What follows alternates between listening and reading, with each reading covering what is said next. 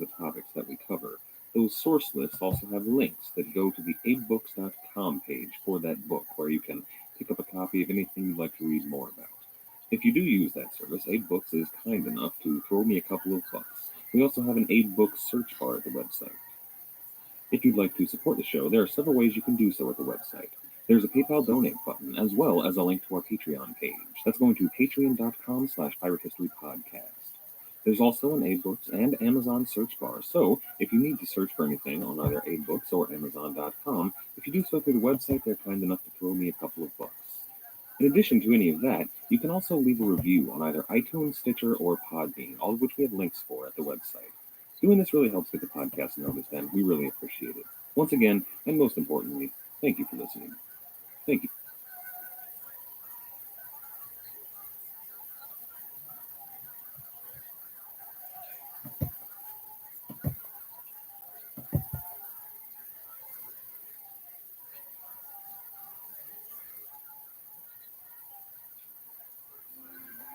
Hello, and welcome to the Pirate History Podcast. My name is Matt. Thank you for listening. While Francis Drake was on his voyage of circumnavigation around the globe, he had really no news of England or European politics. No news of Spain. Now, he must have had some notion of this, since his piracy and raiding were directly responsible for most of Spain's complaints to Elizabeth. But halfway around the globe, he had no news. It was really impossible for him to hear anything of either the Queen of England or the many Catholic plots against her. When he finally sailed into Plymouth Harbor in September 1880, his very first question was to ask after the Queen. He held a deep love for Elizabeth, and she appears to have trusted and respected him, but Francis Drake had no idea of how he would be received. Immediately after returning to England, he sent word to court of his return and his adventures, his trials, his exploits, and his treasure. Now, King Philip II of Spain and the Spanish ambassador in England, they demanded the return of all Spanish property stolen by Francis Drake. They had before them a restitution order that had been drawn up for their eyes, and they argued bitterly over whether or not to sign it and appease the King of Spain. Now, some of these privy councillors argued that the treasure should be locked up in the Tower of London, perhaps along with Francis Drake, to await return to King Philip. Others, including Lords Leicester, Walsingham, and Hatton, they refused Welcome, to how are sign you? this order. They were, after all, financial backers of Drake's voyage, and they stood to lose a fortune if the treasure were returned. Now, all this bickering was really ultimately pointless. These men were powerful and influential, but Elizabeth was queen. She sent personally a missive to Francis Drake, summoning him to court, asking that he please bring a sample of the treasure from his adventure. For 6 hours, the two met in a private council. Drake certainly reported about the trial and summary execution of a lord and commander on his voyage. He would have told her of his exploits in the Pacific, and not to be discounted, his many important geographic discoveries. His conquest of Nova Albion and his exploration of the potential western edge of the Northwest Passage. However, perhaps most notable to the Queen were the trade deals that Drake had struck between the English and the Malacca Islands. These ensured future profit and goods from the East Indies. His future income, not to mention the windfall of Spanish gold and silver, must have been athleticism, folks. I imagine she told Drake this, as she described the dire situation in Europe. She would have told him of the Cold War in the Netherlands that was threatening ever to break out into a firefight. She would have told him, certainly, about the death of the King of France and the raising of the new king, Henry III, which didn't bode well for England, seeing as how Henry III was so closely tied to Mary Queen of Scots. In addition to that, there were several plots on Elizabeth's life personally, as well as many Scottish plots to see her executed or overthrown. Beyond that, Ireland was a constant problem. The Spanish, French, and all the Catholic forces of Europe continued to use Ireland as a thorn in Elizabeth's side, fomenting rebellion there. There was a plot where not only were the local Irish Catholic lords rising up, they were funded and sometimes bolstered by soldiers from all around the Catholic European nations. Francis Drake had been gone for years, and his absence had been felt severely in England. All men with older names and greater titles were lords of the Admiralty, It was to Francis Drake that Elizabeth turned again and again in her war with the Spanish, and after she had given him his rewards, she would send him back out onto the open ocean. This is episode number 13. The world is not enough. On April 1st, 1581, the Golden Hind, Francis Drake's ship, traveled to Deptford for the Queen and all of London to see the ship that had traveled around the globe. The quay was filled with hundreds of onlookers, hoping to catch a glimpse of the captain that they all adored. Drake was not just a captain and not just a soldier, but he was really a celebrity in England. He was a man who was not unlike the common people, and he had been able to tell Philip exactly what he could do with his empire, with his pope, and with his ships. With the Golden Hind at anchor, Queen Elizabeth ascended the gangplank to view the Golden Hind, and the crowd thronged the plank after her, collapsing it and them into the mudflats below. The crowd laughed and cheered at the antics of these people trying to escape. Now they were unharmed, but they must have been covered in filth. The Queen, who was ever the entertainer herself, lost one of her garters, which a man who was gallant and dashing, the French ambassador, Monsieur de Rothschild, well, he collected it for her. In front of all of the onlookers, in fact, all of London, the Queen raised her skirts to replace the garter, and she told Marchmont coyly that when she was done with it, she would give it to him as a gift. Now that the crowd had been awed by the ship, amused by these people's antics, and just a little bit titillated by the Queen, it was time for formalities. Francis Drake kneeled before the Queen, and she raised her gilded sword above her head, asking the audience if she should strike off Francis Drake's head. The crowd, of course, bellowed a resounding no. The Queen bowed her head to them, passed her sword to Monsieur Marchmont, and asked him to perform the ceremony of knighthood on Francis Drake. She was going to knead him. He was her new knight. He was her dragon. And the threat to England that was poised by Spain really cannot be understated.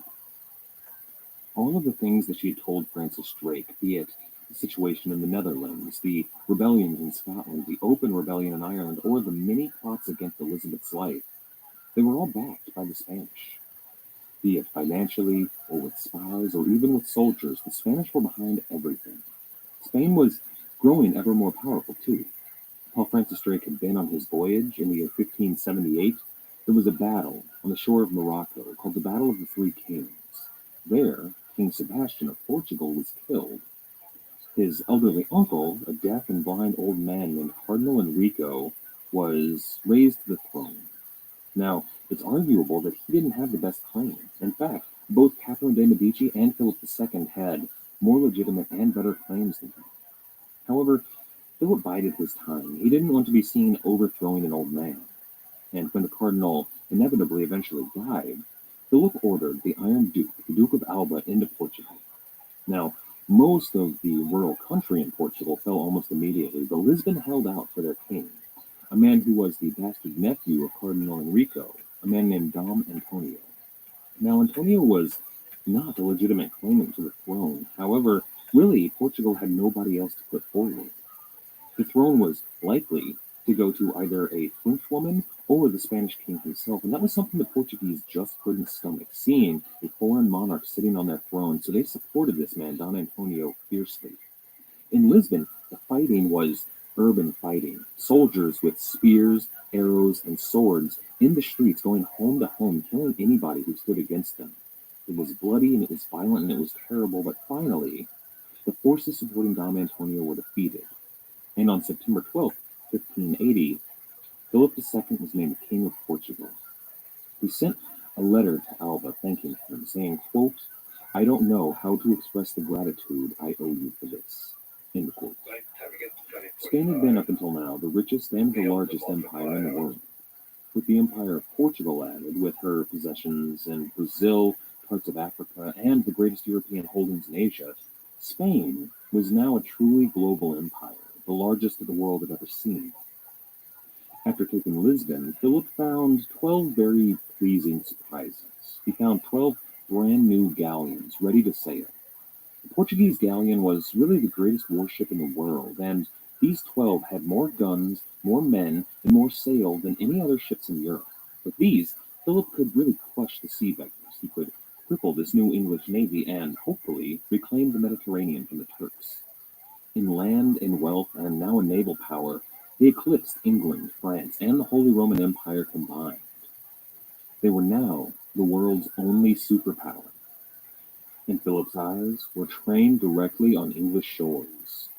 Now, he wanted to avoid open war with Elizabeth, but he supported every Catholic plot against her and her nation. But despite their superiority, Philip was quickly going to be rivaled in naval power by the English. The Portuguese, who had become sort of allies with the English, had shared their design of the galleon with Elizabeth. John Hawkins, who was now the treasurer of the navy, had been tasked with building England's fleet up. He went to work constructing these Elizabethan ships, this version of the Portuguese galleon. Now, the first ship completed bore a name that would become forever a defining trait of the Royal Navy. They called that first galleon Dreadnought. By the time Francis Drake was back in England, they'd completed several other ships, including the Revenge, the Scout, and work was progressing on even more English galleons. It's worth taking a second to look at exactly what a galleon is and why it is such a vast improvement on former English vessels like the Caravel or even those ships like the Jesus of Lubbock, which had really massive fore and aft castles. If you picture those old-time medieval ships that have massive constructs on the back of them that look so imposing on the waves, well, that was what the old ships were like, and while they looked so domineering, they were really ungainly on the sea. These galleons, they had a smaller fore and aft castle, and they had a much longer keel relative to their width, which really made them extremely swift and very maneuverable. So, in addition to the stability by shortening the fore and aft castles, they had been given a much longer keel, which really let them cut through the water, and almost more importantly, these warships, it gave them a whole lot more room for guns. Now, while the Portuguese and the Spanish and the English and perhaps the French were all now building these galleons, it was really in those guns where the English excelled. For years, perhaps decades in Europe, it had been agreed by every navy that the only proper material to build a cannon out of was bronze. Bronze guns were far superior to their precursors, the iron guns, in both their weight, their durability, and the lack of probability to explode on deck and kill all of the men on board. They were able to take the concussions from these explosions much better. Now, bronze guns were extremely expensive, though, and they were difficult to produce. The Spanish and the Portuguese relied almost exclusively on the German foundries making these bronze guns. The English, unfortunately, were unable to buy any more of these bronze guns. Due to the war in the Netherlands, they had had their trade cut off primarily with the continent, so they had to do something radical to produce their own guns. So John Hawkins turned to an old source. All the way back in the reign of Henry VIII, the king had turned to the foundries in Sussex in England and told them to start working on producing new guns, not made of bronze, but made of cast iron. Now, this was agreed by all the navies to be inferior. However, he told them to develop a gun that could take these concussions and was less likely to break and also extremely maneuverable on board a ship. When John Hawkins turned to them, he found that while their guns were still inferior to the bronze guns, they were able to produce them much more safely than they had before and much more quickly and cheaply than anybody could produce bronze guns in Europe. These guns were lighter than their forebears, more maneuverable, and most importantly, capable of rolling from one side of a ship to the other. They were now built along extremely strict plans that were much more stable and less prone to destruction. These cast iron guns were all identical. All of the galleons they were building were also made by very specific plans that matched these new iron cannons. So you could fit so many of these guns on board that really looked like monsters bristling with thorns. These new English galleons had more firepower than any other ships in Europe, all due to these improvements on the iron cannon. So the Queen and John Hawkins now had all of these brand new ships with brand new guns, and the question remained, though, what exactly to do with this new and powerful navy? The ships that were owned by Drake and the Hawkins family and the Winter family continued their activities in and around Europe, that being primarily the North Sea and the Channel, and in the West Indies.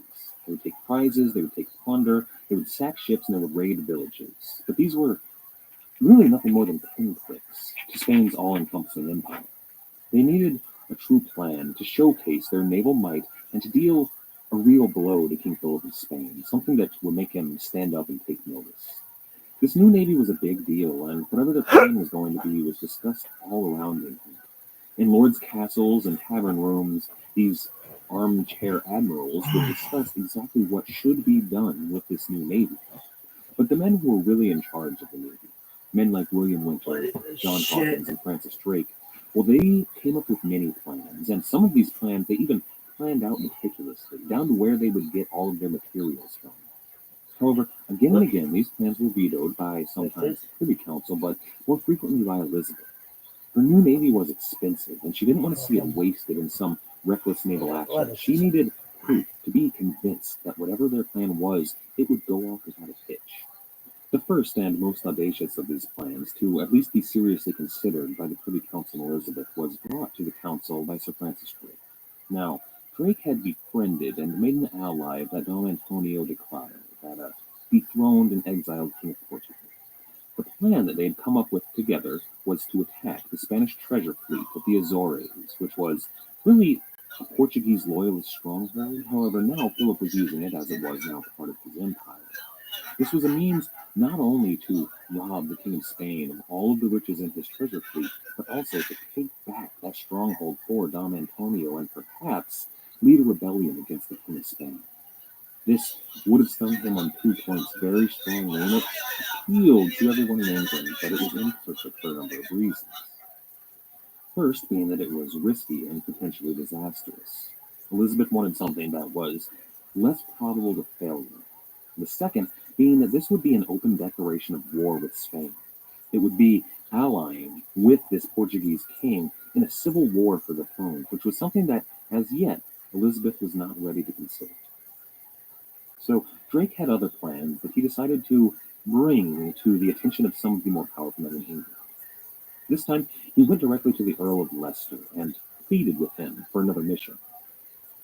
This was a voyage that Drake would plan and fund, but he would not actually lead himself. The plan was to go trade with that Sultan Babu in the East Indies that Drake had made that trade alliance with. The voyage was backed by Drake, and Leicester got behind it as well. After those two, Walsingham, Hatton, and Admiral Lincoln all got on board. In addition, that Muscovy Company and many of the other corporations in London got on board as well. It was quickly fully funded. Any operation backed by such a list of people got a lot of support. However, Drake wouldn't be on board, and that absence, well, Pirates are fucking amazing. I can't fucking imagine just getting on a boat and being like, I'm gonna take this fucking heap of wood that way, all the way to the fucking. I don't know. No one fucking knew, or you know, relatively. What is this horse shit? Years ago, the singularity is near. He predicted that the onset of the singularity will happen in the year 2045.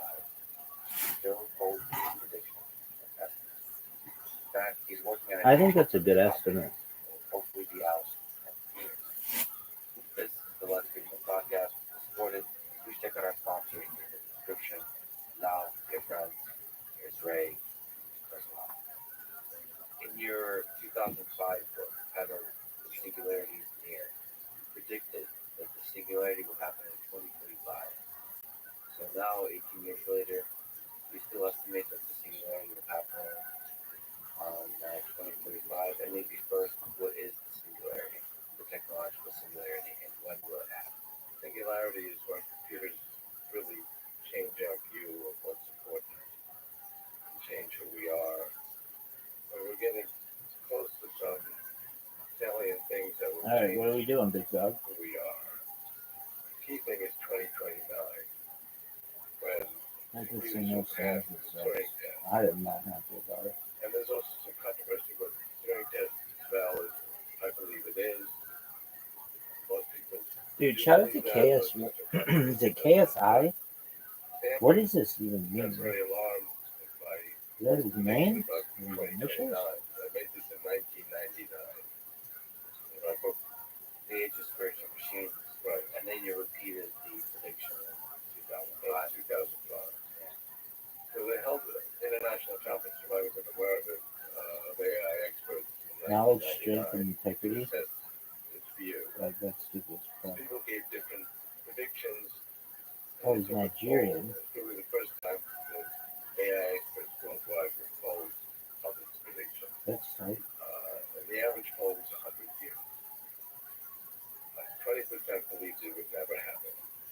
And that was the view in 1999. 80% believed it would happen, but not within their lifetime. There's been so many advances in AI that the poll of AI experts has come down over the years. So a year ago, something called meticulous, maybe where tested different types of experts on the future, but again assessed what AI experts then felt. And they were saying 2042 for the Turing test. For the Turing test. And so it's coming down. And I was still saying 2029. A few weeks ago, they again did another poll, and it was 2030.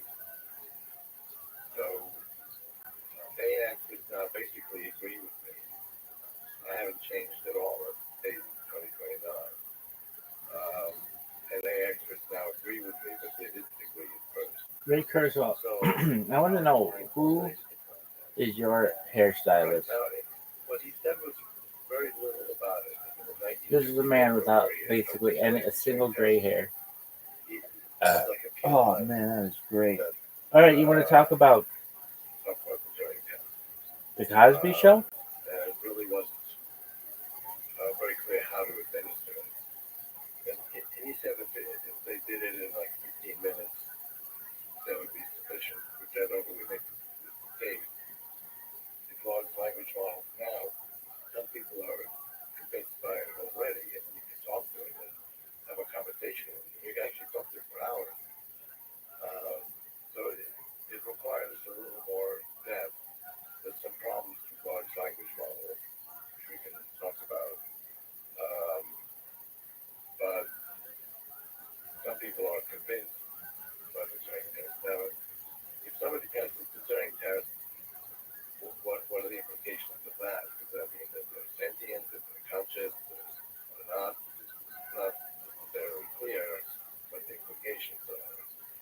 Anyway, I believe 2029, 6-7 years from now,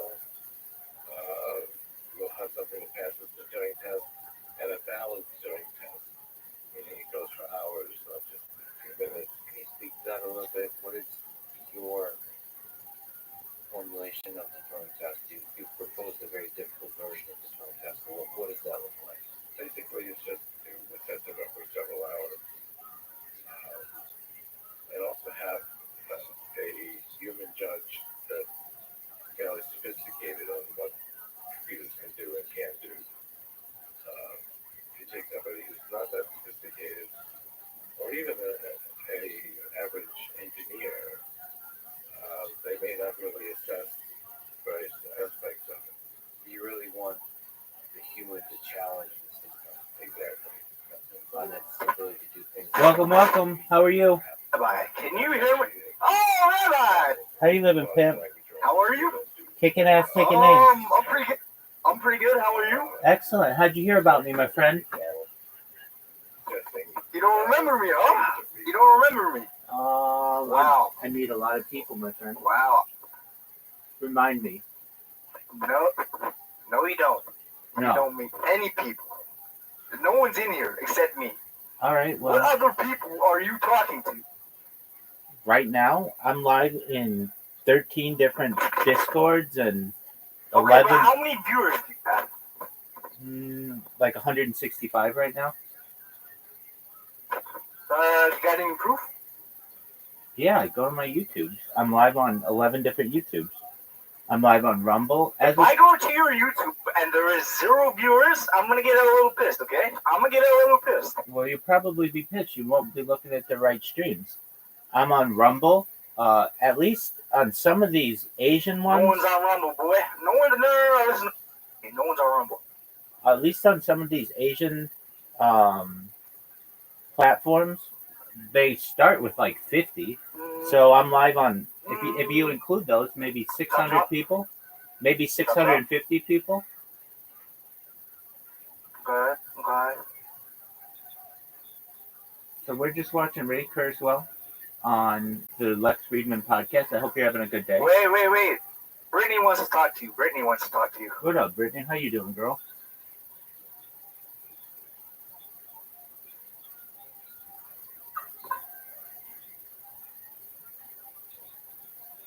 Hello. Hello, how are you?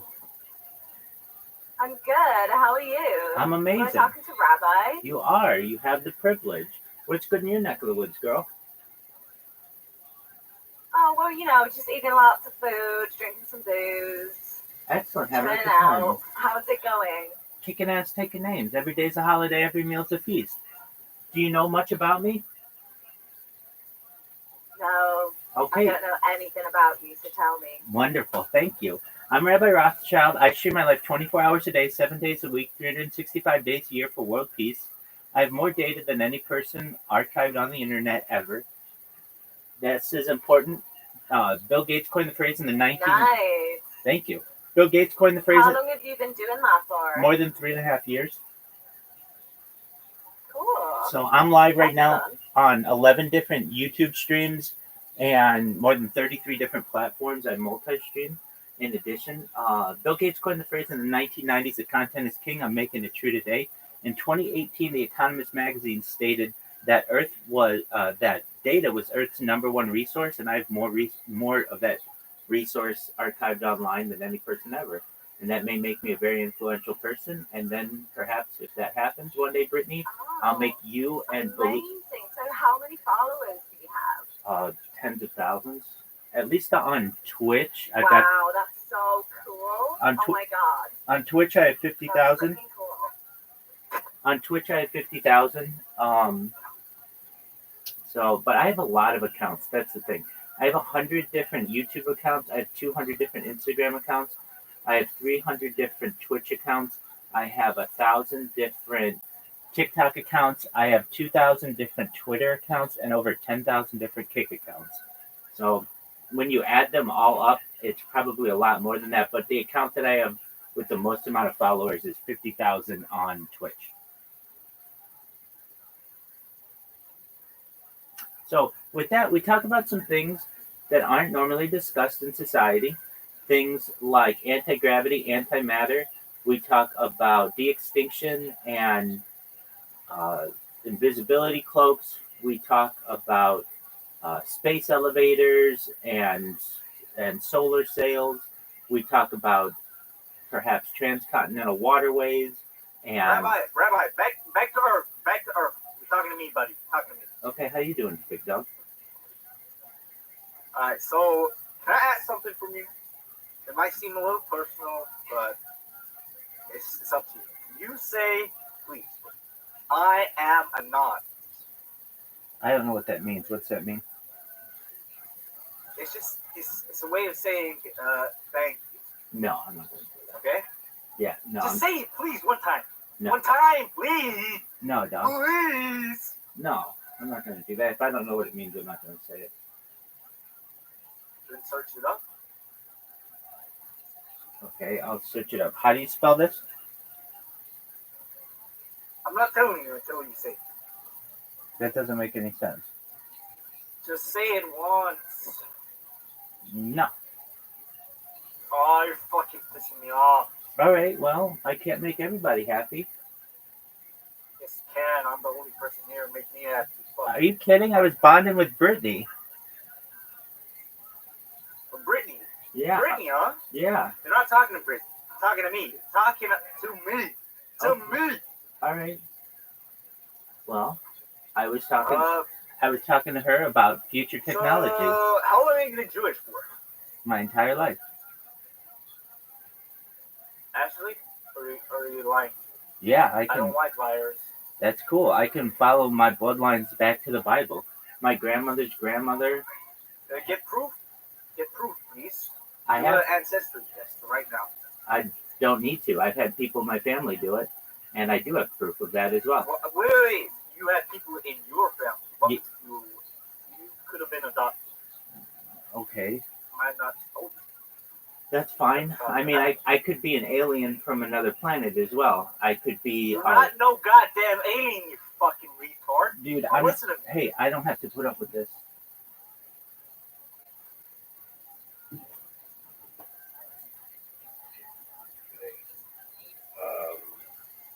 But you can lose track of that. If you talk to them, they actually talk to you pretty well, and you can be convinced by them.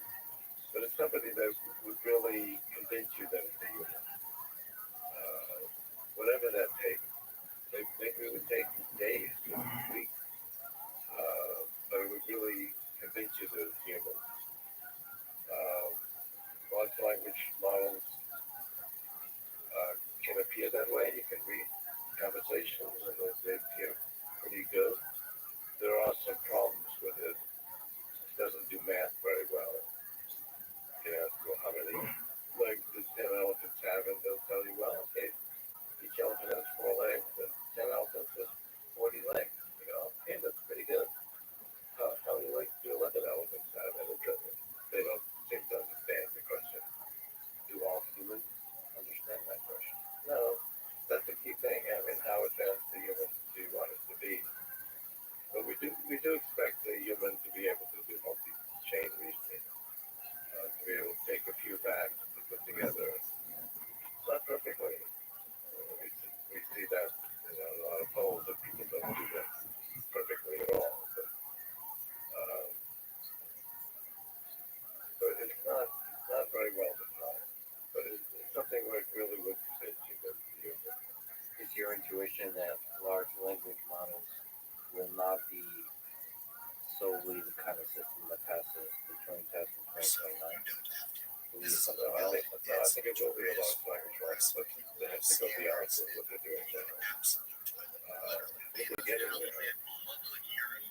And another key issue is that if somebody actually passes Turing test validly, I would believe they're conscious. Well, not everybody would say that. Okay, well, it's pass Turing test, but we don't really believe that it's conscious. It's a whole other issue. But if it really passes the Turing test, I would believe it's conscious. But I don't believe that large language models today. If it appears to be conscious, that's actually being conscious in some sense. I mean, consciousness is not something that's scientific. I mean, I believe you're conscious. And it's really just a belief. And we believe that about other humans that we appear to be conscious. You go outside of shared human assumption, like are animals conscious? Some people believe they're not conscious. Some people believe they are conscious. And would a machine that acts just like a human be conscious? I mean, I believe it would be. But that's really philosophical belief. It's not. You can't prove it. I can't take an entity and prove that it's conscious. There's nothing that you can do that would indicate that. It's like saying a piece of art is beautiful. You can say it, multiple people can experience a piece of art is beautiful, but you can't prove it. But it's also an extremely important issue. I mean, imagine if you had something with nobody's conscious.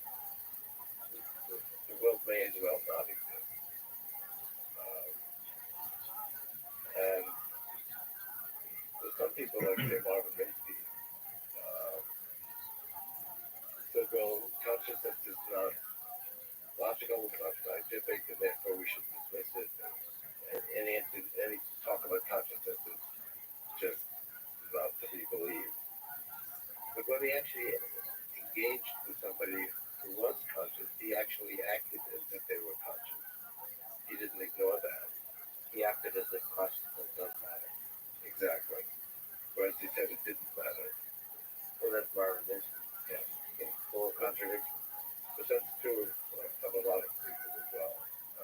But to you, consciousness matters. But to me, it's very important.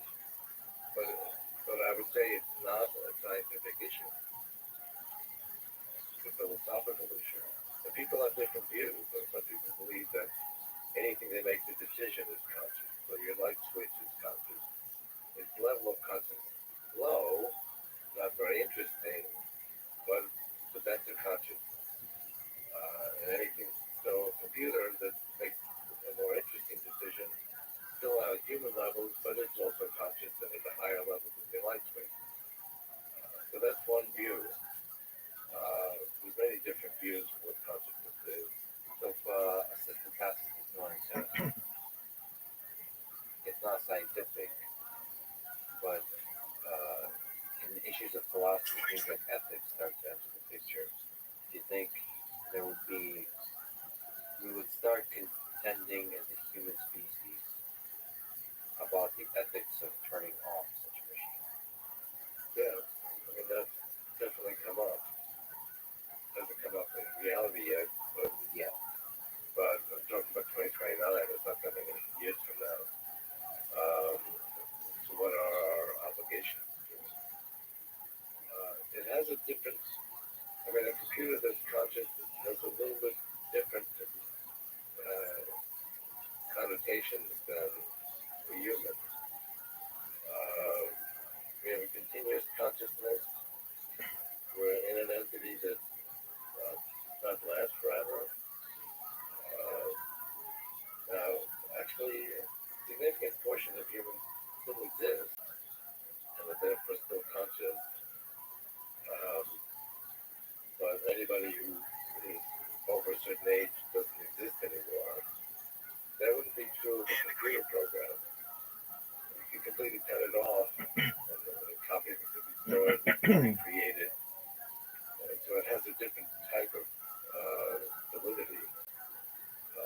You can actually take it back in time. You can eliminate its memory and have it go over again. I mean, it has a different kind of connotation than humans do. Or perhaps you can do the same thing with humans. It's just that we don't know how to do that yet. Yeah. It's possible that we figure out all of these things on the machine first. But that doesn't mean the machine isn't conscious. I mean, if you look at the way people react, say, 3CPO or other machines that are conscious in movies, they don't actually present how it's conscious, but you see that they are machines. And people will believe that they are conscious. And they'll actually worry about it if they get into trouble. So 2029 is going to be the first year when a major thing happens. Right. And that will shape our civilization to start to consider the role of AI. Well, still to know, I mean, this one guy at Google said that the machine was conscious. That's just one thing. Right. When it starts to happen to scale, Well, that's exactly right. Because most people have not taken that position. I don't take that position. I mean, I've used different things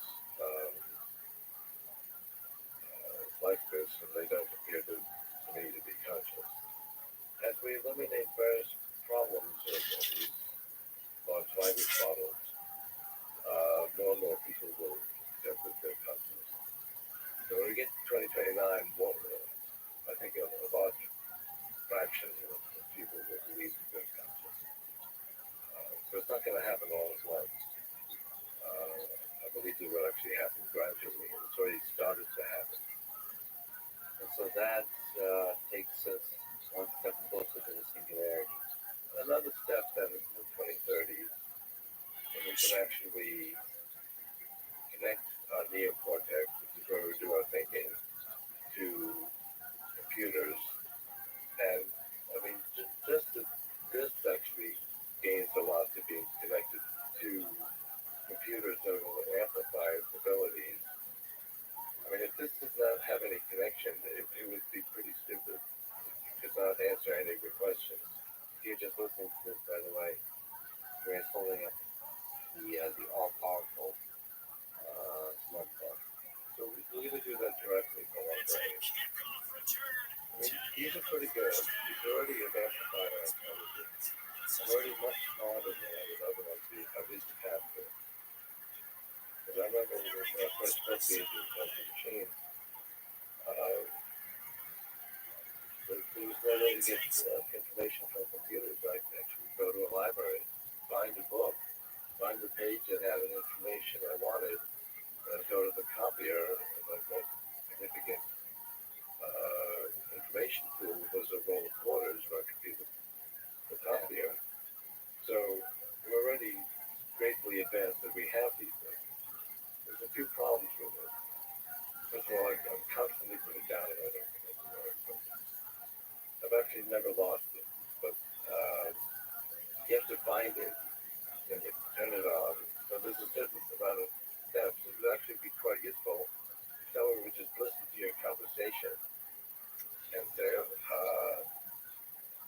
that's, so-and-so actress, tell you what you're talking about. So going from active to passive voice permeates your whole life. Yeah, exactly. What your brain does, your brain is always there. Right.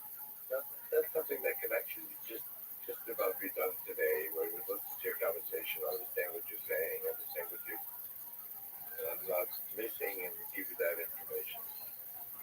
But another step is to actually go inside your brain. And there are some prototypes where you can connect your brain. They actually don't have the amount of bandwidth that we need. They can work, but they work really slowly. So that actually would connect to your neocortex. And the neocortex, which I described as how to create a mind, the neocortex is actually, it has different levels. And as you go up the levels, it's kind of like a pyramid. Top level is fairly small. And that's the level where you want to connect these brain extenders. Um, so I believe that will happen in 2030. So just the way this is greatly amplified by being connected to the cloud, we can connect our own brain to the cloud and just do what we can do by using this machine. Do you think it would look like the brain-computer interface on like Neuralink? Or would it be? Well, they're like an attempt to do that. It doesn't have any bandwidth that we need. Yes, that's right. Right. But I think, they're going to get permission for this because there are a lot of people who absolutely need it because they can't communicate. I know a couple of people like that who have ideas and they cannot lose their muscles, so they can't communicate. So for them, this would be very valuable. But we could all use it. Basically, be turn it into something that would be like we have phones, but would be in our mind. It would be kind of instantaneous. And maybe communication between two people would not require this low bandwidth mechanism of language. Yes, exactly. We don't know what that would be. Although we do know that computers can share information like language instantly. They can share many books in a second. So we could do that as well. If you look at what our brain does, it actually can manipulate different parameters. So we talk about these large language models. I have written that it requires a certain amount of information in order to be effective, and that we would not see AI really being effective until it got to that level. And we had large language models in like 10 billion bytes, didn't work very well. Now they got to 100 billion bytes, and now they work fairly well. And now we're going to a trillion bytes. Say Lambda has 100 billion bytes. What does that mean? Well, what if you had something that had one byte, one parameter? Maybe you want to tell whether or not something's an elephant or not. And so you put in something that would detect its trunk. If it has a trunk, it's an elephant. If it doesn't have a trunk, it's not an elephant. That would work fairly well. There's a few problems with it. Really good to be able to tell what the trunk is, but anyway. And maybe other things other than elephants have trunks. You gotta get really confused.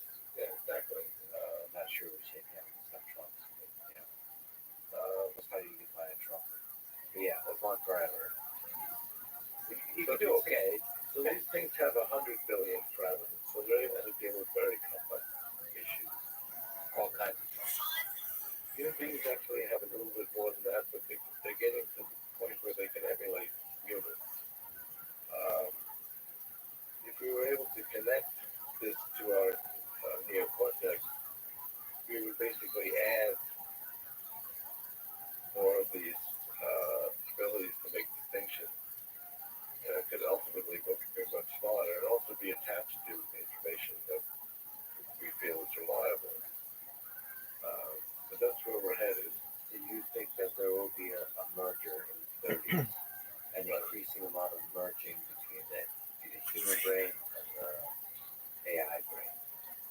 Exactly. And the AI brain is really an emulation of human beings. I mean, that's why we're creating it. Because human beings act the same way, and this is basically to amplify them. I mean, this amplifies our brain. It's a little clumsy to interact with, but it's definitely way beyond what we had 15 years ago. But the implementation becomes different, just like the bird versus the airplane. Even though the AI brain is an emulation, it starts adding features we might not otherwise have, like the ability to consume a huge amount of information quickly, like look up thousands of Wikipedia articles in one take. Exactly. We can get, for example, to issues like simulated biology, where it can simulate many different things at once. Uh, we already have one example of simulated biology, which is the Moderna vaccine. Um, and that's going to be now the way in which we create medication.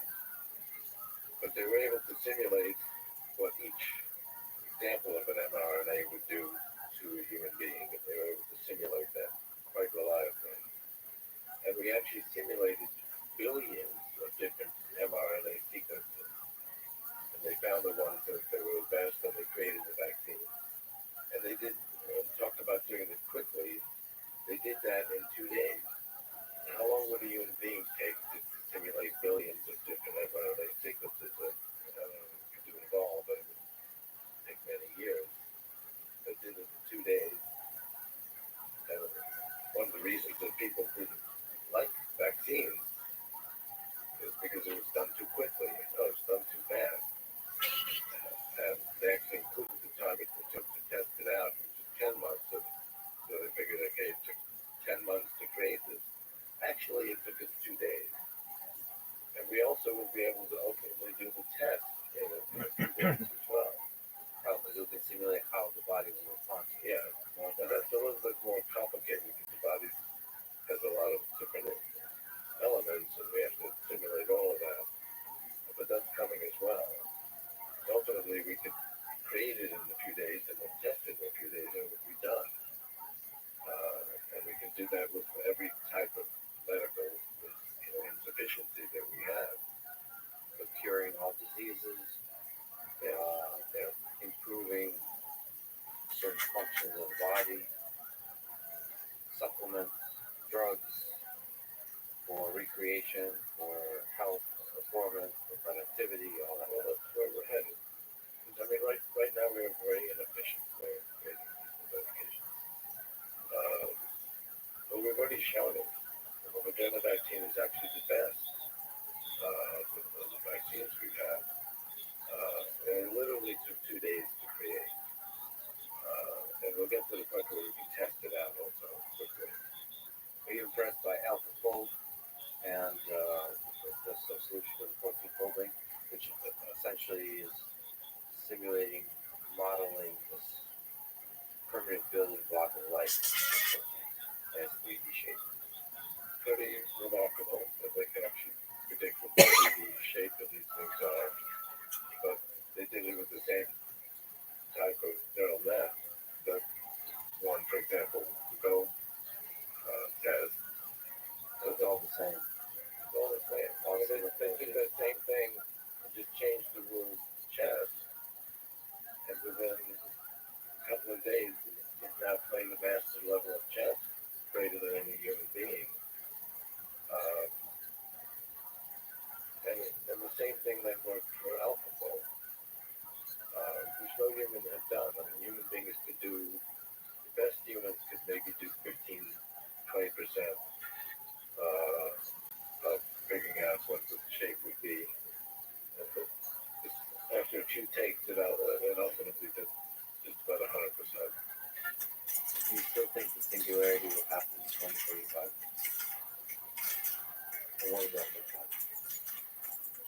And once we can amplify our brain computers directly, what happens in 2030 is that's going to keep growing.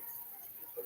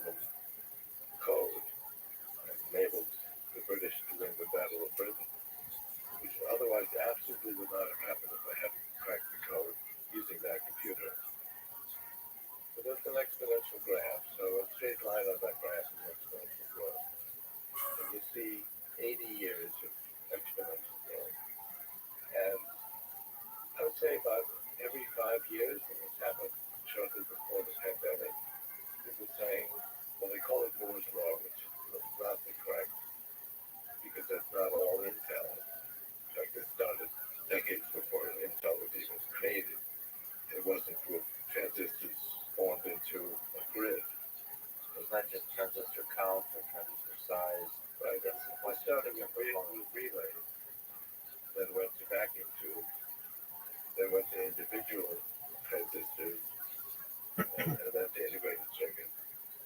Um, and integrated circuits actually sounds like an illegal subscribe. And it has nothing to do with Intel. Intel actually was a key part of this, but a few years ago they stopped making the fastest chips. Uh, if you take the fastest chip of any technology in that year, you get this kind of graph. And it's definitely continuing for 80 years. So you don't think Moore's law broadly defying that? It's been declared dead multiple times.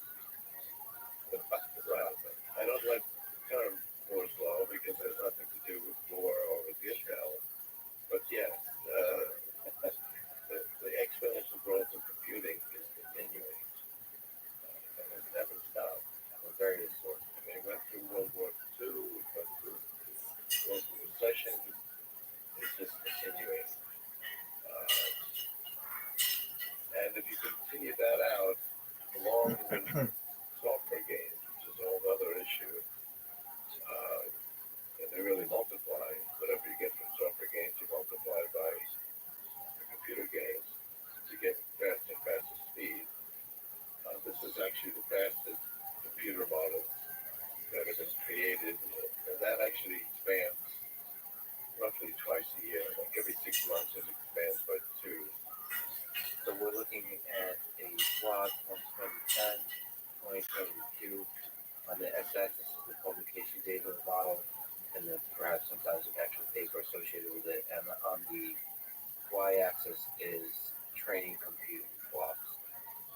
So basically, this is looking at the increase in not transistors, but the computational power of neural networks. And the computational power that created these models, and that's doubled every 6 months. Which is even faster. Yeah, yeah. Actually, since it goes faster than the amount of cost, this has actually become a greater investment to create these. But at any rate, by the time we get to 2045, we'll be able to multiply our intelligence many millions fold. And it's very hard to imagine what that would be like. And that's the singularity where we can't even imagine.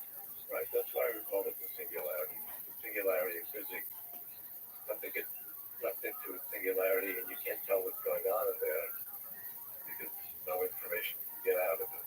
There's various problems with that, but that's the idea. It's too much beyond what we can imagine. Do you think it's possible we don't know this? Right, what the singularity actually feels like is we just live through it with exponentially increasing cognitive capabilities. And we almost, because everything's moving so quickly, aren't really able to introspect that our life has changed. Yeah, so I mean, we will have that much greater capacity to understand things, so we should be able to look back. Looking at history, understand history. But we will need people, especially like you and me, that actually think about it. But we might be distracted by all the other sources of entertainment and fun because the exponential power of intellect is growing, but also That'll be a lot of fun. the amount of ways you can have, I mean, we already have a lot of fun with computer games and so on. They're really quite remarkable. what do you think about the digital world, the metaverse, virtual reality? Will that have a component in this, or will most of our advancement be physical? Well, that's a little bit like Second Life, although the Second Life actually didn't work very well because it didn't actually handle too many people. I don't think the metaverse has come to being. I think there will be something like that. It won't necessarily be from that one company. So, I mean, there's going to be competitors. But yes, we're going to live increasingly online. And particularly if our brains are online, we not be online. Do you think it's possible that, given this merger with AI, most of interaction will be in this virtual world most of our life. We fall in love, we make friends, we come up with ideas, we do collaborations, we have fun. Actually, about somebody who's marrying somebody that they never met. I think they just met her briefly before the wedding, but she actually fell in love with this other person, never having met them. And I think the love is real. So That's a beautiful story, but do you think that story is one that might be experienced as opposed to by hundreds to thousands of people, but instead by hundreds of millions of people? I mean, it really gives you appreciation for these virtual ways of communicating. If anybody can do it, then it's really not such a big story. So I think more and more people will do that. But that's turning our back on our entire history of evolution. The old days you used to fall in love by holding hands and sitting by the fire, that kind of stuff. Here, Well, you're I actually have 5 patents on where you can hold hands, even if you're separated. Okay. so the touch, the sense, it's all just sensitive. It's all just Yeah, I mean, touch irrelevant. it's not just that you're touching someone or not. There's a whole way of doing it. It's very subtle, but ultimately we can emulate all of that. Are you excited by that future? Do you worry about that future? I have certain worries about the future, but not Not that. virtual touch. Well, I agree with you. You described 6 stages in the evolution of information processing in the universe. Dude, this that is so you fucking started to stupid. describe. Can you maybe talk through some of those stages from physics and chemistry to DNA and brains, and then to the very end, to the very beautiful end of this process? Well, it actually gets more rapid. Physics and chemistry, that's how we started. Are you fucking serious? So we The have very beginning of the universe. lots of electrons and various things traveling around, and that took many billions of years. Jumping ahead here, kind of some of the last stages where we have things like Stupid love, fucking thing. creativity. It's really quite remarkable that happens. Are you fucking Not only serious? physics and chemistry created biology, DNA, and now you have actually one type of molecule that describes the cutting edge of this process. And we go from physics and chemistry to biology. And finally, biology created brains. And not everything that's created by biology has a brain, but eventually brains came along. And all of this is happening fast and fast. Yeah. It created increasingly complex organisms. Another key thing is actually not just brains, but our thumb. Because there's a lot of animals with brains even bigger than humans. Elephants have a bigger brain, whales have a bigger brain, but they've not created technology because they don't have a thumb. So that's one of the really key elements of the evolution of humans. This physical manipulator device Right. that's useful for puzzle solving in the physical reality. So I think they could look at a tree and go, oh, I can actually strip that branch down and eliminate the leaves and carve a tip on it and create technology. And you can't do that if you don't have a thumb. Um, so thumbs then created technology. Technology also had a memory, and now those memories are competing with the scale and scope of human beings. And ultimately we'll go beyond it. And then we're going to merge human technology with human intelligence and understand how human intelligence works, which I think we already do. And we're putting that into our human technology. technology inspired by our own intelligence, and then that technology supersedes us in terms of its capabilities, and we ride along. But do you often see it as And we run along, but a lot of people don't see that. You got humans and you got machines, and there's no way we can ultimately compete with humans. And you can already see that. Lee Sedol is the best Go player in the world, but he's not going to play Go anymore. Because playing Go for human, that was like the ultimate in intelligence. No one else could do that. But now the machine can actually go way beyond him. So he says, well, there's no point playing it anymore. that may be more true for games than it is for life. I think there's a lot of benefit to working together with AI in regular life. So, if you were to put a probability on it, is it more likely that we merge with AI or AI replaces us? A lot of people just think computers come along and compete with them, and we can't really compete, and that's the end of it. As opposed to them increasing our abilities. And if you look at most technology, it increases our abilities. Um, if you look at the history of work, look at what people did 100 years ago. Does any of that exist anymore? People, I mean, if you were to predict that all of these jobs go away and be done by machines, people there wasn't going to be, no one's going to have jobs. There'd be massive unemployment. Um, but I show in this book that's coming out uh, the amount of people that are working, even as a percentage of the population, has come way up. We're looking at the x-axis year from 1774 to 2024, and on the y-axis, personal income per capita. It's cost in dollars and it's growing super linearly. Yeah, 2021 comes to dollars, and it's gone way up. That's not what you would predict, given that we would predict that all these jobs would go away. But the reason it's gone up is because we basically enhanced our own capabilities by using these machines, as opposed to them just competing with us.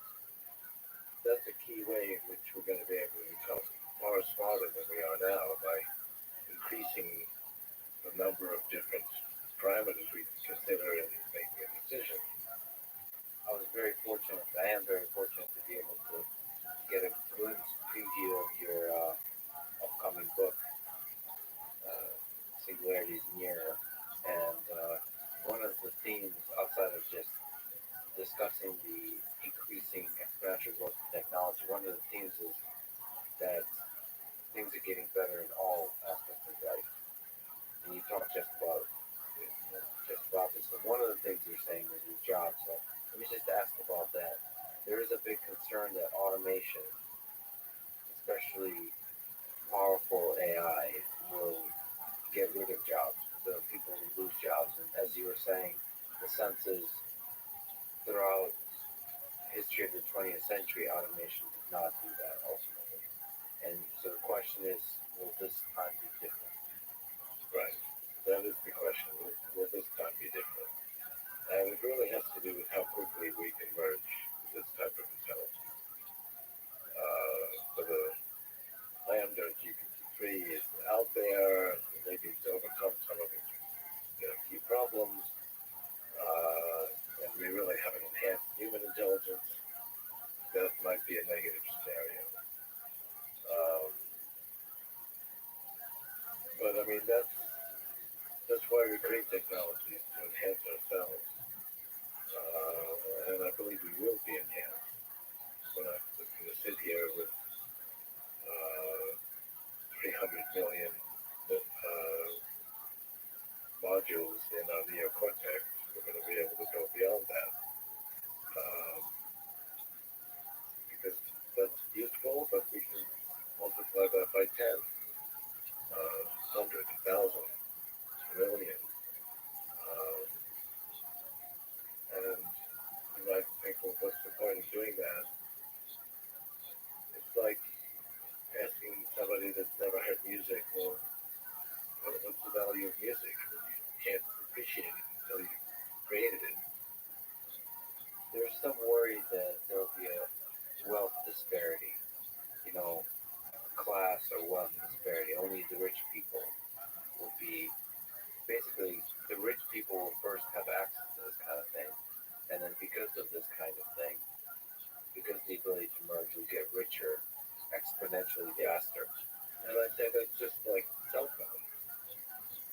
There's like 4 billion cell phones in the world today. In fact, when cell phones first came out, you had to be fairly wealthy. They weren't very inexpensive. You had to have some wealth in order to afford them. Yeah, there were these Where are you?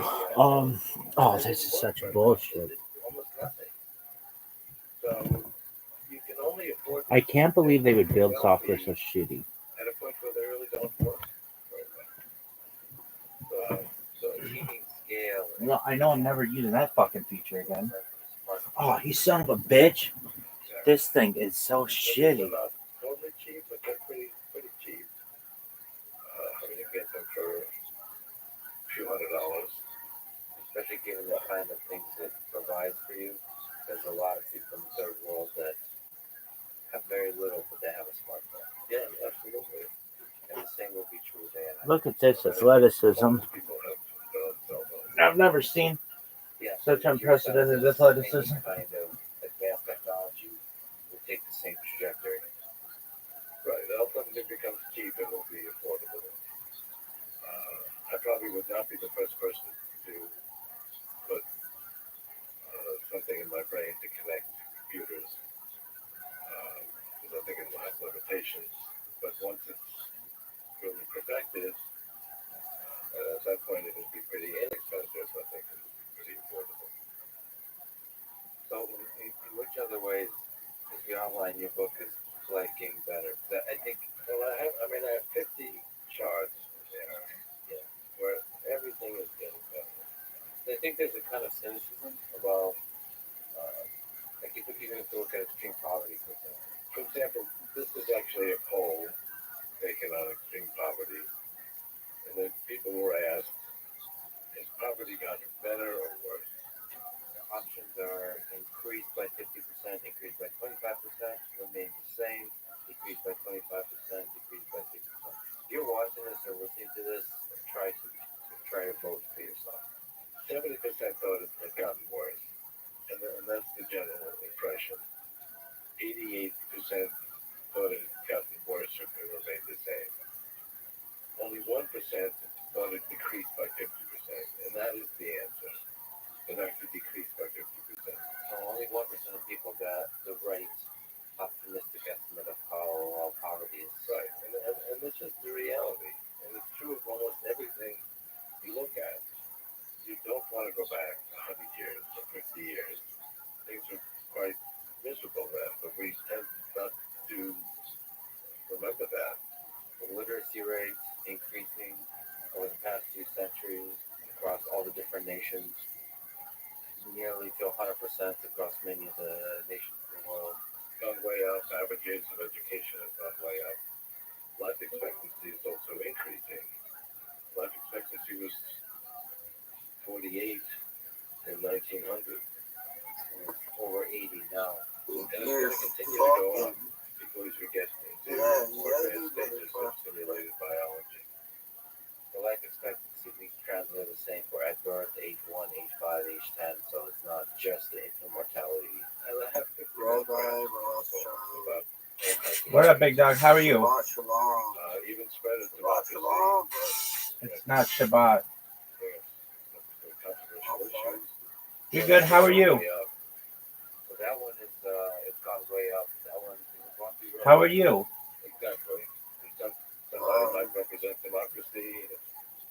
And go backwards, but we basically Tight. have no democracy. We're watching Nation of the United States. Ray Kurzweil on 2 centuries ago.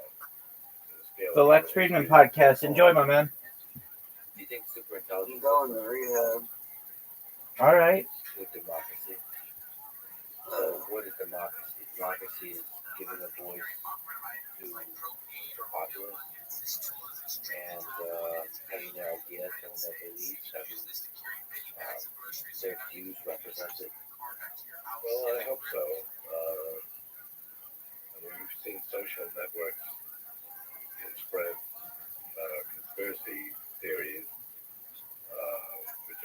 always come in here to try to talk. For example, being against any kind of stuff that would help your health. So those kinds of ideas To come have to you with open arms. social media where you notice they increase Dog. engagement. So dramatic Enjoy. We're just watching a podcast. Do you worry You're about pooping AI my systems pocket. that will learn to maximize that division? I don't even know what you're saying, dog. I mean, I do have some concerns. The internet is about such a this. wild place. And I have a chapter in the book about the perils of advanced AI, spreading misinformation on social networks is one of them, but there are many others. What's the one that worries you the most? That we should think about to try to avoid? Well, it's hard to choose. We do have the nuclear power that evolved when I was a child. I remember, and we would actually do these drills against nuclear war. We'd get under our desk and put our hands behind our heads to protect us from the nuclear war. Seemed to work. We're still around. So, we're protected. But that's still a concern. And there are pretty dangerous situations that can take place in biology. Someone could create a virus that's very, I mean, we have viruses that are hard to spread, and they can be very dangerous. And we have viruses that are easy to spread, but they're not so dangerous. Somebody could create something that would be very easy to spread and very dangerous. It could be very hard to stop. It could be something that would spread without people noticing, because people could get it, they'd have no symptoms, and then everybody would get it, and then symptoms would occur maybe a month later. So, I mean, that actually doesn't occur normally, because if we were to have a problem with that, we wouldn't exist. The fact that humans exist means that we don't have viruses that can spread easily and kill us, because otherwise we wouldn't exist. Yeah, viruses don't want to do that. They want to spread and keep the host alive. Yeah, somewhat. So you can describe various dangers with biology. Also nanotechnology, which we actually haven't experienced yet, but there are people that are creating nanotechnology and instruct that people. Now you're excited by the possibilities of nanotechnology, nanobots, of being able to do things inside our body, inside our mind that's going to help. What's exciting, what's terrifying about nanobots? What's exciting is that that's a way to communicate with our neocortex, because each neocortex is pretty small, and you need a small entity that can actually get in there to establish a communication channel. And that's going to really be necessary to connect our brains to AI within ourselves, because otherwise it would be hard for us to compete with it. In a high bandwidth way. Yeah. And that's key, actually, because a lot of the things like Neuralink are really not high bandwidth yet. The nanobots is the way you achieve high bandwidth. How much intelligence would work on about that? Yeah, they don't need a lot. Just enough to basically establish communication channels to one nanobot. So, Primarily about communication yeah. between external computing devices and our biological thinking machine. What worries you about nanobots? Is it similar to with the viruses? Well, I mean, it's the Great Goo Challenge. If you have a nanobot that wanted to create any kind of entity and repeat itself, and was able to operate in a natural environment, you could turn everything into that entity and basically destroy all biological you mentioned nuclear weapons. Yeah. I'd love to hear your opinion about the 21st century and whether you think we might destroy ourselves. And maybe your opinion, if it has changed by looking at what's going on in Ukraine, that we could have a hot war with nuclear powers involved and the tension building and the seeming forgetting of how terrifying and destructive nuclear weapons are. Do you think humans might destroy ourselves in the 21st century? And if we do, how? And how do we avoid it? I don't think that's going to happen, despite the terrors of that war. It is a possibility, but I mean, I don't. It's unlikely in your mind. Yeah, even with the tensions we've had with this one nuclear power plant that's taken over, it's very tense. But I don't actually see a lot of people worrying that that's going to happen. I think we'll avoid that. We had 2 nuclear bombs go off in 45, and now we're 7 years later. So we just think that we've never had another one go off in Randall. People forget. People forget the lessons of history. Well, yeah, I mean, I am worried about it. There's definitely a So you believe that we will make it out, and ultimately super intelligent AI will help us make it out, as opposed to destroy us. I think so. But we do have to be mindful of these dangers. And there are other dangers besides nuclear weapons. So to get back to merging with AI, will we be able to upload our minds in a computer in a way where we might even transcend the constraints of our bodies? So copy our mind into a computer and leave the body behind. Let me just start something I was raised that with my father. That's a great story. So we created technology. This is something that came out, I think, 6 years ago, where you can ask any question. And to release product, what this one about it, it would read 200,000 books. And then find the one thing, 200,000 books that does answer your question. It's actually quite interesting because that's the question. You get the best answer from 200,000 books. But I was also able to take it and not go through 200,000 books, but go through a book that I put together, which is basically everything my father had written. From everything he had written, I had gathered, and we created a book, everything that Frederick Israel had written. But I didn't think this actually worked that well because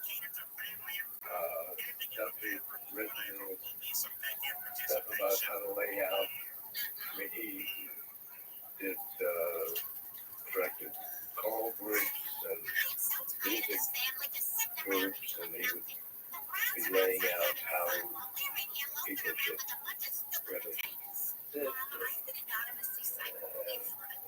how to fund it and all kinds of things that really weren't that interesting. And yet, when you ask the question, you go through it and it actually give you a very good answer.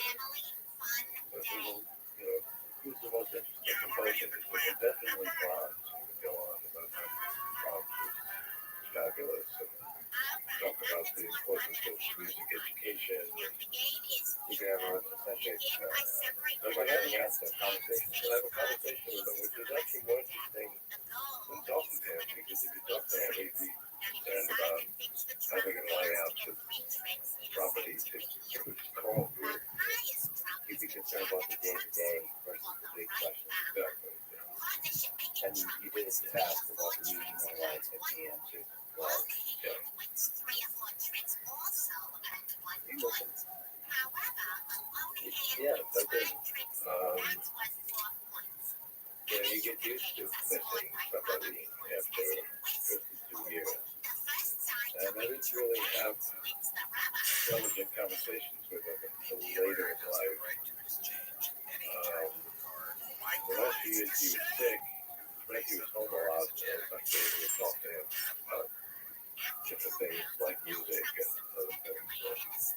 So I miss that very much. What did you learn about life? What part of him? He was devoted to music, and when he would play something, the music would put him in a different world. Otherwise, he was very shy. When people got together, he tended not to interact with people just because of his shyness. But when he created music, he was like a different person. Do you have that in you? Yeah, Kind of light that shines? I mean, I got involved with technology like age 5. You fall in love with it in the same way you do with music? Yeah. I remember this actually happened with my grandmother. She had a manual typewriter, and she wrote a book, One Life Is Not Enough. It's actually a good title for a book I might write. But it was about a school she had created. Well, actually, her mother created it. My mother's mother's mother created the school in 1868. And it was the first school in Europe that provided higher education for girls, like 14th grade. You're a girl, you're lucky enough to get an education at all, you would go to like 9th grade. And many people didn't have any education. They got to 14th grade. Her mother created it, she took it over, and then book was about the history of the school and her involvement with it. When she presented to me, I was not sure interested in the story of the book of the school, but I was totally amazed with this manual typewriter. I mean, here is something you could put a blank piece of paper into, and you could turn it into something that looked like it came from a book. You could actually type on it, and it looked like it came from a book. It was just amazing. And I could see actually how it worked. And I was also interested in magic. But in magic, if somebody actually knows how it works, the magic goes away. The magic doesn't stay there if you actually understand how it works. But he was technology. I didn't have that word. Architects.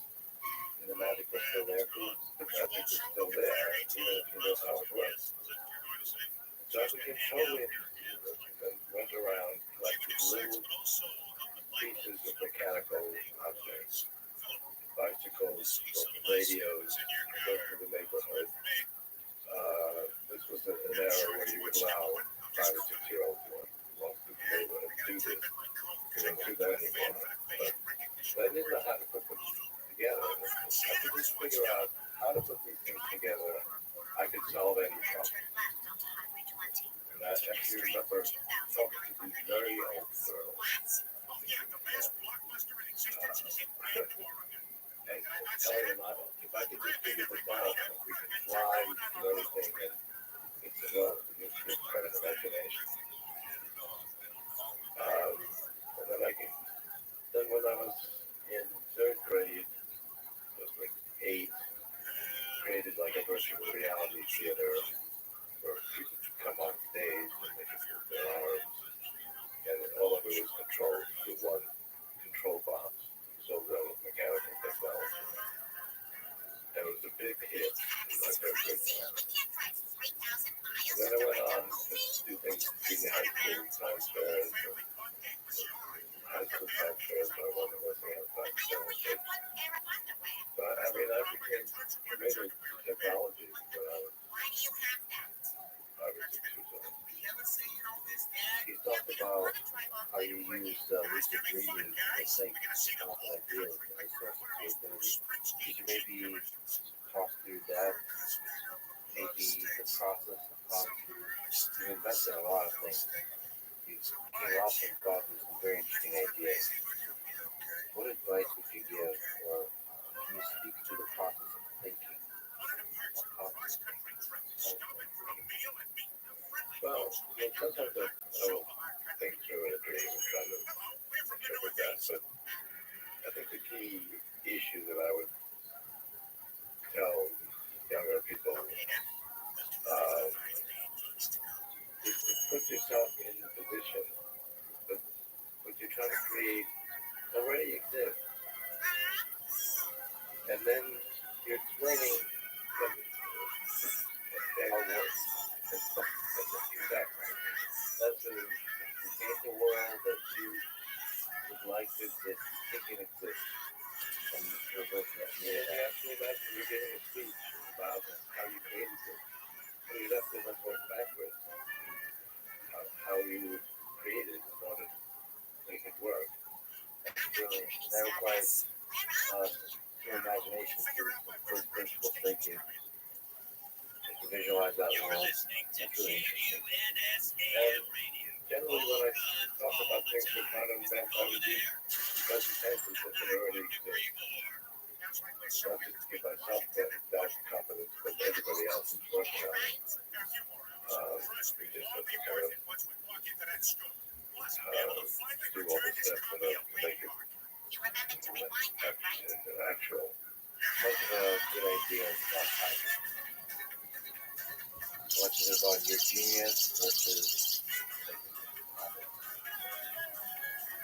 Timing's very important. I mean, that's really why I got into futurism. I wasn't currently a futurist. That's not really my goal. Really to figure out when things are feasible.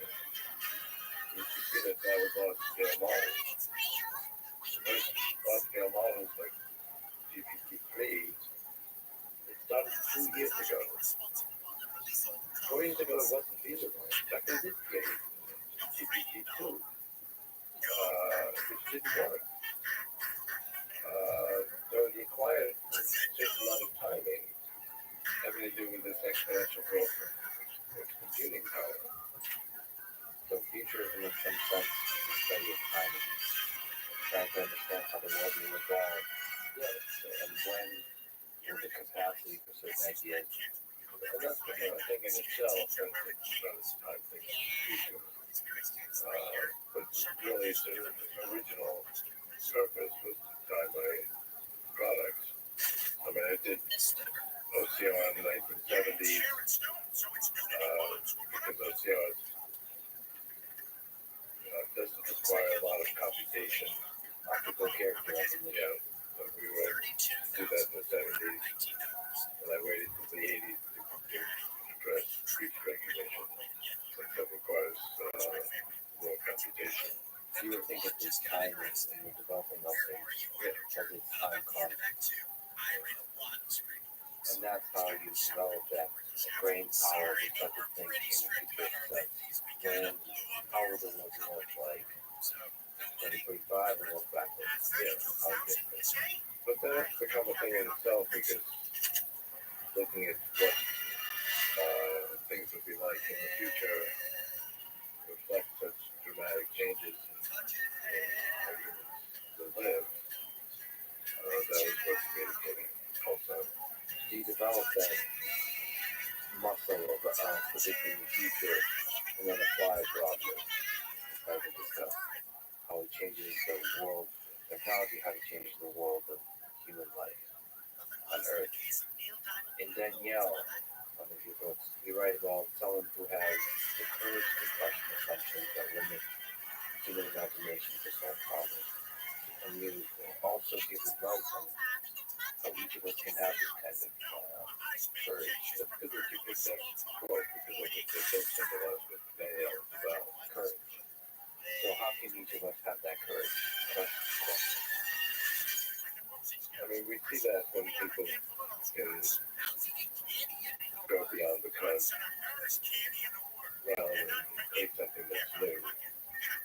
Take Uber, for example. Before that existed, we never thought that that would be feasible. It did require changes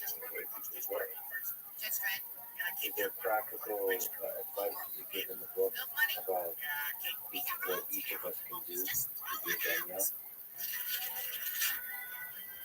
Well, she looked at the situation and tried to imagine how she can overcome various obstacles, and then she goes for it. She's a very good communicator. Communicates these ideas to other people.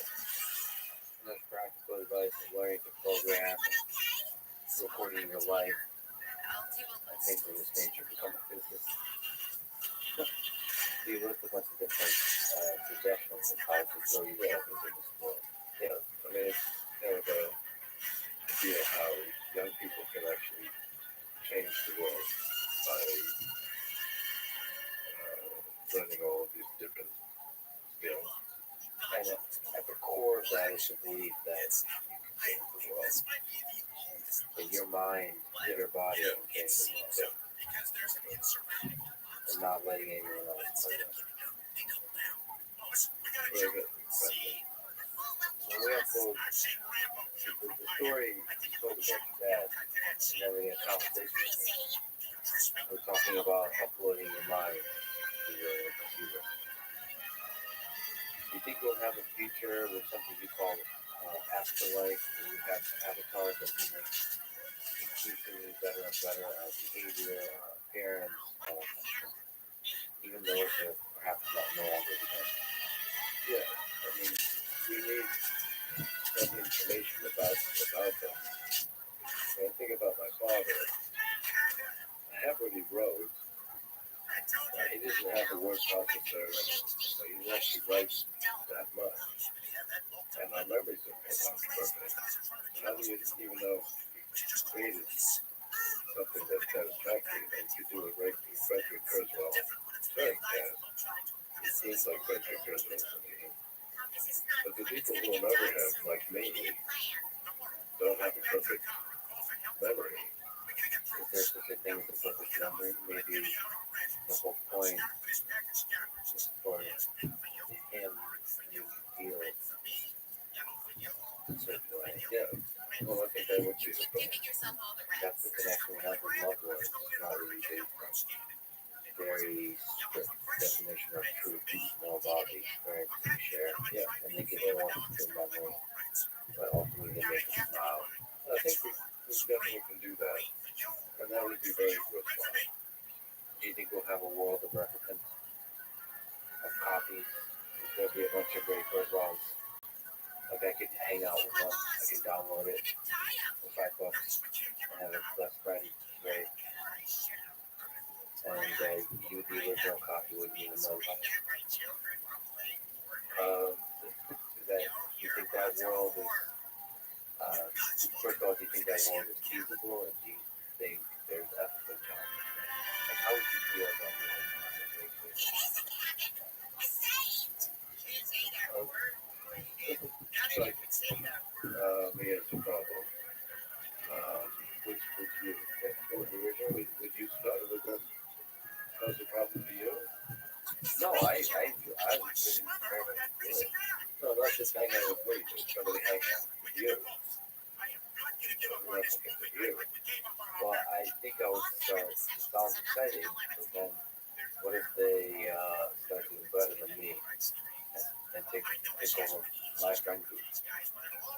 And then because they may be in a perfect copy, or they may be more social, or all these type of things. And then I become like the old version, not really exciting. Maybe they're a copy of the best version. A good day. So if you hang out with a replicant of me, and that's what I feel proud of that person because it's based on me. And it is a kind of death of this version of you. Well, not necessarily. It should be alive, right? Right. And you would be proud. Okay, so it's like having kids and you're proud that they've done more than you were able to do. Yeah, exactly. It does bring up new issues, but it seems like an opportunity. that replicant should probably have the same right to do. So that gets into a whole issue. Because when a replicant occurs, they're not necessarily going to have the right. But if a replicant occurs and somebody's already dead, do they have all the obligations that the original person had? Do they have all the agreements that they have? So I think you're going to have laws that say, yeah, there has to be, if you want to create a replicant, they have to have all the same rights as human rights. you don't know. When you create a replicant, what's a replicant but I probably get it right? But that would be illegal. Like, if you do that, you have to do that in the black market. You want to get an official replicant, Okay, that's not so easy. But you create multiple replicants. The original right,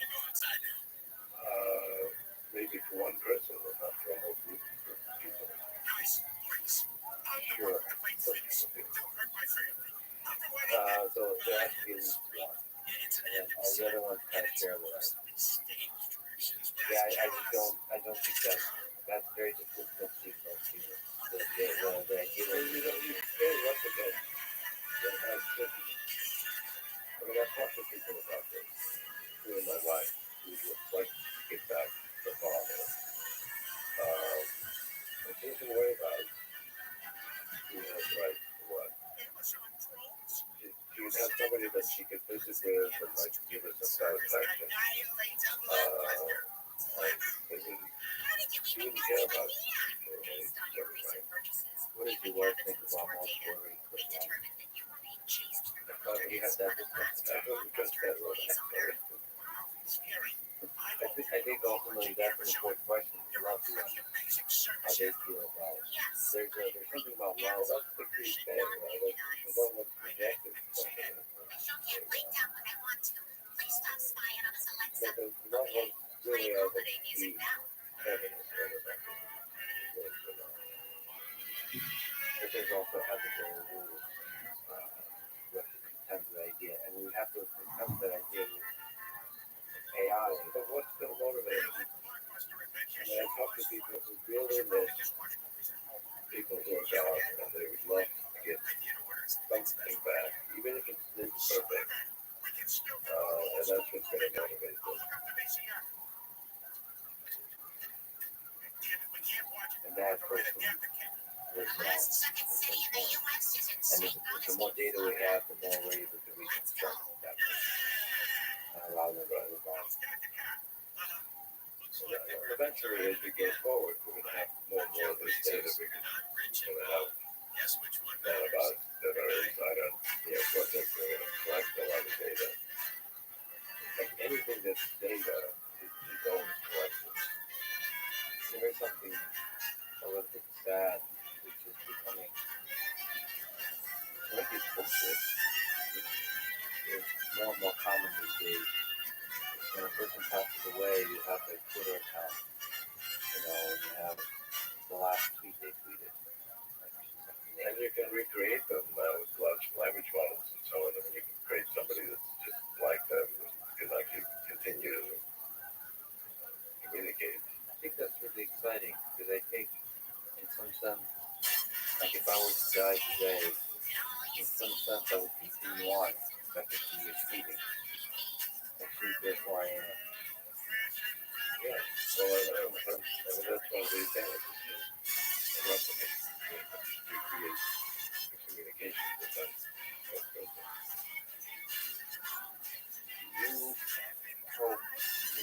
You hope humans will become a multi-planetary. You talk about the phases, the 6 epochs, and one of them is reaching out into the stars. Yeah, it's good. Kind of making now to bring on planetary objects doesn't excite me that much. It's not really advancing anything. Not efficient enough. Yeah, we're also putting out other human beings, which is a very inefficient way to build these other objects. What I really talk about in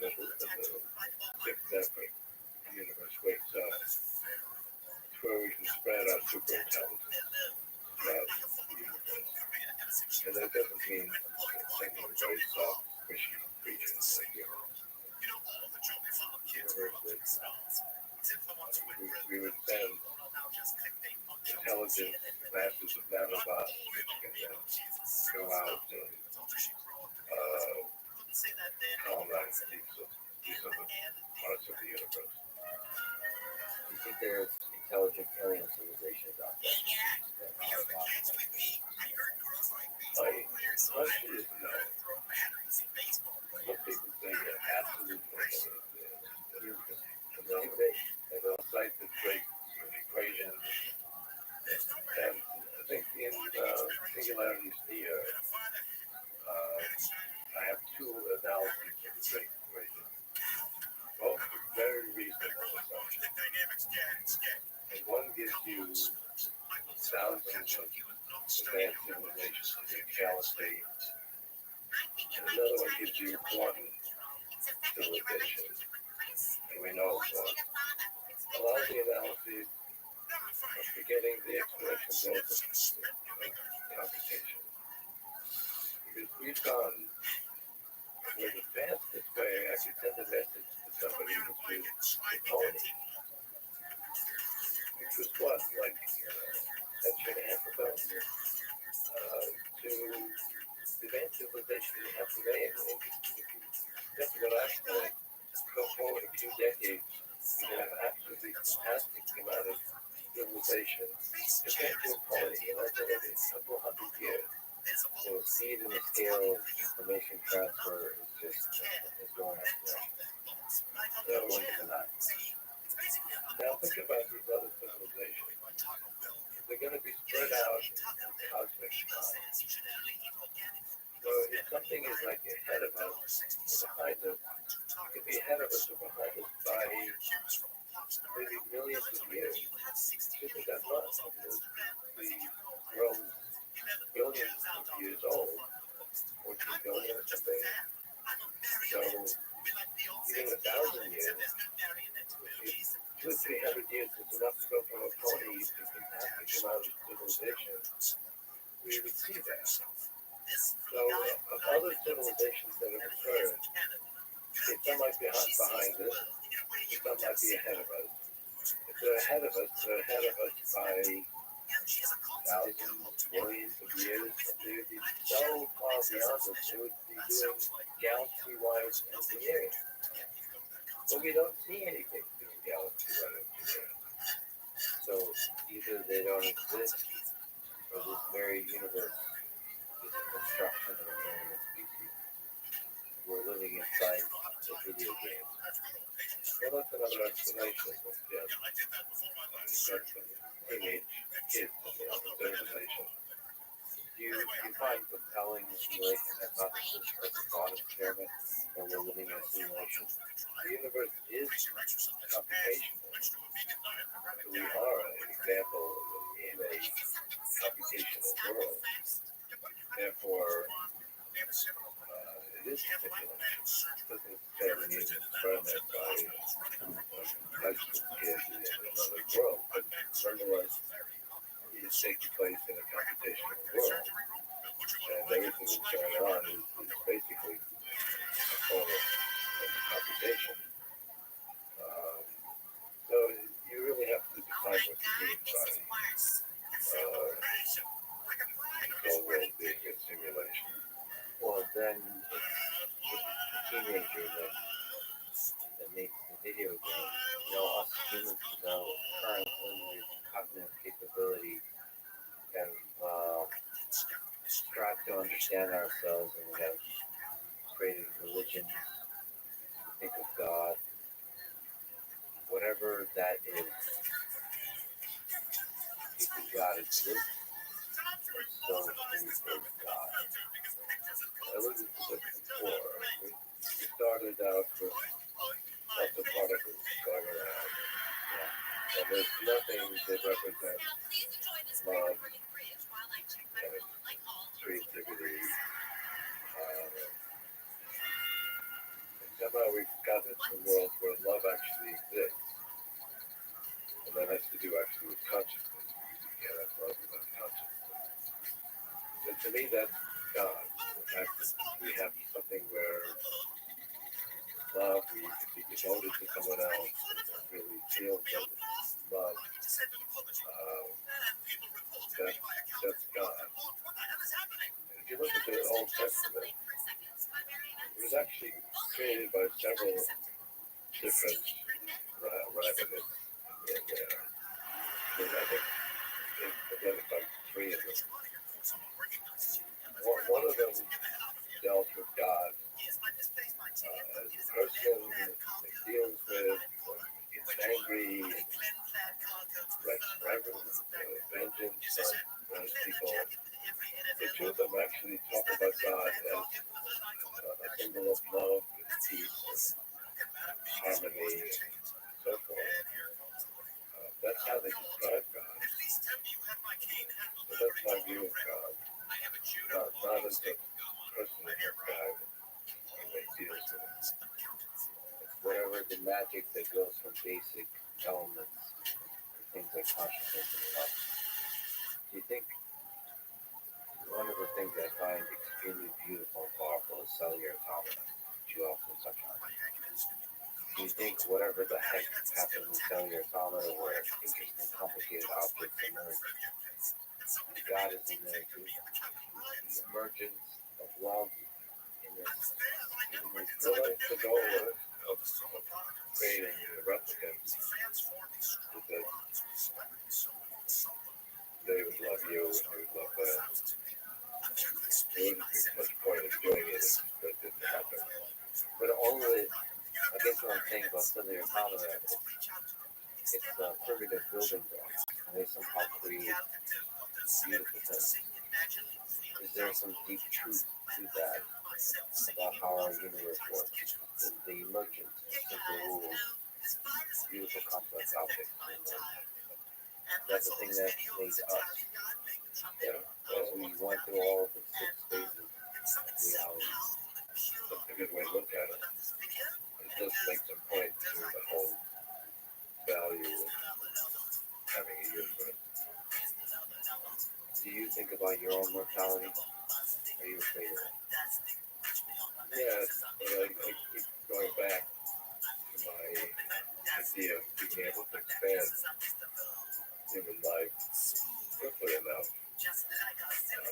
in advance of our getting there. Longevity escape velocity. We're not quite at yet, but I think we're actually pretty close, particularly with respect to simulated biology. I think we can probably get there by the end of this decade, and that's my goal. You hope to achieve the longevity escape velocity.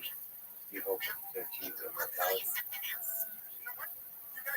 Well, immortality is hard to say. I can't really come on your phone. I've done it.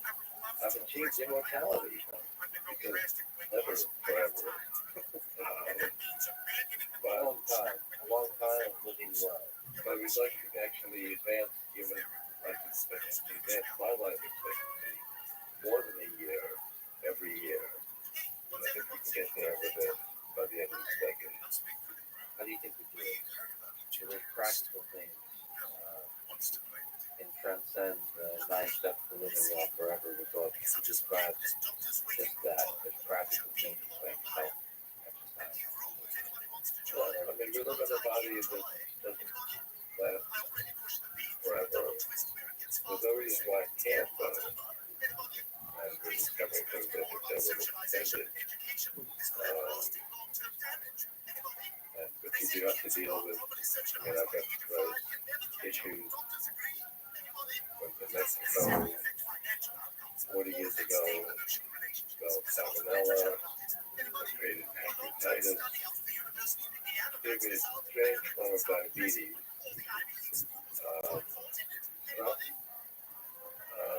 Type 1 diabetes, because it's an autoimmune disorder that destroys your pancreas. I don't have that. But it's also not type 2 diabetes. Type 2 diabetes, your pancreas works fine, but the cells don't absorb the insulin well. I don't have that either. The pancreatitis I had partially damaged my pancreas, but it was a one-time thing. It didn't continue. And I've learned now how to control it. But it's something I have to do in order to continue to exist. Your particular biological system will figure out what you have. And the idea that science is going to do that much better. Yeah. I mean, I do spend a lot of time tinkering with my own body to keep it going. So I do think I'll last to the end of this decade, and I think we'll achieve longevity, escape velocity. I think that will start with people who are very diligent about this. Eventually, we become so routine that people will be able to do it. So if you're talking about kids today, or even people in their 20s or 30s, it's really not a very serious problem. I've had some discussions with relatives who are almost 100, and we're working on it as quickly as possible. But I don't know if that's going to work. Is there a case, this is a difficult question, but is there a case to be made against living forever? That a finite life and mortality is a feature out of life. That living a short, so dying makes ice cream taste delicious, makes life tempting. People believe that way, except if you present the death of anybody they care about or love, they find that extremely depressing. And I know people who feel that way 20, 30, 40 years later, they still want them back. I mean, death is not something to celebrate, but we live in a world where people just accept it. Life is short. You see it all the time on TV. Life's short. Take advantage of it. And nobody accepts the fact that you can actually go beyond normal lifetime. But anytime we talk about death or death of a person, even one death is terrible tragedy. If you have somebody that lives 100 years old, we still want them in return. And there's no limitation to that. These kinds of trends are going to provide greater and greater opportunities for everybody, even if we have more people. So let me ask about an alien species or a super intelligent AI 500 years from now that will look back and remember Ray Kurzweil version 0, before the replicants spread. How do you hope they remember you in a Hitchhiker's Guide to the Galaxy summary of Ray Kurzweil? What do you hope you're remember? Well, I mean, I do hope to be around for that some version of you. So, do you think you'll be the same person now? I mean, I'm not the same person I was when I was 20 or 10. You would be the same person in that same way, but yes, we're different.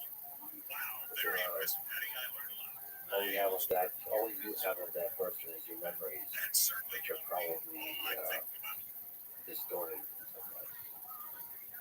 Maybe you just remember the good part. Depending on your psyche, you might focus on the bad parts, you might focus on the good parts. Right.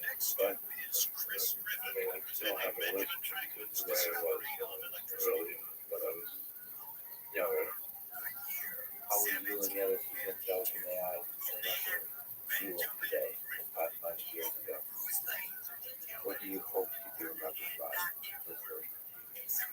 Before singularity. I think it's expressed well in my book, trying to create some new realities that people will accept. I mean, that's something that gives me great pleasure.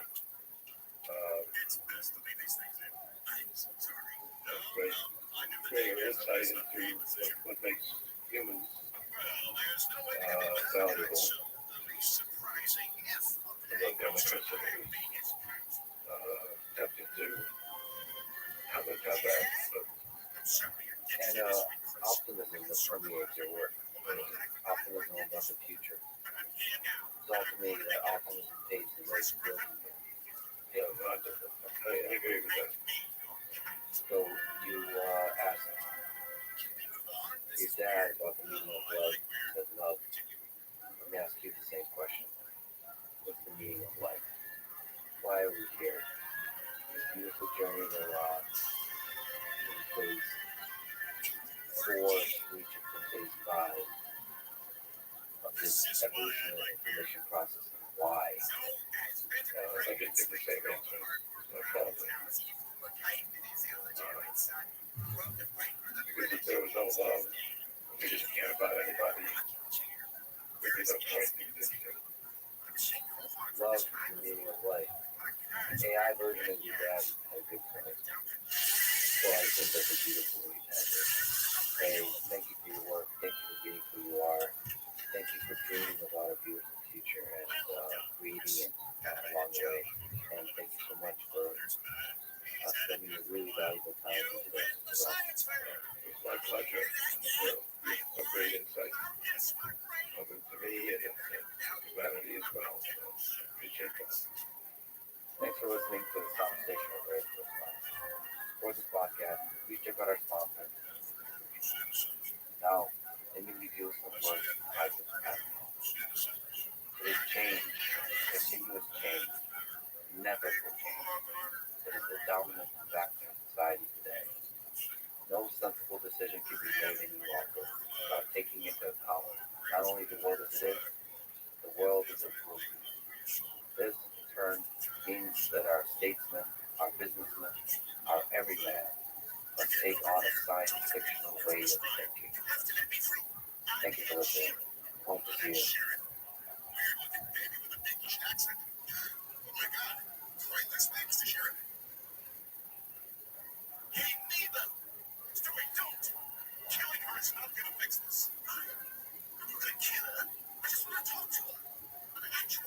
So that's what I would want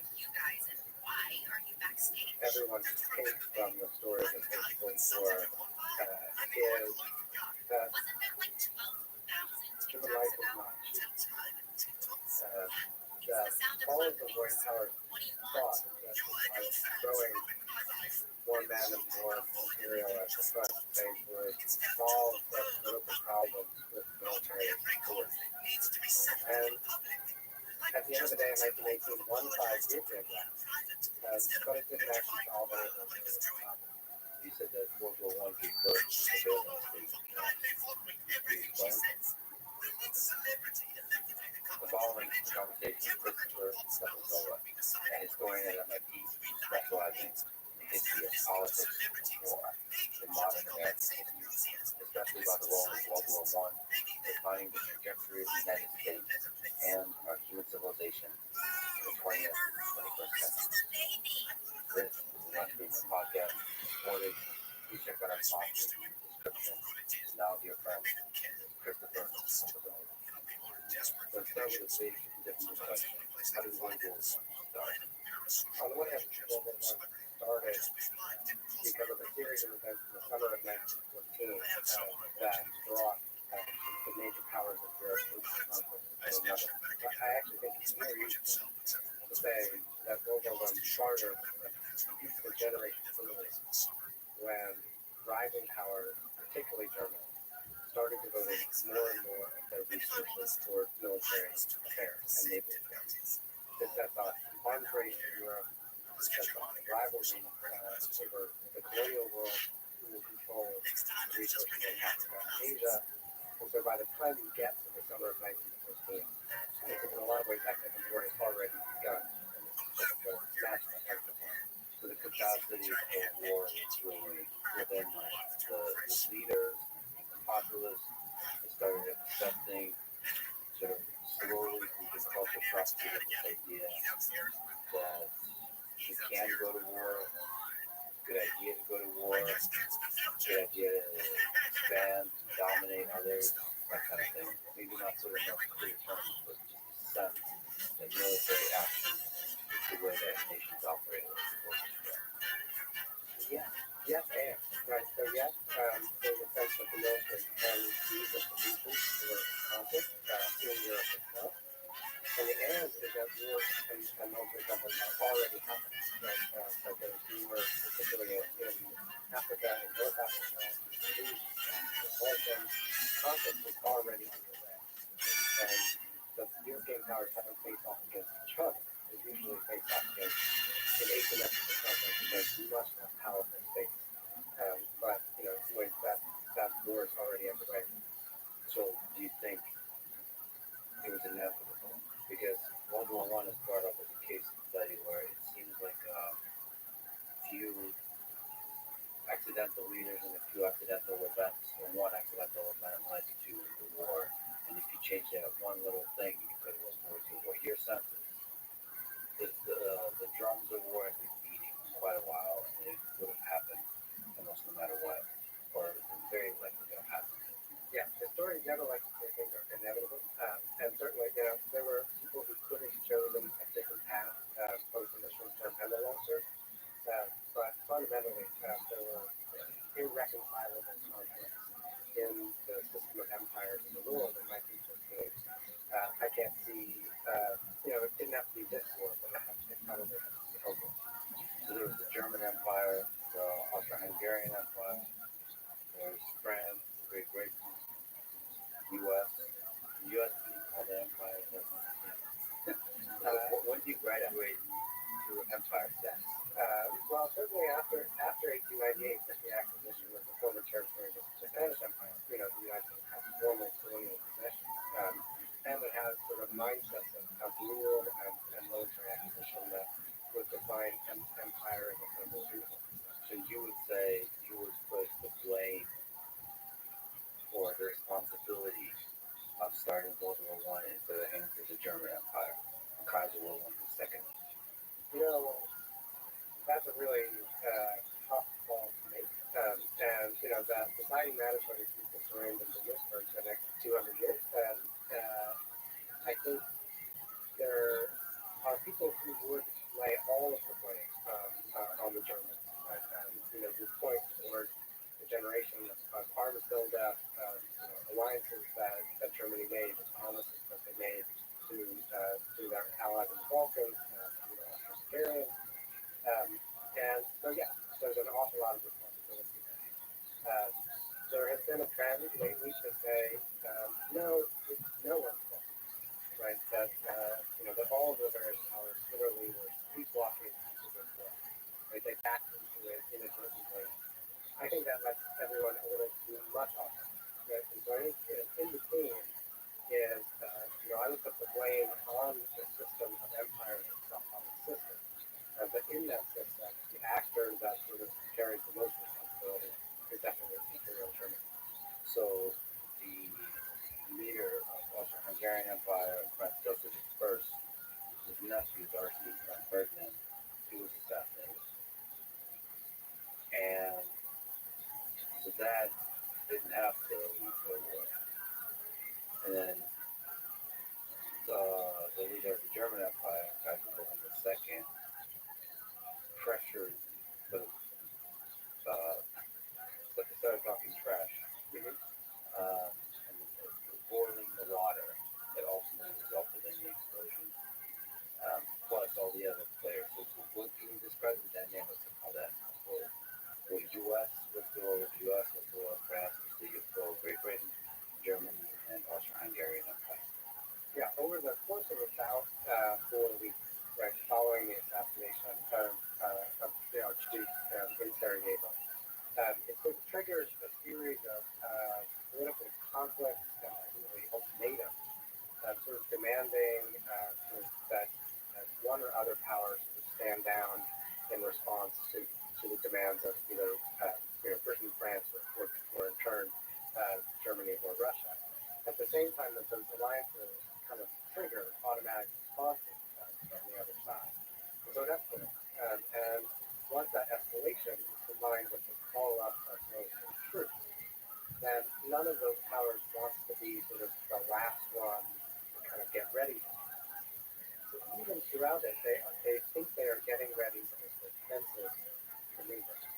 And they think if there is conflict, well, it might be a skirmish, it might be some standoff, it could be solved with diplomacy later, if diplomacy fails now.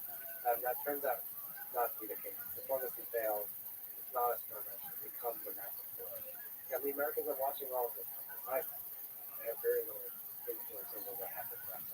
How does it go from a skirmish between a few nations to a global war? Is there a place where there's a phase transition? Yeah, I think the phase transition is over the course of the fall of when the Germans make an initial sort of bold move into France. In many ways, they're fighting the last war, the Franco-Prussian War of 1870. And they really do sort of, kind of want to have a quick sort of lightning strike in some ways against France to kind of bring the war to a speedy conclusion. France turns out to be able to fight back more effectively than the Germans expected.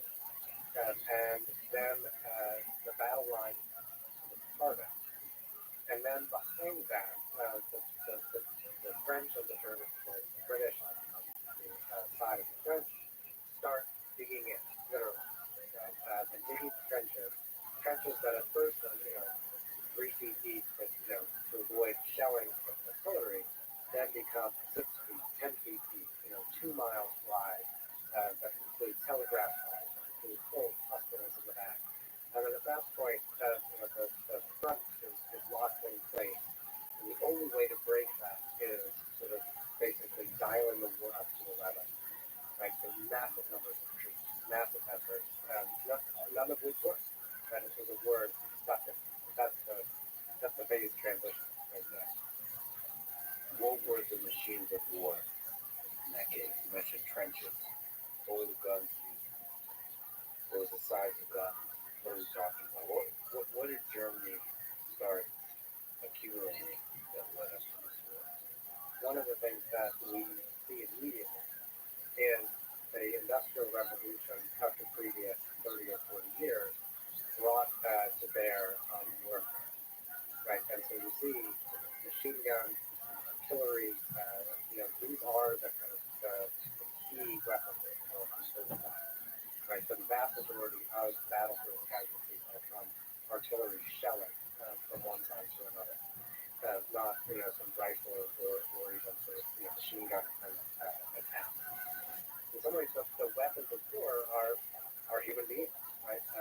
Tens of thousands of them poured over the top in these sort of waves to try to break through the enemy line, and it would work for a little while. But holding a territory that has been gained often proves to be even more demanding than gaining it. And often, each side would retreat back into the trenches and wait for another day. And how did Russia, how did Britain, how did France get political war? I suppose if France won, is the easy one. But what is the order of events here? Right. How it becomes a political war? Yeah. So Britain, France, and Russia are at this time they're an alliance. And so the conflict, in the summer of 1916, that lead the declaration of war, happens on one after another. In August, in late August of 1916. All three powers essentially come into this because they have promised to do so through a series of alliances conducted secretly in the years before 1914 and committed them to defend one another. Germany, Austria, Hungary, and the Ottoman Empire have their own sort of agreements that also commit them to defend one another. And what this does is that it sort of brings them all into conflict at the exact same moment. They're also, for many of these countries, bringing not just their national armies, but also their empires into the conflict. Right? So Britain and France, of course, have enormous global empires that begin mobilizing soldiers, mobilizing materials. Germany has less of an overseas empire. Russia and the Ottoman Empire have their own hinterland within the empire. And very soon, all of the warring powers are bringing the entire world into conflict. Did they have a sense of how deadly the war is? Is this another scale of death, destruction? At the beginning, no, but very quickly. The scale of the devastation,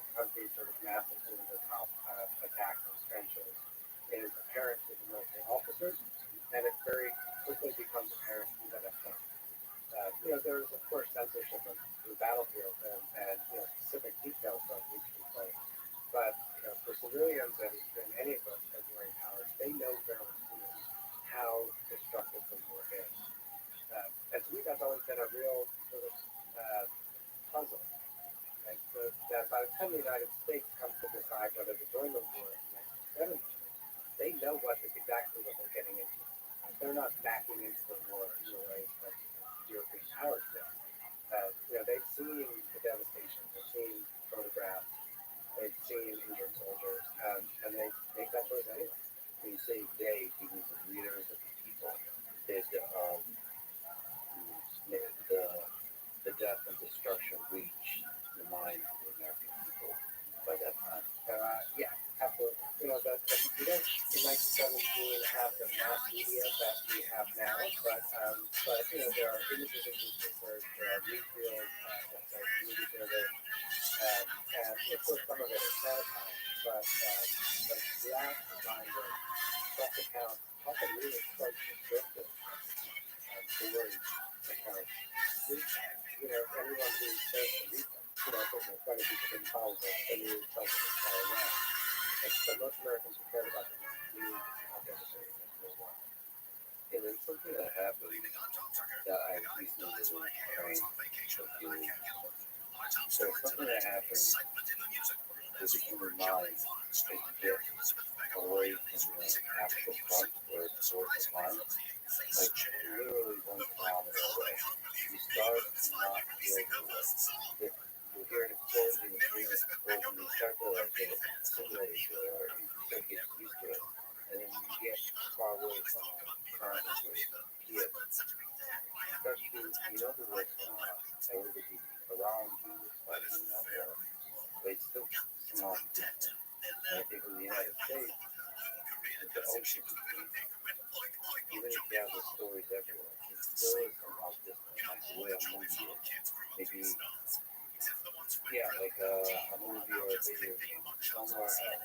Even if you're wealthy enough to go where you love it, Yeah, that is absolutely. In some ways, that's true even for the home front in Europe. Some of the areas where, in Belgium and France, where the war is, right there in your backyard. For other people, yeah, there's a difference. But soldiers, of course, feel that very strongly when they, European soldiers, when they're able to go home on leave, often, deeply resent what they see as the luxury that they're living in during the war. so how did the U.S. enter the war? Who was the president? What was the dynamics involved? And did it have to stay out? To answer your last question first, yeah, right. The United States could have stayed out of the war as a military power. The United States could not have ignored the war. Right, it shaped everything.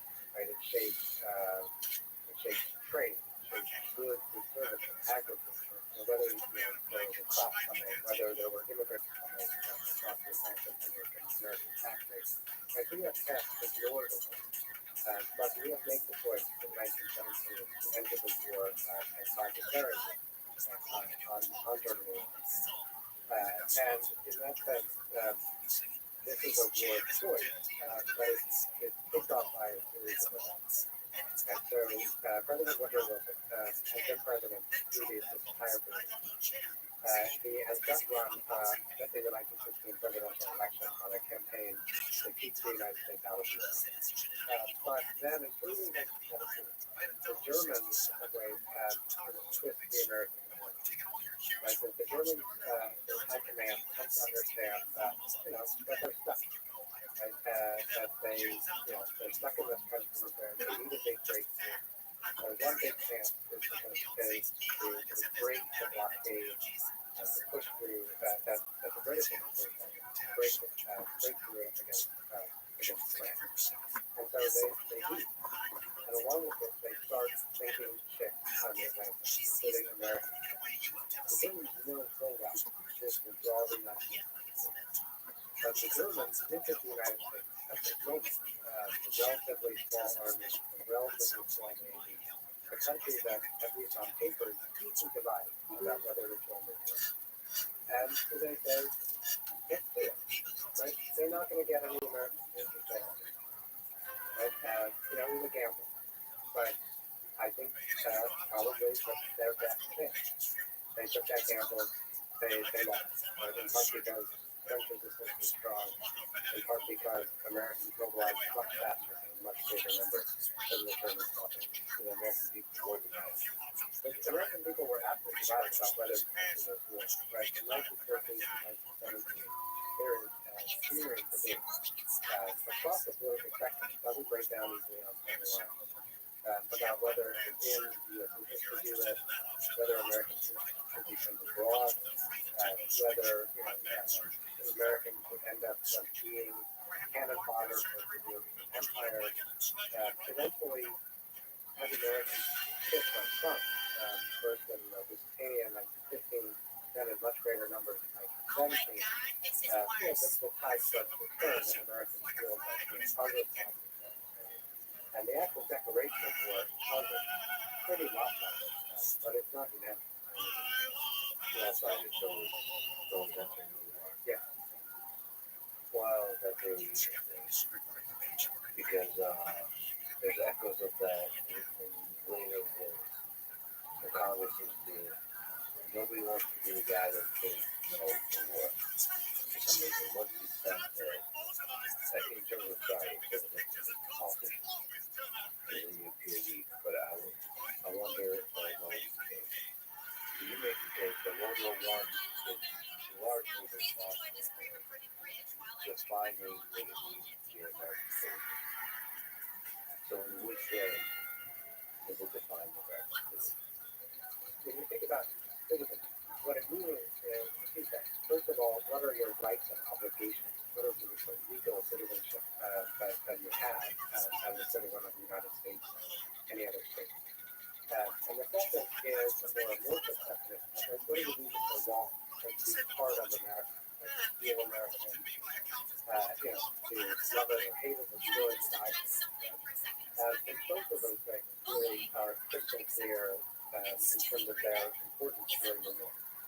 And so both of those things on the table, being citizen to citizen matters. The people would never carry past feelings or anything before suddenly after. But also what it means to be an American. Right? To feel like it's part of the project, it's also being defined and explored. The project, a funny way to put global war, right? So, to tell the story, perhaps it's an example of the James Montgomery flag 1916 poster that reads, "I want you." A lot of people know this poster, I think, in its original form or unified form, I don't know, but we know this poster and we don't know where it came from. Or most Americans, I think, me included, didn't know where it came from, and it actually comes from 1916. Does this poster represent the birth of something new in America, which is a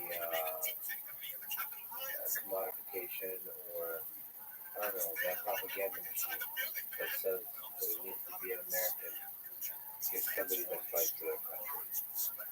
Yeah, so the image, in fact, I think one of the most recognizable images, not only in the United States, but in the entire world, right?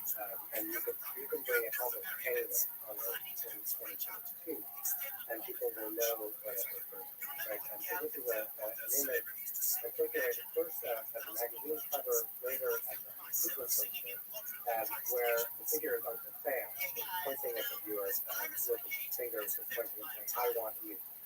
Right? And the "I want you" is a recruitment tool to join the army. And this image really kind of starts as a kind of, like I said, a magazine cover in 1916 by the artist James Montgomery Flagg. It initially appears under the heading, "What are you doing to prepare in case war comes to the United States?" And at that point in 1916, we're still moving. In 1917, it turned into a U.S. Army recruiting poster. And then it reappears in World War II, reappears generations after. Like you said, it's now gets remixed, unified, all over the place. I think, for me, it's a turning point, it's a window into the American history, and it's crucial in our history. Where the federal government is now embarking on a war against going to make enormous demands on its citizens. And at the same time, technologies of mass production of mass media and what you would probably call propaganda are being sort of mobilized for the first time in this new system. Is it fair to say that the empire is born, the expanding empire is born from the no Trotsky perspective kind of empire that seeks to have military influence on things? Yes, but I think storage needs to be at least as interested in what happens to the people who are getting purchased to by Uncle Sam, right? Rather than just the whether he's pointing at us. So yeah, he's asking us to do that. But how do we respond? And the people are responsible. So the people are ultimately the machine of history, the mechanism of history trying to Uncle Sam. Okay, it's not going to do something. People are willing to step out. Absolutely. The American people responded to it. They didn't do what Uncle Sam asked them to do in that mission. Right? And I think that's kind of a crucial aspect. There never would have been a weak global U.S. power without the response that we did when we were there. What was the selective state of that? So one of the very first things that Uncle Sam wants you to do, right, is to register for elected to the draft, right? And the laws passed very soon after the war, demanding that all men between 21 and 30 and between 18 and 45 register for the draft, and they'll be selected by the government agency by volunteers. It is a legal requirement to register. Not everyone registers selected, but over the course of the war, 24 million men registered, almost 4 million citizens. What was the response? What was the feeling of the American people have to sign up to Well, this is a bigger starting point than we might think. Right? In some ways, this is a tougher demand of the American entering. One thing to declare war, right? It's another thing to go down to the local police office and fill out the forms that allow your own government to be there. And this is especially important at a time when the federal government doesn't really have any other way of funding unless you actually go and register yourself. And so, ordinary people are participating in the building of this war machine, but at least a half million of them don't, right? And simply never fill out the form. Move from one place to another. Please say so when you go into about 24 million registered, 500. Is it surprising to see that many registered? The country was divided. It is, and that's what I tried to dig in to figure out how did you get 24 million people to register for the draft? It's certainly not coming from the defense. There may be 100 agents now from the FBI. It's really not being enforced from Washington. Being enforced through the eyes of everyday neighbors, through community surveillance, that kind of thing. Oh, so there was like a pressure. There's a lot of things. There was not a significant anti-war movement that we could see maybe later in Vietnam like this.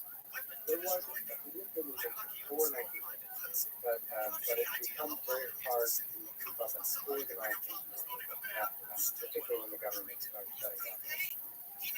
So, as the Selective Service Act of 1917 runs up against some of the freedoms, some of the rights that are defined in our founding documents, what was that class like? What was sacrificed? What freedoms and rights were sacrificed? I mean, I think on some level the fundamental rights, right, is liberty. That the system demands sacrifice on the behalf of some for the protection of all. So even if you're against the war, you're forced. Right. Yeah. There were small provisions for conscience protection. Only those who have religious objection to all war, not political objection to this war. And so, several thousand were able to take those provisions. But even then, they say the sanctions, ridicule, intimidation. So there's liberty interest, both individual freedom, religious freedom, and personal freedom. So, what about freedom of speech? There's silent freedom of press, from the voices of different people in the death. Yeah, absolutely. Right. It's very soon after the election. Soon as that was passed, then you get the espionage, which of course is back in the news in 2022. What's the espionage act? The espionage act is an omnibus bill that contains about 10 or 15 provisions, very few of which have to do with espionage. But one key provision basically makes it illegal to say or do anything that would interfere with military recruitment. And that provision is used to shut down radical publications, to shut down German language publications, and this really has a chilling impact on speech for individuals. Could you put into words what it means to be an American citizen? That is in part start by or What does that? what does that mean? Somebody that should be willing to sacrifice certain freedoms to fight for their country. Somebody that's willing to fight to spread freedom elsewhere in the world, spread their national ideas. Does that begin to tell the story of the Americans? I think what we see is a change, right? So citizens that serve in the one now include the obligation to defend the country and to serve, right? To get asked to document, right? And we literally see that, and I think we see the close linkage of military service and U.S. citizenship coming out of this country. But when you start making lots of demands on the obligation, it kind of doesn't affect the American right. You start to see not just during this, but after, more demands for free speech protection, more demands for equality, and so obligations and rights are things developing in a dynamic way. Oh, it's almost like an overreach of power, but a sense like, oh, crap, you can't trust centralized power. So do you, like, you drag us into a world, the birth of that tension between the government and the people. It's a rebirth. Of course, that kind of always happens, but in its modern form, Re-intensification. So what about you said that World War I gave birth to surveillance state? Do you think? yeah, so the espionage act, it was empowered federal organizations to watch other Americans. They are particularly interested in anyone who is obstructing the draft, anyone who is trying to organize labor or strike radical movements, and anyone who might have sympathy for Germany, just basically all German Americans come under surveillance. Initially, this is very small scale, but a team in every government agency involved, from the Treasury Department Service to the Post Office, to the Mail, to the Justice Department, which mobilizes 200,000 volunteers. It's a really significant enterprise. Much of it goes away after the war, but of all the things that go away, the core of the surveillance is the thing that was forward. Also a place where government, the size of government starts to grow, leadership organizations, or maybe create some momentum for growth as well. Oh, it's exponentially growing. That over the course of the war, by almost 10 metrics a year, the size of the federal government, the number of federal employees, the number of soldiers, all of those things skyrocketed. They go down after the war, but they never go down from the war. And probably keep the momentum. Yeah, absolutely. Did World War I give birth to the military industrial complex in the United States? So, the war profiteering, expanding of the war machine in order to financially benefit a lot of parties involved. I would maybe break that into two parts, right? That on the one hand,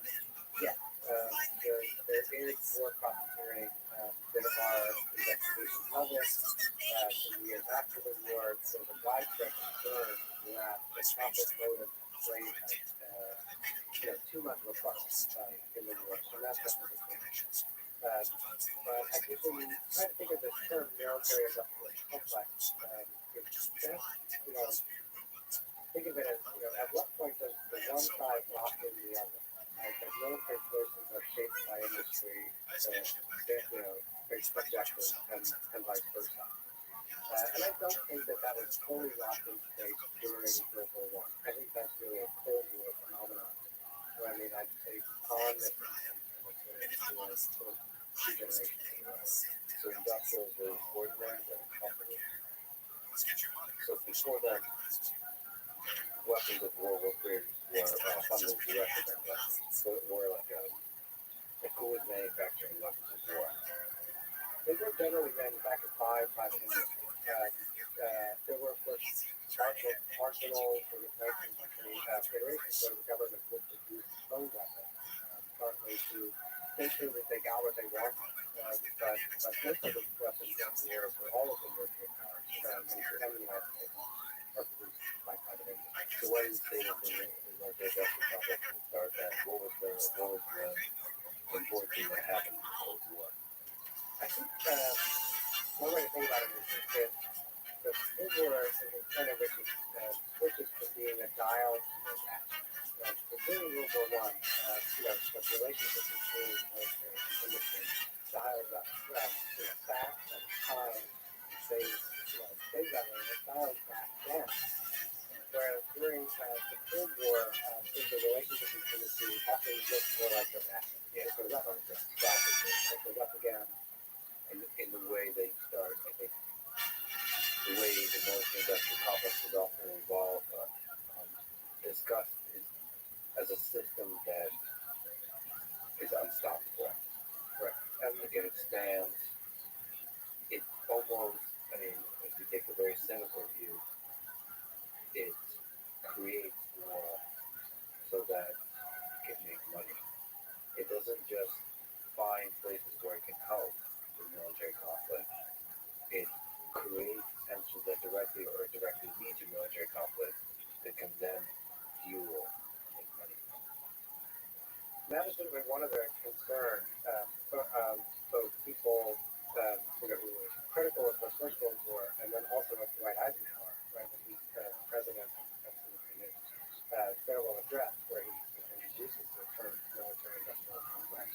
And some of it is about the profit motive, but some of it is a fear that Eisenhower had that no one had an interest in stopping, right? That no one had a voice in stopping, so that the ordinary American could really do nothing to sort of to dial things down. Is it strange to you that we don't often hear that kind of speech today? It's like Eisenhower speaking about the military-industrial complex. So, for example, we'll have people criticizing the spending on war efforts, but they're not discussing the machinery of the military-industrial complex, like the basic way that human nature works, whether we get ourselves trapped in this thing. They're saying like there's better things to spend money on versus describing a very seemingly natural process of when you build weapons of war that's going to lead to more war. Like it pulls you in somehow. Yeah, I would say throughout the Cold War, and even after the end of it, there has not been a sustained conversation in the United States about our defense establishment, right? What we really need, and what serves our interests, and to what extent sort of other things like market forces, profit motives, belong in that conversation. What's interesting is that in the generation after the First World War, that conversation was on the table, right? From a series of investigations in the U.S., the Nye Committee, in Britain, the Royal Commission, journalistic exposés, that this would have been just talked about constantly in the years between about 1930 and 1936, as people were starting to worry, right, that storm clouds were gathering in Europe again. Yeah, but it always seems like those folks get pushed to the fringes. You're made an activist.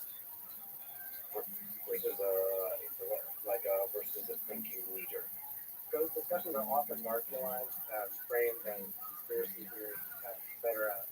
And I think it's important to realize that in the generation after World War One, this was a serious civil conversation. It led to sort of investigations of sort of finance. It led to experiments in Britain and France in public finance of war material.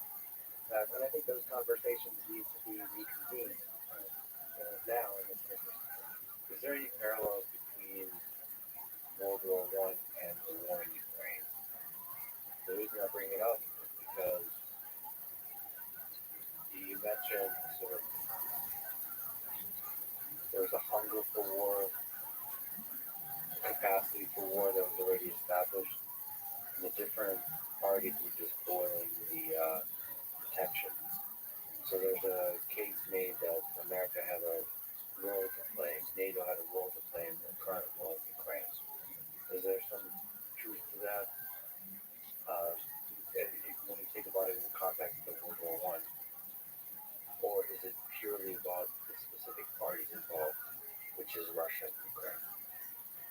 I think it's pretty easy to draw parallels between World War One and the war in Ukraine, but I don't think they really work. That the First World War, in some ways, is generated by a fundamental conflict in the European system of empires, right, the global system of empires.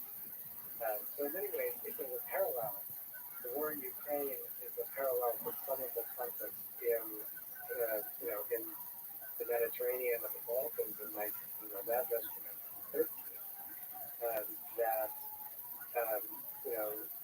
that then later there was a much greater conflict, right? And so I think if there's any lessons to be learned for how not to let World War III look like World War One, it would be to make sure that that systems aren't locked into place that escalate wars out of participation. But that's I suppose what I was implying, that this is the early stages of World War III. That in the same way that several wars are looking their chops or whatever the expression is, they're creating tension, they're creating military conflict with a kind of unstoppable imperative for a global war. That's many kind of people that are looking at this are really worried about that. Now the stopping, the forcing function to stop this war is that there's several nuclear powers involved, which has, at least for now, worked to stop full-on global war. I'm not sure that's going to be the case. In fact, what was one of the surprising things to me in Ukraine is that still, in the 21st century, we can go to something that involves nuclear powers, not directly yet, but awfully close to directly, go to a hot war. And so, do you worry about that? That there's a kind of descent into a World War One type of scenario? Yeah, I mean that keeps me up at night, and that keeps the citizens of the United States and Russia up at night. And I think again it gets back to what I was saying in the summer of 1914. Even then, things that looked like a march towards war could have been different, right? And so I think it's important for leaders to of both countries and of all of the related countries of the Ukraine, of the various NATO powers, really sort of imagine offsets, to imagine alternatives, and to make them possible. Whether it's through diplomacy, whether it's through other formats. I think that's the only way to prevent further efforts. What's the difference between World War One and the Civil War in terms of how they define what used to be Americans, but also the American citizens' relationship with the war, what the leaders are doing? There are interesting differences and similarities. every week seems to survive all World War One in the United States, and everyone's starting off with Civil War. I mean, it's true, and the American Civil War defines American identity in ways, along with the Revolution and the Second World War, more so than any other. And it's a fundamentally different view. It's one because it is a civil war, right? Because of secession, because of confederacy. This is a conflict happening on the territory of the United States through America. So the dynamics are really quite different, right? So the leaders, particularly Lincoln, have a different relationship to the home front, to civilians, than Wilson or Roosevelt have in this particular. Also, where you would tell the story of Civil War, perhaps similar to the way we tell the story of World War II. There's like a reason that you fight the war. The way you tell the stories, you're fighting this idea that all men are created equal, that the war is over slavery in part. Perhaps that's a rather drastic representation of what the war is actually about in the moment, by the time you get pulled into the actual wars. That's a hot discussion. And the same with World War II, people have framed the narrative that it was against evil. Hitler being evil. I think the key part of that is probably the Holocaust. Is how you can formulate Hitler being evil. There's no Holocaust, perhaps there's a case to be made that we wouldn't see World War II as such quote-unquote war. If there's an atrocity that had to happen to make it really just retell a clear narrative of why it was. Perhaps such a narrative doesn't exist for World War I. And so that doesn't stay in American minds, right? They were stupid and so wrong, even though overall 2 million people died. So to you, the difference is the fact that you're fighting for ideas and fighting on the homeland. But in terms of people's participation, fighting for your country, is there some similarities there? Yeah, I mean, I think in the Civil War, in both in the North and the South, troops are raised overwhelmingly through volunteer recruitment. There is a draft in both the North and the South, but it's not significant. Only 8% of Confederate soldiers came in for conscription. And so, in fact, the mobilization for volunteers often organized locally around individual communities and states, create multiple identities and levels of loyalty, where people both in the North and the South have loyalty both to their state regiment, to their community militias, and as well to the country. They are fighting over the country, like over the United States, and so because the Union and the Confederacy have conflicting and ultimately irreconcilable opinions on that. But that sort of nationalism that comes out of the Union after the victory of the war is a kind of crucial for shaping America ever since. So what was the driving force? Why did you stay out of the war? So what was going on in that interesting, like, what made Woodrow Wilson change his mind? What was the interesting dynamic there? I would say that the United States entered the war in April of 1917, but the Americans entered it right away. They entered it, some of them actually went and volunteered and fought almost exclusively on the side of Britain and France. At least 50,000 joined the Canadian Army or the British Army and served. Millions volunteered, they humanitarian aid. I think anyway, modern war creates modern humanitarianism. Do that in the neutrality period.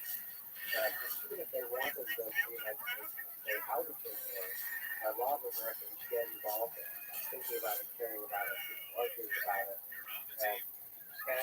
And at the same time, they're worried that British propaganda is shaping their news system. They are worried that German espionage is undermining them.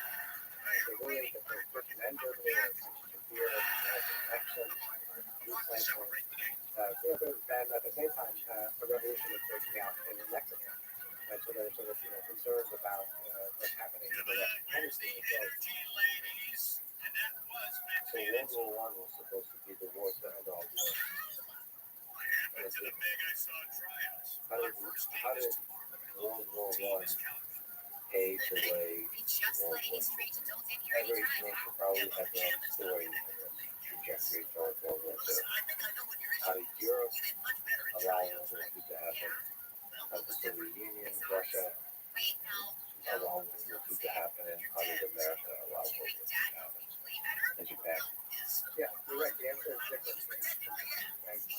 That in some ways, Germany and the culture of the peace, the experience of World War II, the culture of resentment, discrimination, finger pointing, blame, that makes German politics very ugly in one person because it brutalizes German politics. Is a resentment at the core of the popular family politics. Yeah, and so in some ways that lays the groundwork for the kind of politics of resentment and hate that comes from the Nazis. For the United States, in some ways, the failures within the peace, sets up the possibility for the next war. Right, that the United States, through localism, crafting of these international order, in order that the people were to end all wars. But because the United States failed to warn the peace, we see that the United States was on the hunt for another generation. In Asia, the story is more complicated. And I think it's worth bearing that in mind. World War II is a two-front war. It starts in Asia towards the regions. World War I is transformative towards Japan, right? There's a time of massive economic expansion. And a lot of that economic love is poured into sort of greater industrialization and militarization. And so when the military wing in Japanese politics is over in the 1930s, there are some ways flexing muscles that come out of the war. Can you talk about the end of World War One, the treaty was out? What did you think about that dynamic there? With the parties involved, of how could have been gotten differently to World War One or against it inevitable? So the war ends, and very clearly, even before the war is over, the United States in particular is trying to create the peace, right? And the United States is the central actor at the Paris Peace Conference in 1998, which was there, he's presiding, and he knows that he calls the shots. So he was respected. He was respected, but resentfully in some way by the European powers, Britain and France, and Italy to a lesser extent, who felt that they had sacrificed war. They had people, right? They wanted to save the material in order to make sure that their kind of fundamental economic structures wouldn't change. And they also wanted to sort of weaken Germany as much as possible, right? So that Germany couldn't rise again. What this leads to is a peace treaty that, maintains some of the fundamental concepts of the imperial system and makes bankrupt Germany, starve Germany, and appease the politics of resentment that make it impossible for Germany to kind of participate in European union.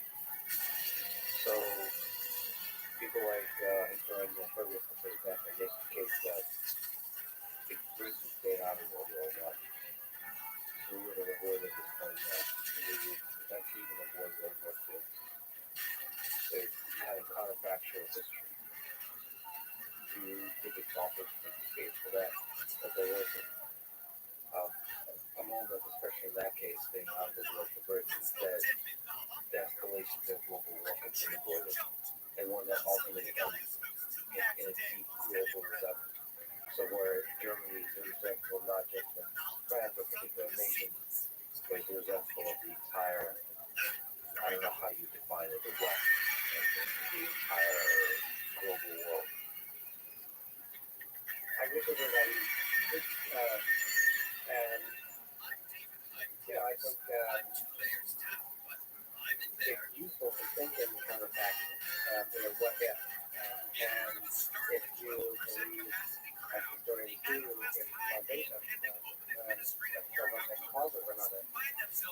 massively even counterfactual.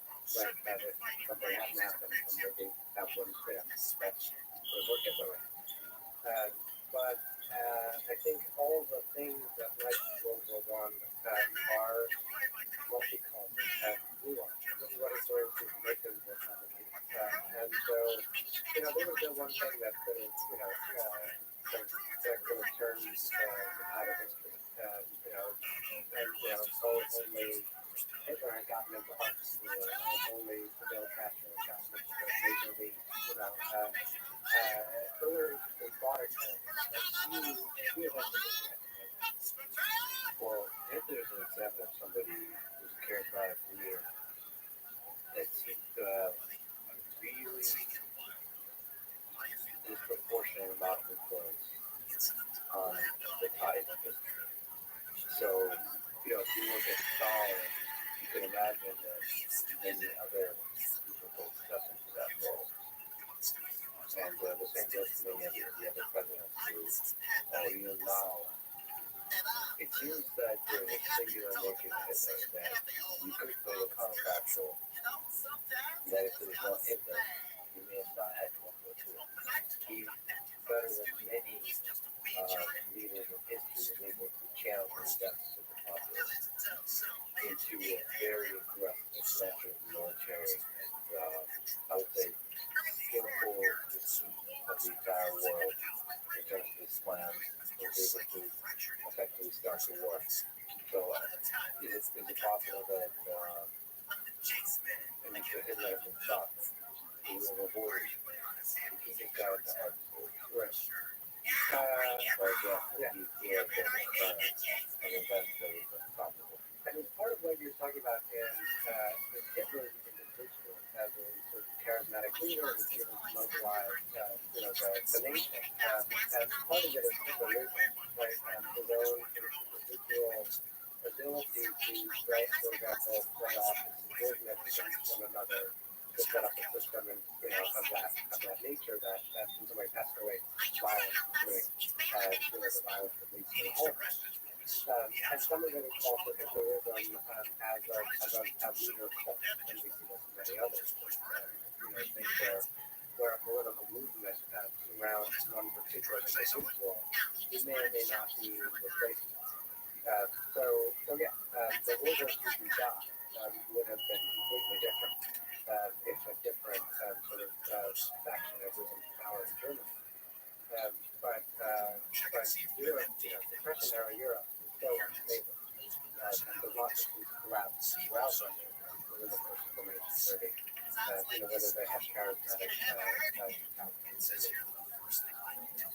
He actually read one book I just recently finished. I wrote the opinion from that historian perspective. There's a book called Rick Strengthening the Third Reich by Walter Owen. And he states that drugs played a very large role in World War II. There's a lot of criticism of the book, like that kind of what you're saying. It takes this one little variable and makes it like extend everything. So everything about Hitler, everything about the Blitzkrieg, everything about the military, the way, the strategy, the decisions to be played through drugs, or at least implied that kind of thing. And the interesting thing about this book is Hitler, and him is one of the most conservative about history, and this was not drug war, and entirely not written about. So you're along this semi-historian, doesn't think he's being a historian, he's a lot of the book is fiction. I hope I'm saying that correctly. He tells a really, that's one of the criticisms. He tells a very compelling story that drugs were at the center of this period, and also of what are your feelings and thoughts about the issues? You guys can't read this book, but I'm sure there's books like it that's an interesting perspective, single perspective on war. Yeah, I mean, I have read it, and I also have this sort of eye-opening experience. I love story of kid, and they're like, why didn't you think about this? Right? And I think whether,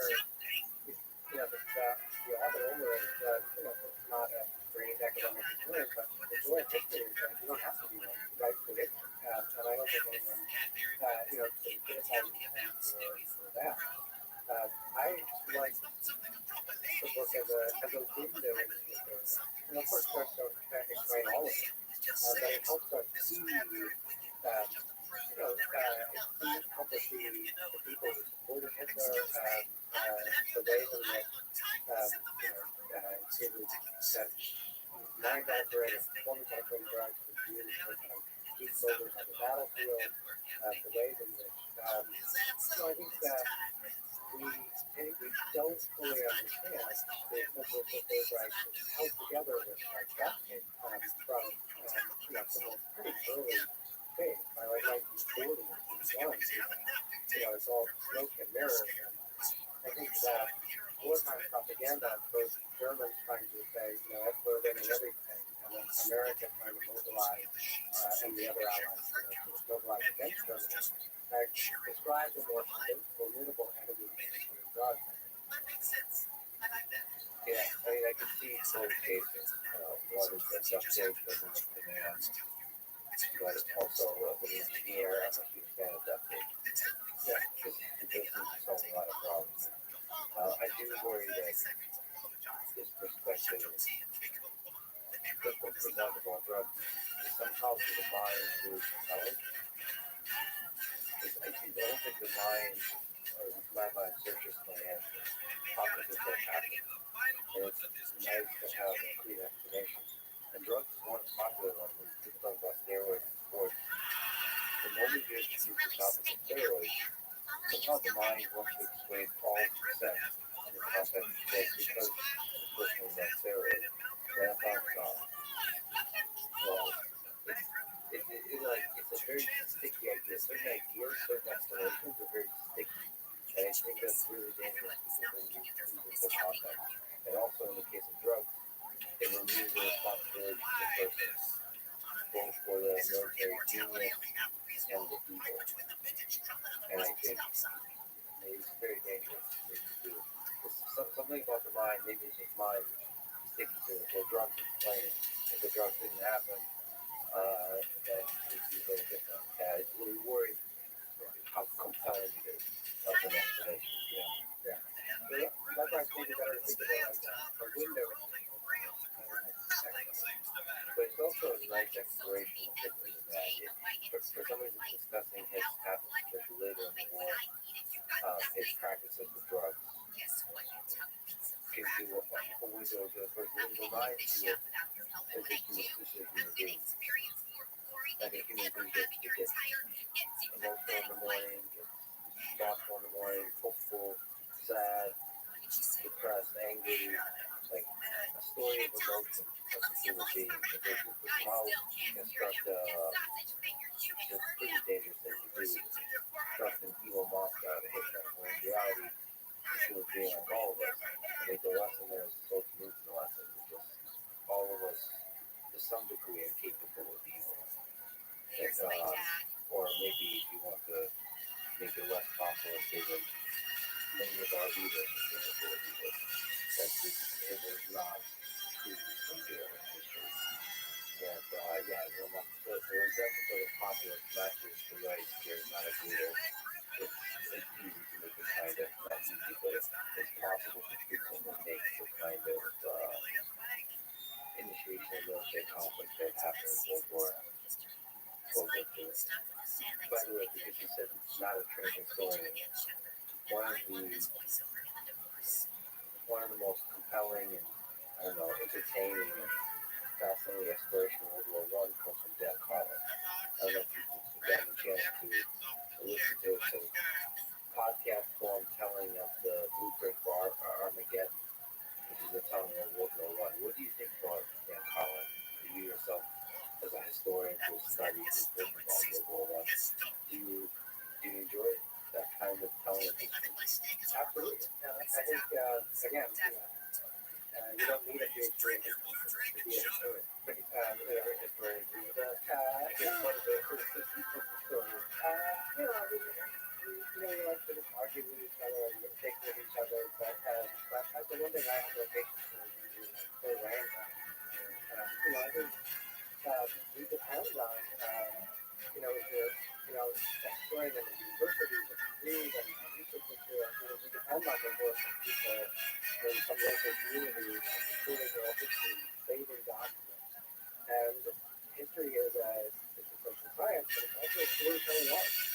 And, history books are the ones you find on the shelves of bookstores that people read for fun. And you can appreciate the knowledge production as well as the storytelling. And when you get a good oral storytelling, like that, and there's a reason that thousands and hundreds of thousands of people see.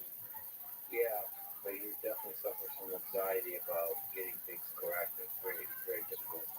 Well, our first job is to get the facts correct, and then the story opposite. Because the fact is so fuzzy.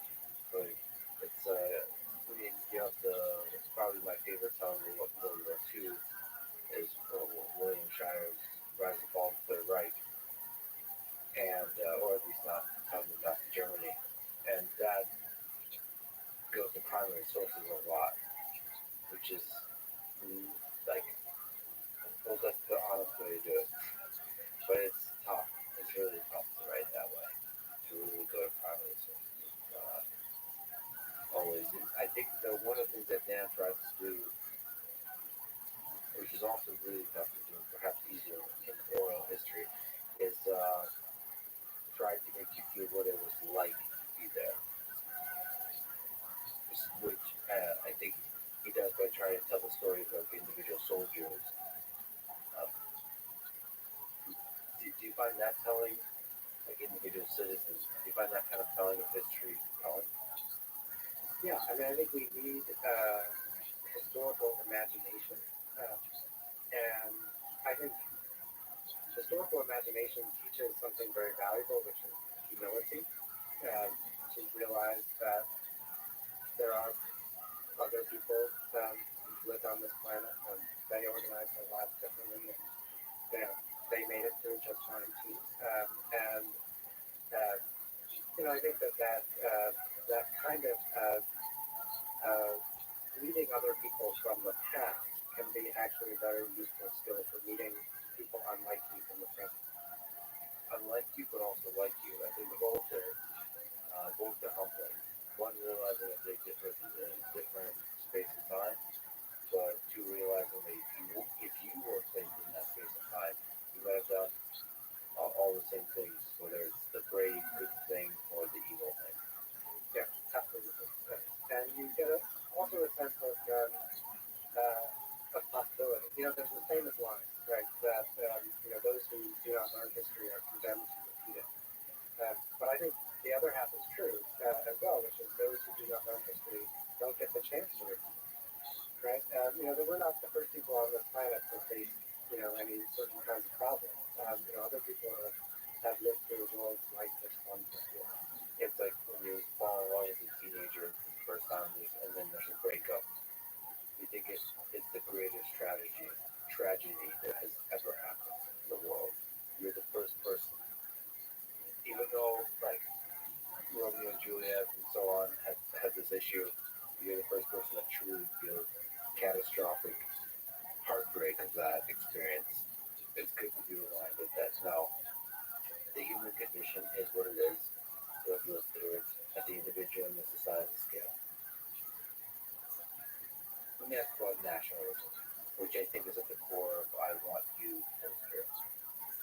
Is nationalism destructive or empowering to a nation?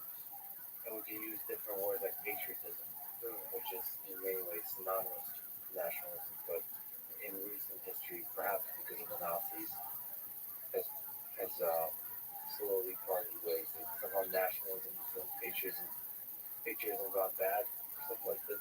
Yeah, they're different. Like patriotism, patriotism is something that's thought of as an emotion, right? And a feeling, like our love of country, right? Literally. And in some ways, that's a necessary condition to participate in nationalism. Uh, whether to me, I think nationalism is crucial in a world organized around nation states, and you have to sort of believe that you are engaged in a common project together. right? And so, in the contemporary United States, in some ways that question is actually on the table in ways that it hasn't been in the past. But you have to believe when you're engaging in a common project that you have something in common with the person with whom you share this nation, um, and um, and that you would sacrifice for them, whether it's by paying taxes for them or the war to defend them. That's a vision of what we might call civic nationalism. That's the good version. The question is whether you can have that without having um, exclusionary nationalism, hating the other, right? Fearing the other, saying, you're part of this nation against all others. And I think there's a long tradition in America of a very inclusive nationalism that is open, inclusive, welcoming, um, and lead people to this shared project. That's something to be defended. Exclusionary nationalism is based on ethnic hatreds and others that we see throughout the world. Those are things to be afraid of. But there is a kind of narrative in the United States that a nationalism that includes the big umbrella of democratic nations, nations that strive for freedom, and everybody else is against freedom and against human nature, and it just so happens that it's half and half split across the world. So that's imperialism. That feels like a decent jump in war. Yeah, and I mean, I don't want to paint too rosy a picture. The United States as a nation has often found it easier to define ourselves against something than to clarify exactly what we're for. Yeah, yeah. Cold War, China today. That's not only the United States. I suppose that's human nature. It's we need a competitor. It's almost like maybe the success of human civilization requires figuring out how to construct competitors that don't result in global war. Yes, or figuring out how to turn enemies into rivals and competitors. There's a real difference. You compete with competitors. You fight with them. Yeah, the competitors with the respect, maybe even a lot underlying the competition. What lessons? What are the biggest lessons you take away from World War One? Maybe we talked about several, but you look back at the century. What, as a historian, what do you learn about human nature, about human civilization, about history from looking at this book? I think the lesson I would want everyone to take from the story of the First World War is that human life is not cheap. That all of the warring powers thought that just by throwing more men and more material at the front, they would solve their political problems with military force. And at the end of the day, in 1918, one side did win that, but it didn't actually solve any of those political problems. And in the end, the regular people paid the price with their lives. They did, and people who had been told that their lives were cheap remembered that, and it sort of reshaped mass politics for the rest of the 20th century, both in Europe and around the world. The cost of the death of a single soldier is not just, or a single civilian, is not just the cost of that single life. It's the resentment, that the anger, the hate that reverberates throughout. One of the things I saw in Ukraine is the birth of, at scale, of generational hate, not towards administrations or leaders, but towards entire peoples.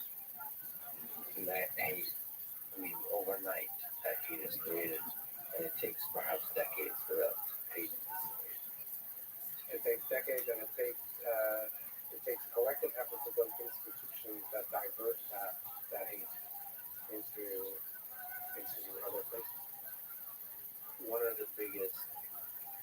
I thought was not part of the calculus. And when the United States invaded Afghanistan, Iraq, is the creation of hate. When you drop a bomb, um, even if it hits military targets, even if it kills soldiers, which in that case it didn't, there's a very large amount of civilians. What does that do to the airline? How many years, minutes, hours, months, and years of hate do you create with the body? You drop it. And I calculate that literally, in the Pentagon have a chart. How many people will hate us? How many people does it take to suicide you? How many people does it take when you have a million people that hate you? How many of them will become terrorists?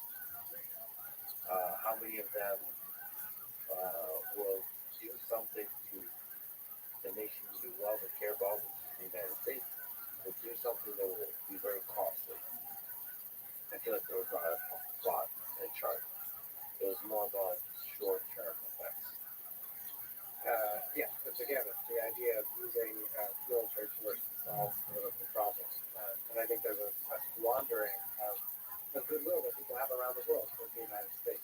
That's in respect for, for its economy, for its consumer products, so forth. And I think that's been lost a lot of it. Do you think leaders can stop war? I have, perhaps a romantic notion, perhaps because I do these podcasts in person and so on, that leaders that get in a room together and talk, they can stop war. I mean, that's the power of a leader, especially one with in an authoritarian regime, that they can, through camaraderie, alleviate some of the emotions associated with ego. Yeah, leaders can stop war if they get into the room when they understand from the masses in their country that you're something that they want to stop.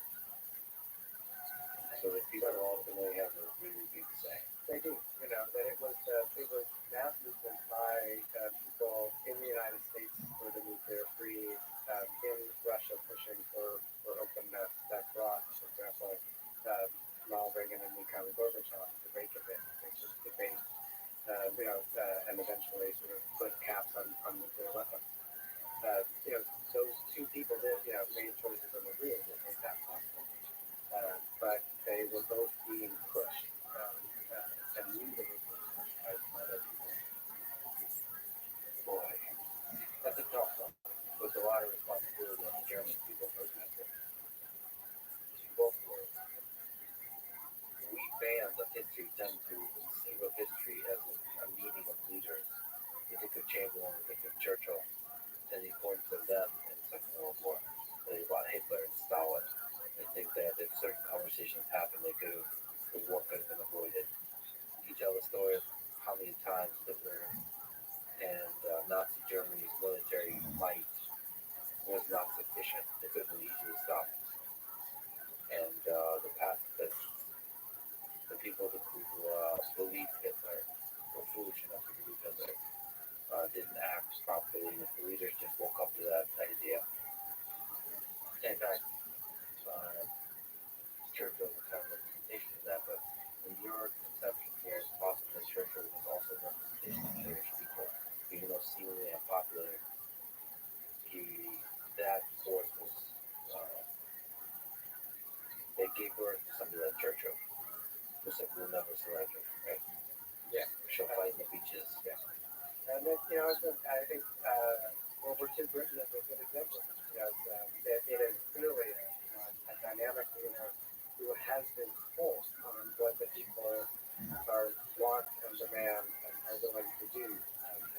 It's a dynamic art of leading that and shaping those laws at the same time as knowing that you're bound by them.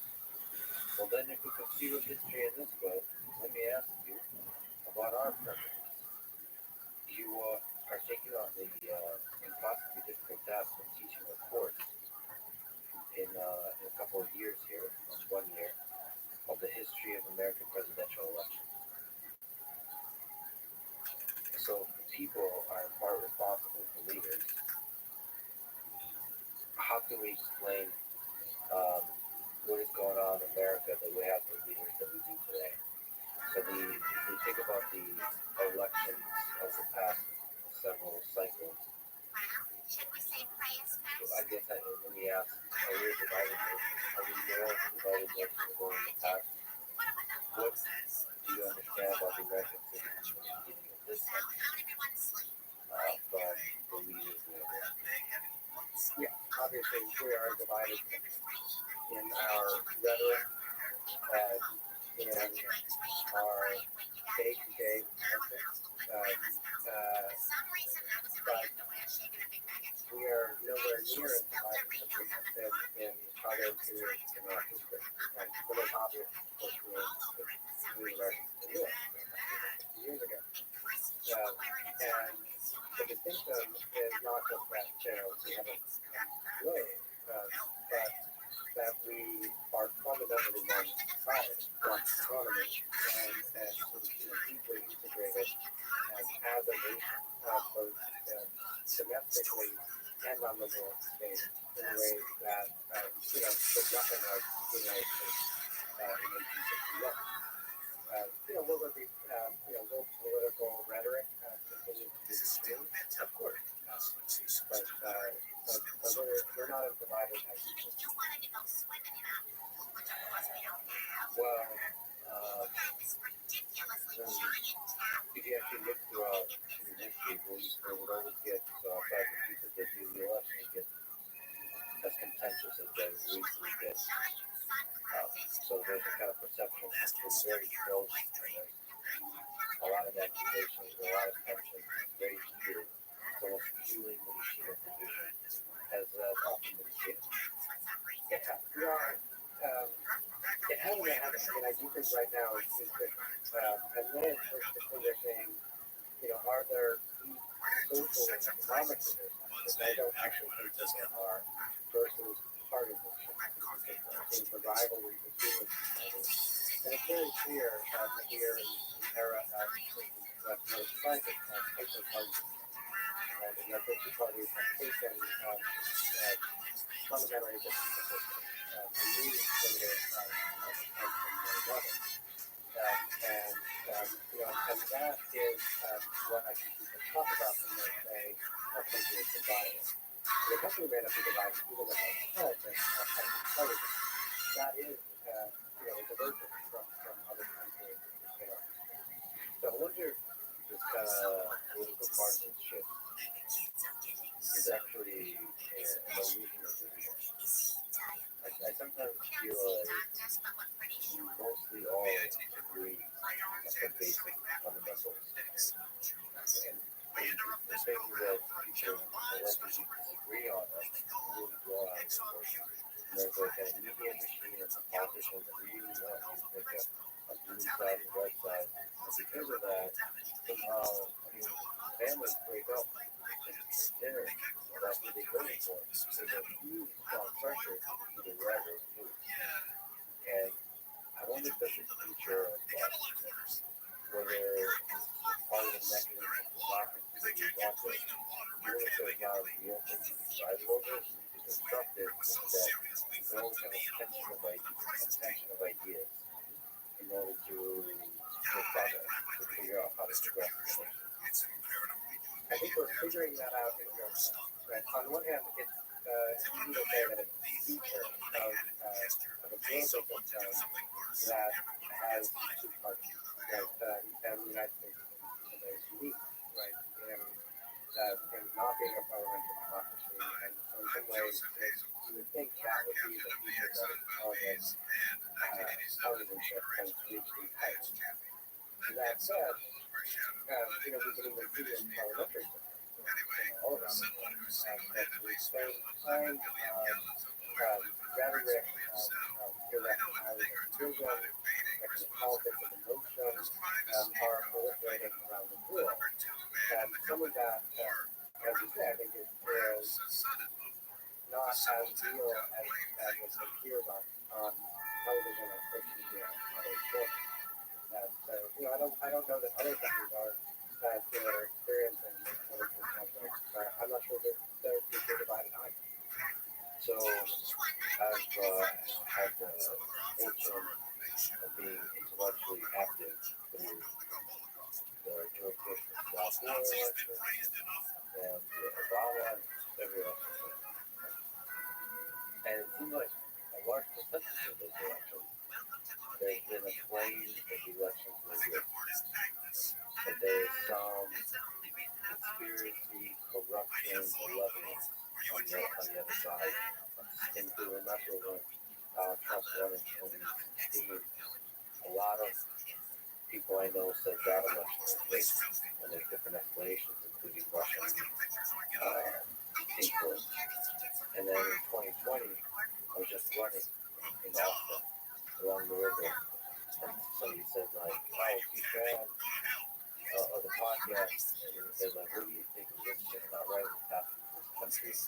That the 2020 election is obviously rigged from their perspective, being electing Joe Biden versus Donald Trump. Do you think there's a case to be made for and against each claim in the whole context of history of our elections being rigged?" I think the American election system is fundamentally sound and reliable. And I think that the evidence, is clear for that, regardless of which election you're looking at, whether you look at a presidential election or even a local, county election with dog catcher, right? That the amount of time and resources and precision that go into voter registration, voter counting, verification processes are crucial to democratic institutions. I think when someone says rigged, regardless of which side of the spectrum they're coming from, they're looking for an answer. That they're looking for that one answer for what is in fact a complex system. Right? So, on the left, when they say rigged, they may be pointing to a wide range of ways in which they think that the system is social, through gerrymandering, misrepresentation through the electoral college. On the right, when people say rigged, they may be concerned, about voter security, about ways in which the media may, mainstream media may control messages. In both cases, the feeling is it's articulated as my vote didn't get counted right. But the deeper concern is my vote doesn't count. My voice isn't being heard. So no, I don't think the election is rigged. So then we need to push back, right? There's a comfort to the story that they're not rigged. And a lot of us like to live in comfort. So people who articulate conspiracy theories, they sure it's nice to be comfortable. But here's the reality. And the thing they articulated was incentives in post-election, which we seem to have not about post-election. There's so many financial interests. There's so many powerful people. Surely you can construct not just the media and all the ways you construct both on the left and the right or elections to be rigged, but literally, actually, in a totally illegal way, manipulate the results of what they'll vote. Surely there's incentive to do that. And I don't think that's a totally ridiculous argument. It's just like, right? It actually lands to a question, which is a hard question for me to ask as an optimist, of how many malevolent people out there, and how many malevolent people are required to rig an election. What is the state transition for a system to become from like corruption light to corruption, the high level of corruption system? You could do things like rig elections, which is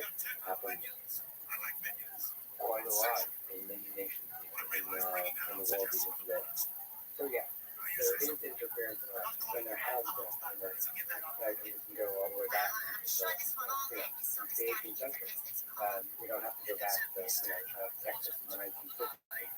LBJ find examples of how directly interferes in the election. And there are there's incentives will mainly feel more existential as hyperpartisanship makes people think that the outcome of the elections are a matter of black and white or like that. And we will see people sort of organizing every way they can to shape elections. And we saw that in the 1850s, right, when sides are pro and anti-slavery rather than pretending try to sort of determine the outcome of an election. We see this in the Reconstruction period, right, when the Ku Klux Klan shows up to to block the doors for black voters in the South.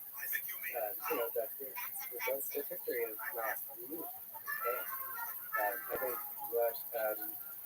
what the reason why I think that the system is sound is not, or the reason why I thought the election system is fundamentally sound. It's not, I'm not trying to be weird here. Or first, right? I'm saying, this is something that we need to do. So the current electoral mechanisms are sufficiently exhausted. Even if there is corruption, even if there is rigging, there's a thought like that. The force that corrects and ensures that nobody gets out of line is much stronger than the other incentives to ensure that the corrupt is effective. And that's the thing I talked about corruption, visiting Ukraine, talking about corruption. Well, a lot of people talk about corruption being a symptom. But if the system allows creates the incentive for there to be corruption, humans will always that's just you have to assume that. The power of the United States is that it constructs systems that prevent you from being corrupt at scale. At least, because you believe that if you believe in this country, you have to. You believe in the self-correcting mechanism of corruption. That even if that desire is in your heart, the system resists it. So that's your current belief. Yeah, as of today, because I do think that those, that will require oversight by institutions, ideally ones that are integrated as much as possible. Very difficult right now. And it will require the demands of the American people that they want in elections to be fair and secure. And that means being willing to lose, regardless of which party you're in favor.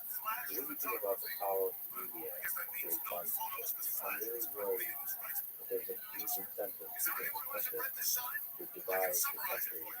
And the media and the politicians, I'm not sure where it originates, but it seems like it's the media. Maybe it's a very cynical perspective on journalism, but it seems like if we're angry and divided, as easily as possible, we're going to maximize the number of clicks. So it's almost like the media wants to let people are going to be the most divisive maximizing. And the worry I have is they are not beyond either feeding or very cynical manufacturing narratives that see that division, like the narrative of the election being rigged. If you convince half the populace the election is completely rigged, that's a really good way to get a lot of clicks. And like, the very cynical view is I don't know if the media machine will stop the destruction of our democracy in service of getting them clicks. They may destroy our entire democracy just to get more clicks, just to get the fire and the thing burned down. In my opinion, political and the machine. The guy mentioned they're depicting that with 100% accuracy. But I I think history teaches us that you might be giving the media too much call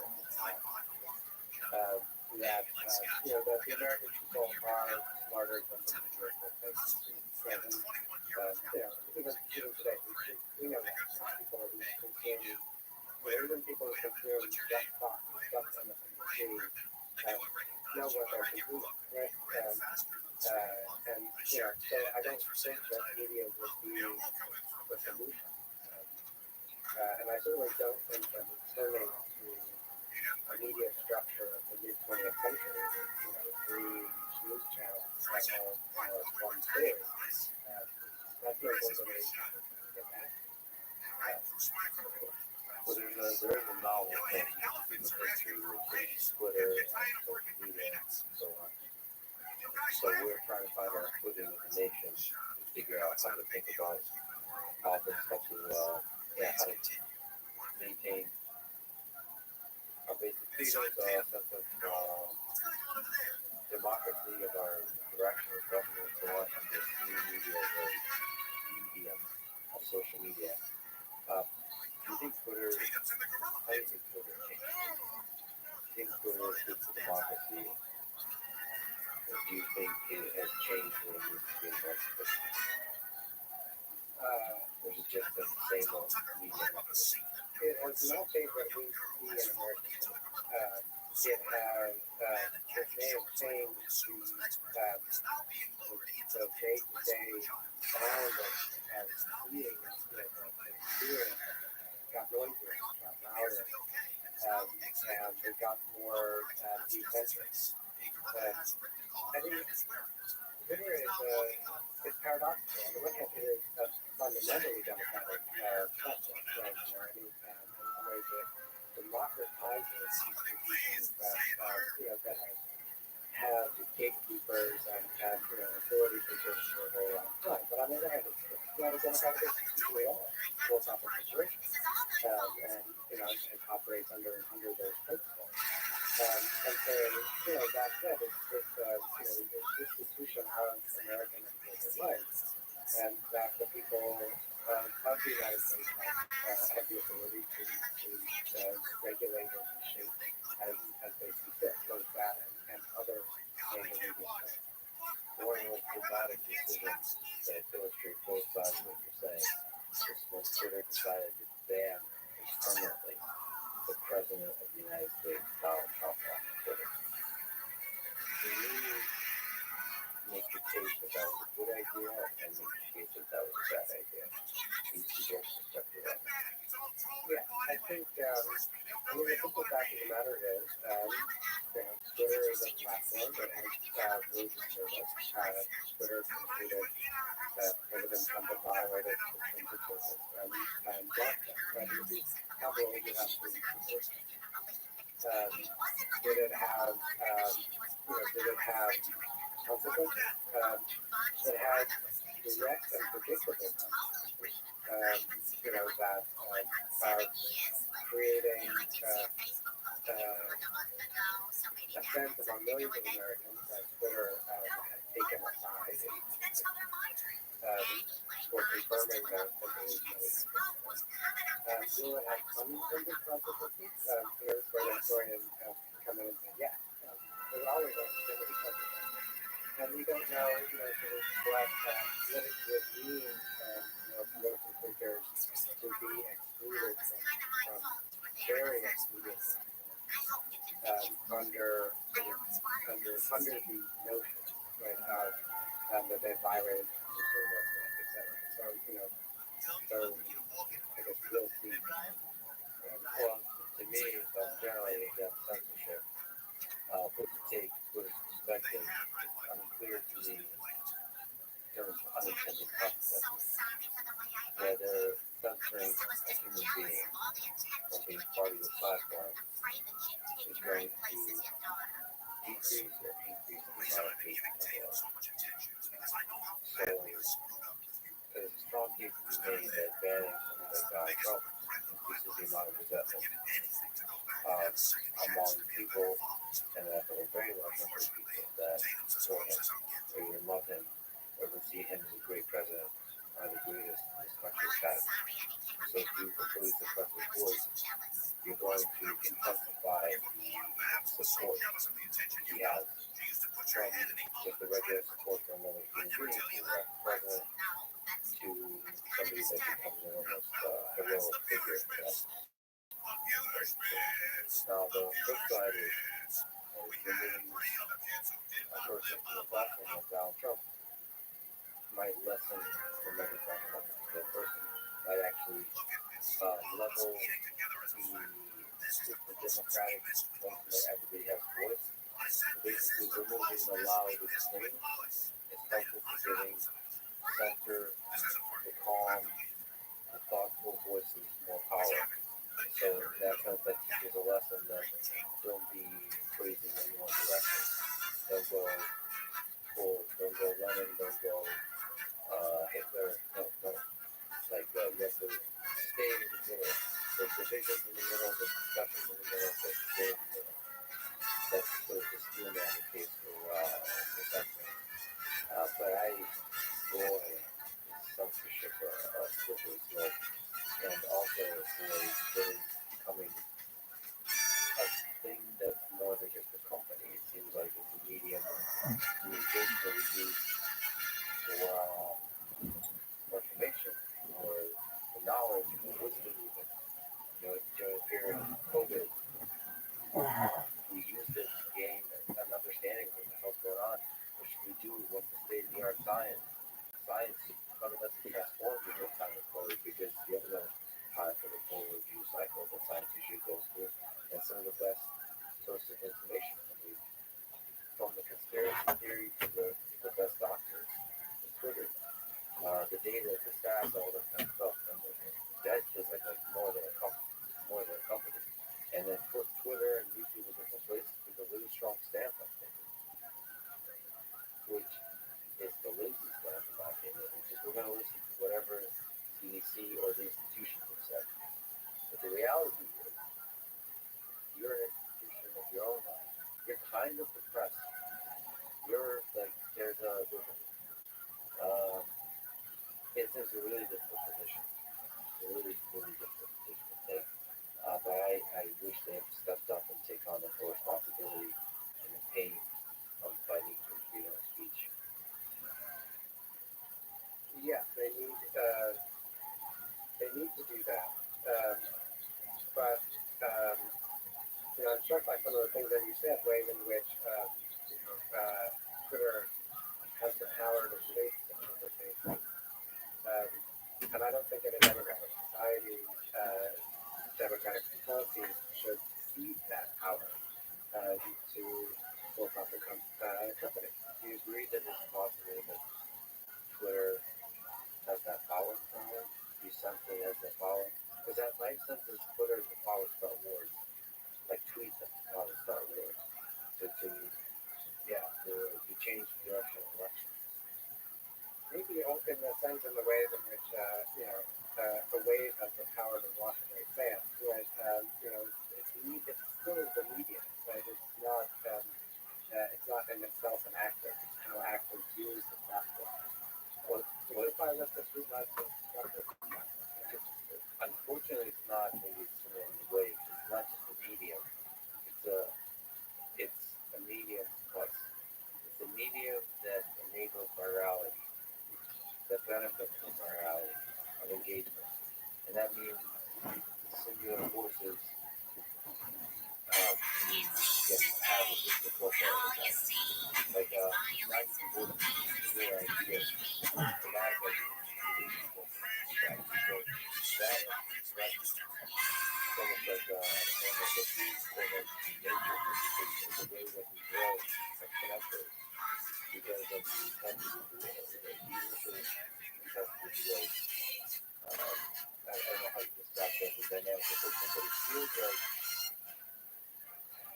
feels like there's a responsibility there not to accelerate voices just because we get a lot of engagement.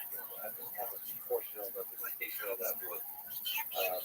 So you're saying that a strong democracy should be like that.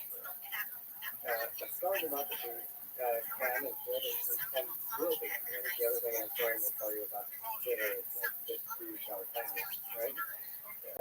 But I do think the structure of the platform, of the algorithm, of this and other major players are eligible for scrutiny by democratic institutions. So, in preparing to report the history of American presidential elections leading up to the 2024 election, so one of the lessons of history is this too shall pass. We don't make everything about this is going to either save or destroy our nation. I think to be like the message of every single election. And then do Trump hands. Do you think Donald Trump? What do you think about this election? Do you think Donald Trump runs? Do you think the tension will grow over that singular moment? Do you think he'll be like AOC versus Trump or whatever the most drama maximizing thing, or who will think take less? I think I can, historians don't like to predict the future, but I can predict this one, that it will not be a calm and stabilized election. I think as of, the time that we're talking in 2022, there are too many, open questions, particularly about whether Joe Biden will run for the election. He says he will, but, the jury, I think, is out on that. I can't predict whether Donald Trump will run for election or not. I think, we do know that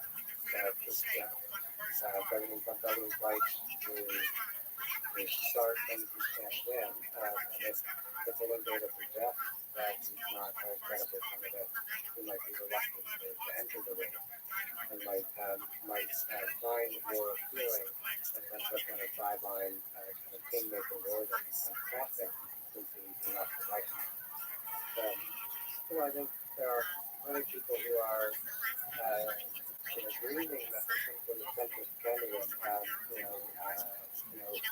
whether it's a conservative Democrat or a liberal Republican who's cigarette from all of this, either within the party or in a third party. But I don't think that's likely. Why don't we get why don't we just like what you could be a general Congress person?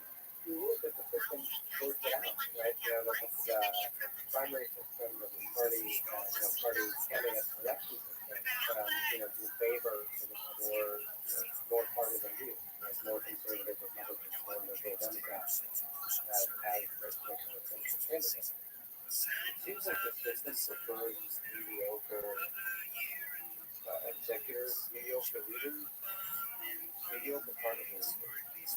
I try to have like a cynical look, but maybe I'm romanticizing the league in the past. Maybe I'm just remembering the great league. And, I can assure you there's plenty of mediocre partisans. And the 20th. Let me ask you about platforms. You think Donald, the sort of question that I was torn about whether to talk to Donald Trump on this podcast. As a historian, what would you advise? I think, this is a difficult question, right?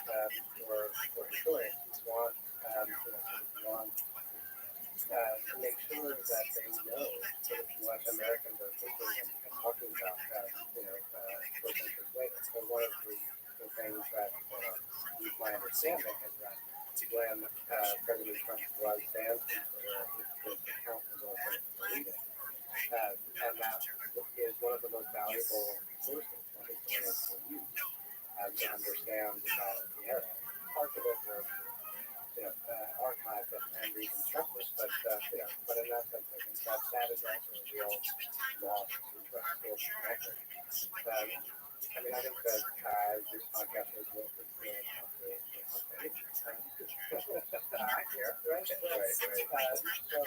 I'm not in the business of saying, that's one of the difficult things when I think about Hitler. I think Hitler, Stalin, I don't know if World War I quite has the same intensity of controversial leaders. But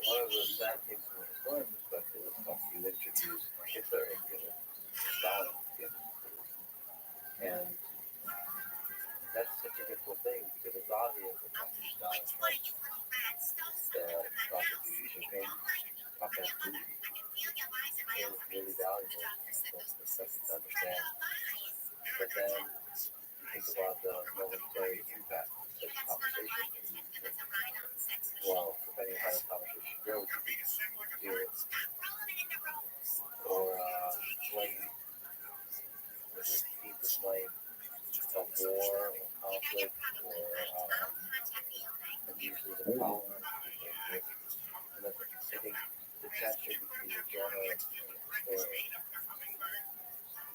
Because when our journalists interview dictators, for example, one of the things that strikes me is they're often very critical of the dictators. They're like, they're basically attacking them in front of their face as opposed to trying to understand. Because what I've personally been doing is signaling to the other journalists that they're on the right side of history. But that's not very productive.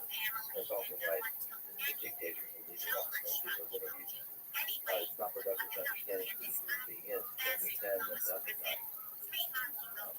Because few people, few leaders do something from a place of malevolence. I think they really do think they're doing good. And not even for themselves, not even for selfish reasons. I think they're doing great for them. They're doing the right thing for their country or for whoever group they're leading. They understand that in them. And by the way, a large part of the country often supports that.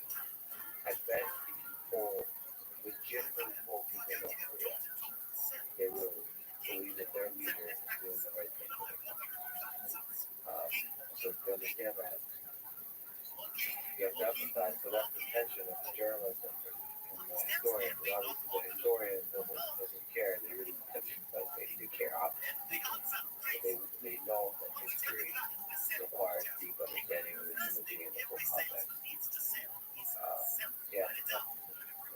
Yeah. Well, I think it's both for journalists and historians. The challenge is not to be too close to your subject, right? And not to be overly influenced and used by them, right? When you're talking to a living subject, which is going to, it's a matter of making sure that you triangulate their stories with the rest of the record. And that may paint a different picture of the person and will prevent you as a journalist or an historian from kind of just telling someone else's story. And so historians also have the benefit of going back, 30, 40 years and solving the story, figuring out, trying to prove them alive, which parts are accurate, which are not. And journalists do that work on a day-to-day basis. Historians, we get a little bit of time to think about what we do. Well, I personally also think it's deeply disrespectful to the populace, the people, to censor and ignore a person that's reported by very large numbers. Like that you always, I personally feel like you owe the citizens of this country a deep empathy and understanding of the leaders they support.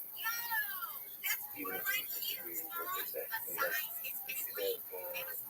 to me, I'm much more worried about what's happening in this country. That it's having good conversations with Donald Trump is ultimately valid.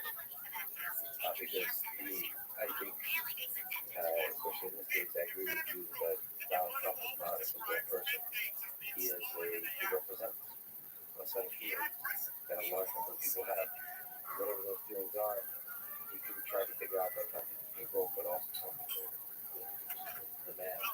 And then see the people there, what is this really represent in this period of history, slice of the world, ultimately understanding I think leads to compassion and love and unity, which is how this whole thing progresses. The tension between the different sides is useful to have a good conversation, but ultimately coming up with the right answer and progressing towards that answer is how you make progress.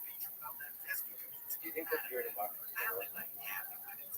So we have this representative democracy with these contentious elections and so on.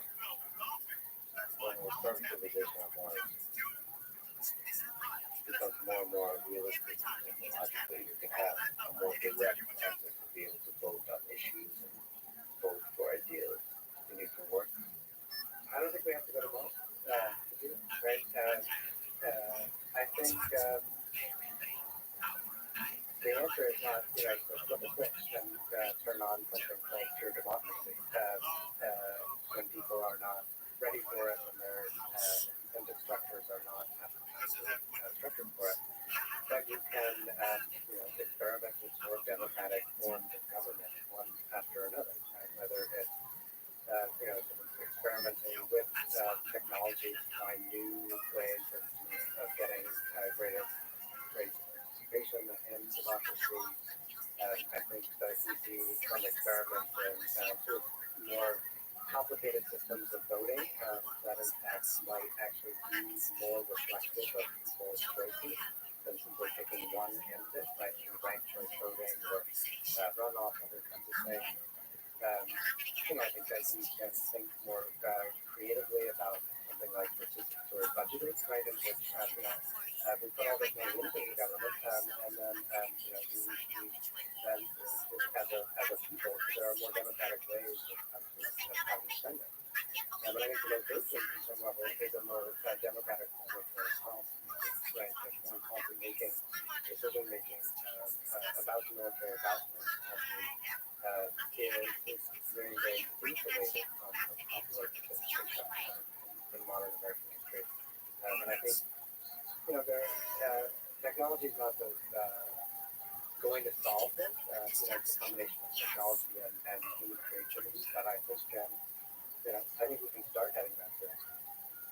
Whether we get there before we get to Mars, one interesting lesson from if you look at the fundamentals of the history of American elections, do you hope to reveal when you try to teach the class? And how will those fundamentals be met by the students who receive that wisdom? So, what do you think about this game? It's such an interesting idea. I hope you do go through this kind of idea.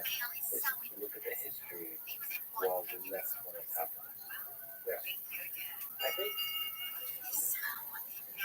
it's worth remembering, right, that the students who are typical American students who are in college right now, that have lived their entire life after the election of 2000 and just before, right? And After 9/11.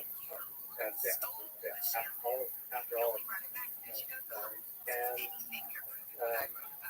so on the one hand, they take partisanship and elections for granted. Um, they don't, I think, share, sort of some vision that things used to be different, right? They don't remember a world that had, lots of moderate Democrats and liberal Republicans, running around in it. But, so in some ways it's a way of looking back and perhaps other ways of organizing our politics. It's also a way of reassuring students that we have been through contentious and even violent elections before elections. And that people have defended the right to vote. And people have risked their lives for it. And I think they will understand that as well. And maybe knowledge of history here can help de-escalate the emotions you might feel about what country or another.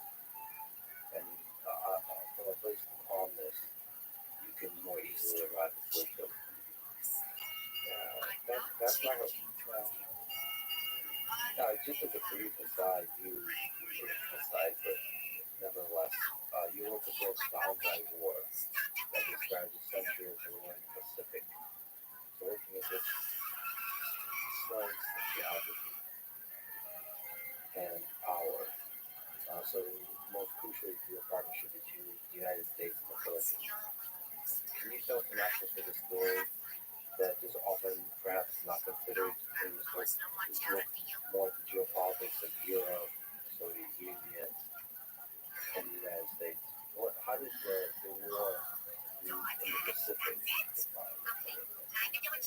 Yeah, I came to this profound war in the sense that our stories were to be lopsided, were good, and American history, when viewed from the specifically in the 20th century, helps us understand American power in some new ways. And not only American projection of power into Asia, right, but also the ways in which American power affected people in Asia, right, either as in places like the Philippines or the United States colonies for years, or Asian Americans, people who migrated or resided from them in the United States. And those linkages between the United States and Asia, particularly the U.S.-Philippines connection, I think were something that needed to be traced across the 20th century. It was a way, sort of a new way of seeing American power, from a different angle.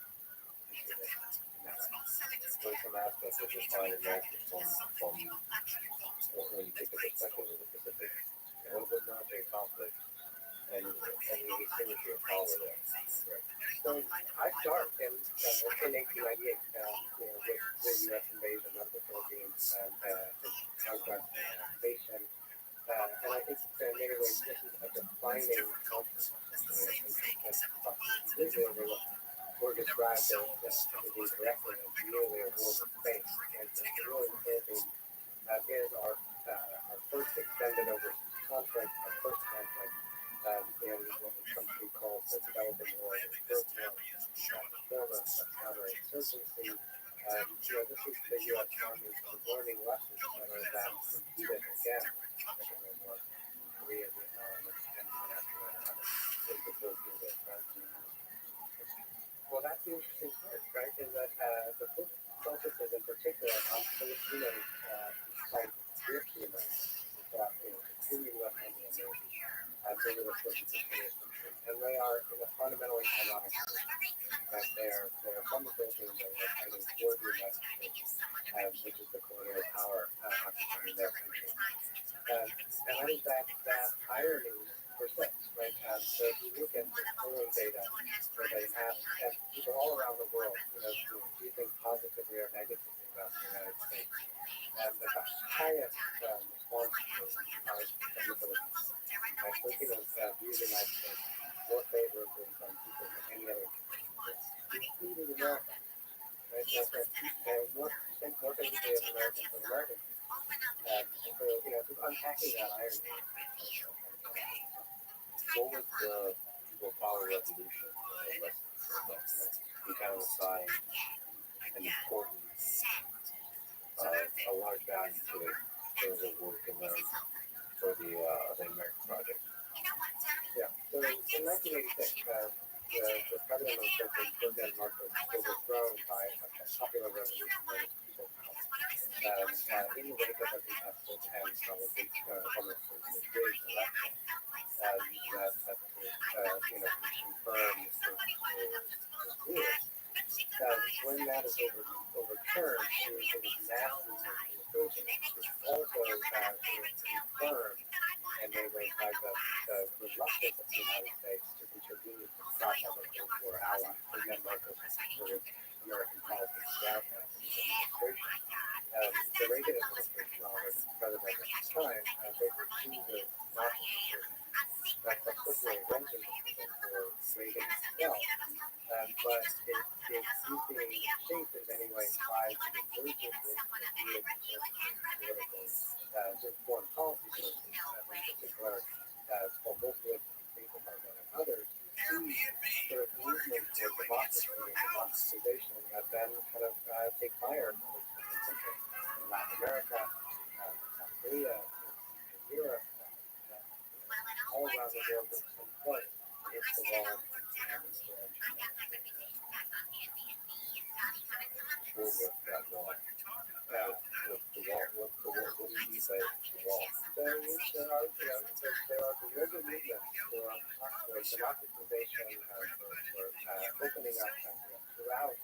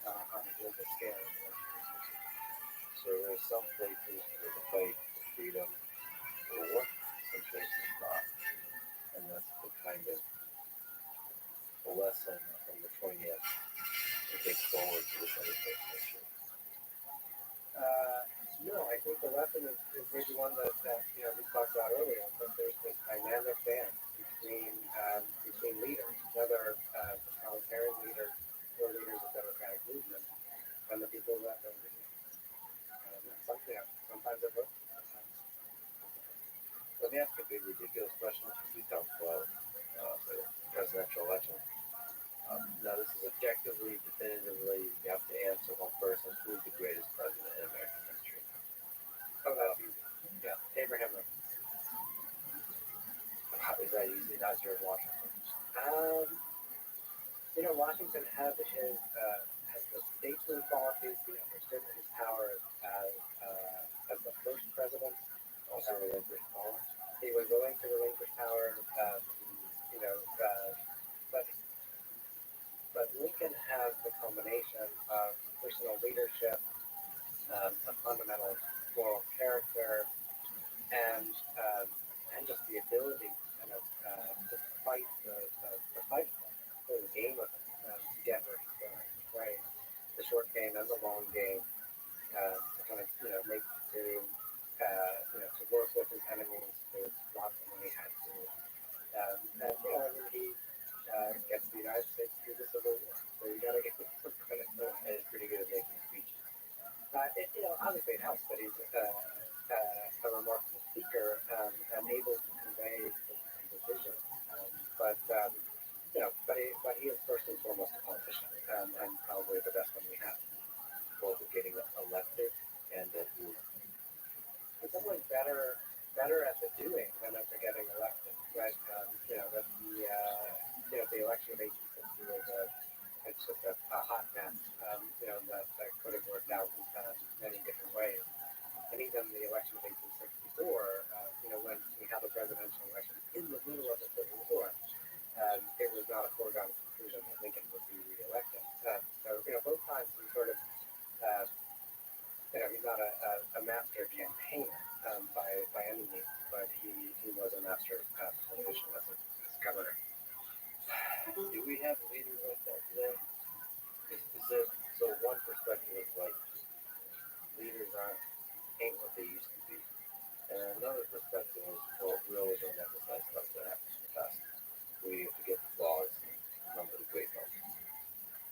Yeah, both of those things are true. Right? On the one hand, we don't we are not surrounded by people of Lincoln's caliber right now. That feels like the case. And I think we can say that with consistency. But I always like to point to President Harry Truman, who left office with a truly abysmal presidential rating. Was dismissed throughout his presidency as unqualified, as not knowing what he was doing, etc. And when turns out, with hindsight, we know that he's better at the job than anyone understood. Better at getting elected, right? You remember that sign, "Do we defeat Truman?" That he showed that, right? And better at holding power, and better at kind of building the kind of institutions that long after he was gone, demonstrated that he won the long game.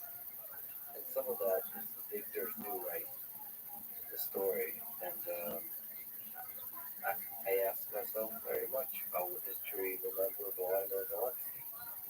It's not obvious. And how will history remember Putin? That too is not obvious.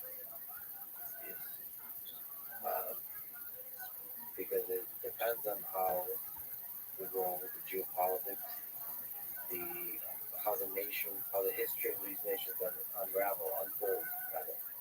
So it's very interesting to think about. And the same is true for Donald Trump, Joe Biden, Obama, George Bush, Bill Clinton, and so on. I think it's probably an unanswerable question of which of the presidents will be remembered as a great president this time. You can read all kinds of cases for all kinds of people, and they do, but it's unclear. It's fascinating to think about when the robots finally take over, which of the humans they will appreciate the most. But that's for advice. You have advice for young folks as they, because you mentioned the folks you're teaching, they don't even know what it's like to have waited on the internet for the thing to load up for every single web page. Stuff. They don't know what it's like not have the internet and have a dial phone with it. joy of getting angry at somebody and hanging up. They don't want any of them. So for those young folks that look at the contentious elections, that look at our contentious world, our divided world, what advice would you give them on how to have a career they can be proud of, say they're in college or in high school, and how to have a life that can be proud of? Oh man, that's a big question. Yeah, I've never given a graduation speech. This is like raw, it's more like raw material. Yeah. For the writing. If I did, I think I would advise students that history teaches that you should be more optimistic than your current surroundings suggest, right? And I think it would be very easy as a young person today to think there's nothing I can do about this politics. There's nothing I can say to this person on the other side of the aisle. There's nothing I can do about the planet, etc. And just sort of give up. And I think history teaches that we don't know who the winners and losers are in the long run, but we know that the people who give up are always the losers. Right? But don't give in to cynicism or apathy. Yeah. Optimism paves the way. Because human beings are deeply resilient and creative, even under far more difficult circumstances than we face right now. Well, let me ask a question that you wouldn't even dare cover in your graduation commencement speech. What's the meaning of life? Why are we here? This whole project that history studies and analyzes as if there's a point to the whole thing. What is the point? All the wars, all the presidents, all the struggles to discover what it means to be human, or reach for a higher ideal. Why?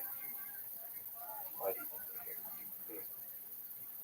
I think this is where there is often a handoff from the historian to the clergy. But in the end, there's less distance between the two than you think, right? That if you think about some of the kind of answers to that question, what is the meaning of life, that are given from religious tradition, often they have a fundamentally historical core, right? It's about unifying the past and the present in some other non-earthly sort of dimension. And so I think there's that. I think even for people who don't have religious belief, there's a way in which history is about the shared human condition. And I think historians aspire to telling all of that story. Right? We drill down on the miseries of war and depression and so forth, but the story is not complete without blueberries and butterflies and all the rest that go with it. So both the humbling and the inspiring aspect that you get by looking back at human history, that we're in this together. Christopher, this is a huge honor. This is an amazing conversation. Thank you for taking us back to a war that not often discussed, but in many ways defined the 20th century and the century we are in today. Just the First World War, the war that is supposed to end all wars, but instead defines future wars and defines our struggle to try to avoid World War III. So it's a huge honor to welcome you today. This is amazing. Thank you so much. Thank you. Thanks for listening to this conversation. Christopher Cavazzolo. To support this podcast, please check out our sponsors in the description. Now, let me read you some words Woodrow Wilson in 1917 about World War I that haunted the rest of the 20th century. This is a war to end all enemies.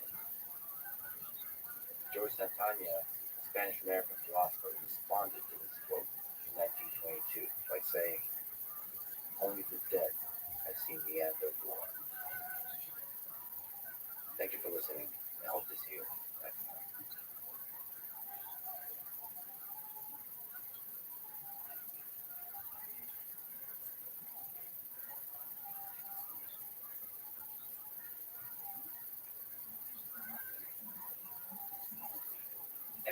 definitely experienced moments where I didn't want to do anything but chess. I also feel it's pretty universal. I think if you want to be the best at anything you do, any sport, you have to be that level of obsessed. The following is a conversation with Alexandra and Andrea Lopez. They're sisters, professional chess players, commentators, educators, entertainers, and streamers. The channel is called Lopez Live on Twitch and YouTube. I highly recommend you check it out. A small side note about the currently ongoing controversy in the chess world, where the 19-year-old Grandmaster Hans Niemann beat Magnus Carlsen in the St. Felix Cup. After this, Magnus, for the first time ever, withdrew from the tournament, replying with a tweet that there may have been cheating or at least something shady going on. Folks like the Grandmaster Hikaru Nakamura fanned the flames of cheating accusations. The internet made a bunch of proposals on how the cheating could have been done, and it ranged from the ridiculous to the hilarious, often both. Hans himself came out and said that he has cheated before when he was 12 and 16 on random online games to jack up his rating. But he said that he has never cheated his person over the board. Danny Wrench from Chess.com, who I've spoken with, may make a statement in response to Hans' claim. Folks like Grandmaster Jakob Luga spoke to his experience training Hans Niemann and has said that his memory and intuition were quite brilliant. So as you see, there's a lot of perspectives on this. Chess Base is a good summary of the saga that I'll link in the description. Also note that this is so quickly moving that new stuff might come out between me recording this and publishing the episode. But I thought I'd mention this anyway since the episode with the Voltas sisters was a conversation about chess. It was recorded shortly before the controversy, so we didn't talk about it. I'm considering having Hans on this podcast, and also Magnus back on the podcast.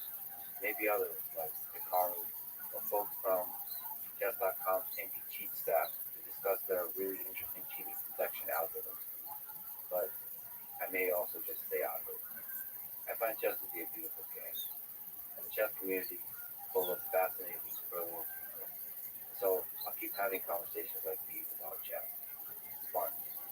My goal with this podcast and in general as a human being is to increase the amount of love in the world. Sometimes that involves celebrating brilliance and beauty, science, and art, and chess.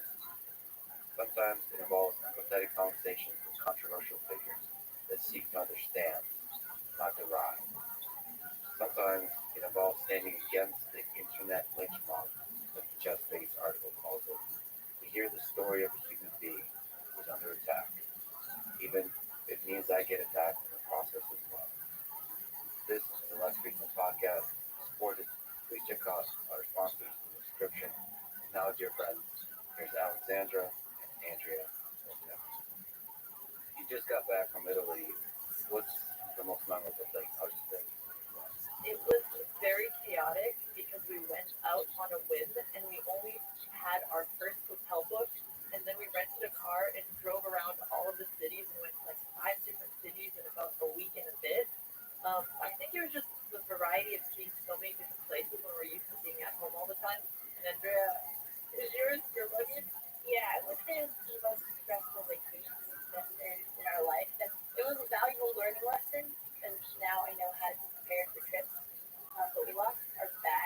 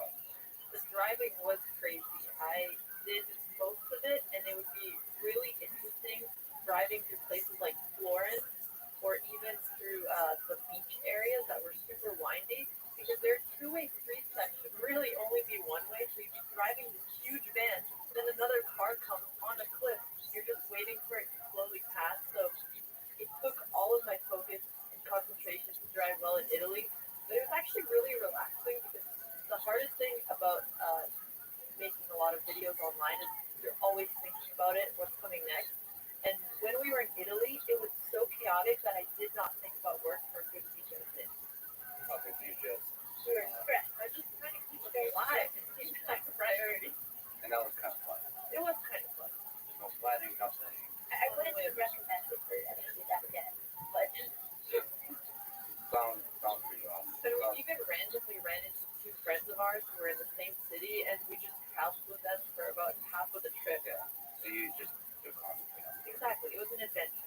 Okay. And I see like you were using your hands a lot. You picked up some of the Italian hand gestures. I did.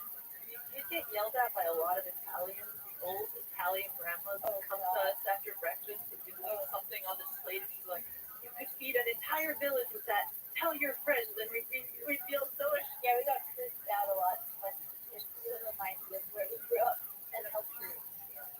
Where you grew up. Oh, we're Romanian, but it was like an immigrant neighborhood.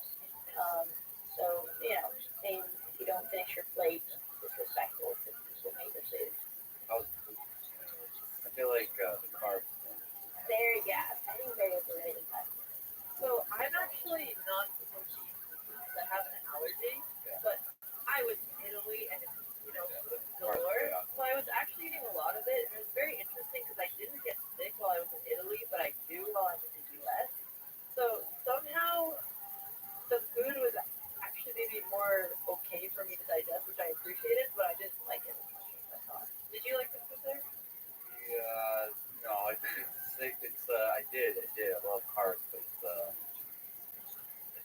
feels like Vegas when I go there. It's like if I stay here too long, I'm going to do things I regret. That's what it feels like. I don't know how to moderate, and everybody is pushing very large portions of wild kind of eating things on you. Pasta, pizza, and it's so sort of bread. It's so delicious. So yeah, I love it, but I regret everything. So it's like I don't want to go to a place where I'm going to regret everything I do for too long. Yeah, surprisingly, the people there though are so very fit, and everyone is in good shape. So that's probably because they're walking around all day, much around good. And they also just know how to moderate. I think I got used to the U.S. eating The US portion of that. just a lot. That's always a lot Yeah. and more. And I feel in the US, food advertisements are also much more in your face, and you're more often reminded of junk food than we were in Italy.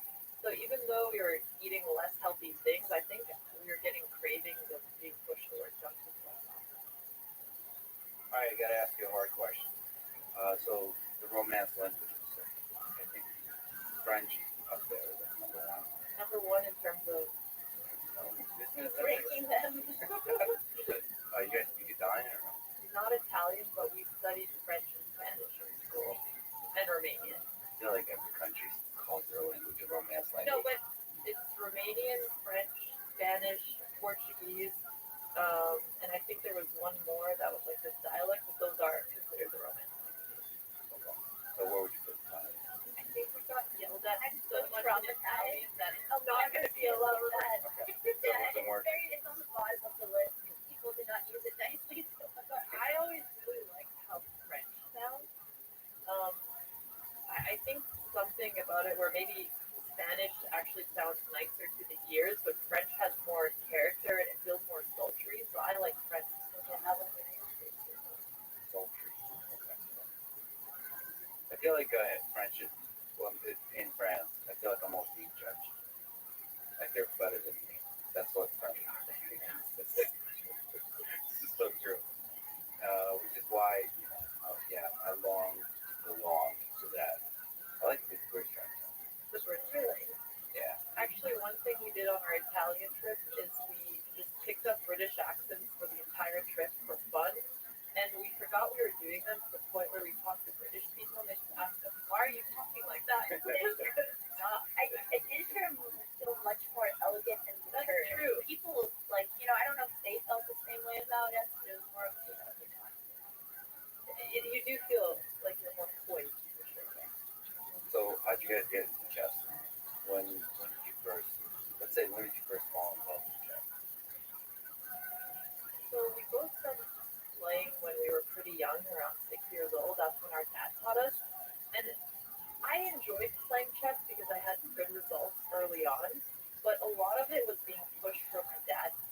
chess, and I only really started loving it when we moved from Canada. We started moving a lot, and chess was the one stable thing that I had, and it was also where all my uh, friends were. So it was kind of that foundational thing for me, and that's when I started studying chess very intensely. When I started putting in the hours of my own will, not because I was being pushed by my dad, that I started really loving it. I even wanted to take time off college to just focus on chess.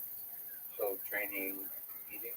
Training and competing, yeah. It was when I was doing it for myself that I started getting my best results.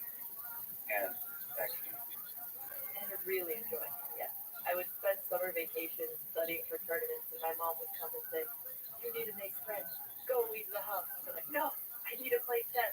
And I remember those moments. you rebelled by playing chess. Yeah, exactly. How did you get into it? Yeah, my experience with loving it has been very opposite from Alice's, but right, my sister was playing and my dad taught me when I was Andrea was sick. cool in high school, unlike me. You were. I wouldn't say cool, I'd say it's more balanced kind of other hobbies. In my childhood, if I ever really did love chess, there were certainly moments about like traveling and being together with my family and spending those moments together, but those are more the social and the experiences.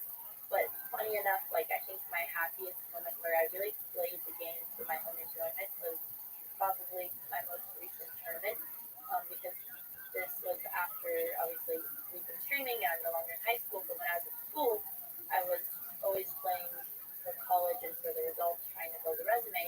So I was too stressed out about the pressure to really enjoy the game. Whereas when I just played my first tournament, so it was like after like a 2-year break because of the pandemic, and it was also all live on Twitch, so there was some pressure, but it was the first time that like I was really eager to study for the game, sitting and focusing since they've been streaming and not getting distracted by something else in years, like I said. And the tournament experience, I hit my highest rating, and it was my best tournament ever.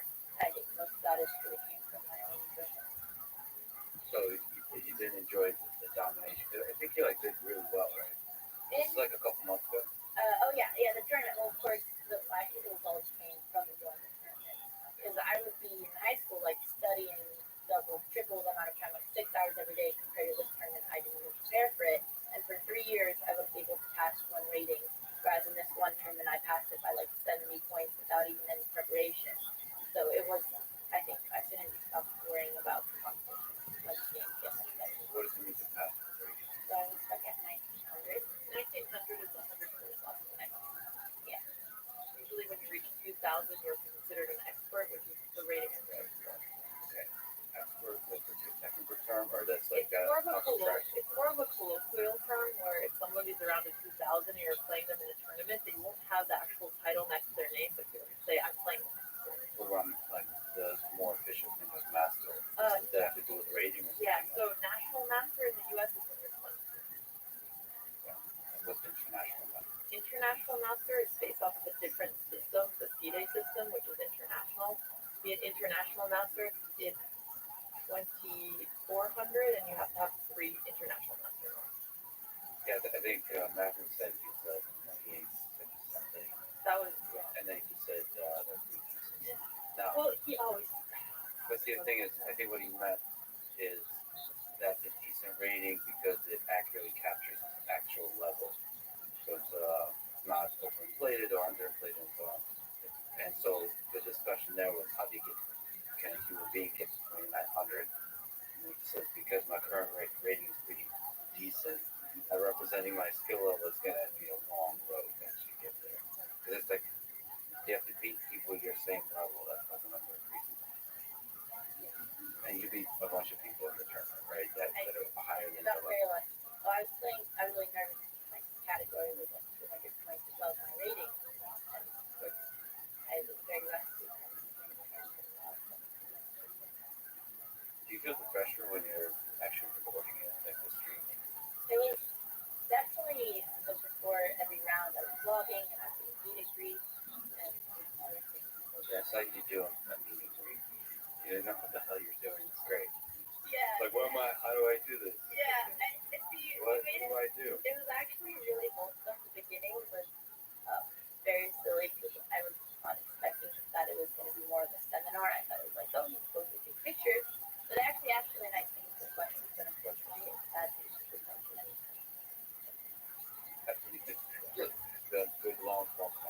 So there's like questions Q and A. Exactly. You have to have a fast-paced presentation. Well, not everything in life can be on YouTube, right? There's like two parallel things, stuff that's fun for YouTube. One day. Yeah, when you guys like when you become like ultra famous, you're currently just regular famous, And then Whereas we'll for see the Q&A, flow content. and that the YouTube aspect, the creation aspect, does that add to the fun ultimately of the chess, of like your level of chess? For the love of chess in general, or just for competing in that competition? No, level of chess in general. I think you said that for competing for that tournament was adding pressure. Yeah, but actually, I would say that's a good question. But yeah, this is where I differ to Alex because when I was just competitive and I was younger, I don't think I loved chess as much as when I started doing it for content because unlike her, who a lot of her friends and social circles was other chess players, I never really traveled and built really solid friendships through chess until I started streaming and meeting other chess streamers and actually playing and talking to people for fun rather than just always being alone in a game and never really meeting other people my age or people with similar interests. So I would say Twitch was the thing that really changed how I approach the game. I think with some YouTubers, it's refreshing to be almost somebody else. You create a persona and you're stuck in that persona. I think I'm too much of a boomer to know what the hell Twitch is anyway. But it feels like when you're actually live streaming, you can't help but be who you really are. I think it's I think when you're live streaming, and I've talked to a lot of other streamers about this, you kind of just over exaggerate one side of your personality, and of course, it's kind of like being like on all the time. Like you're kind of being more entertaining, and sometimes you're being sillier at moments, or more. You take what character traits that people know you for, and you want to be like ADHD and the younger sibling who's very energetic and causes trouble, even though yeah, she's not I'm sure you've like, got trouble just for the channel. Yeah, right. I think, and of course, when you're live streaming for like 4 or 5 hours, there's going to be moments in the stream where it's more chill, but especially when you're like editing that content or you're doing bigger streams that are shorter, you are kind of playing up the side of yourself. Because, of course, there's a lot of parts of me that I don't show to the camera because they're not as entertaining to watch, like the more serious parts. And also, there's things that you are really interested in about what you do. Like, I love competitive chess where I can sit and really think about it, but I know that that is not going to be as entertaining for stream. I know that's not going to be as entertaining for YouTube. So you kind of have to take what you like, but then really adapt it to whatever the format is. And sometimes that feels inauthentic, but other times it just feels like repackaging what you love for people in a more general audience to enjoy. Do you feel like it's a trap a little bit? Like, Oh, I Your think trap. social media is okay, go ahead. social media in general is a trap of that kind. Well, so we've been trying to switch to learn how to make YouTube videos recently, and so much of learning YouTube school is kind of the beastification of content where you try to get to the point of the video within like the first 10 seconds and not lose people. You try to You mean like Mr. Beast? Yeah, yeah, where it's so fast paced, there's a reason to wait, there's high stakes, and everything is created to keep people watching the video and keep people on the platform. And in some ways, it is a trap because it's harder to do the kind of content you like because you really have to squeeze it to be like, okay, well, do we have a good thumbnail for this? Do we have a good title for this? And that's something that we're trying to figure out how to keep true to what we like. Yes, the way I think about it is, yeah, there's a lot of stuff you can create, yeah, the mystification process, but also think about what are the videos, conversations, things I will create in this life that will be the best thing I do. And I try not to do things in my life that will prevent me from getting there. I feel like if you're always focusing on doing kind of optimizing the thumbnail, 10 seconds and so on, you'll never do the thing that truly you're known for and remembered for. So finding that balance. I get that, but at the same time, this might be my own copium, which I know is a word you know now. Yeah, I'm slowly learning the full complexity of the term, yeah. But the other way I think about it is a skill to learn how to communicate with large audiences. And first I started streaming chess, which is something I just did and really loved. But now I have to learn how to translate that format, and if that's a skill set we could build, then we could use it to do really important things. And I've seen a lot of YouTubers who have done interviews about how, they didn't love the kind of content they did at first, but what they're doing right now is really meaningful. So I like to think of it maybe like skill development. Not everybody gets off podcasts where they can talk to super interesting people right off the bat. Yeah, it could be slow and boring in a podcast. You don't have to worry about the first 10 seconds. I mean, people like keep pushing me for this, but the first 10 seconds of the videos I do is what I know it's most important for YouTube, but I don't give a damn. I wrote a Chrome extension that hides all the views and likes. I don't look at the click. I don't look at Twitch views, Andrea does. So I love numbers too, but that's why I don't look at it. I'm like, oh, why? You'll start to think that a conversation or a thing you did sucks because you didn't get views. But that's just not the case. YouTube algorithm is small to figure stuff out.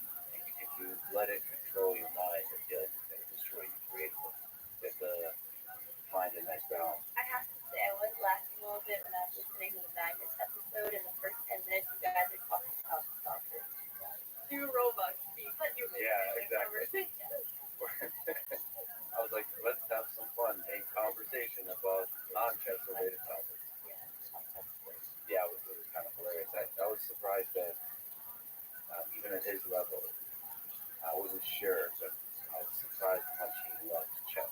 Sounds cliche to say, but like the way he looked at a chessboard, those memes like, I wish somebody looked at me the way he's still like the way he glanced down and he reached for the pieces of excitement to show me something. There wasn't like, okay, I'll show you. It was like there was still that fire. That's something I've always talked about, like super grandmasters. Like one of my coaches was the person who also like Nikian Emmer of Norway. He also coached Magnus was the second, and he was helping me train for my tournament. And I was kind of putting off doing the homework. If you're putting it off, that means you're studying the wrong thing. Like you should be enjoying, even when you're practicing. Which when I grew up, I thought to get to the top level, like practicing has to be hard and unpleasant. And when I was listening to your Magnus episode, he was like, I didn't beat ropes very much. Or it was one thing that he said that's like very normal for studying classical chess that he didn't do just because it didn't interest him. He says I suck at puzzles. Yeah. Puzzles. Yeah, he doesn't do what he doesn't enjoy, and that's because it's like purely driven out of passion. I think the Instagram was like, I suck at puzzles too. Yeah, it didn't sound. I don't have to study at all. It's just it's fun. And, but I think the lesson there is really powerful. Is he spends most of the day thinking about chess because he wants to. To do whatever, if you're into getting better at chess, do whatever it takes to actually just the number of hours you spend a day thinking about chess. If you're like super serious about it. I actually get very addicted whenever I start studying chess, which is why I don't do it as seriously when I focus on content. Because I go through these rabbit holes where if I'm focusing on chess, I want to be as good as I possibly can at the game. Otherwise, it's hard for me to enjoy it because it's such a competitive thing. And I remember training for tournaments. And when you're training for tournaments, you even start dreaming about chess and you can't stop thinking about it. And it's as if you're flipped into this completely different world, which is also what I like best about the game, that it's a completely different living experience. And then you take some drugs and now you start to see things on the ceiling. There's some factual hallucination like to the Queen's Gambit, like those scenes. I think it's Is that based on your life story? well, can't say that. No, just kidding. Actually, chess players are very careful to not take drugs. They drink a lot. Yeah. They drink so much. It's actually crazy for how good they're able to play chess when they do. But when it comes to things like psychedelics or other things, they usually stay away from those. They don't want to mess anything up with their brain. This is actually an intervention. I saw it mentioned somewhere. I think it was the lie detector test where you have a drinking problem. Is that No, actual? I think that's actually a meme that we like to joke about on stream because occasionally we've had like a White Claw stream or something like that, and then people meme about it. It goes back to Andrea's point of amplifying a part of your personality to make yourself a little bit more entertaining. Could use that as an excuse from now on. This podcast is just amplify a part of that personality No, I'm not really like this. But have you played drunk? Magnus has played drunk. He says it helps him with the creativity. That. Well, Andrea's under 21, so she's obviously would never do that. But I have played while drinking. Actually, I enjoy playing chess and drinking more than pre-gaming or going out to clubs and drinking, which sounds really silly. And I'll usually play against opponents who are also, having some beer. And it does make you feel like you're seeing the game from a fresher perspective, where it can sometimes make you feel more confident, liquid confidence, and it does help with creativity. You just feel like you can pull things off. But there's also a limit. It's more like you've had one drink or two drinks, but then it goes beyond that, and then you just start missing tactics, and it's not worth it. Yeah, I think they only help players in very short time controls. One time I was challenging with Grandmaster on screen, and we were playing score chess, which is 1 minute chess. And I was giving him handicaps, and I said, okay, you have to take 4 shots before the next game. And he just got like 10 times stronger and transformed into like the Hulk and destroyed me more than last game. So, but of course, if you're playing like a 3 hour game, it's gonna get old. But I think in short time controls, Yeah, definitely has to be blitz. It has to be where it's more intuition rather than sitting and calculating. It's probably like negatively affecting the ability to calculate. Absolutely. How much when you guys play chess, how much of it is calculation? How much of it is intuition? How much of it is memorized? Opening? It really depends between short form chess, so 5 minutes, 3 minutes, 1 minute, and classical chess. I love playing blitz now because that's most of what I do, and that's actually how I got into chess streaming because I couldn't spend entire weekends or weeks playing tournaments. So I would just, while I was in college, log on and play these long blitz or bullet sessions. And it's very fast, so you don't have time to go calculate as deeply. You basically have to calculate short lines pretty quickly, and a lot of it is pattern recognition and intuition. That's 3 minutes. Yeah, Okay. And so for that, it's just intuition. a lot of it is intuition. Yeah. Yeah, I saw on the streams you actually talking. Yeah, that helps my results. That doesn't help my results. It doesn't. helps I heard the it, concept of the game. Yeah, exactly. but you can still do it. It feels like how can you possibly concentrate while talking? It's because so much of it is intuition. You're not, while you're talking, you're thinking about that topic, but then you just come to the board and just understand what you should be doing here. And then sometimes you get in trouble because you're talking and you have now lost half of your time. You have a minute and a half, your opponent has 3, and you're kind of at a disadvantage. But that kind of goes to show that that's how blitz chess usually works. Right? Classical is very different. Which of you is better at chess? Let's do it this way. Can you, Andrea, can you say in which way is Alex stronger than you? Which way is she weaker than you? Not physically, in terms of chess. Well, yes, of course she was higher rated. But when we do play, I think her strength against me, where she really gets me, is the end game. She has stronger end game, so she can. And I actually have stronger opening. But as soon as she's in, I'm supposed to say what is good about you, not you. yeah, I'm getting there. Well, see, that's what I'm saying. Because don't worry, it's related, okay? Because if I can get an advantage in the beginning of the game, but as soon as she starts trading pieces down, like my confidence drops because I know that the end game is the hardest part of the game and the longest, and that's where she ends up beating me. So her end game is her, I think, what is the difference? Then she has Sounds like her psychological warfare is better too. That If you're getting nervous. that is. But it's harder to play against higher rated players. They have, Magnus, former world championship champions have that psychological edge. So I think it's always going to be different for Andrea because she knows statistically she should be winning something like 1 in 4 games, but she usually does better than that. She's very distracting and talks a lot. That does help. What does it feel like to play a high rated player? What's the experience of that? Like playing something like Magnus. So it depends on how much higher rated than you they are. If it's someone who's like between me and Andrea, let's say it's a 200-point difference, they should win, but at least you still feel like you have a chance.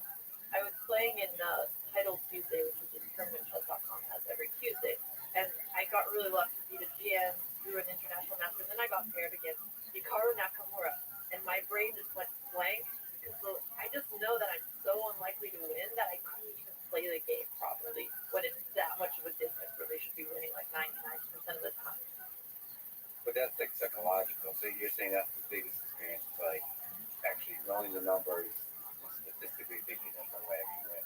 But I meant like, is there a suffocating feeling like positionally you feel like you're constantly under attack? You just feel like you're slowly getting outsmarted, and the worst is when you don't even know what you're doing wrong. You come out of that and you're like, I thought I was doing great, and I got slowly squeezed. I didn't understand what was going on, and you're just kind of baffled. It's kind of like watching Alpha Zero beat up Stockfish. You don't really understand why it's making certain moves or how it thought of the plan. You just see it slowly getting the position better, and that's what it feels like. I would add, it's kind of different for me if there's someone who's significantly higher rated, so say more than like 300 points, or you're playing Magnus. What I notice is I just feel lost straight as soon as I don't know my preparation because they know so many opening lines that they're going to know the best line to beat you that you haven't studied. But then on move 10, you're like, he already has a maybe plus zero.5 advantage, which is really small, but for someone with such a significant skill level, you know you already lost at that point. And it's like third.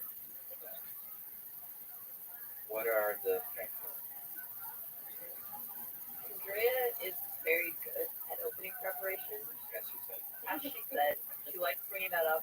I mean, she's very meticulous about it, where she'll really go in and learn her lines. And having that initial starting confidence isn't just helpful for the opening, but it helps develop your plans for the middle game. So I think she's very good at that. Um, I think she's actually pretty good at tactical combinations. Um, What is tactics? Tactics is like solving puzzles. We're basically finding lines that are forced, where if you find them, you're going to win. So I That's think like puzzles within it. within it. Yeah, exactly. Whereas strategic chess is making slow moves, and over the process, it's like 20 moves to get a slightly better position based on an understanding of the overall strategy. So in my extensive research on Wikipedia, it says your most played opening is the King's Indian defense, in which black allows white to advance their pawns to the center of the board in the first two moves. Is there any truth to this? So King's And what Indian is it? probably is my most played opening. And it's one where even when my coach, who was a grandmaster, taught me, he's like, so you know, I've been playing the King's Indian for 10 years, and I still don't understand it. And it's one of those openings that computers really don't like because you do, or at least Stockfish doesn't like it. Maybe Alpha Zero changed their mind. I forgot to look at what. Can you show me by the way what it is? Yeah. Is it white's opening or black's opening? Black responds to the D4 Queen's pawn push, and you take your knight out to F6. I'll just put in, stereotypical classical. Um, We actually have a very famous King's Indian game in the notes that we prepared. For Yeah, hours. for the record, I asked you guys what some games that you find people and what maybe get a chance to talk about. Yeah. So this is the King's Indian. As you can see, White has much more control over the center. White has 3 pawns in the center, while Black has none past the 5th rank. And you just have this pawn on D6. And one of the ideas in chess is if you're not taking the center, then your plan revolves around trying to continually challenge it. But what is really fun about the King's Indian is that Black sometimes gets these crazy kingside attacks, while White gets queenside attacks. And even though it's a little bit suspicious for Black and the computer could usually break it, it's hard to defend as a human when you're being attacked. But if you don't pull off the attack as Black, then it's just going to end up being lost. So it's like a very asymmetrical position. It's very asymmetrical, although a lot of people now stop playing into the classical King's Indian, even though computers give it a big advantage, and they play these slower lines in the King's Indian, which are less fun. What's slow and it takes a longer time to like do something interesting with. Um, they basically don't let you get as much of a kingside attack because they try opening up the center, and then you have no weaknesses, but you're just slowly improving the position of your pieces instead of being able to go to that. But for people just listening, there is a white pawns are all on the 4th row, in a row together. That feels like a bad position For Black, for white. oh, you don't like taking the center? but like, it's just like they're like you're vulnerable. They're on the road together. Like it's like you know, because they're like who's gonna defend them? I guess the knight defends the defender. But you're actually talking about a scene that you do see sometimes, which is called hanging pawns, which is when you have two pawns right next to each other with no other pawns to defend them. So it is a valid point, and actually as black, you're trying to break apart these pawns or get them to push and create some holes into the position. But it's a trade-off, and that's a lot of what chess openings are about. You get more space, but you'll also end up having to protect your pawns potentially or move them forward to the point where they're overextended. And plus, being vulnerable is kind of fun. It's like there's more stuff in danger. We're not because if it's like this, everything's like trapped. Like you can't do anything. Everything's blocked, yeah. That's blocked off. Yeah. But You can't have fun. yeah. One of the most fun the opening principles for like is get your pawn in the center. So I'd say like this is actually preferable for light. Let's go over some opening principles. There we go. Because this is a very good learning Okay, lesson quick for any crash chess course. beginners in the audience. Okay, so first thing you want to do is control the center. There you go. Use more the more aggressive. Isn't that like the basic vanilla move? I didn't. Somebody told me that's the most popular opening move in chess. Is that why is that? So it's e4 and d4, and the king's pawn is known as being for more tactical players, whereas d4 is known for more positional players. So that's why it's considered more aggressive. I'm like your gambit. So tactical means I'm gonna try to attack you. You're going to try to go for puzzles and rely more on your combination abilities. Whereas if it's something positional, you usually have like 3 to 4 moves that are all good in the position, whereas tactics, you need to see this one line. So it's more precise. So this one's cool because we can, queen can come out, bishop can come out. Yeah, that's one of the most popular checkmates, and usually what you teach new students to try to cheese their friends when they feel really excited that they know this new trap where you bring the bishop and the queen out and you try to checkmate on f7. The trap that Queen's Gambit that Harden falls first. And there's like first game versus the janitor. Gets all mad if he gets checkmated very easily. So that's the one to get checkmated with? Yeah. I love that you guys were actually paying attention to games carefully. Which is pretty cool that they did a good job of improving, evolving our game throughout the show to actually represent an actual sport, chess player. Yeah, they really took every detail into consideration. Okay, so what else? That brought stuff. I will do the same. Okay. So then you want to develop your pieces. From the beginning of the game, you want to take out the bishop and knight first because you don't want to start with your valuable piece like the queen. Because then it'll become a vulnerability and it'll get attacked very early on. And the reason you're taking out the pieces first is after this move. So you can move a knight move or a bishop move and not figure it out. Yeah. So at this stage, not like even before getting the two pawns out. You usually want to start with getting a pawn because you want to get space in the center, but also when you push pawns, it helps free up pieces. So usually start with one pawn first, and then you can start taking out your minor pieces, which is the bishop and the knight. I have anxiety about it. Just floating out there. I'm defenseless. So it's not attacked yet. See, those are what you call ghost threats. So you're scared of something that hasn't happened yet. So if I were to attack you, I feel like there's a deeper thing going on here. Yeah, so you're attacking the pawn in the center here, and it is vulnerable, but as soon as you do that, I can develop my own knight and defend it as well. And for people just listening, there's two pawns that just came out to meet each other, and a couple of knights. I love the chess card too. Fun, Yeah. I'm gonna romanticize the game a bit. Okay, cool. So it's like there's if you bring out the bishop and the knights, you're matching that with the other black and gold magic. That's your attacking.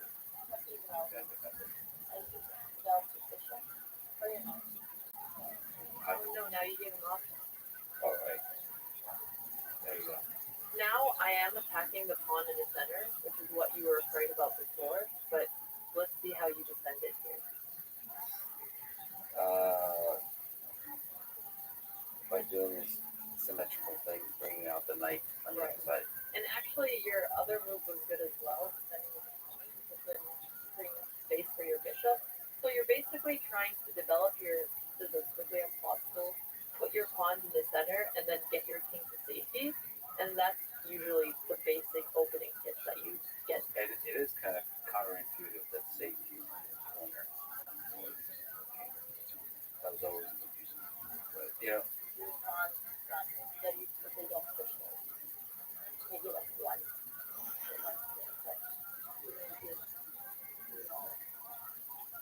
But another way to also think about it is your pieces usually want to point towards the center. If you have a knight closer to the center than closer to the side, it actually has more squares you can go to. So a huge part of it is just wanting to have flexibility for where your pieces go. So more pieces are going to be able to make threats in the center or even open up the position. So since that's where it's most likely to open, you want your king somewhere where the positions will stay closed so that you have the pawns to defend. there is like moves like this, but I always wonder because I build chess engines, but then you start to wonder like why is it that positionally these things are good? Like you build up an intuition about it, but I wish, and that's the thing that would be amazing if engines could explain why is this kind of thing better than this kind of thing. You just have to build up an intuition. But if I'm just like know nothing about chess, it feels confusing that cornering your king and getting him uh, like trapped here. Like it feels like you could get checkmated easier there. If I was just using like dumb intuition, but it seems like that's not the case. I imagine maybe because Alpha Zero learned by playing games against itself, right? And I imagine if you have a lot of games, then you do build this intuition because if you were to keep your king in the center, you just see that in those games you're dealing with threats a lot more often. But yeah, there's shortcut rules, and this doesn't even mean it's the best way to play chess, as we've seen with Alpha Zero kind of changing the rules of the game a little bit.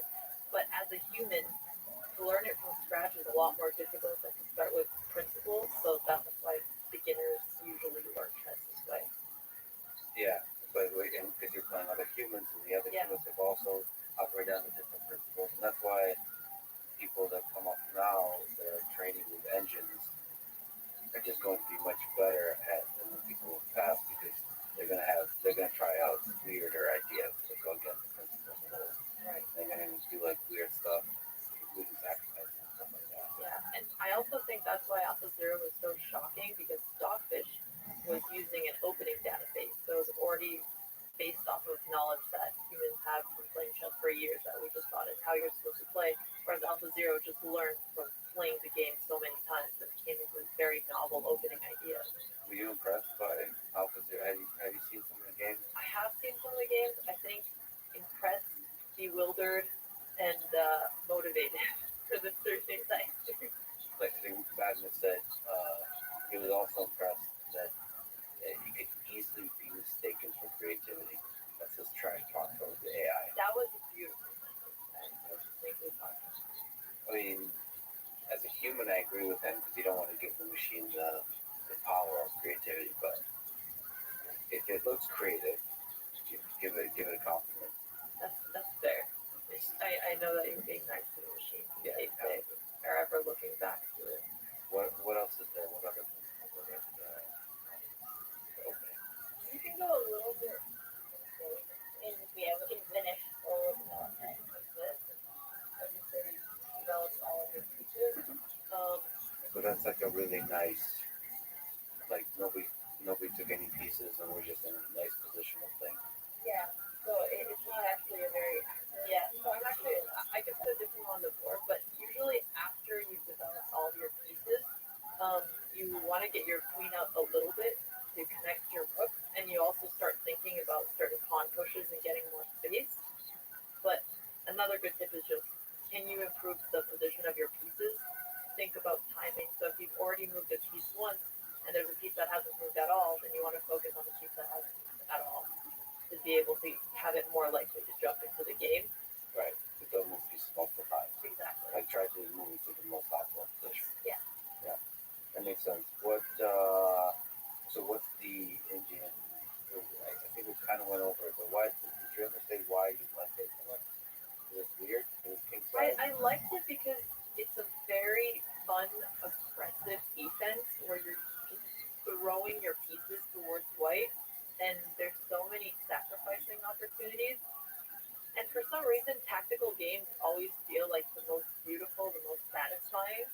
And that's what I liked about the King's Indians. But I also suffered a lot from this love because I would play things that are not necessarily correct, and my attack would pan out, and I would just struggle the rest of the game having no play and just trying to defend. So if you're always Wikipedia also says you're known for your attacking play.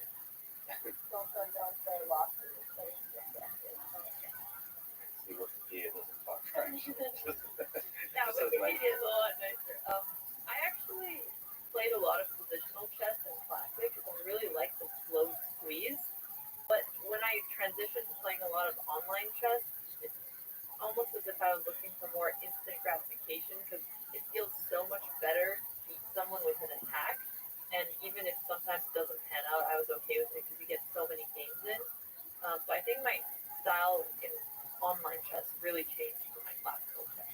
What about you, Andrea? Do you have a style? Are you attacking? Are you more like conservative, defensive player? Are you chaotic? Opening wise, I like to play more transitionally. Like I like to push before and just slowly improve my pieces and slowly get an attack. But like Alex said, if you're playing bullet chess or blitz against viewers, your options like you want to play riskier moves that may not be as good, and that's kind of when I would play more aggressive. But I do enjoy tournaments for that reason because then, like once you're 15 moves in, like as soon as you're out of your prep, I like sitting and thinking in more positional. Positional. One of the games you found to be pretty cool is a car in the Memorial versus Belfont in 2009. And that one, I think, was the King's Indian defense. Yeah. Why is that an interesting one? I also played the King's Indian as Black King. I love this model game, but and I love the saying like there are these advantages to the King's Indian. But now there's this one line that like every higher native player just destroys my King's Indian, and you see these beautiful games and like, oh yes, I want to play for these ideas, but now no one plays into it anymore, and you just get demolished for I don't play the King's Indian, but not too much fun. It's a love-hate relationship, truly. The reality. But that's like the higher level player too, or is that? Yeah, if you're setting openings and you know this line as white, you automatically get the upper edge. And that's kind of how openings develop. Start having players trying new lines, and then you see one, and then everybody adopts it if they think it's the best one. But yeah, so Hikaru is really known for his aggressive style of play. And Hikaru was black. yeah, Hikaru is black here, so he's playing the King's Indian. And as you can see in this position, white already has a huge center advantage. But what Hikaru is going to start doing, even with the next move, is bringing all of his pieces towards the white king side, because his plan is to start pushing his pawns towards the white king and ignore the attack This that is a goes on great the example queen of side. a green attack with the King's Indian. So there's a complete asymmetry towards the king side and left side of the board. Yeah, exactly. Wow, he moved to that like 3 times in a row. Yep. And that's what you need to do. You have to move the knight in order to make space for your pawn. So again, this is why it's so counterintuitive, and Stockfish doesn't like it. You're putting almost most of your pieces on the back rank, and you're pushing your kingside pawns, and you're blocking your own dark square bishop. So none of it makes sense. You're mimicking it. That's awesome. Okay, so yeah, here you see white going for queenside attack, black going for the kingside attack, and you can keep going a little bit, and I'll wait to where he starts with the pretty sacrifices. It's more fun to analyze games first person. Yeah. Okay, so here Hikaru is preparing the attack, and what I really like about this game is that he finds these tactics that are not necessarily what a computer would go for, but it's very hard to face as a human, and that's why a lot of people play the King's Indian, because in practice it's hard to defend against. So we can keep moving a little bit forward. Okay. Yep, so white is just continuing the kingside plan. Now it's the first. Is that the first piece of the bacon? Yep, that's the first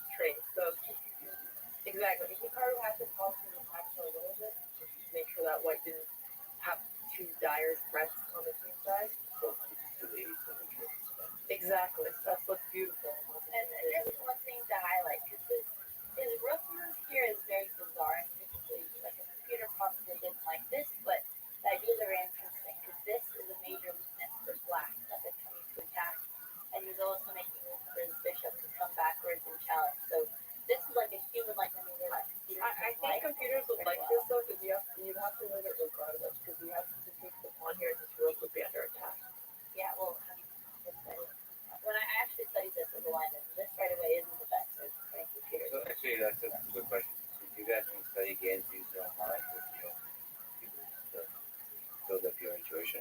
Of like looking at a position like this and what would a computer do? And then try to understand why it wants to do that. When I was studying seriously, I would try to use my own mind because you're never going to get the exact same position, so you really need to notice trends. And often computers will give you moves that are only specific to that position because of a certain tactic. But I do use computers to check what I did and make sure I didn't make any obvious blunder that I might have missed. So what does a computer tell you? Just like what is the best move? Or does it give you any kind of explanation of why? It doesn't tell you why, but it gives you the different valuations of a position. Like black is down a half pawn here or something like that. But it hints you towards what the right move is, and then it's on you to figure out why. And you can usually figure out why it's not right away, then just by going through a few moves and being like, oh, okay, that makes sense. I feel like a computer will take you down some weird lines eventually. Like sacrifice, like why the hell am I sacrificing this? Well, we'll get to the free sacrifice soon. So we can just keep playing The with pawns are being pushed forward. Yeah. And Hikaru is kind of ignoring the queenside attack here. They basically both only reply to each other's plan when they have to. This is where you convert all the podcast viewers to YouTube. Yeah. What we're talking about No, right now. there is a sense like experience of just like listening. The board. Just Imagine imagine the that pieces on the ceiling. yeah, you be calling them out, then people would be freaking out even more. Am I supposed to keep track? How hard is blindfold chess? Have you tried? Like, are you able to keep it? I've played blindfold chess before. For me, it's pretty hard. It's not a muscle that I've trained as much, and I'm very visual when it comes to chess. But it is one as a top player that starts becoming very second nature for you. Actually, this is not back on this. Maybe I was getting influenced by Queen Gambit. What do you actually visualize more in your head? If a Magnus was a boring TV board, do you have some kind of? That's every chess player knows. You don't have like, because you know some chess like computer games, you can do all kinds of skins and Yeah. like fancy stuff. You don't have any Sadly, fancy I stuff. don't have like the cool 3D warrior mode on. It's just all basic. Because you don't, yeah, you can use your brain power for adding color to it. But yeah, That's one board at a time. The current and position. then, yeah, yeah, every chess. I wonder if there's any. There's certain players who are really good and they can even play blindfold chess and play multiple games at the same time. So I would be curious how they do it, but usually when you're thinking of one game, that's the only one in your mind. Yeah, but you have to do this operation where you move one piece. You're doing like a branch analysis. Yeah. And so you still have to somehow visualize the branching process and not forget stuff. Maybe that's like constant memory recall or something. You're always looking at one board at a time, but And you're also, because you're also looking in the future.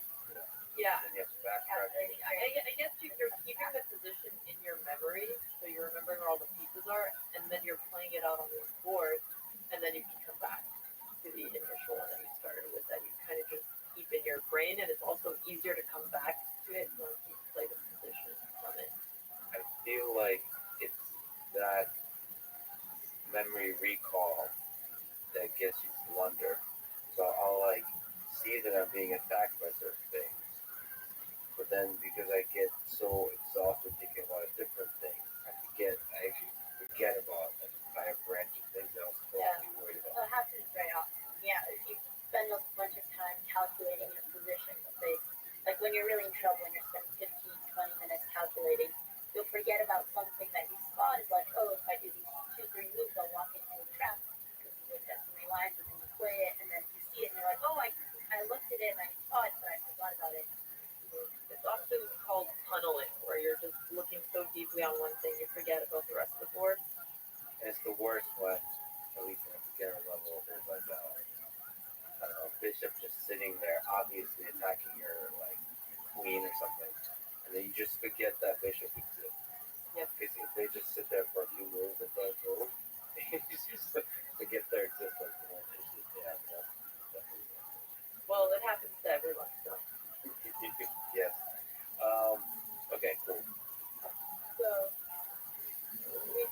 trades happening on the queen side where he had to go for those, otherwise he's in trouble. And this is where the game, This is where it gets exciting. yeah. So knight h4 is really when the sacrifice starts, and here the two important pawns are the ones in front of the king because they're helping with the entire defense.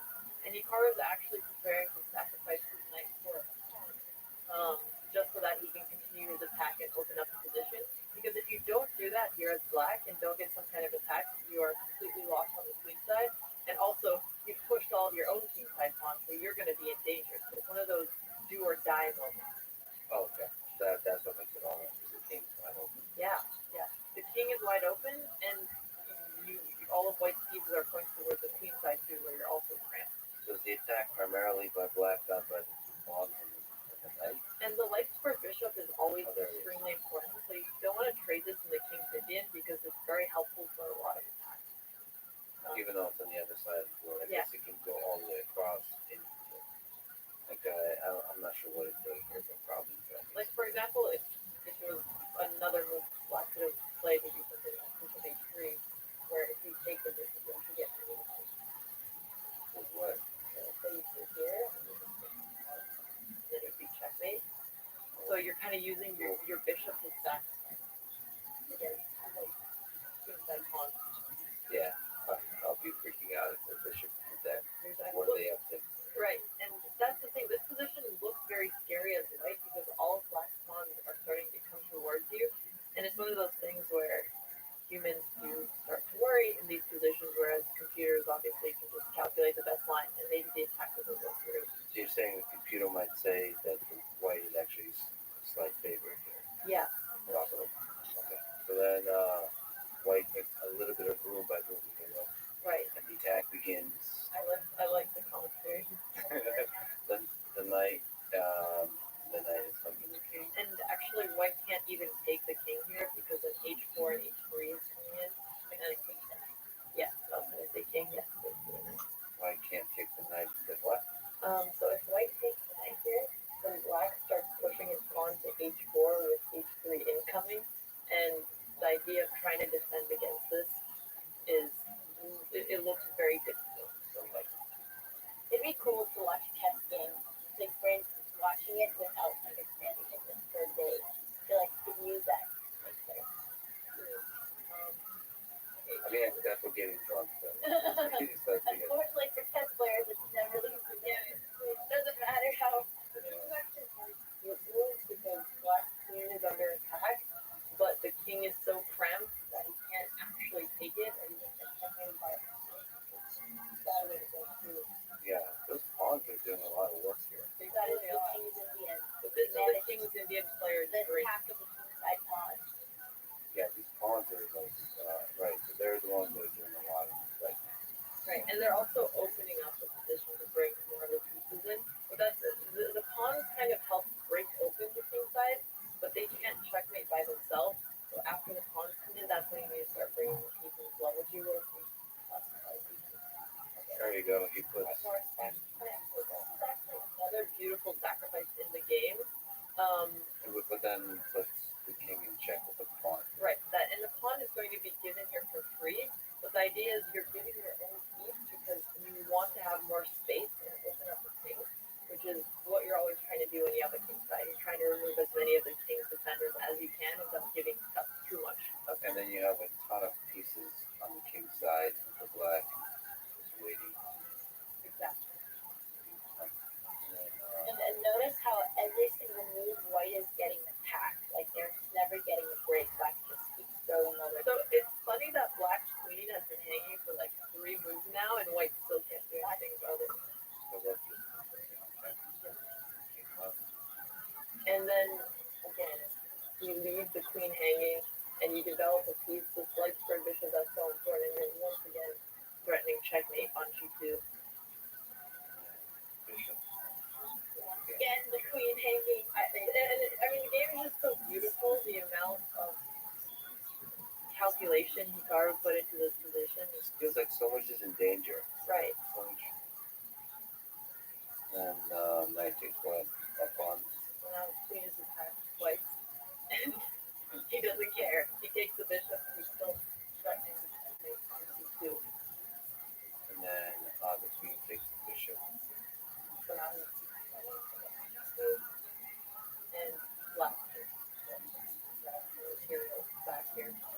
here, Black 30 is winning. Well, he ends up winning a knight here because Black had to be so much on the defensive. Just taking pieces. Yeah, I mean, at this point, you're up to 2 whole pieces, so Yeah, exactly. But And Queen. okay. and there's not as much of an attack on the king anymore, but Hikaru is up a knight here, which is GG. Yeah, what's the correct way of saying that? 'Cause I played Dennis Salvas. I played him in chess, and then I quickly realized, like from his facial expression, that I should have like stopped playing. So it was like it's already set, Yeah, and then he's like this is the good time to like give up. Right. You're not gonna get the checkmate work. Like this, he could see like the checkmate is like 5 or 7 moves away or something. What's the play? Usually you have to resign if you're in a position, or you should, through chess etiquette, resign when you're in a position where your opponent is definitely going to win out of respect. Like if you're a piece down, and obviously all top grandmasters do that. The only people who don't do that is kids, because their coaches always tell them never resign, and they'll be in hopelessly lost positions playing against like 2 rooks, a king, and they only have their sole king, but they're still playing on. So that's a position where it's obvious they can't win. Because the kids might make errors. Yeah. So it might as well. That was the interesting thing about I think Game 6 of the previous World Championship with Magnus.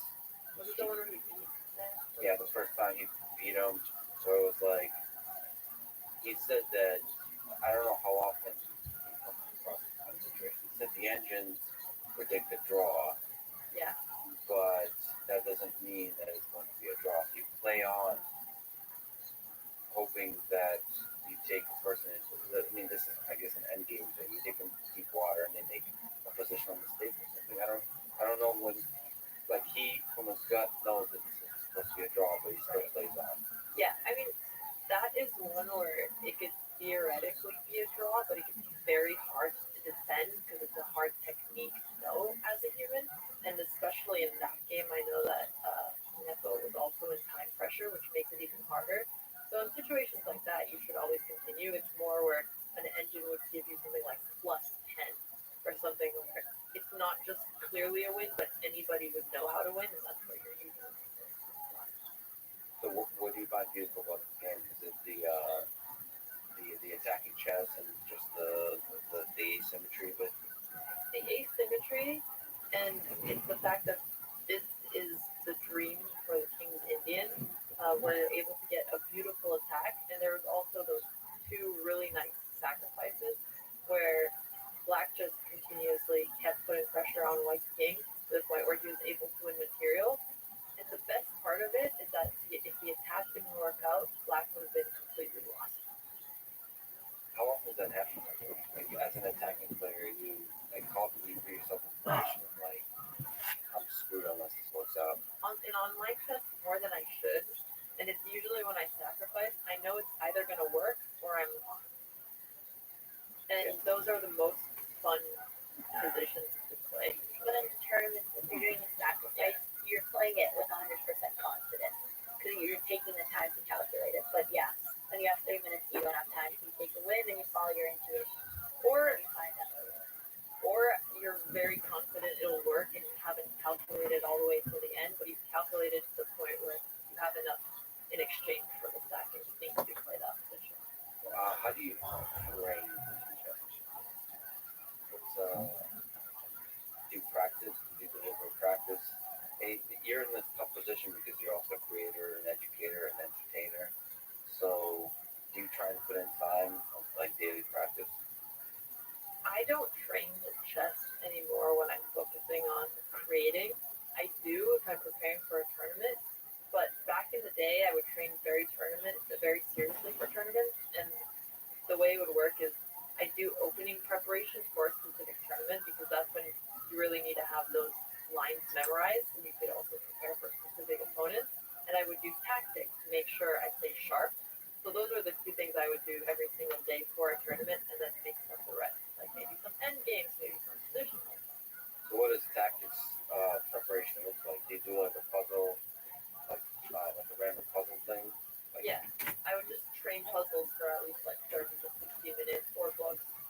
sometimes you work, and there's different kinds of puzzles. One you could train for pattern recognition, where you're supposed to go through them very quickly, and that's just so that when you're playing the game, if your mind is tired, it's still keeping track of things a little bit more easily. And then there's where you're practicing your combination, and those sometimes take like 20 minutes to find because you have to just calculate a lot. And it's more like making sure that you train that muscle. But Andrea's actually very good at finding ways to balance and still study while also doing content. Yeah, so what, very much do both? Yeah, that's the hard thing. I was getting very irritated with content because I'm very competitive. And I don't like playing chess if I'm losing. And if you're talking and entertaining, you're going to be losing more than winning. So then I started doing more training streams where I'd bring on my coach. And one of the things that I wanted to add to Alex's training repertoire, so I would do daily puzzles every time I'm streaming, which helps me a lot, even if it's like there's this thing on chess.com called Puzzle Rush, where you have 3 minutes and you just do puzzle after puzzle where they get incrementally harder. And it's just a really good way to build your pattern recognition, especially when you're rusty. I would do that until I hit a high score, and I wouldn't play any blitz until I hit the score that I want. But that's kind of more like the fun part of chess studying. The very important one is actually analyzing your losses and your tournament games. And first, you sit and you look for your mistakes yourself and try to see if you can find a better move. And then that's when you will check over with the computer to see if you're right. So game analysis is also very important, which I try to do. Remember to give a shout out. I listened to a couple of episodes of the Perpetual Chess podcast. Pretty good. But whatever I listened to, I remember the first. It's I think they really focus on like teaching people I train. how to play, how to train, all that kind of stuff. They do like yeah, I'm looking at adult improver. So basically, like how do regular noobs get better at chess? Yes. One of the things one of the person that said, I think it's Grandmaster, he said to maximize the amount of time you spend every day of like, basically as you were saying, like suffering. So like it's not about like you should be thinking, you should be doing calculating. That's the opposite of what Magna said. Like you should be doing a lot of time. It doesn't matter what puzzle it is or whatever the hell you're doing, but you should be like doing that difficult calculation. That's how you get better. Yeah, it really depends what you're training. Because I used to think the same, but it depends what you're weak at. Because if you're doing the really difficult puzzles, you're training for like visualization and calculating more moves ahead than you typically would, which maybe you wouldn't get into that as often in a regular game because typically you run into like 3 to 4 tactics, which are actually the easier and more fun ones to solve. So it really depends. And on top of that, as a hobbyist, your motivation is very different than when you're playing from a young age and have pretty high competitive ambition. And a lot of people who are new to chess, you could basically work on anything and still improve. So if you're focusing on something you like, you're probably going to stick to it more and be more consistent, which I think is more helpful long term. What was the most embarrassing loss of your career? I had so many flashbacks, but I'm so glad it's a question for Andrea. I like that we specify. You know, it's funny because I mean, because you said you're so competitive, and like, yeah, no, I could tell just even from the way you said it, that, like you hate losing. I mean that was the reason I hated chess in high school because it'd always be like, but okay, there's many traumatizing losses where for like your top 3, you're running for first, and your game you shouldn't, and this shouldn't hurt my ego as much as it does, but it's always kids, or when I was a high school girl, the younger boys who are really cocky, and when they win, they start rubbing it in your face, and you're yawning and looking around, and like 90% of the game you were destroying them, and you had this one tiny mistake, and now their ego is huge. But I'll never forget, I was playing like the chess scholarship, that it was tiebreaker for first, and I think I lost to this 12-year-old girl who couldn't even use the scholarship, but she beat me and won first place, and she got some other prize. So yeah, losing to that little girl who's literally like 2,300 now. So makes sense. Right. What do you think? What do you think Kasparov was feeling that when he was playing 13-year-old Magnus? Like, Yeah, why? as much as it's the beauty of the sport that any age can be brilliant, any demographic, anything. I feel like when you're adults and you're paired against a kid, it's just hard not to let it get to you. And it depends. Maybe if they're a really sweet kid, but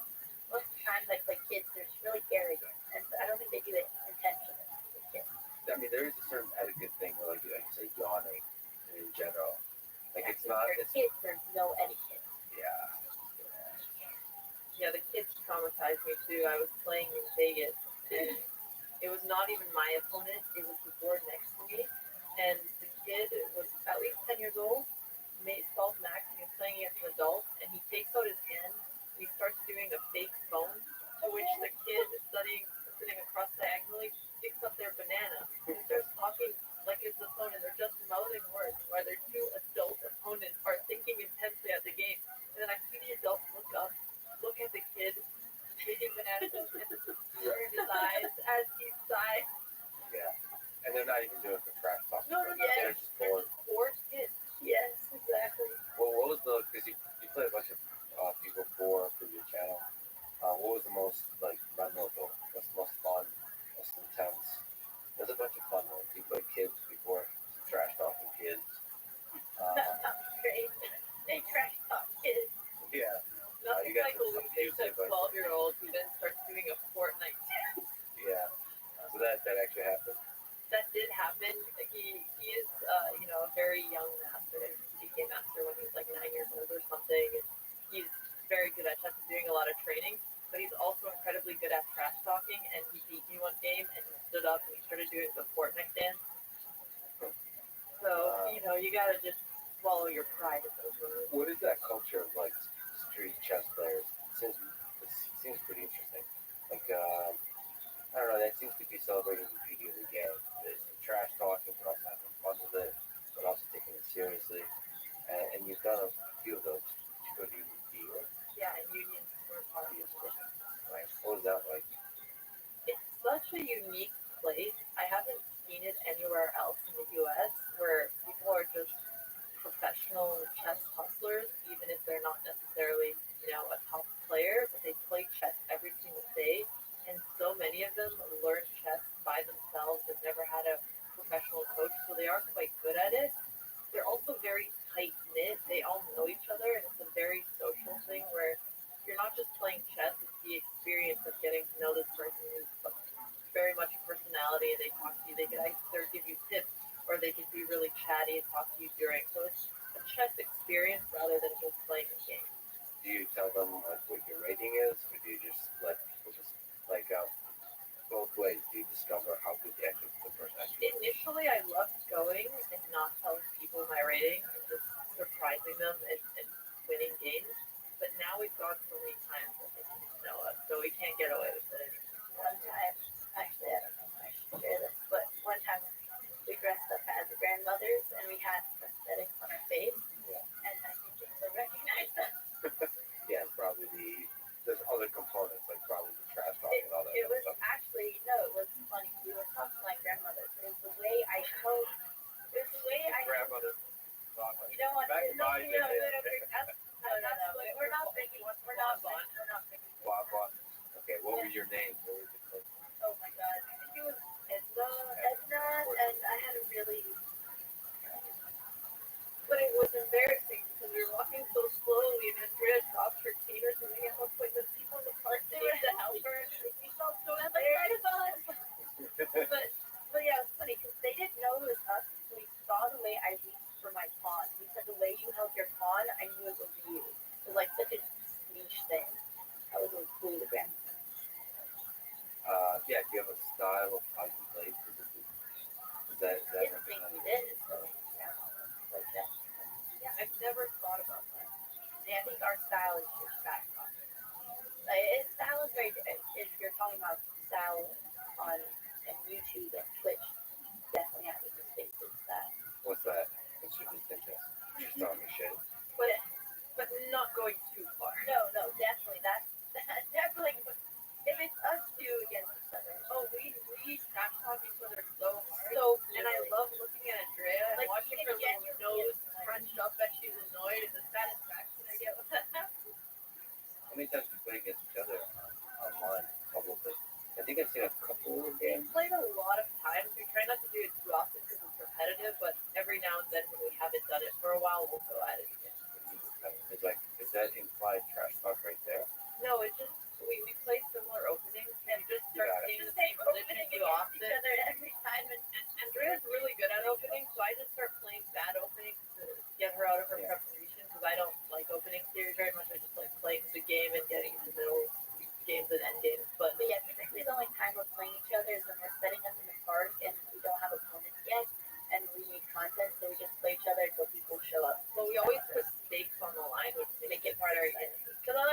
would be fun to play tennis. Where's the most fun place you played in New York? I think so. And it was actually when we set up in Times Square one night, we just brought a table with us and chess. And it's not even where people usually play chess, but it was so lively. There were all of the lights out, and so many people just kept stopping by to play chess. And it was really one of my favorite experiences. Just the opposite of like the classical chess where it's super loud, there's music, there's cars, there's street dancers, even some naked people walking around who we had to be careful not to get banned. Yeah. But I honestly really like the chaotic environments for chess games.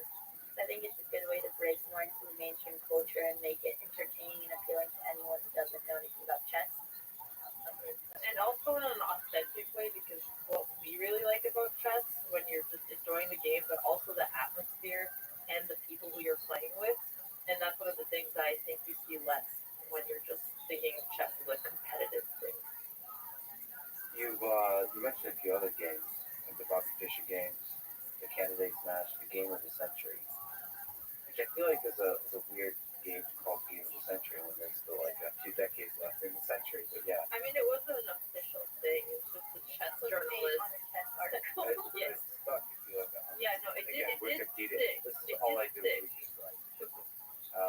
Because there's so that particular one was a 13-year-old Fisher, and he did a queen sacrifice.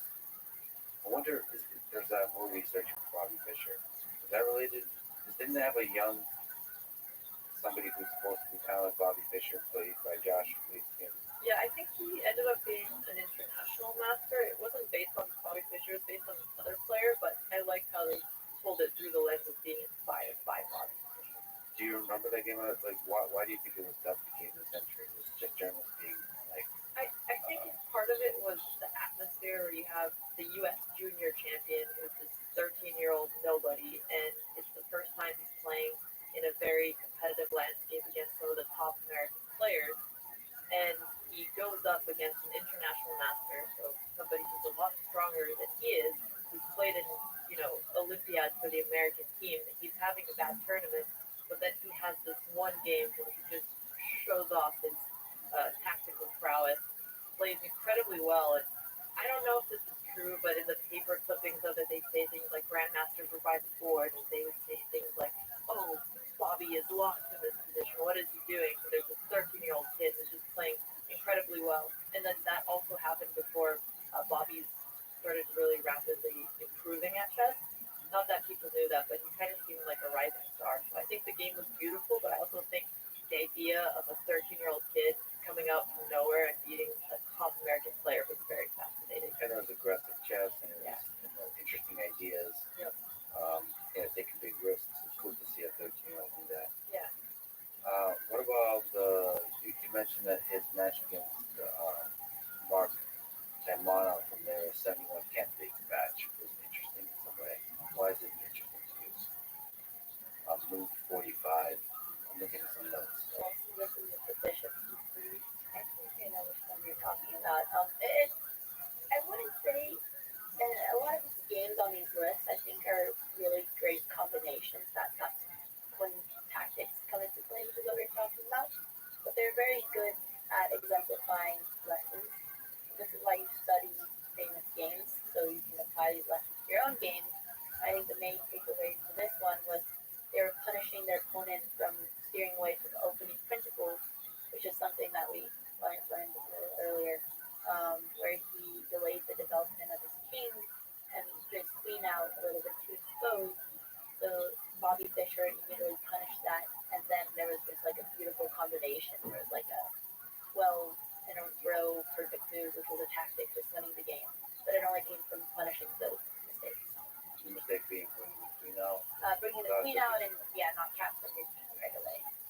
And these were just like opening principles that now they're written in books, but before books you would study these principles by studying games. And also, looking at some notes, the dominance during the candidate tournament was unprecedented. It's what, two top grandmasters. But that guy's meteoric rise is incredible. It's sad that I think at whatever in his 20s he then quit chess. One has to wonder where he could have gone. Yeah, it is sad that we lost such a a brilliant Damn, mind who are these so early bitches? on, These and bitches are also hot as sad, fuck. I think, kind of what ended up happening in his life and slowly going crazier. Is there some aspect of chess that Oh, what is it? are crazy? Like how challenging it is on you, the stress, the anxiety of it, the isolation. It is. It's even do you guys some people play it still lonely, the experience of it? It was when I was competing a lot. I think the crazy part of it for me was how obsessed you can get about a board game where you're optimizing your entire life to beat another person at pushing wooden pieces across the board doesn't necessarily translate to other things. And the fact that so many people spend so much of their life on it, but you can also spend so much of your life because it's so deep and so interesting. Um, and I mean, I've definitely, I went to college where I just wanted to take a gap year and focus on chess because I went to high school, moved a lot, there was always other things going on, so I felt like I could never really focus on chess. And the one time I could, by taking a gap year, I ended up not doing because my parents really wanted me to go to university right away. But I think maybe if I had taken that gap year, I don't know if I would have gone back. So maybe it was a bad thing. I also say it's pretty universal. I think if you want to be the best at anything you do, right, in sport, you have to be that level of obsessed. So I don't know if that's like a chess. Well, some obsessions are more transferable to a balanced social life, That is like true. healthy development. Yeah, And chess other, is a lot less. yeah, there's something deeply isolating about All right, it. kids. I mean, Do you want to know what we chess do doesn't have every day. on this It's night? like it's really It's competitive. Toledo Yeshu. There's something that you're almost nonstop Yo, paranoid B. about blundering at every What about move. introduction to alien races, You're Rabbi? a person who's really anxious about losing That can wait. versus someone who like deeply enjoys perfection or winning and so on. There's just this constant paranoia about losing. Maybe I'm like misinterpreting it, but that creates a huge amount of stress of like thousands of games, especially in a young person. And that blundering is such a painful experience because you could be playing a game that you play for 5, 6 hours and you have one lapse in focus and you blunder and you throw the entire game away. And sometimes not just the entire game, but the entire tournament. Now you can't place or do anything anymore. So you just feel those mistakes so strongly. No one's interested. You get hard on yourself, like have you been while losing, like before you became super famous, where you could be like, oh fuck this, at least I can So I was really hard on myself, and I went to play a tournament in Canada to try to qualify for the Olympiad team. And I was like, well, I'm an adult now. I'm not going to feel emotional if I lose. And then I got there on the first day. I think I was ranked like fourth in Canada for females. And I this was like earlier in the year actually. And I go and I lose to somebody lower rated on the first day, and I think it was because I blundered.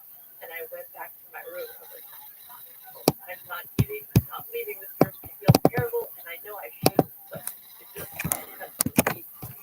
And then I actually ended up qualifying for the Olympiad team, but I didn't want to play because I didn't have enough time to train, and the losses are so painful. I was like, it's not worth it.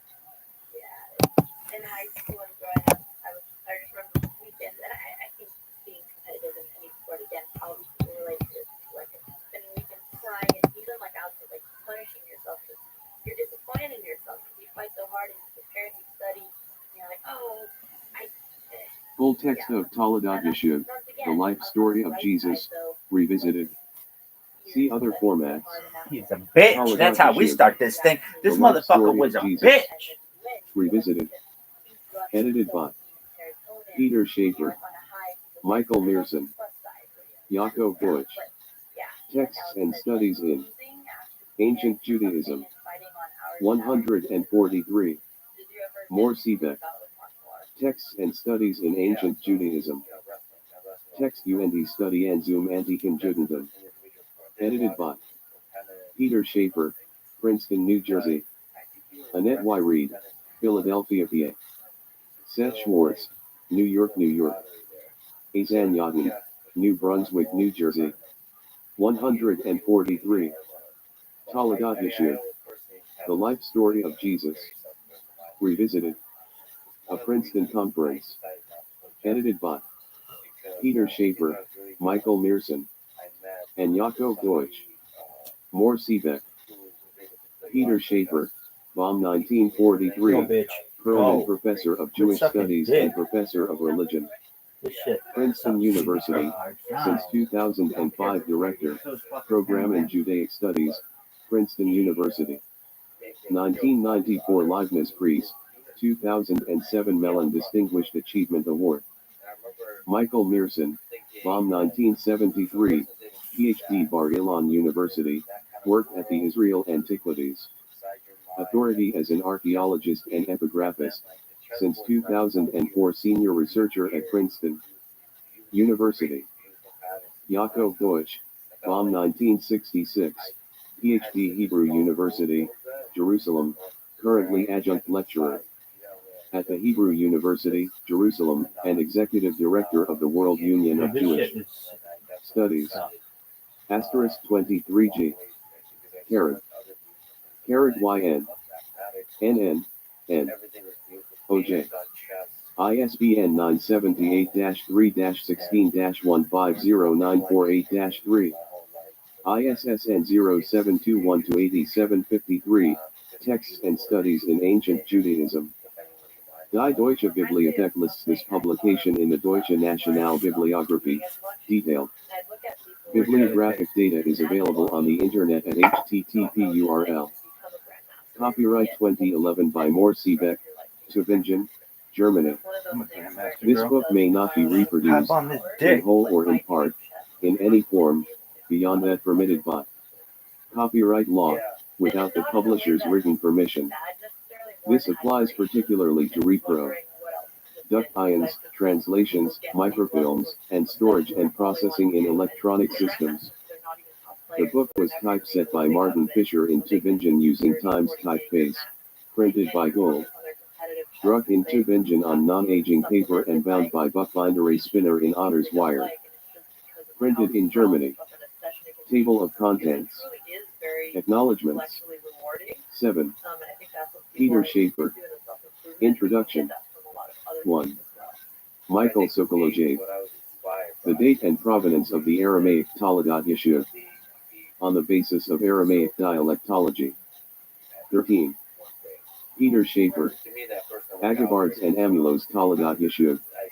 27. William Horbury. The Strasbourg text of the Talagat. 49.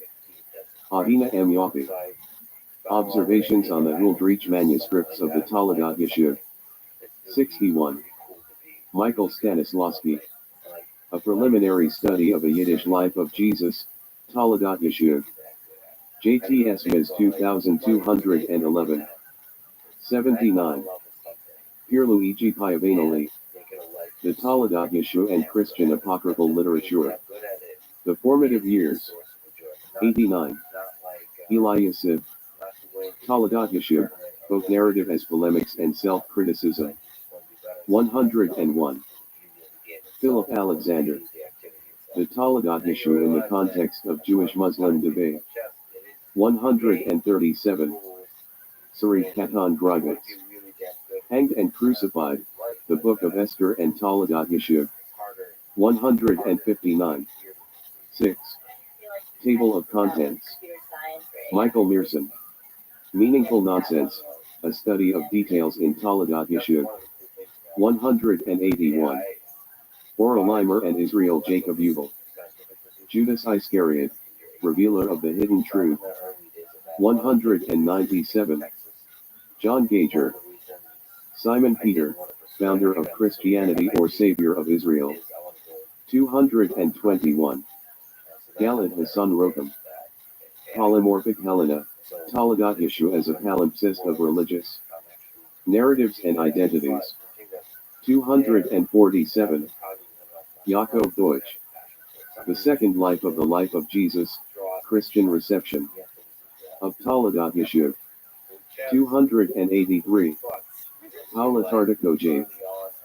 The Toledat issue and Jewish-Christian conflict in the medieval crown of Aragon. 297. Index 311. Acknowledgements. The essays published in this volume are the fruit of a seminar and conference on Toledat Yeshua conducted at Princeton University. The seminar, directed by John Gager, Michael Mearson, and Peter Schaefer, took place in the fall term of 2009, culminating in an international conference on November 15-17, 2009, organized by Yaakov Deutsch, Michael Mearson, and Peter Schaefer.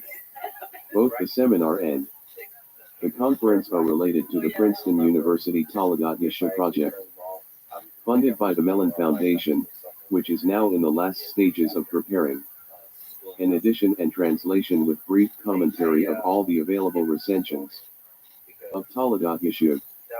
All the essays are revised versions of the conference papers, with the exception of Sarit Katan Gravitz's essay, which was presented at the seminar.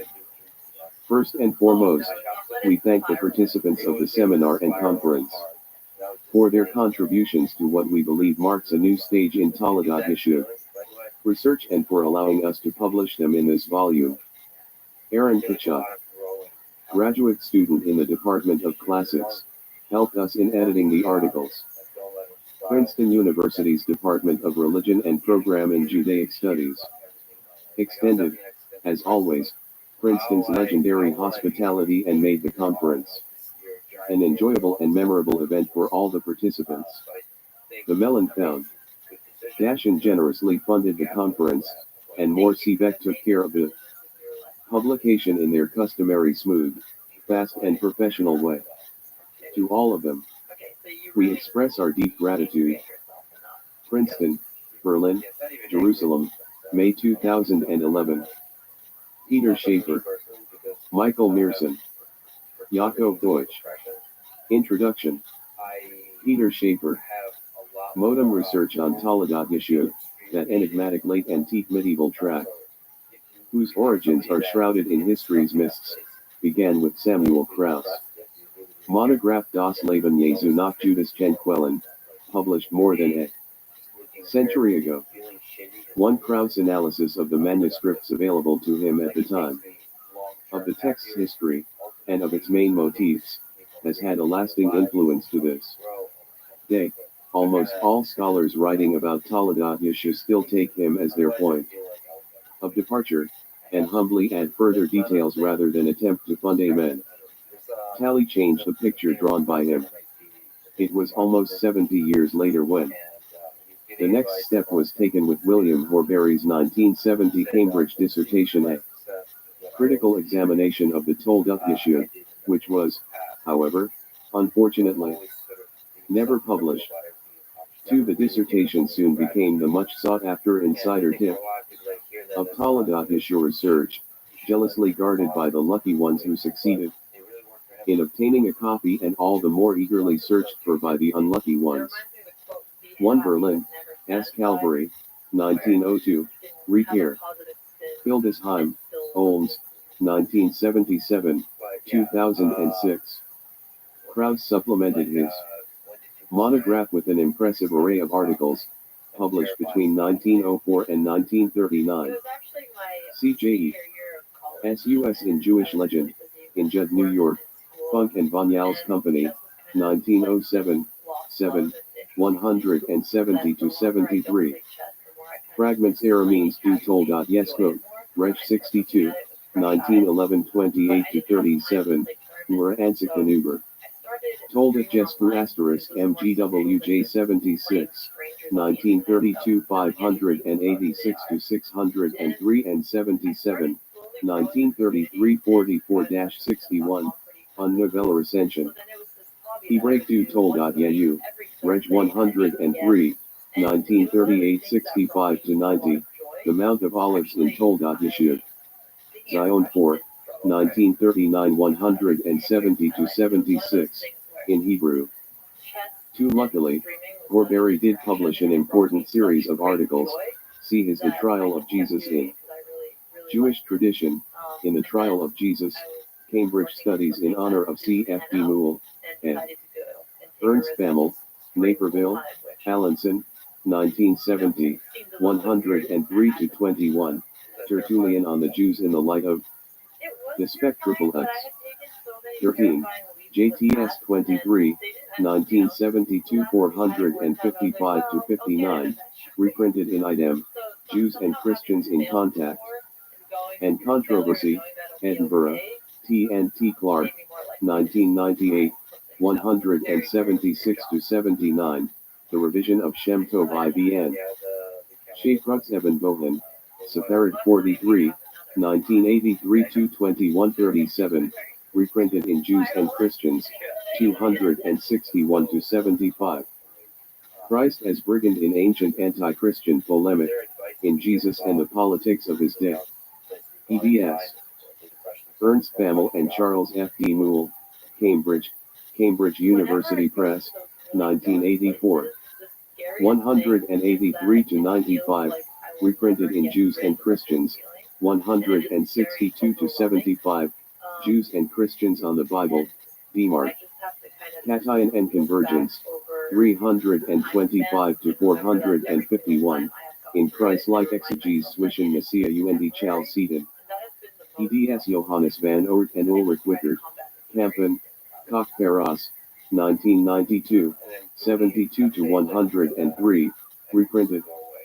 In Jews and Christians, 200-25, the depiction of Judeo-Christians in the Toledot Yeshuv, in the image of the Judeo-Christians in ancient Jewish and Christian literature, EDS Peter J. Thompson and Doris Lambert Petrie, Tübingen, Morsiebeck, 2003, 280-86, Rabbinic Perceptions of Christianity and the History of Roman Palestine, Proceedings of the British Academy. 165, 2010 353-76 equals Rabbinic Texts and the History of Late Roman Palestine, EDS Martin. Goodman and Philip Alexander, Oxford, Oxford University Press, 2010, 353-76. 2. Peter Schaeffer, who were less successful. Professor Horbury has finally decided to put an end to this and is working now on a revised edition of his dissertation for publication.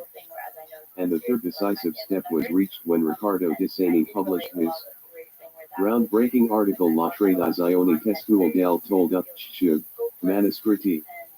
Edizione Stampa, Classification, 3 soon to be followed by the monograph 2. Vangelo del Ghetto. For Disani, with his meticulous evaluation of many manuscripts and their classification according to different groups, the Pilate, Helena, and Herod recensions, in particular, put the research into the Toledot Yeshuv manuscript tradition and the transmission of its various versions on a completely new level. 5. 25 years after Disani, the time has finally come to take stock and to provide the scholarly world with a full picture of the Toledot Yeshuv evidence. That is, to lay the foundations for a more informed study of Toledot Yeshuv by preparing an edition of all the available manuscripts and further clarifying the text's complicated history. 6. This ambitious task has been tackled by the Princeton University Toledot Yeshuv project. We have collected, transcribed, and translated all the available manuscripts and are now in the process of preparing a sophisticated database that will help us to unravel the secrets of Toledot Yeshuv's origins and reception history and ultimately lead to the publication of a synoptic edition supplemented by an electronic database on a CD. In order to place this project in the context of current Toledot Yeshuv research, we decided to convene an international conference with those scholars who have been working on Toledot Yeshuv recently or who have expressed their keen interest in the conferred topic. As always with such conferences, not all of the colleagues on our list could accept the invitation, but we are confident that the voices assembled in this Volume reflect a representative cross-section of ongoing Toledat Yeshua research. If the conference and the evaluation of the various recensions in the Princeton Toledat Yeshua project have made one thing clear, it is the fact that there never was. 3 Rasina Menzel de Israel 50, 1984-83-100. 4 Rome, Newton Compton, 1985. See also his article Du Rabbi Fonti Sol Toledat Yeshua. Rasina Menzel de Israel 55, 1990-127-32. 5 Further progress in Toledat Yeshua research was made by, among others, Gilter Schlichting, Ein Judas Ches Leben Jesu, Tübingen, Morsi Beck, 1982, Hillel I. Newman, The Death of Jesus in the Toledat Yeshua Literature, JTS 50, 1999-59-79, Yaakov Deutsch, New Evidence of Early Versions of Toledat Yeshua, Tarbis 69, 2177-97, in Hebrew. 6 out of C 150 known Toledat Yeshua manuscripts, only very few were published. In addition to the aforementioned publications by Krauss, Horbury, and Deutsch, see Abraham Harkavit, Laban Jesus, Hebraic Bibliographic 15, 1875-15, Elkin and Adler, Unfragment Aramean. The Toledat Yeshua, Reg 61, 1910-126-30, Louis Ginsberg, ed. Geniza Studies in Memory. Of Dr. Solomon Schechter, Gins Schechter, 3 volumes, New York, The Jewish Theological Seminary of America, 1928, 1:32938, Michael Higger, Maisa Yeshua, Chorev 3, 1936. 143-52, in Hebrew, Ziv Foth, A New Fragment of the Jewish Life of Jesus, IMM 1978. 72-9, Daniel Boyarin, A Revised Version and Translation of the Toledat Yeshua Fragment. Tarbis 47, 1978-249-52, in Hebrew. Introduction. 3. A Toledat Yeshua text back to which all the existing versions can be traced. 7. Romantic search for the one and only text is an idea that has misled scholars in many areas of Jewish studies, and, of course, not only there, and Toledat. Yeshua is a prime example of this futile exercise. What we can establish are vari, usposi or nuclei, snapshots as it were, that can be fixed in place and time, but these snapshots on no account represent fixed points of a unilinear and causal chain of development originating from a given text and leading to all the branches of the text tradition. We even don't know at which point in history the snapshots begin embodying something that justifiably so might be called Toledat Yeshua, that is, a fully developed narrative deserving this title. Or, to put it differently and more precisely, there may well have been different nuclei, representing different macro forms of Toledat Yeshua at different times and places. A first cluster of contributions deals with Toledat Yeshua's manuscript traductions and its multiple versions. The earliest known physical evidence of a peculiar version of Toledat Yeshua is preserved in the Aramaic fragments from the Cairo Geniza. The earliest of these fragments can be dated to the 10th century. But there can be no doubt that the narrative they transmit is earlier. One way, probably the safest way, to determine the date and provenance of this narrative is to examine the fragment's language, that is, the Aramaic dialect they use. Michael Sokoloff undertook this task and has come to very interesting and remarkably unambiguous results. Recently, Willem Smolik has claimed that Toledat Yeshua was originally composed in 3rd 4th century Palestine, more precisely in the Galilee, in Jewish Palestinian Aramaic, was then transferred to Babylonia, where it received an updating in Jewish Babylonian Aramaic, and was finally brought back to Palestine and converted to late Jewish literary era. May 8 in constant dialogue with Smolik, Sokolov contests Smolik's findings and concludes that Toledat Yeshua's Aramaic is a mixture of Jewish Babylonian and Targumic Aramaic, and that its vocabulary clearly points to Jewish Babylonia as its provenance. Its time of composition, he proposes, was towards the middle of the first millennium CE. An important nucleus of Toledat Yeshua traditions has come down to us in Ser. Tain quotations to be found in the writings of Agabard, Bishop of Lyons, and his successor, Amulo, in the first half of the 9th century. Peter Schaeffer re-evaluates these references and, providing a detailed comparison with the Aramaic fragments, confirms Disani's assessment that both share many characteristics and hence belong to the same recension, Disani's pilot group.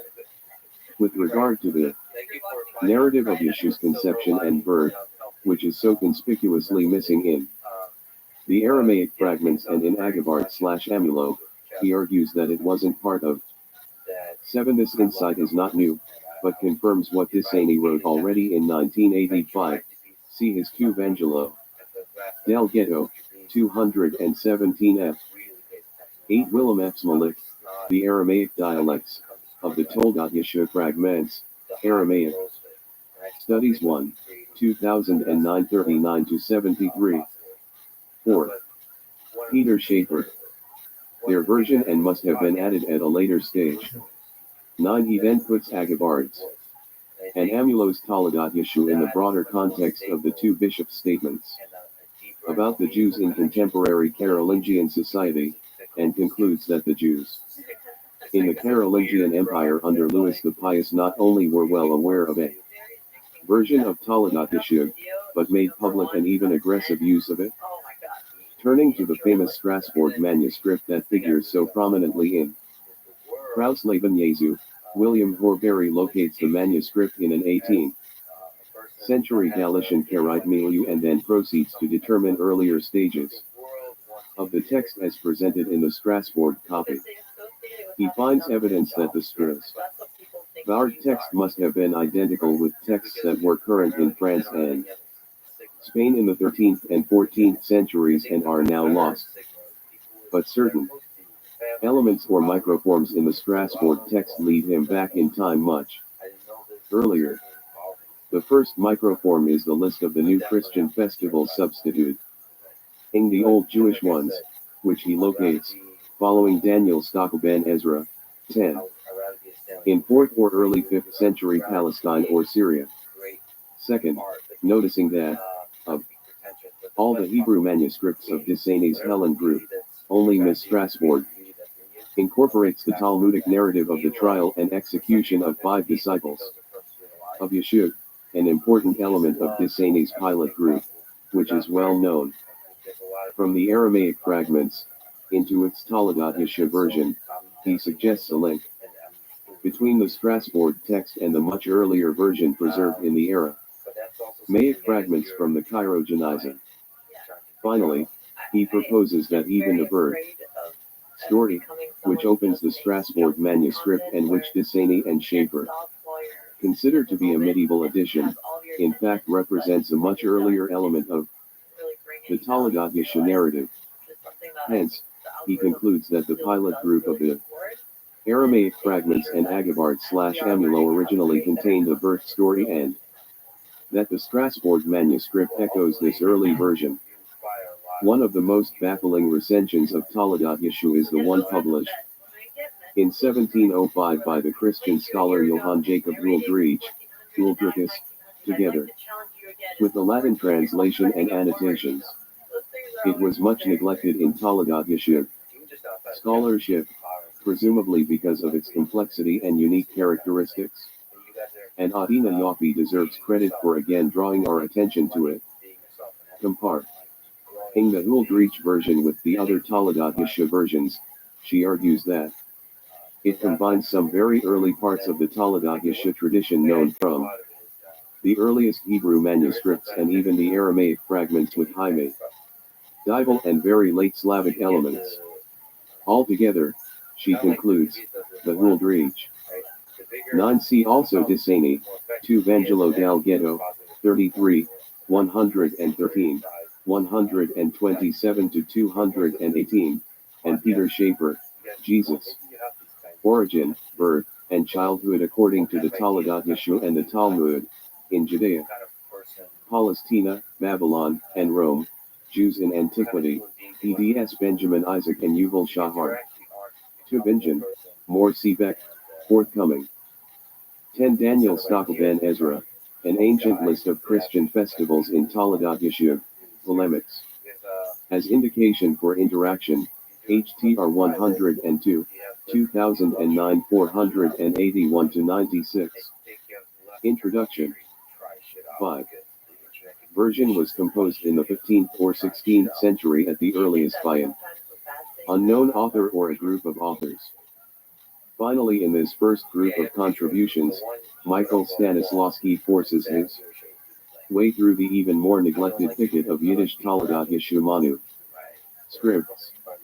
Briefly surveying the known Yiddish manuscripts, he determines that a manuscript at the Jewish Theological Seminary of New York, JTS Ms. 2211, differs from the other Yiddish manuscripts in that it doesn't follow any single or stable Hebrew text. Rather, it combines different and often contradictory sources and displays clear traits of what Stanislawski calls the Ashkenazation of the Toledat Yeshua tradition. Mary's portrayal as a prophet is gone wrong in particular, which diverges considerably from the other Toledat Yeshua versions, can be read as a subversion of the Marian cult prevalent in the Christian society of Central and Eastern Europe in the late 17th century. A second cluster of contributions makes an attempt to locate Toledat Yeshua in its broader cultural context. Pierluigi Piavanelli compares certain motifs in the Toledat Yeshua with the Book of the Cock, a Christian apocryphal text from late antiquity that is preserved in Ethiopic but was originally written in Greek, probably in the second half of the 5th century. This book, he argues following Hillel Newman, 11 belongs to a roster of late antique Christian apocryphal texts that respond to polemical Jewish stories such as those found in Toledat Yeshua. In his view, this brings us if not to an urtext of Toledat Yeshua but nonetheless to a more or less well-developed first edition of Toledat Yeshua already circulating at the end of the 4th or the beginning of the 5th century CE. Furthermore, following Ernst Bammel 12 and William Horbury, he sets out to track down the hypothetical prehistory of Toledat Yeshua in the 2nd and 3rd century. Here, it is the conspicuously positive depiction of Judas in particular, which Toledat Yeshua shares, more precisely which the Aramaic fragments of Toledat Yeshua share, with the newly discovered Gospel of Judas, before 180 CE, and the Book of the Cock, that leads him back into the 2nd century CE. He concludes with the, not so, rhetorical question, W, had if the earliest Toledat Yeshua stories were the oral product of Jewish communities that were living, probably in Syria, Palestine, 13 in close contact and connection with a group, or multiple groups, of Jewish Christians. Quite a different picture arises from Eli Yosif's article. Taking seriously the fact that Toledat Yeshua is a fully developed narrative, as opposed to the fragmentary nature of Talmudic references, with its own textual autonomy, as 11 see above, and 5. 12 Ernst Bammel, Christian Origins in Jewish Tradition /*NTS 13, 1966 to 67 317 to 35, re. Printed in Idem, Judaica. Kleinschriften, 2 volumes, Tübingen, More Seebeck, 1986, 1:22038. Idem, Origin contra Celsum I-41 and the Jewish Tradition, asterisk JTS 19, 1968 211 to 13, reprinted in Judaica 194-95, idem, der Jude the Celsus, in Judaica 265-83. 13 here following Smolik rather than Sokolov. 6. Peter Schaefer. Opposed to the genre of Midrash, he determines that these features are typical of the early Hebrew narratives first produced in the Middle Ages. The emergence of autonomous narratives that coincides with the emergence of works devoted to specific disciplines, such as Midrash Asirit Hadabrot and the alphabet of Bensara, starts in the 8th century and originated in Islamic Babylonia. This, Yosef claims, is the cultural milieu to which Toledat Yeshu belongs. It was written by young Jewish scholars in and around the Babylonian yeshiva in Jewish Iraq in the 2nd-3rd century of Islam. He bolsters this underlying hypothesis with a number of more detailed analyses. Toledat Yeshu is a typical Volksbook whose different versions are not textual mutations of one urtext but, rather, autonomous compositions belonging to different communities. It has a well-defined hero, who, however, is not a victim but a villain. Like the novella, it displays an unexpected turning point or wendepunkt that drastically changes the protagonist's life, the theft of the ineffable name and its successful magical use, which, although well known in Jewish folklore as early as the rabbinic period but of considerably greater interest in Rabbinic Babylonia, becomes the hallmark of Jewish superiority to Christianity.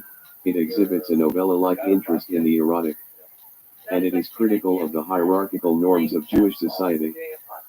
In his article The Toledat Yeshu in the Context of Jewish-Muslim Debate, Philip Alexander addresses the much-neglected question of Toledat Yeshu within the Islamic context, that is, it sits I'm Laban not only in the Jewish-Christian, but also in the Jewish-Muslim debate. In other words, locating Toledat Yeshu in the triangle between Muslims, Christians, and Jews, he asks where the tract stands in relation to the Muslim gospel and what this might tell us about its circulation among Jews in the Muslim world. After a meticulous discussion of the physical evidence of Toledat Yeshu manuscripts in the Muslim world and the tract's relationship with both the Christian and the Muslim gospel, he proposes, having originated as an anti-Christian tract in Aramaic in late antiquity, presumably in the Galilee, that is, as a Jewish anti-gospel, Toledat Yeshu was taken to the east, where it was reworked and played an important role in the Jewish-Christian debate in late Sasanian Babylonia. With the rise of Islam, it gained new life in buttressing a distinctive Jewish identity not just against Christianity, but now also against Islam. In the following contribution, Sarif Katan Grivitz explores the ways in which Toledat Yeshu employs tropes and images from the Book of Esther and attempts to place these literary allusions into their broader socio-historical context.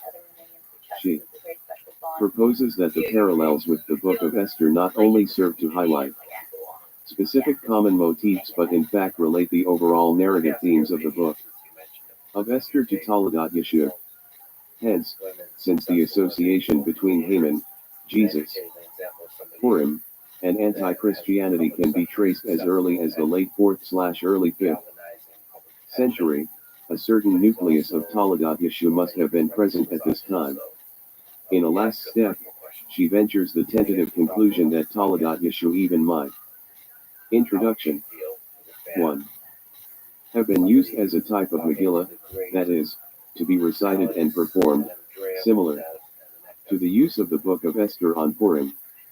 As for the date of this public purpose, she discusses the 9th of Teves, Christmas, Easter, and Purim as possible days, with Christmas as the most likely candidate, at least for the later sources. Most of the contributions to the volume focus on the exploration and explanation of certain motifs or subjects in Toledat Yeshu. Michael Mearson boldly tackles some of the most conspicuous ones related to Yeshu's death and burial. the fork on which Yeshua was suspended, the cabbage tree on which he was hanged, and his burial in an aqueduct. The fork, jurka, as opposed to the cross, is peculiar to Agabard's version of the Toledat Yeshua, and Mearson suggests that, at Agabard's time, the fork as a tool of death penalty had long since replaced the cross. In using the term jurka, Agabard therefore deliberately ignores the tradition of the crucifixion and displays his acquaintance with Roman legal and punitive practices as published in the 6th century Corpus Juris Civilis. The cabbage stalk is the most bizarre of all Toledat Yeshua motifs, claiming that all the trees which the rabbis tried out to hang Yeshua upon them immediately broke, thanks to Yeshua's magical powers, and that only the cabbage plant, because Yeshua forgot to include it in his curse of the trees, finally accepted his body, and did not break. For the first time taking the cabbage stalk seriously and not trying to explain it away, Mearson looks into the botanical makeup of the cabbage and finds out that the wild cabbage, contrary to our modern perception, in its second year shoots out an unusually high stem, and that, for this reason, it was considered, as early as the 4th century BCE, to be a tree herb. More importantly, he points to the fact that the wild cabbage could be identified with the wild mustard, and that it is precisely this plant that is mentioned in Matthew 13:31f as the smallest of all seeds, which grows into the greatest garden plant and becomes a tree. Hence, while in the New Testament the wild mustard / cabbage signifies the triumph of Christianity, in Toledat Yeshua it is used to signify Christianity's ultimate failure, Yeshua's humiliating death on the cabbage tree. As to the other strange peculiarity of Agabard and the Aramaic fragments, Yeshua's burial in an aqueduct or a water reservoir, Mearson suggests that it is a faint echo of the aqueduct built by Pilate that not only was paid for by temple money but cut its way through a cemetery that was in use during that period. In his conclusion, Mearson first draws our attention to that fact that Toledat Yeshua indeed contains many traditions that at the time when they coalesced into their literary form were no longer understood by the scribes and their readers, but sometimes can be traced back to their late antique origin, and, second, warns us not to mistake the date of a specific detail or motif in Toledat Yeshua for the date of the composition as a whole.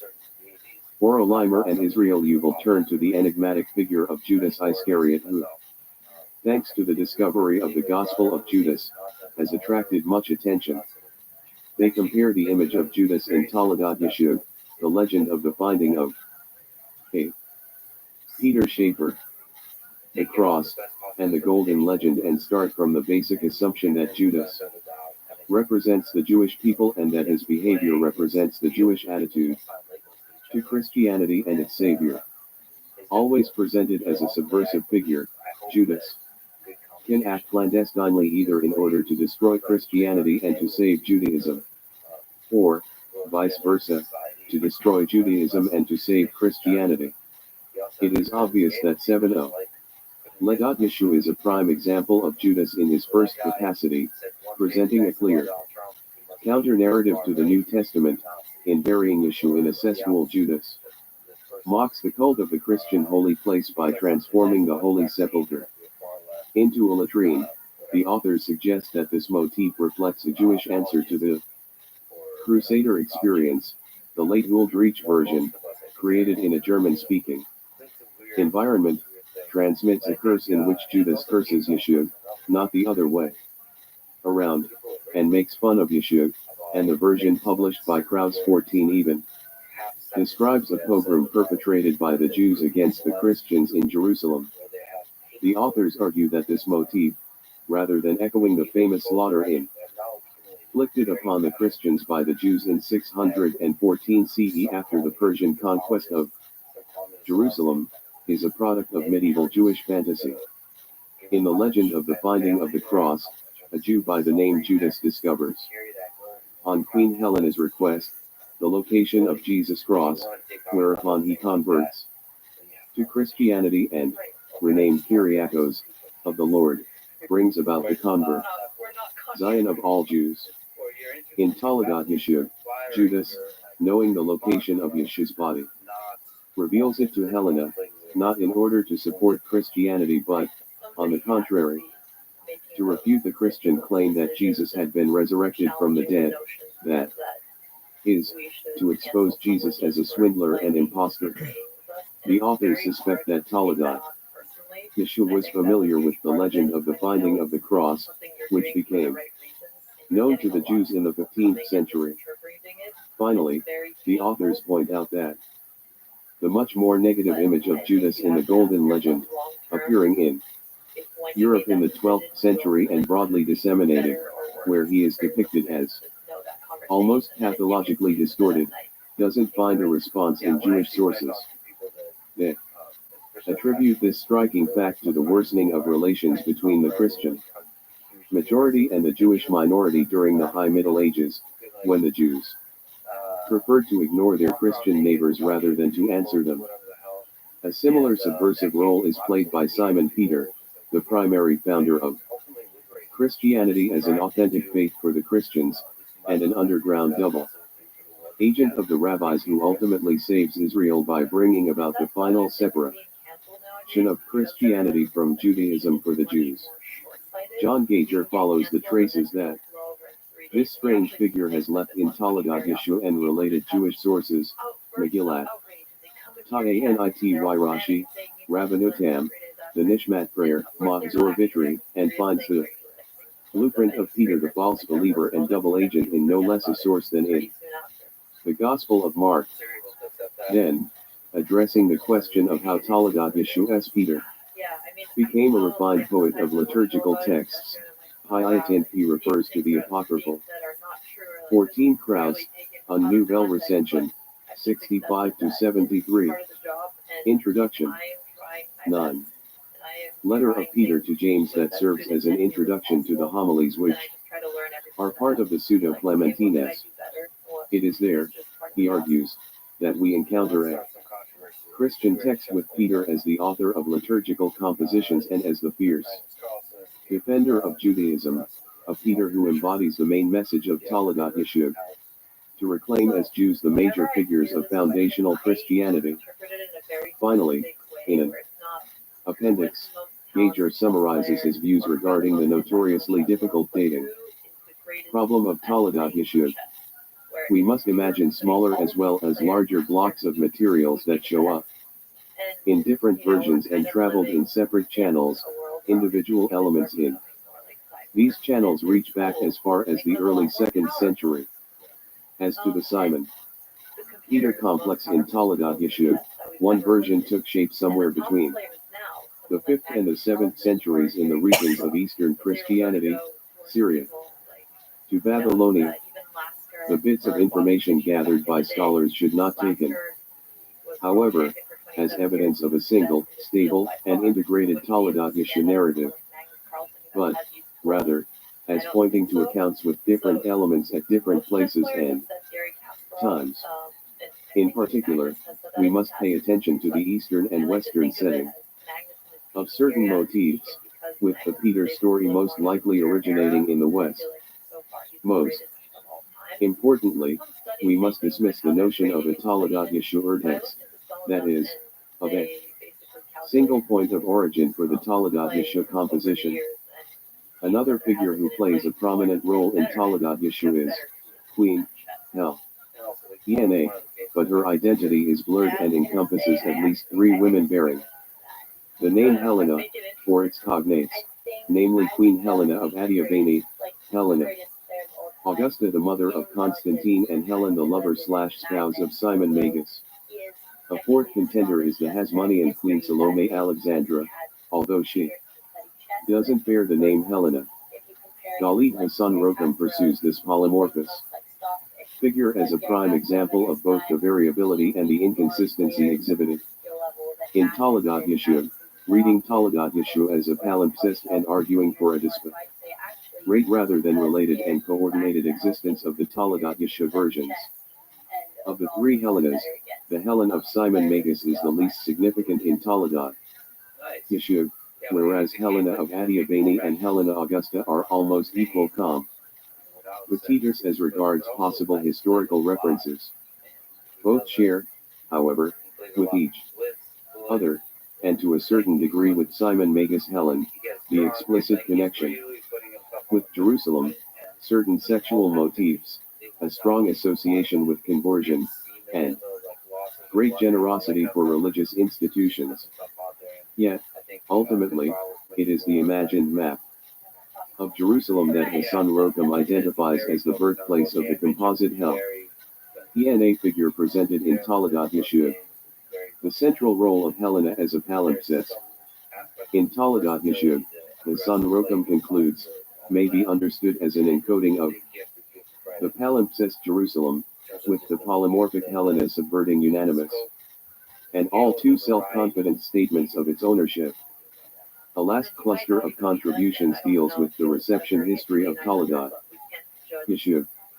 Yaakov Deutsch summarizes the Christian reception of Toledat Yeshua in the High Middle Ages and the early Modem period, pointing out that, ironically, 10. Peter Schaeffer. Toledat Yeshua is the unique example of a Jewish text the information about which in Christian sources is richer than the information in Jewish sources. He begins by stating that it is highly unlikely that prior to the 9th century there existed a composition that included most of the stories appearing in the Manu scripts and printed editions known to us from the Middle Ages and onward, and that the motifs scattered in earlier sources served as building blocks for the Toledat Yeshua literature rather than being evidence of a composition. Toledat Yeshua, the earliest version of Toledat Yeshua, which, however, does not contain the birth narrative, can be found in the pilot group of the Aramaic manuscripts, to which Agabard and Amulo are closely related. The next nucleus in Christian sources appears in the 13th century in a collection of Hebrew passages from Paris and in the writings of the anonymous of Passau, ca. 1260, followed by the famous lengthy quotation in Raymondus Martinus Pujo Fide, around 1280, which corresponds to the manuscripts of the Helen group but, in contrast to them, lacks the birth narrative. Another Latin translation was published by the Viennese cleric and historian Thomas Ebendorfer, d. 1464, with the number of Christian references to Toledat Yeshua growing rapidly in the 14th and 15th century. Parts of Toledat Yeshua were printed for the first time by Christian scholars in 1470 and 1520, followed by the first printed edition of the full text with Latin translation by Johann Christoph Wagensale in his notorious Tila Igna Satani of 1681 and by Johann Jacob Wooldridge in 1705. Briefly contrasting with this picture emerging from the Christian sources the available Jewish sources, Deutsch notices that the latter up to the 17th or even 18th century only rarely refer to Toledat Yeshua, conspicuously, with only one exception, IVN Shapratz Even Bohan. All of these references belong to the Helen group of manuscripts from the combined Christian and Jewish evidence. He concludes that the Helen group was created sometime during the 12th or the 13th century and from then on became the dominant version of Toledat Yeshua.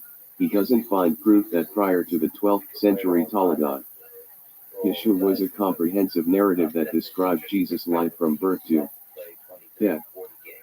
The latest version of Toledat Yeshua is the one known as the Herod group, with its primary witness in the text published by Wooldridge in 1705. The last paper by Paula Tartakopet adds a very different perspective. The function that Toledat Yeshua served in the context of Jewish-Christian relations in the Crown of Aragon in the mid-14th century. She analyzes the story of a Saracen Jew by the name of Alatzar who converted to Christianity and took the new name Per.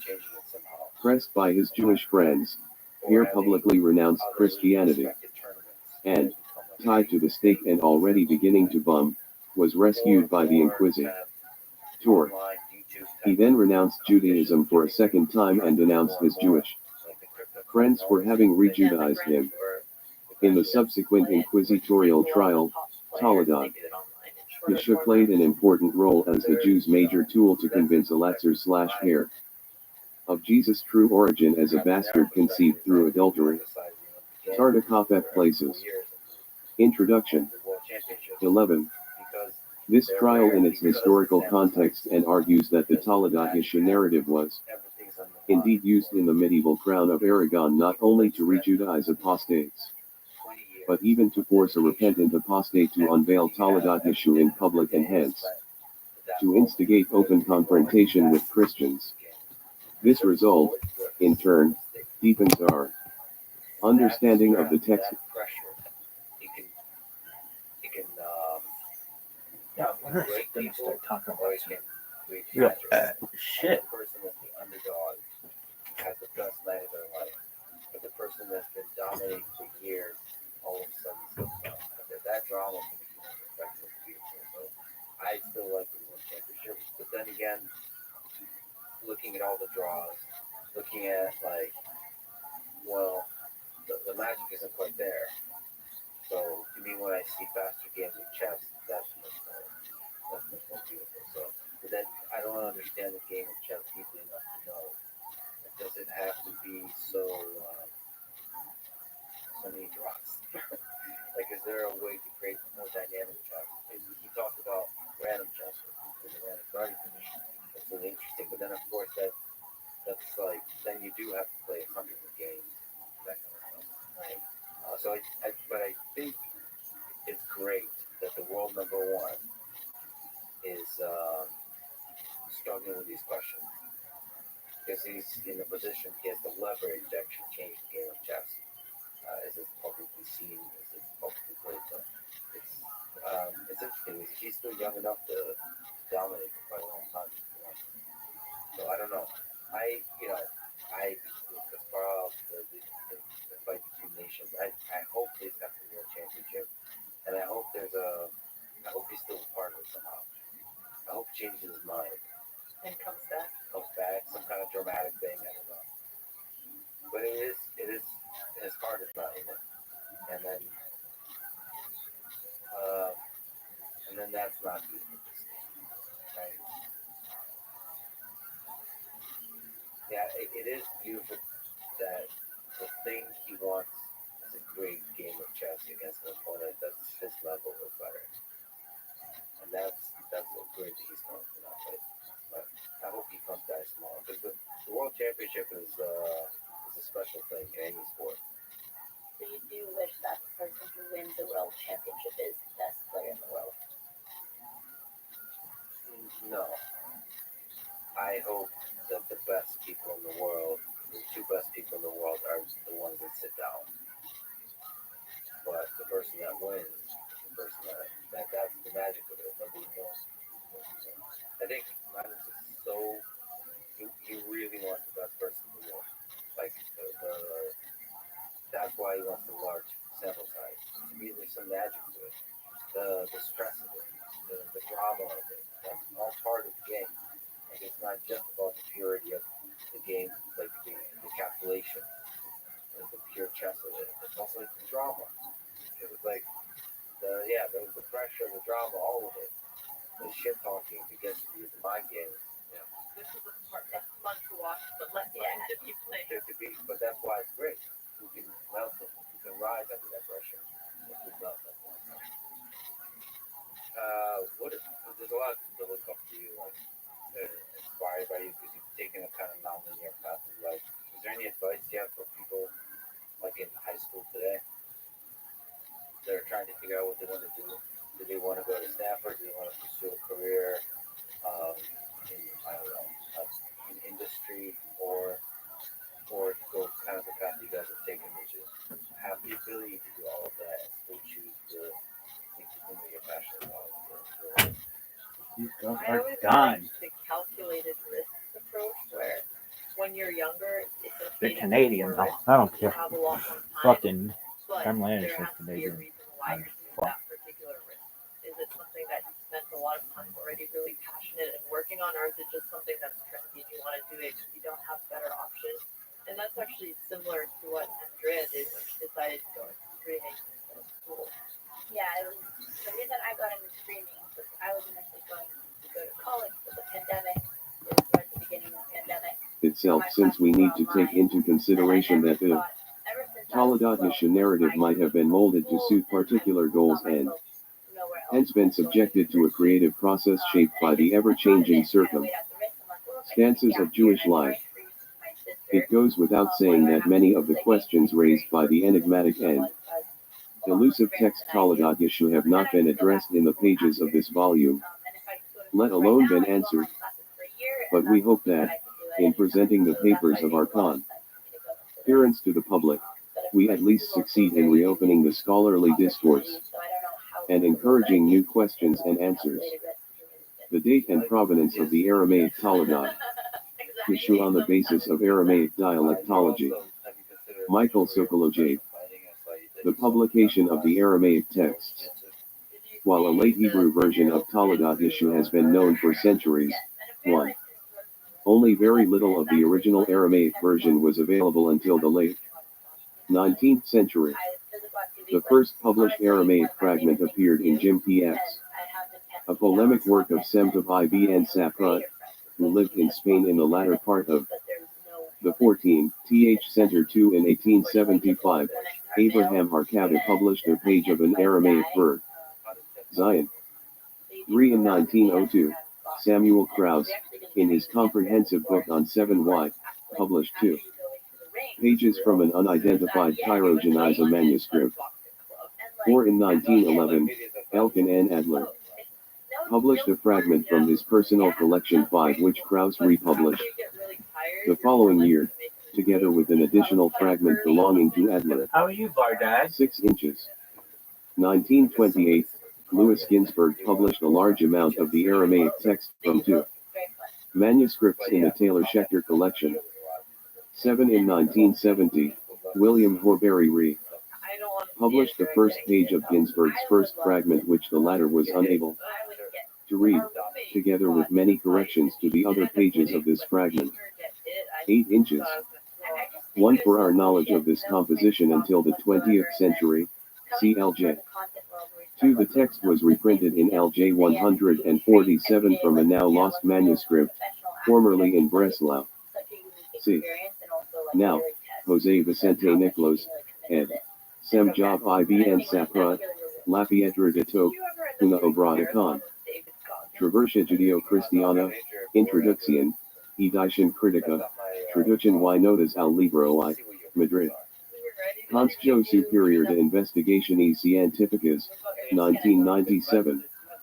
In light of the Aramaic texts from the Cairo-Geniza, it is clear that the author had a much longer Aramaic text similar to them, but that what he cites was an abridgment.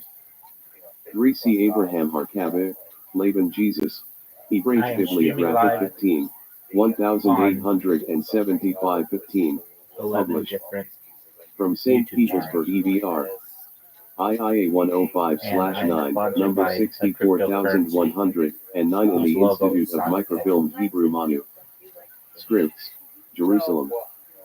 4 CL7, 143 to the power of 44. 5 C. Elkin N. Adler, Unfragment Aramean de Tolgat Yesco, Reg 61, 1910 126-30. JTS 2529, Adler 2102. 6 C. Samuel Krause, Fragments Arameans de Tolgat Yesco, Reg 62, 1911-28-37. Equals MSS. A. B. 7 CGS 1, 329-38 Publication of 2 fragments, 1 TS Miscellaneous 35.87, equals Ms. H. 2. TS Miscellaneous 35.88, number 19674 in the Institute of Microfilmed Hebrew Manuscripts, Jerusalem. 8 C. Horbury, 116-21. as anyone who has ever dealt with Ginsburg's edition of the Frag, Ments of the Palestinian Talmud from the Cairo Geniza can attest, his copies were notoriously inaccurate. 14. Michael Sokoloff, 1977, Zevbach published an additional page belonging to the first manuscript, published by Louis Ginsburg, 9, and Daniel Boyarin republished it a year later, with many corrections. 10. Finally, in 2000, Yaakov Deutsch published 2 new Hebrew texts of Tai which differ from the medieval version, and which are, in fact, a translation of the Aramaic original. He included in this article a composite republication of most of the previously published Aramaic material. 11. Previous discussions of the Aramaic language of the texts.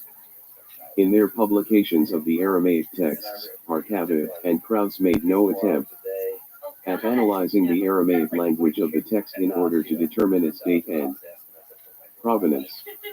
Ginsburg, in his introduction to his publication of the Thai Aramaic text in GS1, was the first scholar to relate to these issues, and he correctly pointed out that the Aramaic language of the text was linguistically a composite of Ta and JBA. However, as will be seen further on, in spite of this, most of his specific lexicographical and philological comments were either incorrect or unfocused. 12. The present writer added several linguistic observations concerning the land gauge of the text in notes to Boyarin's article. However, the most thorough attempt by far to analyze the Aramaic language of this composition is to be found in a recently published article by Willem Smolik. 13. In order to understand Smolik's suggestions for the date and provenance of Tai, it will be helpful to first outline briefly Jewish Aramaic dialectology during the first millennium CE. Aramaic was divided during this period into 2 major dialect areas which are termed Mwa and Maya, each of which was further divided into dialects along confessional grounds. The 2 major Jewish dialects, JPA and JBA, are known to us mainly from literary texts of rabbinic literature, and to a lesser extent, also, from a body of non-rabbinic and epigraphic texts. 9. Zevbach, a new fragment of the Jewish life of Jesus ** Tarbiz 46, 1977 319-22. In Hebrew, its siglum is TSNS 298.56. 10. See Daniel Boyarin, a revised version and translation of the Toledat Yeshua Frag, Ment, Tarbiz 47, 1978 249-52, in Hebrew. 11. See Yaakov Deutsch, New Evidence of Early Versions of Toledat Yeshua Tarbiz 69, 2000, 177-97, in Hebrew. Deutsch reprinted in this article the texts published by Ginsburg for Berry and Boyarin, and in the present study, Aramaic Tai will be cited according to the page and line numbering of this edition. 12. It is the opinion of the present writer who has reviewed all of Ginsburg ***'s philological studies that his philological conclusions were on the whole erratic. 13. See Smolik, Aramaic dialect. Smolik has been working on this text for the past few years. In the framework of the project Late Aramaic, the literary and linguistic context of the Zohar in the Zohar workshop centered at University College, London, http://url ac.uk Hebrew/Zoharos. php. Date and provenance of the Aramaic Toledat Yeshua. 15. In addition to these 2 literary dialects which were based on the vernaculars of the Jewish communities of Eretz Israel and Babylonia, 2 other Jewish leader There he is! dialects are How you relevant living, to our pimp? discussion. 1. Ta, the dialect in which the You ready to official get your ass targeting kicked to the at something? Pentateuch and the Go, dude, we've missed you. I thought about you known earlier today. respectively as Tu and TJ, were composed. The date and PROV. In Um, advance of this both. dialect is still debated by scholars. 14, but it is clear that during Dude, the Zoot and I have been playing. Talmudic engine Zoot and I experience, it have been was known playing and golf employed every only in night, Babylonian. and we also got into a new Base is game. a We got form of into official Uno, Aramaic of and the we late are Second fucking Temple period. really intense about Uno. Al-Jala, the dialect in which the late Targum I have a the thing. writings and the Why would you not know? Pseudo-Jonathan. When we play, I ask him to contact you, and he does. Or he says he does. While I set up the game, Does not. he's never contacted you. He's a liar. No. All right. I think he's messaged me one time. Okay. Well, I A know. while ago. I know at least it was one time. And well, I've missed you. And what did we do? We've gotten really into fucking Uno. Hey, you want to play me 1v1 for old time's sake? Golf, In anything you want. archery, Yeah, we can do archery. archery. Okay. You know what I just realized is like a weird feature What's that? of Discord. I send Cassie and Tia a message at like 6:33, and I exit Discord because I can't see if he's online or not. He replies that fucking a minute later, but I don't see that he's online, so like, I don't see the message. And I'm like, wait, Discord makes you manually select if you're online or not, which virtually no other social media platform does. You can choose. It'd be nice if there's this green like thing, so you can have it automatically update or manually. I think it's just all manual. I could be wrong, but you just choose. Yeah, no, that's what I thought. Yeah. It's all manual from what I gather, which is just kind of I kind of get why they do it, but like, are you trying to remain anonymous to your friends whether or not you're online? I guess people get around. But that not being the case, okay, this could be rough. This could be pretty rough.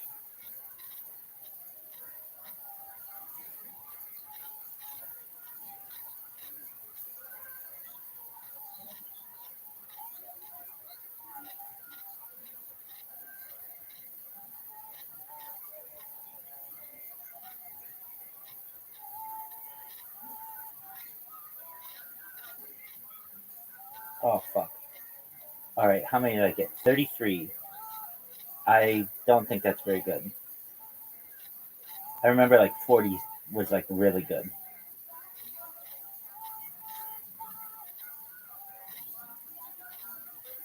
There you go.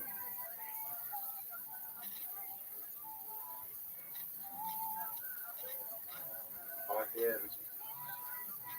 Lock in more. You need an 8 to tie. Oh, there we go. Oh, and he just fucking blows me out of the water.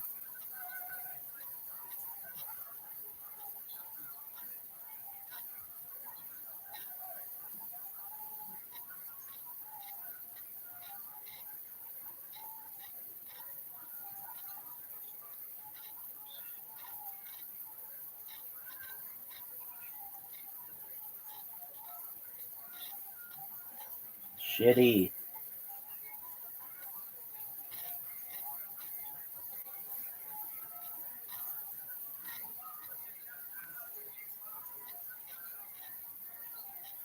There you go.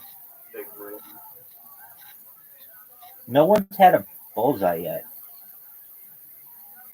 We are rusty. Oh yeah. The game takes a lot of skill. Dude, ever since that one person beat me or put up like 160 points, I'm like, oh, this is over. Oh, if there's a desktop version and a mouse, then it's just not really. I wouldn't take that personally.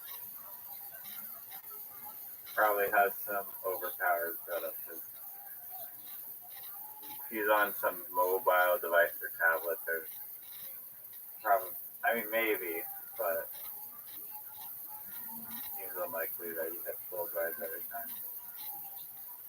The thing that I remember, They got over 100. the thing that I remember about him was how quickly he could his. Oh, that's what it was. He could move it so quickly. It just moved very, very fast. Like, you know how it takes us a while to move the thing over? His thing just went like instantly. I'm at a major disadvantage with you having an iPad.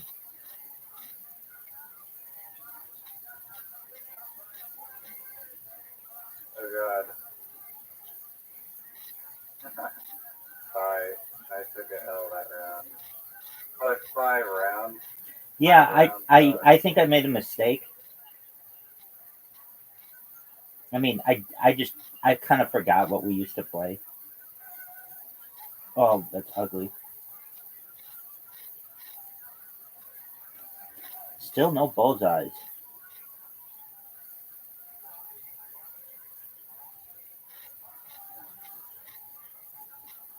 Oh shit.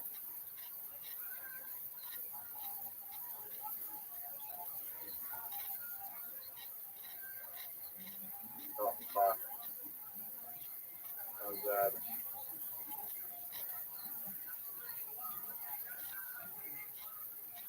I'm getting damn bad score.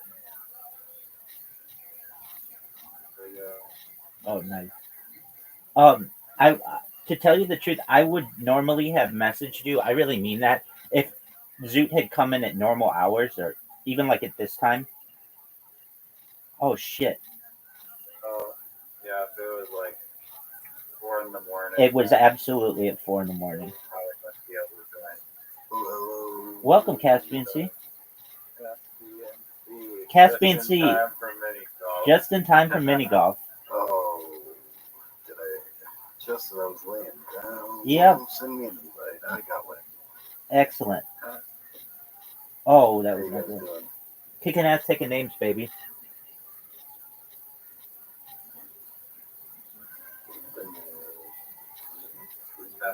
See, I have a amazing pangolin documentary to send you. You know what a pangolin is? Like that thing they eat in China. It looks like a fucking like Sorry, armored dog. armored thing? Are we talking about the coin? Are we talking about the swap, the pangolin swap? No, not a penguin, a pangolin. And Yeah. yes, they eat them in Vietnam. They're part of the anteater family, which is like the Yeah, but they also that's the name of that's the pangolin swap on Avalanche chain. yeah. No, I'm not. This is not a documentary on the pangolin swap on the Avalanche. Gotcha. So isn't that the animal? Yeah. Oh Yeah. man, can you send me that one though? The pangolin swap on the anteater team. I think that's hilarious. Pangolins are cool as fuck. They are. They're so fucked. The way they walk is so cool. And apparently they're poaching them for like the scales or something, and like Chinese medicine, but the scales don't do anything. I don't know the reason why they're killing them. I guess Does everybody they straight up eat them in like Vietnam, but does everybody remember when Riser had an invite? There we go. Watch Caspian see where Riser hits this ball. He's gonna hit it right off the little I remember this one. right off the little corner. That's exactly where you do it. That's some really good shots, idea, Joe. but I'll take it.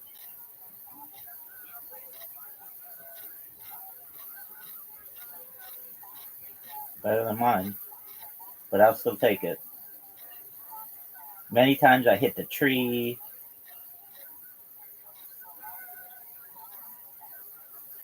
Oh, that's a. Ooh. Interesting. Riser. So what's funny about the Oh, go ahead. sorry, I don't know we're talking about the golf now, but did you ever see that that movie with Russell Crowe, the Noah movie?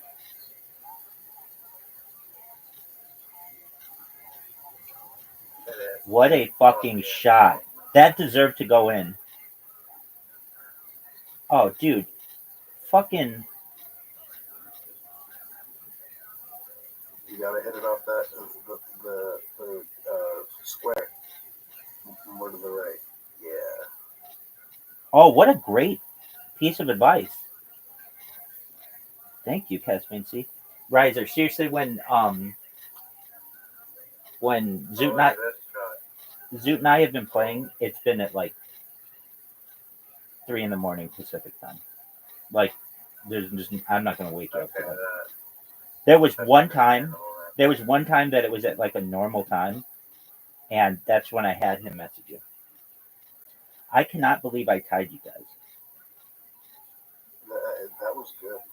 It's a good tie. I'll take it. Especially not getting that automatic 0. Why do I get to go Oh, first? so I'll just say real quick.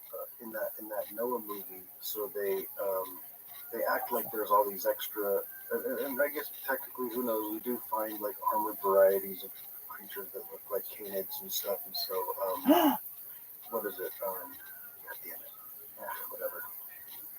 Oh, I got this anyway. It's all good. What is it? So one of the first creatures they show in that movie is like it's like a dog, but it has the armor of a penguin, and so that just popped in my mind because Dude, fuck you both. wow, that was a fucking killer shot, bro.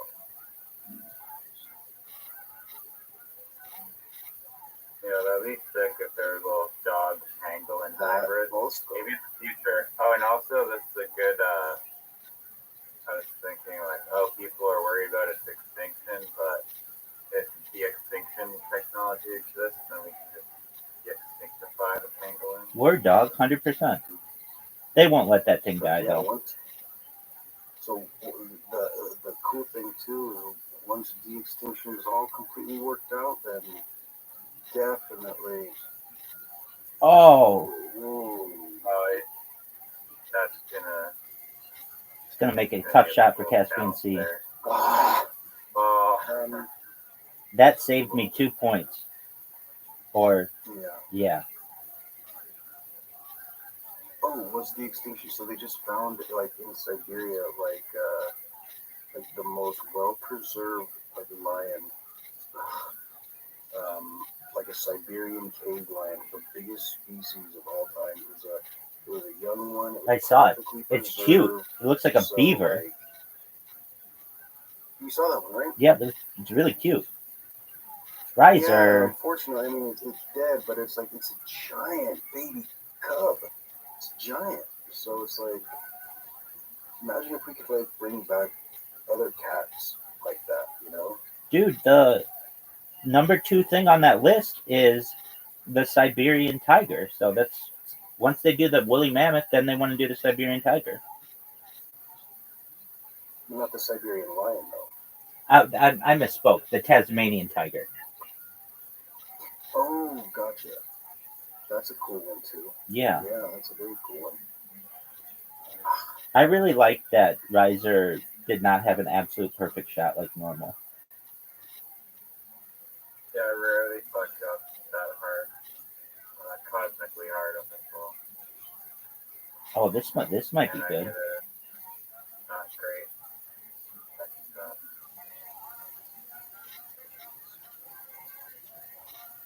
Get in. Why does the Tasmanian tiger look like half dog? Hello? What up? How are you? Fuck yeah. Hope you're having a great day. Fuck you. Thanks, big dog. I appreciate it. Very kind of you. What's good in your neck of the woods? Merry Christmas. Happy Hanukkah, Merry John. What's good? What's good in your neck of the woods, my man? That's not right. All right. How was it?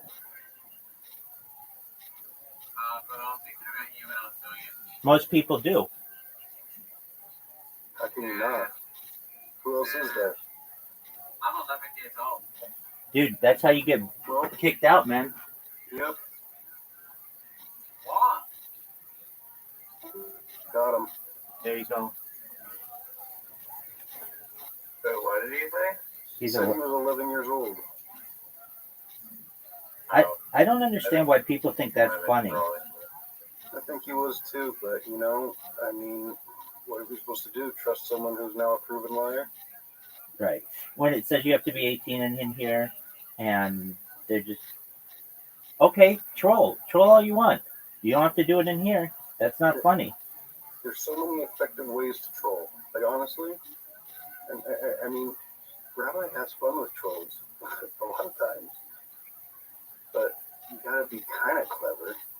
Well, you can't do things against the terms of service of Discord, which that is. You have to be at least 13 to be on this fucking site, or to use this, and then you have to be at least 18 to be in here.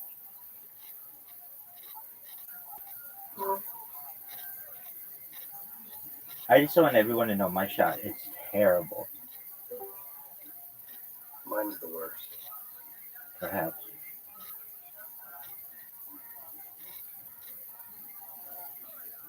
Oh, no way. Wow.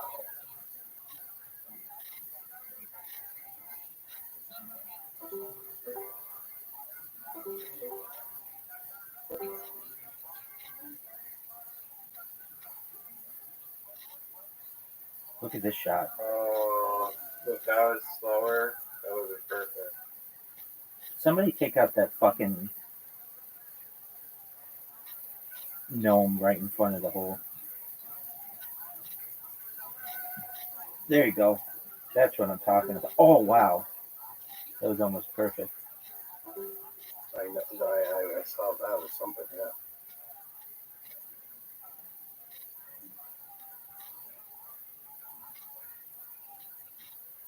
Caspian Sea going for it in one shot. Wow.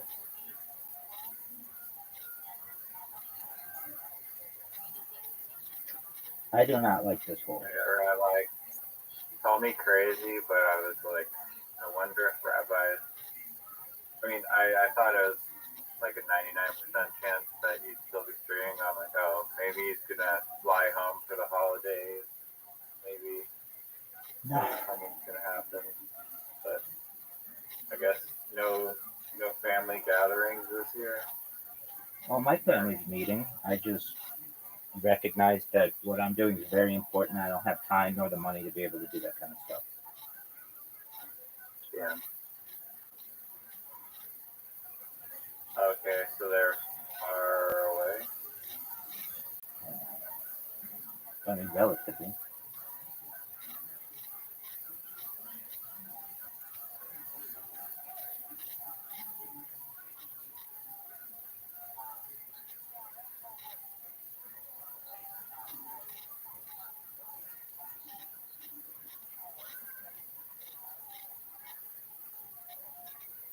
Oh. I'm trying to be too fancy. It's my fault.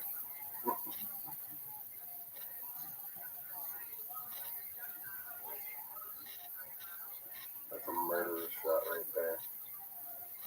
Got to keep the lead on Riser. Caspian, what happened on this little thing? Nope. Oh, now you're. Yeah. Pretty much exactly what I said. I'll take that shot.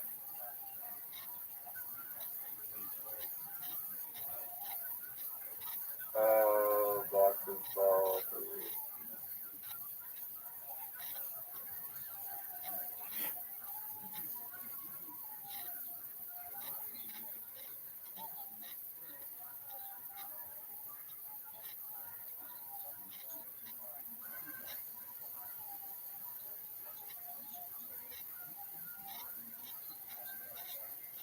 Riser needs to hit the shot.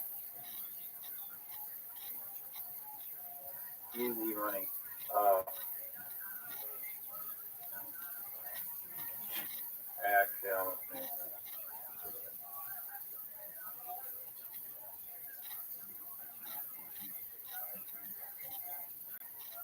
Make this. It's in the hole.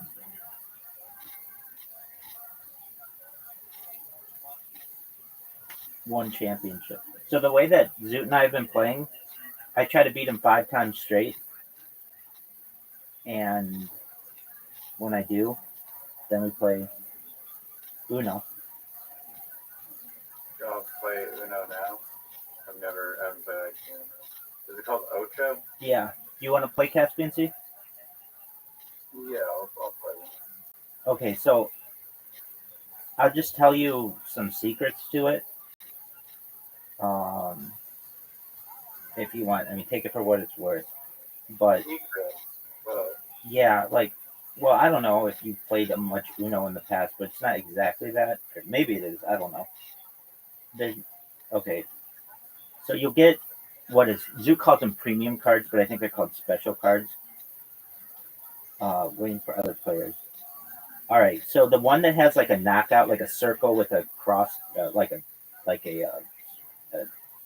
a crossing circle, is a skip. One that has a reverse. You're up, Riser. I don't even know how to hit the button to play. That's okay. I think you tapped the card. Okay, so the big things are if you have like a draw 4 for someone else, like where it says +4. If you hold that until the very end, you can't lose. That's kind of something we figured out. Or like one that changes the color, you can't lose. So basically, it's not a bad idea to hold on to the special cards until the end. That reverses the way it goes. Okay, I got this. So I need to play a 2 or a. Yeah, you have to play a 2 or a blue. Card, why won't? Okay. If not, you just draw another card. So this is a skip. Then it skips me, I guess. Okay. So I haven't played with 3 people, which normally when I play with Zoot, it skips and it goes back to you, but I guess it skipped me and now it's my turn. All right.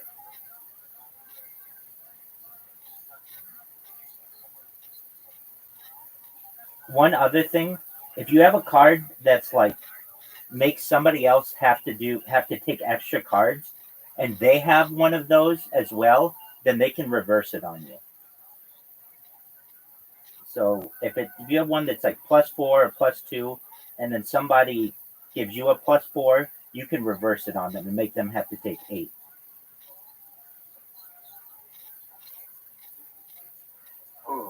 Yeah.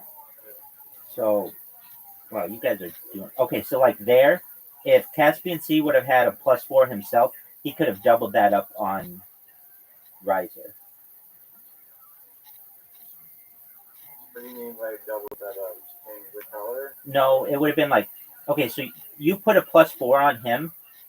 Now, see how it just did 8 on him? Because you had a +4? Oh, you have to draw 8 cards. Right, it doubles up on him. Wow, Riser gets his first fucking win right off the bat. I shouldn't give you guys any secrets. Yeah, I'm really good at this game. You got a ringer.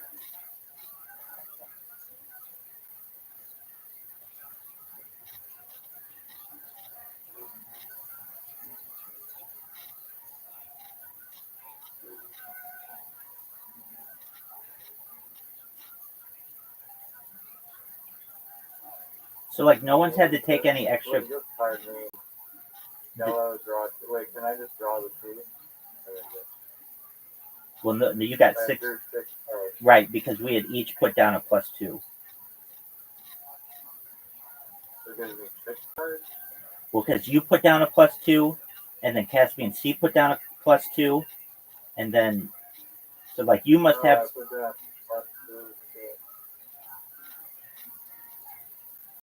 So you have something to block it. So then they all go to Caspian Sea.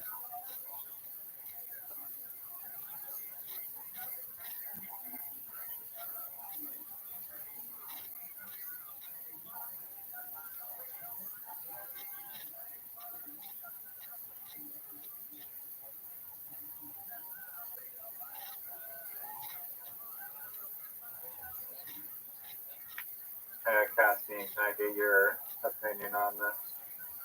Sure. Rabbi, and I don't want Rabbi to say anything.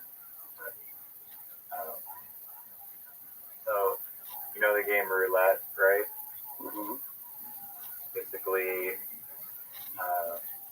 whatever the odds are, nearly 50-50 for landing on red or black, let's say, for simplicity. Ignore the green.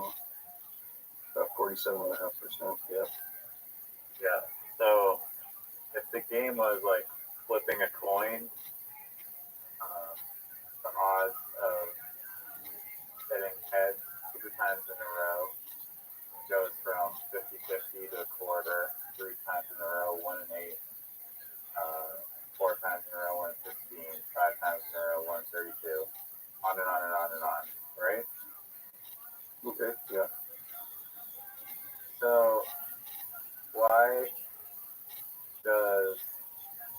can you not use that your advantage in roulette and be like, okay, it's landed on red 5 times in a row. There's a 1 in 64 chance that it's going to land on black. I'm going to bet heavily on black. And or there's been 6 even numbers in a row or 7 low numbers in a row. I'm going to bet on high. Catchment Why teacher can you turn. not use that? What just happened? Help What did you I out? hit? Oh. Did I draw a card? Is it my turn? Oh, okay. Sorry, go on. I thought I left the game. So, okay. Holy shit. The green numbers are one of the factors, again, because of lowering it. It's not pure mathematic. The universe Damn, it's good. kind of like in turn owe the next pattern. It's not exactly like a perfect Fibonacci. The element of chance and the random nature of the universe still kind of is in control of the ball and the spinning wheel more than the statistics. So it's actually funny when my buddy came out to Vegas last year, a year and a half ago maybe. He came out. He wanted to play roulette specifically, and he was like, "I have a method. I've been reading about it." And he was only playing the colors. And I mean, I was watching him gamble. He had $20, and Catchment C, I accept took the my invite. machine because he blew $20 at the table in 5 seconds. And I looked at him and I was like, "Are you sure you still want to play like just red or black?" And he's just like, "Well, I have a method. I said, let's go to the machine." So we started playing quarters instead of dollars. And he was there for about an hour and a half, and he had gone up and down. He was at about $13, and I was frustrated as fuck. And I was like, "Bro, been here for like 2 hours. You're not even drinking. You gotta either fucking play this game or fucking just lose your money and let's go do something." So he got frustrated with me because I kept telling him to stop trying to play the numbers and pick number from feeling. And he keeps trying to tell me that feeling it. Keep telling me to shut up about vibes, and that has nothing to do with it. And I was like, "Fine, don't believe me." And then he finally got frustrated. He's like, "Fine, you do it." I sat down for about 5 minutes. I got him up to $47 and I hit cash out. He looked at me and he goes, "Why did you hit cash out?" And I said, "Because we won." I said, "We just beat Vegas. You were here for 2 hours. You went down $6. I took over and I went 250% your investment. That pays for dinner. That's winning in Vegas. Did you get a free drink?" He said, "Yeah." I said, "You just won. You just beat Vegas. I showed you how to beat Vegas. You have to take your winnings and go." But honestly, it's just about vibes. I lucked out fucking turning $20 into 46 or whatever, but ultimately, How did you turn it into 47 bucks? I think my method of vibes is the best method, but Were you picking numbers specifically or on your both. I play the field and I play numbers, so I always pick red 23. That's the go-to number. Never flinch on red 23. And then depending on, so there's two different ways to play thirds. You can play boxes or you can play lines, right?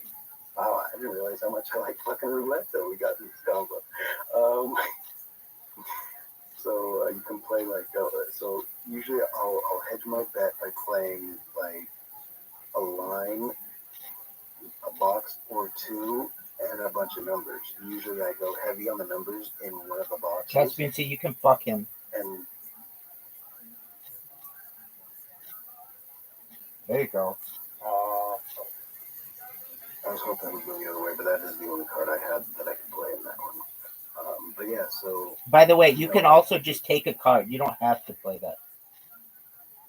This game's kind of boring, honestly. Okay, then back to fucking golf, dog. I'll whoop your ass in that. No.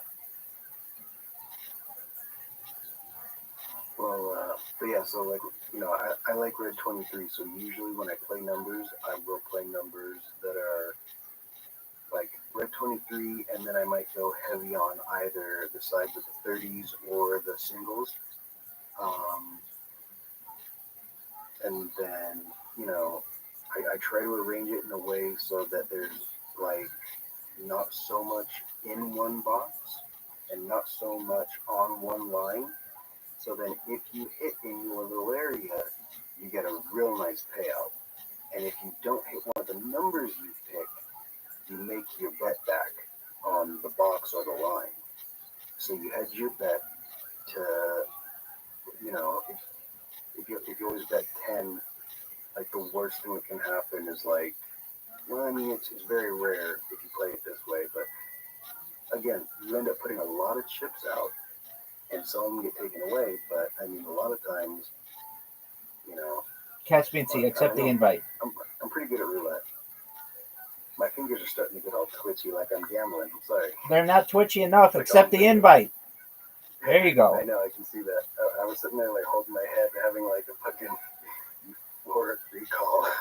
Okay. Did you answer his question though? His question. I think so. I don't think so. Or maybe he did, but to me, it sounds like he might be playing the numbers still more. But I don't know. It's just like, can you use the probabilities of coin flips to give you a better advantage in roulette? Like if it's landed on 5 reds in a row, you go heavy on black and start betting heavy on black, or same goes for even or high numbers. That's kind of me. I don't believe in those, and I pissed my friend off because he's like, "Why are you putting money on red 23? You just hit on red 23." I said, "Because red 23 is going to hit again." He said, "That's impossible." And then I hit red 23 again, 2 in a row. And he looked at me and told me it was impossible. Like, this is a different night. But how is that not gambler's fallacy? What? How is that not gambler's fallacy?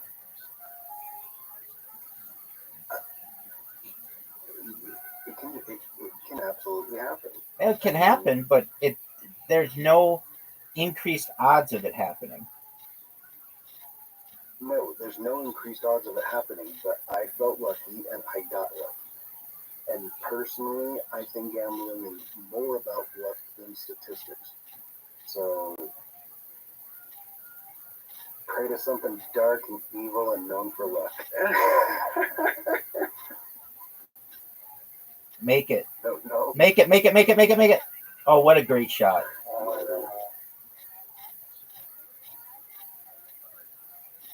I don't know. I think luck is the majority factor when it comes to gambling. Now, I enjoy gambling, but I don't gamble very often because I don't have like a lot of money to go spending, and I like to gamble, so if I can't do it, what's the point of trying and then whatever.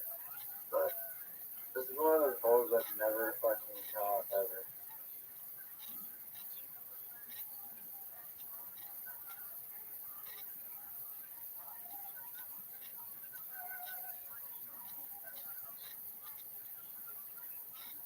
How did you get more momentum going that way? You know, I wish I could explain, but I think it's just luck. No. That was a fucking killer. Ain't good around, Captain. Ain't good.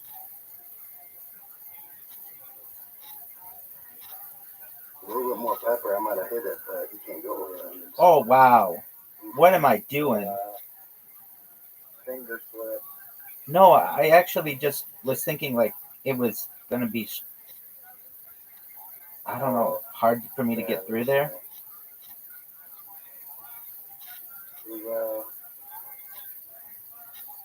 This is my favorite hole. As soon as I saw it, I remembered it. I knew what was to happen. Stay low. And this is the hole that made me realize I need to start looking at every bank around me.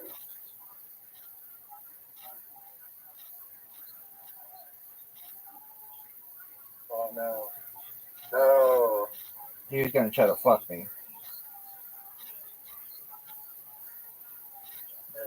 Wow, you still did, and it turned out okay.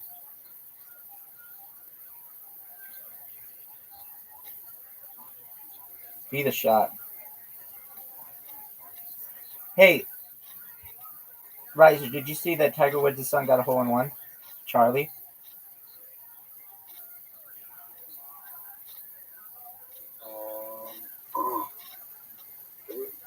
Yeah, catch me and see just fucked me. In real life. I mean, like going with it or something. No, in real life. He's only like 12 years old.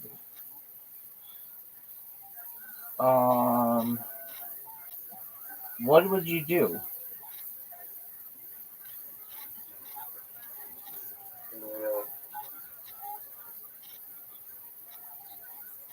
Oh, I wasn't good if there's more juice.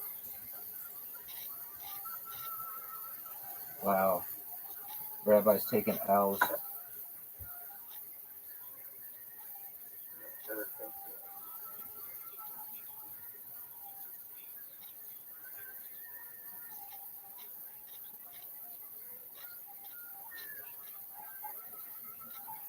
Did you hear about the honey scam? Enlighten me, please. Yeah. What's that about? Have you ever seen like there's like countless amounts of YouTubers that were showing this browser extension called Honey? And Oh, that. Yeah, I remember that. yeah, so like What a literally shot. they have this like infinite marketing budget apparently because every damn YouTuber was doing them for like years. And it's a browser extension that is supposed to scan the internet, fuck, for coupons and apply coupons to your cart. Yeah, I for did hear about checkout this. and get you a better deal. It sounds simple and non-malevolent. However, a video came out a few days ago just exposing them. And, That's an Amazon company too. Or no, is it PayPal? I can't remember. PayPal. Yeah. Okay. So basically, the very YouTubers that are promoting it would get their own affiliate link. Oh, they get their You own. having a hard time with this one? Fuck! That's the end of the comment. Everyone hates this hole. All this role. This is the worst one. I fucking hate this one. If you get along, Podcasts. that's the end of the world.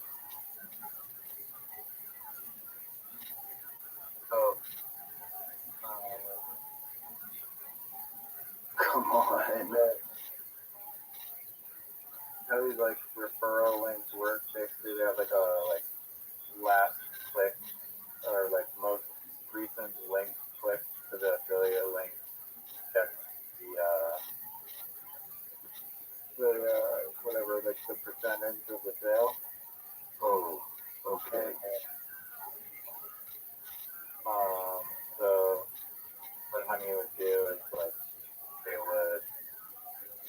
hijack the last affiliate link. I fucking hate this. So Yeah. when you click,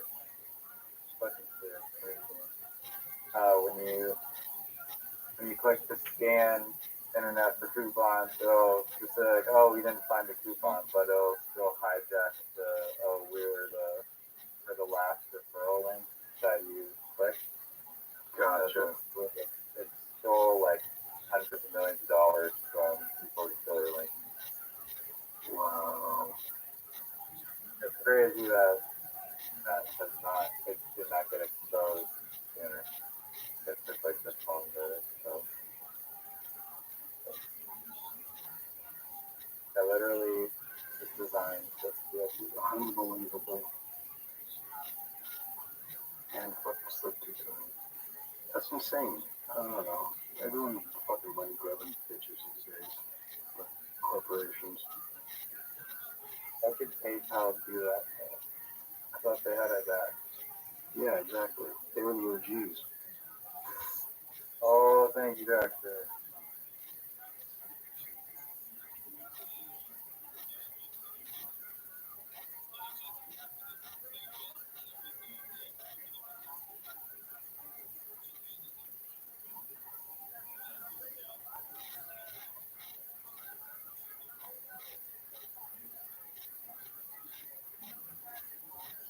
Oh, what a great Oh, shot. yeah, I like it. Too hard. Oxygen. Riser has one. Rabbi has one. Caspian C is looking to get his first win on this next game. Here we go, folks.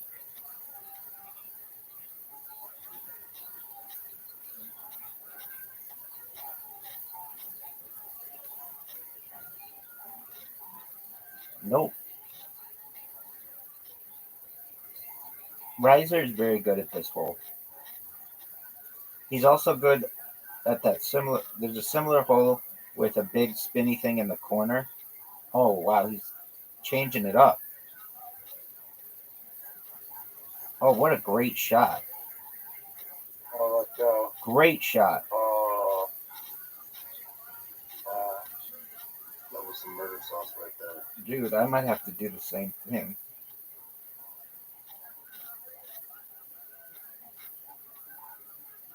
Oh shit. sorry, son. Sorry, son. So unfortunate. Too hard.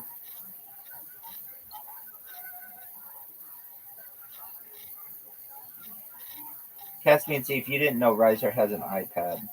If you're wondering, why is he so fucking good? iPad. Actually upgraded. I'm playing on it's a custom-made tablet that's like the size of like the backyard of like my house. So, yeah. Oh, what a... Ooh. We all know the bigger the screen, the easier it is. I think it is. Yeah, you have more more touch points or whatever the fuck it's called to move it in pixels Surface around. area. You slide your hand all around and still end up. You're not as cramped as what you're. Hit my ball. Are you guys feeling cramped over there in your little phone? Yeah, we are. My little phone. We just Don't don't. take this game very seriously.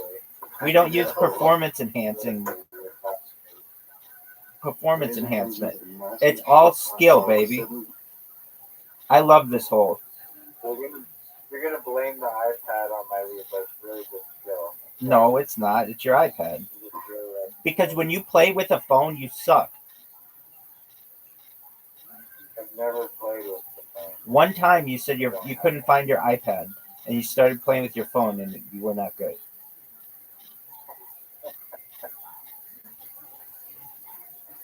Today.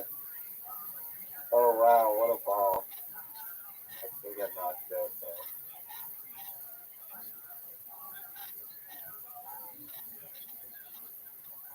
Oh. He protects me. No way. Oh, You got fucked. Stop. From my all lip. All lip, no hole. Uh-oh. Riser. Alright. His lead is in shambles.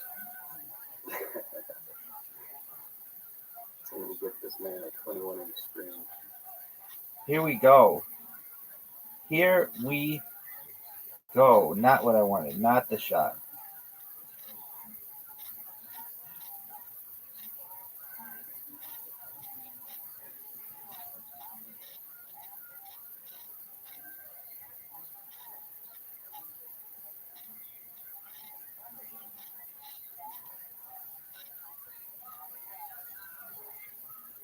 Riser, you're going to be able to hit it in the field of downward slope. He got it this time, folks. All right. Yo, BNC, have you ever gone to the Pawn Stars? Oh, what a shot! No, I haven't. Not like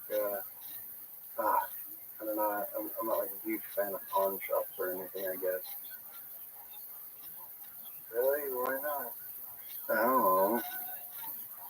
It's only a $40 new wrist, dude. That's pretty good. It's $40? If you want to meet the Rick guy. Yeah. Yeah, that's not worth it. Who the fuck is he? Who gives a shit? What a good shot. Right. I don't know. That's a murder shot, yeah. That bummed me in. Why don't you like pawn stuff? That's really some good shit. They take advantage of Yeah, but lower socioeconomic classes. I started. You know what's really funny about that David Chang thing you sent me? Oh, fuck. I've been giving away a lot of my stuff lately. I actually had like a friend a few years ago. I mean, for years, I give stuff away because I don't want to have a lot of possessions. So like frequenting a pawn shop is kind of like the opposite of what I'm striving for these days, I guess. But Really, what stuff have you given away? what? What stuff have you given away? I gave away a bunch of video game systems, like movie books, stuff that mattered to me at some point in time. But and it's like, why? Go, baby. Go, baby.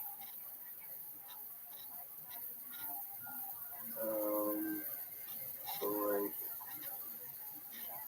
yeah, that.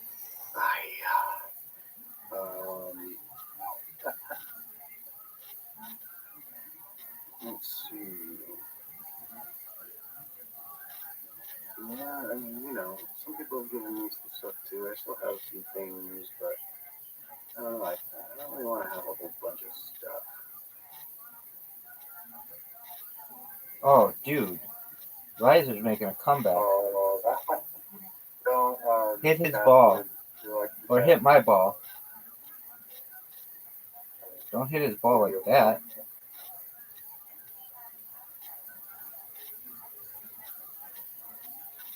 Oh, I opened up the whole fucking thing. Thank you.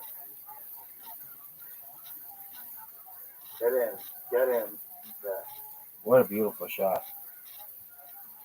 Don't blame that on the iPad, though. That was red 23. Red 23. Don't sleep on it. Come on, baby. And I'm not even one of those guys who's like, hey, now that I told you that there's a number called Red 23, if you play it and win, that means, remember What me, man. the fuck? It's like, there's always been a Red 23 on fucking roulette. Every time someone says some stupid shit like that, it'll play my numbers for me. It's like, there's some money in my hand. Oh, man, those are my numbers, though. I mean, you are not a fucking person. Get out of here. Yeah, I have a strategy that's like guaranteed to win. I hate this hole. But yeah, man. You freaking someone to win, and then you go and assault them and steal their shit. Hang on a second. Can we pause this game? I need to get a pen. Get ready to run that back for me. Yeah. Just let me know when you're ready. To watch for someone else who wins. What a fucking amazing shot. Dude, he just got the win with that fucking bullshit.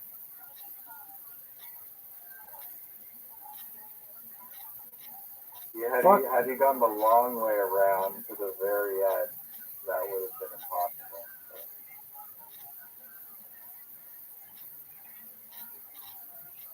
Yeah, this is a tricky shot. Go in the water, hit the trees. Short. I'd rather be short than long. Fuck. Hit my ball. You did. Stop. Oh, I fucked myself.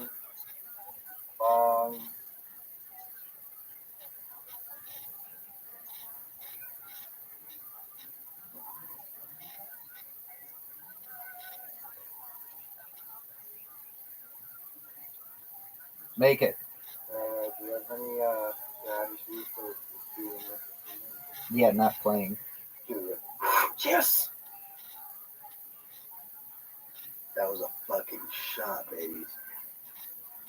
If anything, it's probably sports betting, which I don't know. Do you guys do sports betting? Not anymore. The first time I moved away from Vegas, I was 21 or 22, and then I was 22. So I stopped gambling on sports, stopped paying attention to sports. No more golf for me. There's too much winning. Okay. So let's keep talking. Yeah, sports betting, if you're very good at sports, but the thing is, you have to be one of those very sports minded. If you don't love it, then, you know what I mean? It's I feel you're a real data analyst to be good at sports. 100%. What up, deleted user? But yeah, no, if you want to get into sports betting, you need to be a fucking data analyst who's coming out of college and shit, everything. It's a whole other beast for gambling.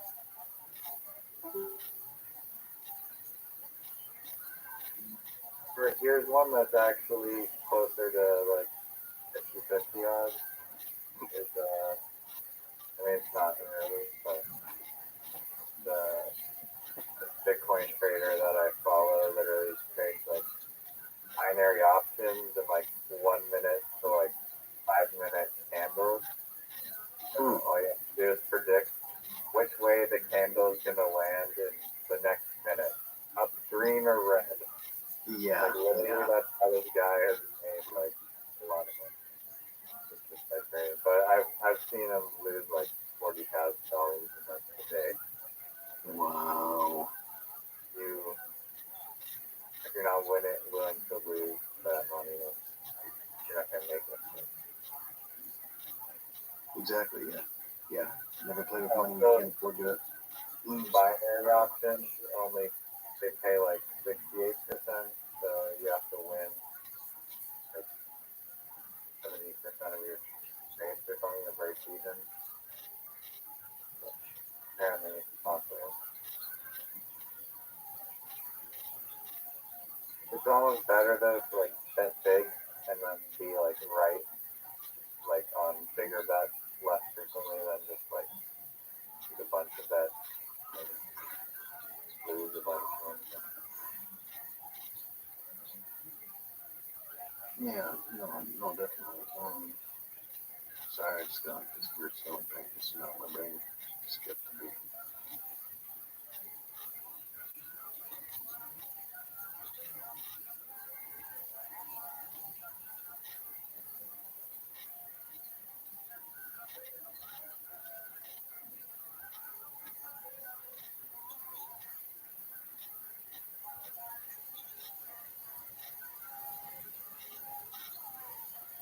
Have you seen some crazy shit happen in the casino?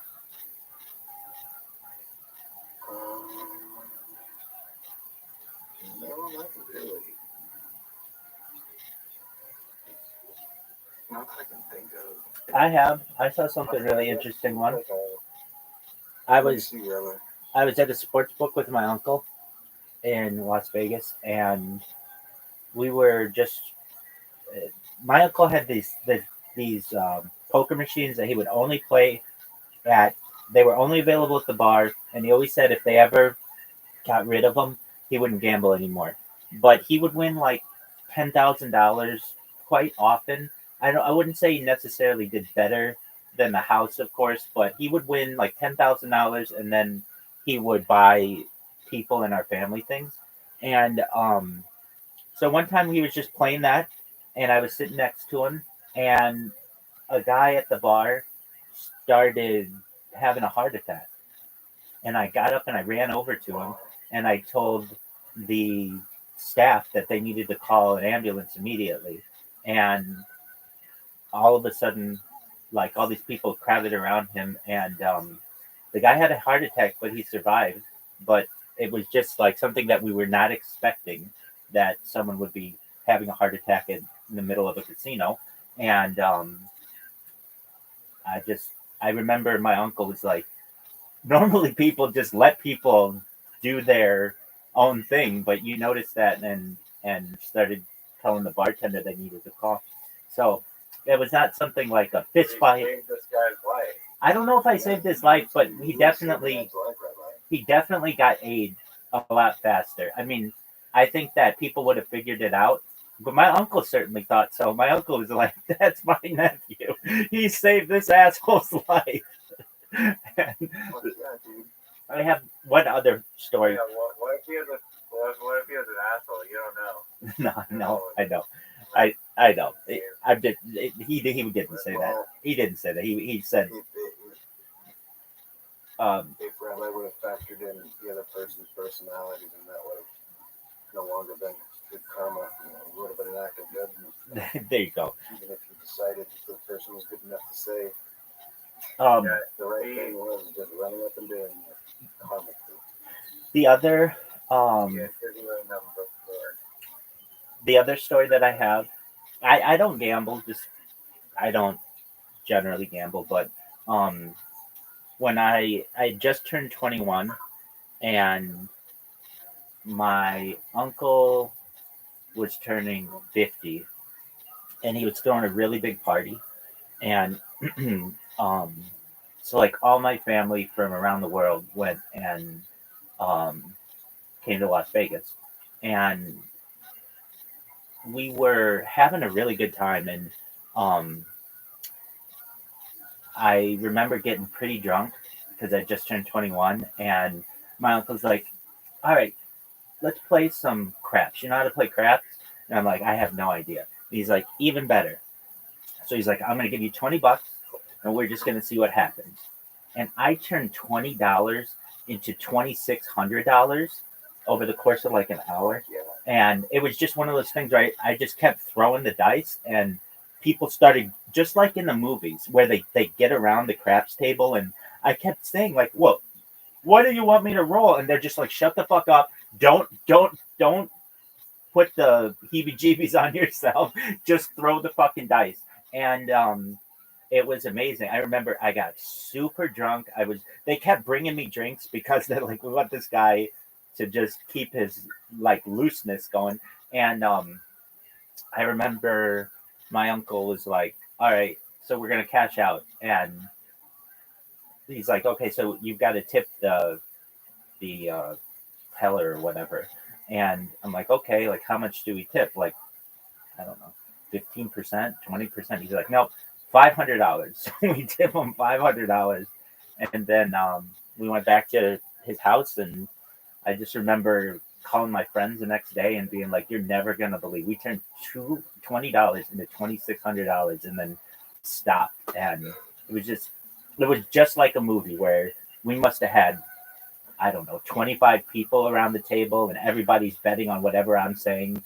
And it was definitely a rush. And so when I tell people that yeah, I made like, I don't know, $2,600 at a casino, and then I never have gambled ever since. They hate me because they're like, "You're the one asshole who actually made money in Vegas." And it wasn't like we used a lot of money. I remember it was just $20, and it was just kind of like, "Hey, we're gonna get going, but let's see how you do." And boom, I fucking knocked it out of the park. And I still don't know how to play craps.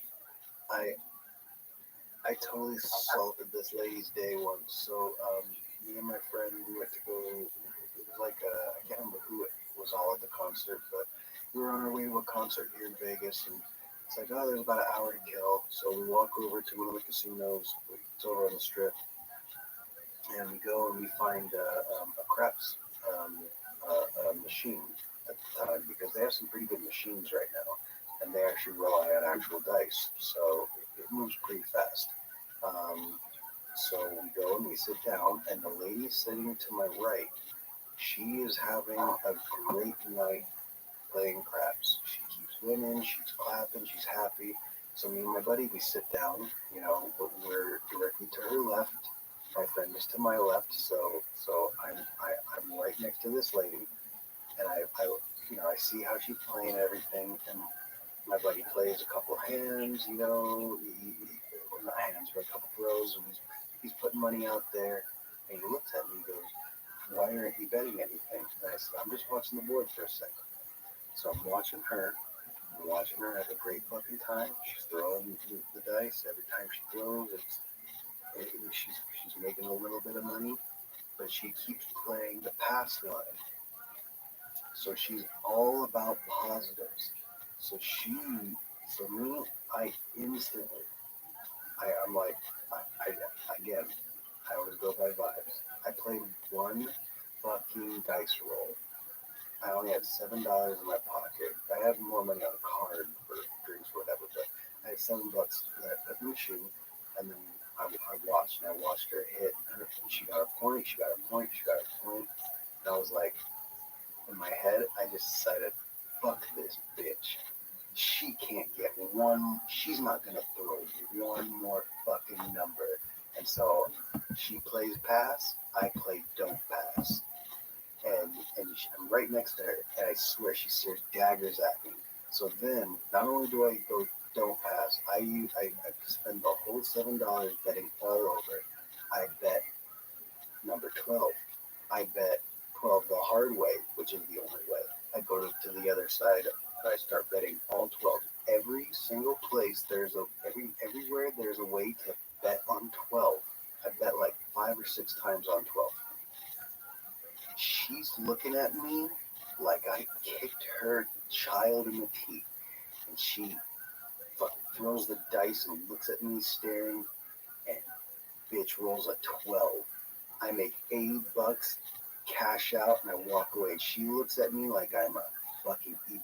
My friend is like, "How did you do that?" I'm just like, "I wanted 12. That's it." Wow. Just lucky on that one. I mean, it's not like big. It's not a $2,600 win or anything, but that's how, like, living in Vegas. I think of gambling a little bit differently. I don't try to. I feel like if I wanted to try to make big games, I would get sucked into possibly making bigger losses. So I just like to have fun with it. And it's like, I played one fucking dice roll. One. I win 10 times my money. I told my buddy I got beers. And there you go. That's what I consider a Vegas win. It made the night a little bit more luxurious. I am thinking about it. Well, like I've spent some, like, not an entire year of my life in Las Vegas, but I have family in Las Vegas, so I go and visit them not quite often, but occasionally.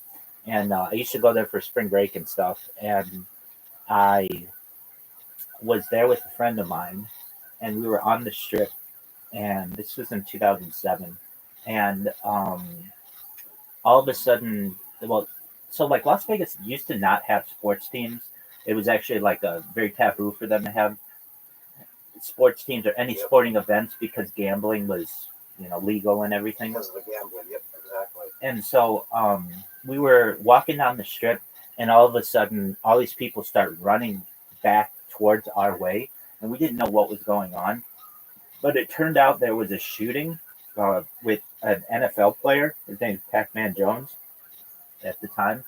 And Hi, Rabbi. Merry Christmas, Rabbi. hey, happy holidays to you, Mike. How you doing? Pretty good. How about you? I'm living the dream, my friend. Hey, Mr. Rabbi Rothschild, happy Christmas. Happy holidays to you. I hope you're having a great day. Thank you, man. What's good in your neck of the woods? You wanna know what's good? Yep. Dude, if I were to know, I would tell you, but unfortunately, I am like stoned right now. Okay. Well, it happens to the best of us. Anyway, I was just telling a story about a shooting on the Las Vegas Strip where I was, and then another cool story. There was when they implode these casinos, they it's like a big event. So I've seen the Stardust imploded, and it was really cool to see. I remember that one. Yeah. I saw that one. Oh, Dude, they have like a couple cool lookout spots. Yeah. What is imploding a casino? Setting charges in a specific way so that the dust hopefully doesn't really go outward. Oh, like they're It falls detonating inward. that's fucking base. They're literally detonating the casino. Yeah. And But, I mean, it's been cleared. There's not a fucking person in there. It's not like it's one of those things like city plans. They make an idea. It takes a year for them to finally close down the casino, and then get all the stuff out, and then another couple months to set all the charges, and then one night the whole building comes down. and there's like a huge cloud of dust that takes over, and it was very cool to see. I'd never seen something that big be taken down so quickly. It's just like one moment, it's a huge building that literally looks like it could have people in it, and the next minute, it's dust. The And only thing different is they do have the lights off. Yeah. Blow it. So it's like the only time you'll ever see one of those buildings with the lights off. It's Right. fucking weird. One of the cool things that they did, like they didn't have drones back then that they were being used for these things, but they took fireworks and they had like a countdown of 10, 9, 8, 7, 6 on fireworks on the building. And then it hits, 0 and the thing comes down. Oh yeah, the Doom fireworks. Yeah, and they had this like huge cloud of dust that, I mean, it looked like 9/11. It just came over you and everything was just like pulverized. And so everybody runs away from it, and it's fun. I don't know, when's the last time they did one of those, Caspian Sea, do you remember? Like when they tore down the sands to build like the extension of the Venetian or this was the last one I can think of. Or no, actually maybe it was didn't they take down the Monte Carlo to put up the new Conrad Hilton? Very well could be. I didn't watch it, but I know I wasn't here when it happened. I think it was the Monte Carlo going down so that they could put up the new big red Conrad Hilton. Very well. I could be wrong. I'm guessing there's no like neighboring buildings to this thing. There are. There's a lot of land in between, so there is more than enough to kind of cordon off and chain it off and everything. But on those nights, I'm pretty sure the neighboring casinos don't have the pools open. You know what I mean? Yeah, exactly. And then they have to clean them all, like the exteriors off, or perhaps wait for a rain. But yeah, it's pretty wild to see that. And but I had only ever seen them on television, which is still something to see. But for them to go as quickly as they go, it's wild. I don't know. Yeah. Go ahead. Oh no, I was agreeing with you. I just said yeah. They just closed down the like last summer, I want to say, the Flamingo, and but I don't think they imploded it. It's just, I think somebody is going to just use the land for something. So where the Flamingo Oh, Hilton was. That became Yeah. the West Gate, which Okay, is there no you longer the West Gate. Now that's something else. But that's actually what I was going to ask you when you said you went to the sports book with your uncle. Did you go to that one? That is the largest sports book. It's not open anymore, but it was. But, just as far as like actual square footage, the largest sports book in the world. No, we did not. So the family that I have there, they're locals, so they know that that's just like a den of thieves. So they have like, Exactly. yeah, they're local casinos that they would go to. My uncle Best lived. Thai food in the valleys around the corner. So My uncle lived in. I don't know if you know where Stallion Mountain is, but it's like near Samstown. on the east side. Yeah, Yeah. and Yep, so exactly. at the time, I Bullet think, Highway. yeah, exactly. It was a major um, sports book because they had just opened it. But yeah, I mean, they all kind of try to one up each other. I think I've been there a few times when it was like, oh, this is the biggest one in the world, and then like Caesars will build theirs, and this is the biggest one in the world, and then MGM Grand will, redo theirs, and then this is the biggest one in the world. I have not been since they, yeah, I would say it's been, I don't know how long it's been since I've been to Las Vegas, but really, there's just not, I don't know. I don't like. There's like a change in people's morality when I get there. I even just see it on the billboards. Like LA doesn't have billboards. It's just like women in bikinis and like call me for your, that kind of stuff. It's like I don't know. What about Angeline? Well, yeah. I mean, the insurance. Well, Adrian. Rabbi, you seem like the last guy in the world to get offended by a billboard with a fucking bikini woman on it. Yeah, I know. It's just I know that there are like children who grow up there. I mean, I have cousins who grew up there, and I just know that it kind of creates a It's like pornography. yeah, like in front of kids' faces, and I don't know. LA doesn't have that, so No, that's true. I mean, there's pornography everywhere. I was walking down the strip with my parents when I was 13 or whatever, and those guys, they slapped it. Absolutely. And they tried to put it in my hand right in front of my own parents. Just like, hey, here you go. Call these girls if you want to have fun tonight. It's like, I'm a 14-year-old fucking kid standing next to my mom and dad. Why are you giving me this fucking pornography? And it's on the ground, and it's, I mean, look, and then it's just on the ground, yeah. Yeah. And then I know how it works. It's on the ground, like fucking like all these numbers. Yeah. So basically, for like hookers and private quote unquote strippers, bro, there's just porn all over the street on the strip.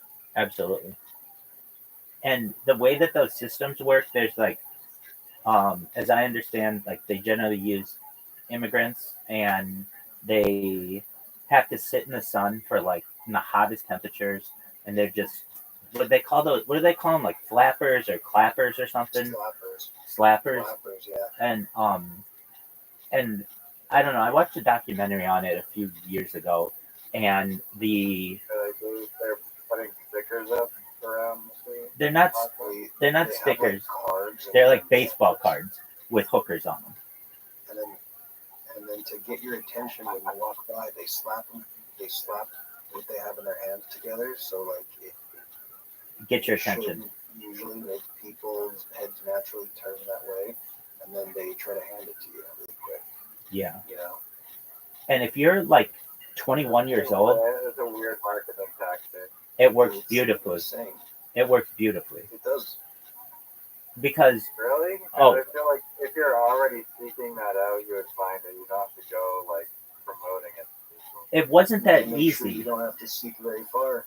It wasn't that easy. Like now it's easy. You can go on the internet and get anything you want.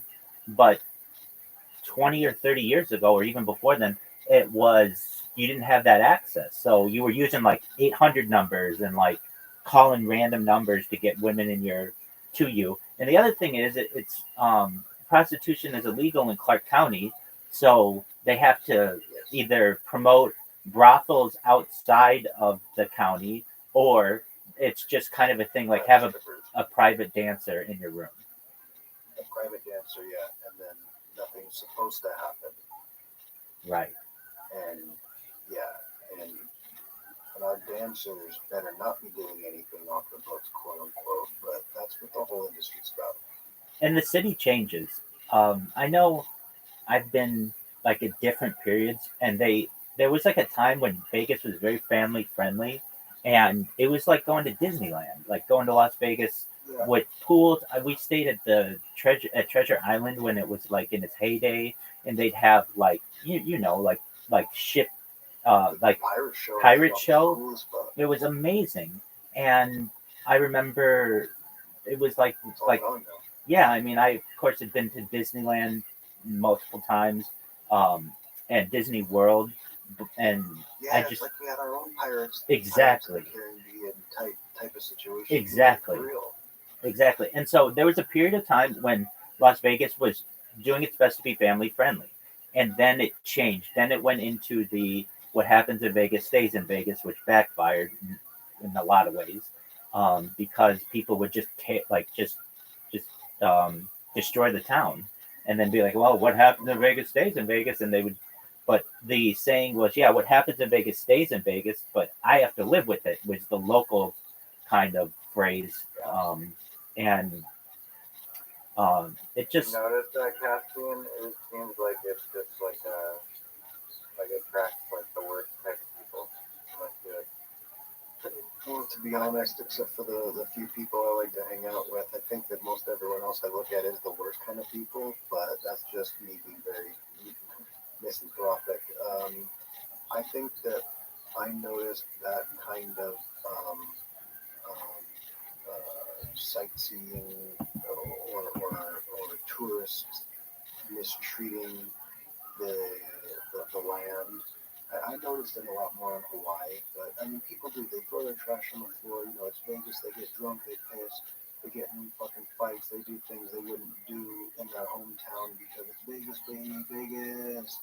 But as far as like people just almost seeming to show up for the express purpose of disrespecting the land, like living on Kauai, it was infuriating. Like people mistreated everyone who worked there, and Really? no, it was I wouldn't be insane. a problem. Why do you think that happened in Kauai?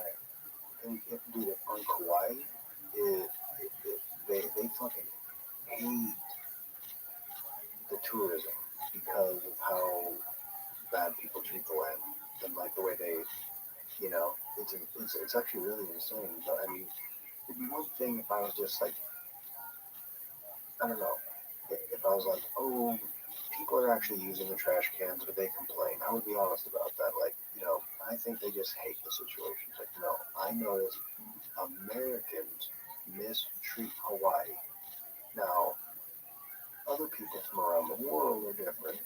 Hawaii's a beautiful place. It's not really America. America fucking owns it like a commonwealth. It's an occupation. And so, yeah, why shit on Hawaii? Because America's got a stranglehold on it. That's it. That's really it. You know what I mean? It's a fucking island, peninsula in the middle of the ocean. So it's only Americans that mistreat, like, they treat everyone, like, treat all the servers and bartenders like shit. It was really weird. Really weird. I always like when I had Canadian people at the table.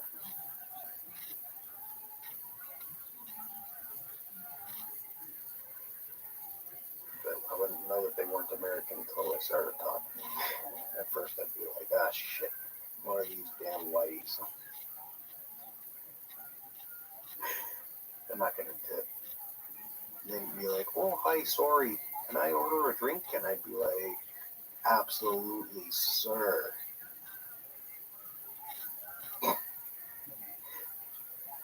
I go very Rick Moranis when I pretend to be Canadian.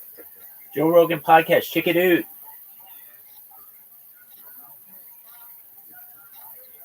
Are you watching Joe Rogan or Lex? I'm watching Lex, but I always do that Canadian accent when I watch the beginning of it. Oh, Joe Rogan podcast, check it out. The Joe Rogan experience. Train by day, Joe Rogan podcast by night, all day.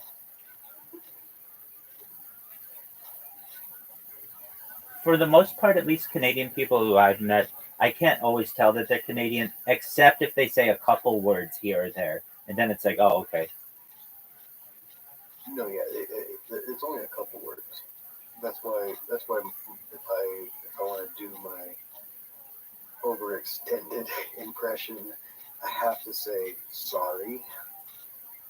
Or A boot. That's pretty much it. That's the word. It's like, you know. What about A?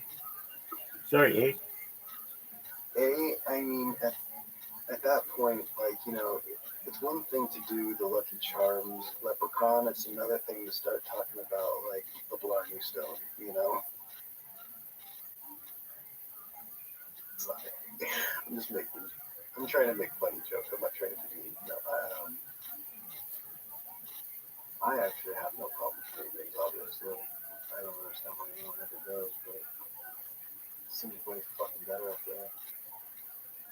Well, not the government right now, but Lex Friedman has 2 dimes on from Canada. Just for a moment, they're like chess grandmasters. They're not that good, but they're really good. Hold on, these bitches are hot. They're not like the hottest chicks of all time, but just for a moment. Where are you watching? So these Canadian ones, they're beautiful. Just for a moment, you'll see them. These Where's bitches. the link? Oh. Okay. I mean, to be like you expect, like, I don't know, chess people to be like super nerdy looking. I mean, generally they are, but these bitches are hot. They're grandmasters? No, they're not that good, but they're pretty good. They're like chess influencers. I don't know. I fucking love Lex Friedman's interests. We're very aligned in things. Like he likes AI, he likes big data, he likes robotics, he likes like interviewing the interviews of like really big politicians. He had Benjamin Netanyahu, he had the president of Argentina on. He's had just some really big people. And then he has these chess people on. He has like people on. He does really good debates too. I think Do you not like chess that much? I do like chess a lot. So you don't play it? I do play it. You and I used to play. You and I used to play. No, we played literally 2 games. No, we played more than 2 games, and I came to the conclusion that you and I are just about equal in chess. It just depended on who went first. No, I've been playing like not even joking, like 6 hours of chess per day for like the last like month. Okay, well, I didn't know you became obsessed with it since we last played, but yeah, I mean, I play sometimes influencers on Kick, like people who play on Kick, and I'll play them, and then that'll be on video and stuff.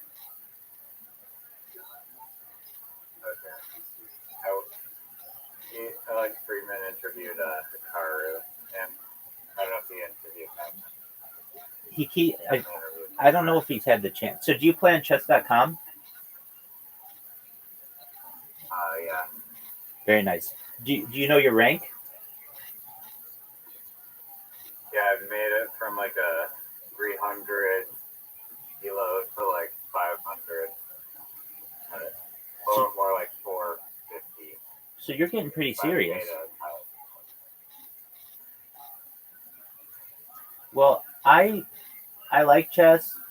I find it kind of can take up a lot of my life, and I don't want it to.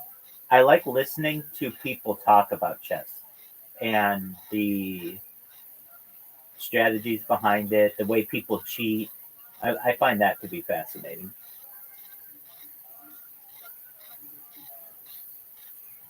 He had Lex Friedman had on the other day. Well, he had him on a long time. I don't know, a few months ago. but I watched it the other day. What's the big YouTuber?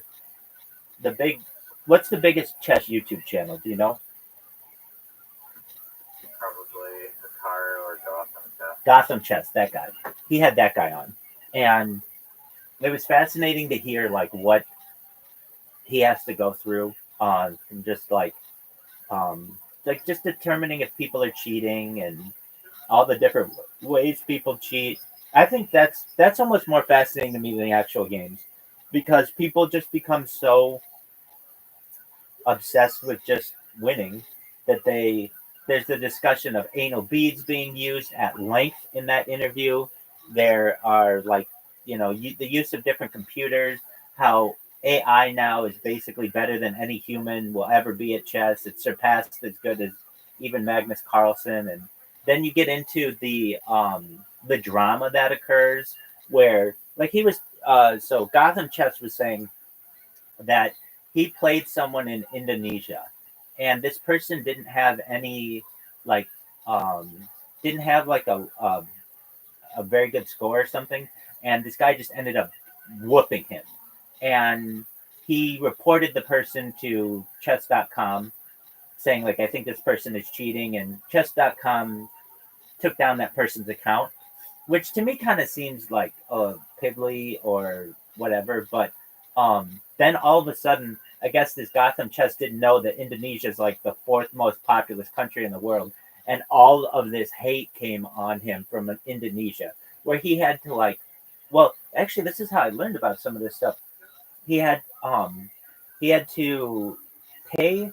Well, let me think how he already had somebody who promoted his channel, and he had to tell that company to do like location blocks, which really kind of opened up my mind to how these big YouTube channels work.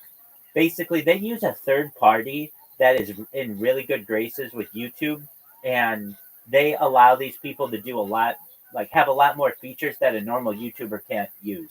So, like what? Normally, you can't geo block people. Like, if you want to watch my videos, you can watch them anywhere in the world. I don't have a way to like say I don't want these people to be able to watch them, but with that third party, you can do that, and you can like focus on different segments of the population. All these kinds of things that YouTube does not allow, and I don't understand why YouTube doesn't allow it. I know like Facebook allows it. You can do that kind of stuff with Facebook. You can do that kind of stuff being like a cam model, but at least on YouTube you can't. It's just interesting to hear, and I think Lex Friedman is an intelligent person. He seems to me to be a good interviewer, and he's grown on me. When I first saw him, on the way that I was exposed to him was on the Joe Rogan Experience, and I just wasn't super impressed by him. But the YouTube algorithm kept feeding me his videos, and especially when I fall asleep, I'll like fall asleep to Joe Rogan or something, and then I'll awake and it's like I have watched like 6 different Lex Friedmans. So I started kind of getting into it, and then all of a sudden, I've been watching his stuff on like repeat. The other reason why I watch his stuff is he has just one big playlist that I can just play, and it will just be podcast after podcast after podcast after podcast, and it doesn't stray from that. And I like that. I don't like it when I'm watching the same podcast all day, and then it all of a sudden thinks that I need to watch how to learn English. I get this all the time. It's like I don't understand this. Like I don't understand their algorithm, and or it'll just show me like a different podcast. Podcasts, I feel like have a playlist. So like most podcasts have a playlist that you can put through like reasons. It's like one big chunk, isn't it? I would say most of them do. His is just well. Another thing is his don't. I feel age badly. Like Joe Rogan's podcast, I feel age pretty badly because he talks about a lot of like he'll talk. Yeah, thank you. Current events or like things we already know the answer to. Like when I'm watching Joe Rogan and he's talking about something that's happened in the past, it's like now I'm going to waste 40 minutes listening to this topic and I already know the answer. But Lex Friedman's don't age as badly. And Caspian C and I were talking about this the other day, where like we noticed that podcasters a lot of times, unless they're a current events podcast, They do their best to make their podcast timeless. You're right. There are a lot of podcasts, the big ones that just have one playlist that you can play. But like at least with Joe Rogan, if I'm not watching the most recent few of them, then it kind of becomes delayed information. Riser, what I want to know is what do you think of these drones, dog? You're the most skeptical anti-UFO person I've ever met in my entire life. I want to know what you think about these drones. Trump was serving with the current government. Knows exactly what's going on. What drones are you referring to? There's like a huge... The ones that are all over America right now. Yeah. Oh. Are they hiding that? And have you seen any in Las Vegas? No, not in Las Vegas. I've seen them in the desert. In Vegas and LA. In Southern California over the Pacific Ocean. I've been looking since they've done it, and I haven't seen anything. I know they were seen in Temecula and like a little south, like off the coast of like Dana Point. Years ago, I saw these UFOs. I didn't see these currently. Sorry. But like in New Jersey, they're shutting down airports. They shut down an airport in Japan. They shut down airports in England. And I think Germany as well, and that's just what I know. There's just been a huge shut down airports all the time from weather various ways. No, they don't. I don't know where you are. They don't shut down American airports unless there is like a homeland security threat. Yeah. And they're shutting them down because of a little some kid flying a little drone. Well, they call them drones. They're not little, though. They're like the size of an SUV. They're huge. And, I mean, I've seen them do all kinds of interesting things. I've seen them from planes. I've seen them from the ground. And this isn't just like 2 or 3 videos. This is like 300 to 500 videos of just like, we don't know what this is. They're over New York City. They're over New Jersey. They're kind of popping up in random places. They disappear. No one's ever tracked one with the drones. They do. They do track them with their own drones, and these things shut down those drones immediately. They kill all of the battery power, and then they fall to the ground. I sent. There was an article in the Wall Street Journal today about these drones, or I guess it was yesterday now. That President Biden has requested information about these and contacted the Department of Defense 4 times, and he's being told that basically he does not have a need to know what they are. I think he does have a need to know. Well, that's what you would think, but they usually don't brief. So does every American, if they are literally flying random drones over everywhere. Right. Well, and that's the thing. They call them drones, but that's kind of a bad name for them because it's confusing with normal people drones. But the state of New Jersey and New York have put a ban on all residential drones or commercially available drones until mid-January, and these things are still all over the place. I mean, they had a meeting in New Jersey with every mayor of the state, like 100 and some odd mayors or something like that, maybe of every major city in New Jersey, and they're like, we don't know what these things are. They've had briefings from the department. Are you serious? Everyone is like, we don't know what the fuck these are. Caspian Sea, am I wrong? Oh, sorry. What did you say? Am I wrong? I mean, they don't have an answer as to what these are. If you've seen the interviews with people, they've not released any answer. No, people are asking, they're wondering what it is. They're getting videos, and the government keeps saying that there's no proof anything is happening. They say that there's no need to worry, but we don't know what these things are. Yeah, exactly. That's how they put it, which is it is the most asinine thing. They say there's no credible combination of an attempt to reassure people. Who knows what the fuck it is? But don't worry. They say there's no credible. Do they look like alien technology, or do they look more like human technology? I would say they look more like human technology, except for a couple things. They don't have any thermal signature or any radiation signature or radio signature. Yeah, how about that? Yeah, so that means that they're basically not human. If they don't have, or they're, and they've also gone through all the things like they've asked the people of the Department of Defense and the White House. So are these man-made? They say no. Are these from another country? No. Are these some kind of classified contractor? No. But we can't tell you what they are. The only reason why I say I think that they look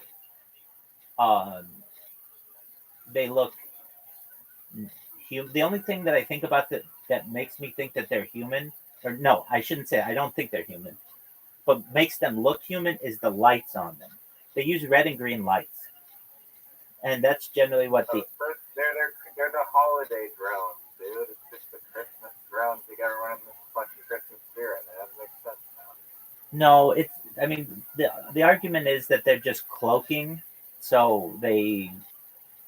But I mean, the way that these things fly, they fly in these huge packs, and then all of a sudden it'll move like 200 miles in the air over the course of like 1 second. It'll just move faster than anything that we've seen, like faster than any plane can go. And then they'll be flying in the air, and then it'll just shoot up into the sky 50,000 feet in like the matter of seconds. They say that, I mean, they are non-human. They're like non-human crafts. Basically, any human would get killed in these things. And I don't know what they are. It's really, of any time that they would have disclosure, it's with these things. Because at least in the United States, this is front page news. It is on every Skynet, and it's just AI with fucking robots trying to scare us. Well, they did address that to some extent. They're like, hey, are these like Amazon delivery drones or Google? And they're like, no, it's nothing like that. And the thing is, they're just like, the big thing that they say is there's no credible threat, but we don't know what they are. They've tried to shoot the. Now, are you at all spooked out by this, Rabbi? No, I see it as what's known as soft disclosure. It's been happening for like at least 80 years where little things are leaked out, and it's just the people in the know what's going on, and they are associated. It does not seem like soft disclosure, but in the news that there's literally alien drones that are. It is because this isn't the first time that this isn't the first time that this has happened in the United States. It happened in the 1950s above the United States Capitol, and it happened recently over the. No, but this is the first time where there's like hundreds of them. Like, not necessarily. I mean, well, it's the biggest one that we've seen reported. It's just the fact that people have cell phones, so they can record it now. In 1960, they couldn't record it as easily, so it would just be like, "Hey, there's a huge UFO flat." But it happened in the 1950s. It happened at least in the 60s.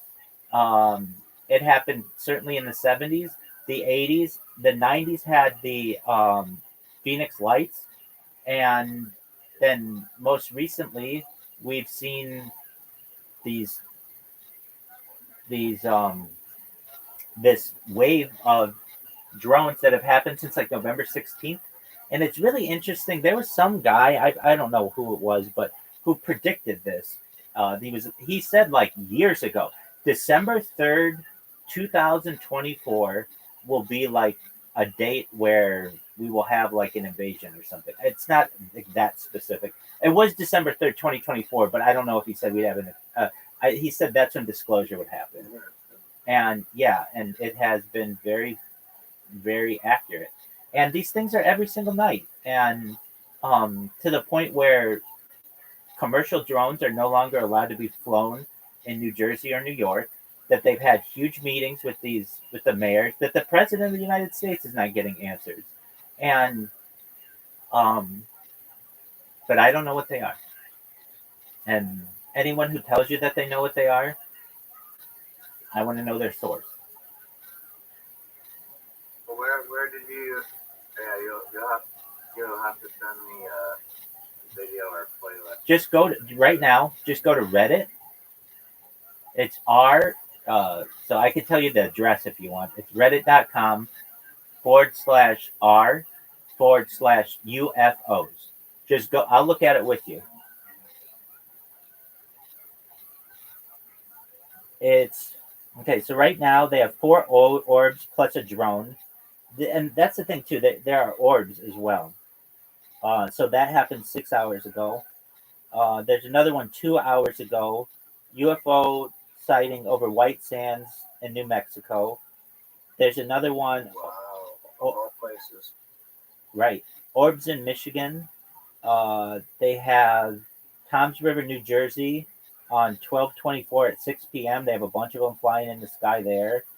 The Bronx. They have them flying over the Bronx.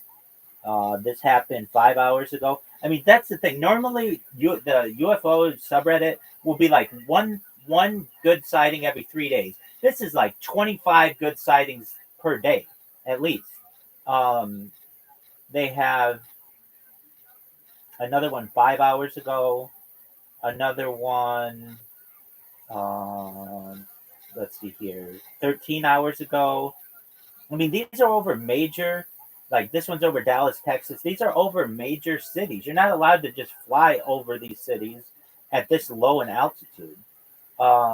In Germany, they had 149 incursions on German airports this year.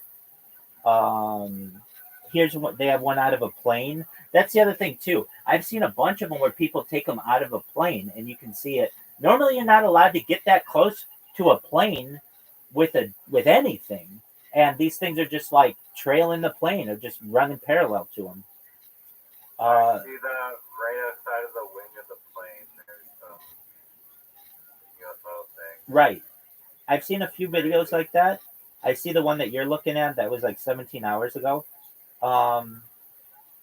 There's another one, 14. Jesus, sorry, that's freaking. That was, yeah, 48 hours ago. There's like this crazy. I mean, So there's one 2 hours ago in Arizona, 29 minutes ago in Rotterdam. They're flying over a city, and that's the thing. A lot of like people will be like, "Oh, these are only happening in the United States." No, they're not. They've caught the attention of the United States, but they've happened over England. I mean, I think remember Riser? I showed you that one that was like a ball right off of the ground that caught a lot of people's attention. You may not remember, but like it was taken from a plane, and it was like this ball that was like 2 inches off the ground. It was like a blue ball. the one at the airport. Yeah, exactly. That happened like I don't know within the last 2 months, and ever since then we've had just at least the United States tons of, but really just anywhere where cell phones are available. I've seen them in China, dude, and not only that, but if you know who Rosie O'Donnell is, she spoke out about him. Dane Cook spoke out about him. Joe Rogan spoke out about him. In fact, I want to watch this. Joe Rogan had an expert on it today at lunch. I just didn't watch it because I've been watching this chess one on Lex Friedman, but let's see what Joe Rogan has to say about it. Caspian, what do you think? Are being invaded? I hope so. Earth is boring. No, it's not boring, but we definitely need a little bit of pepper in the soup. I'll put it that way.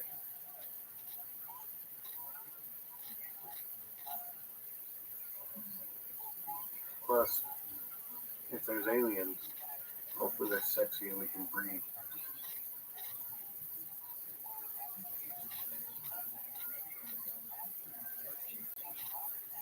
I don't know. I'm not sure if we're invaded. All right, so Yeah, this if you look James up Fox, New Jersey drones, it's like he pretty is freaking insane. Joe Rogan podcast. Check it out. The Joe Rogan Experience. Drink by day, Joe Rogan podcast by night, all day. Oh, fuck. It's giving me like full blown UFO expert in a lot has been going on. I find this thing kind of terrifying. I know you ran into him. I had Brian Graves on this. Oh my God, I'll tell you the funny story about how I ran into him. You ran into him in the lobby of the hotel, right? So the lobby told me, they're all, don't use this one elevator, it's really rickety. And it makes a lot of noise, and it's not very reliable, and just don't use it. So I didn't. And then I was leaving 24 hours later to come down and get some coffee. And I was like, fine, let me take the rickety elevator. I was like, they told me not to take it, but I'm going to take it anyway. So I pushed the button. I'm standing there. Here's the door's open. I look. I see the shadowy figure in the corner. I'm like, Ryan Graves, what are you doing? He goes, I don't know. What are you doing? I was like, are you doing what I think you're doing? He goes, yeah. Did he tell you that? Did he tell you that? Yes, he did. He told me that. He didn't tell me the whole story about the rickety elevator. Yeah. And he was like this shadowy figure up against the corner, like kind of just, I'm looking at him. He's looking at me. It was really funny. We talked a lot of nonsense about aliens, but we also talked about the technology that he knows is state of the art when it comes to drones. Yes. And that some of these ones in New Jersey, they're doing things that you can't really do yet. Yes. Yeah, which is really fascinating. Because it's like, okay. And it's the size of SUVs. Right. So is it ours? And we somehow or another have some stuff that mainstream drone manufacturers at the highest level aren't aware of yet? Is it ours? Is it like some crazy military stuff? Because if it's not, and it's coming from the ocean, like, what do you mean it's coming? What the fuck? 50 of them. What do you mean? What do you mean? 50 suburban sized. So check this out. UFOs are coming out of the ocean. This is really funny. I've been working with this guy. We've been communicating on the signal for a long time. Actually, he was through Proton. He was emailing me stuff about Virginia, the UFO crash in Virginia. And but he was anonymous. One day, I was like, he's really knowledgeable, and he was sending me stuff that was really helpful. Like, you should track down this flight. It happened. Go to this airport. Go to this base. And I was like, finally one day, I was like, who are you?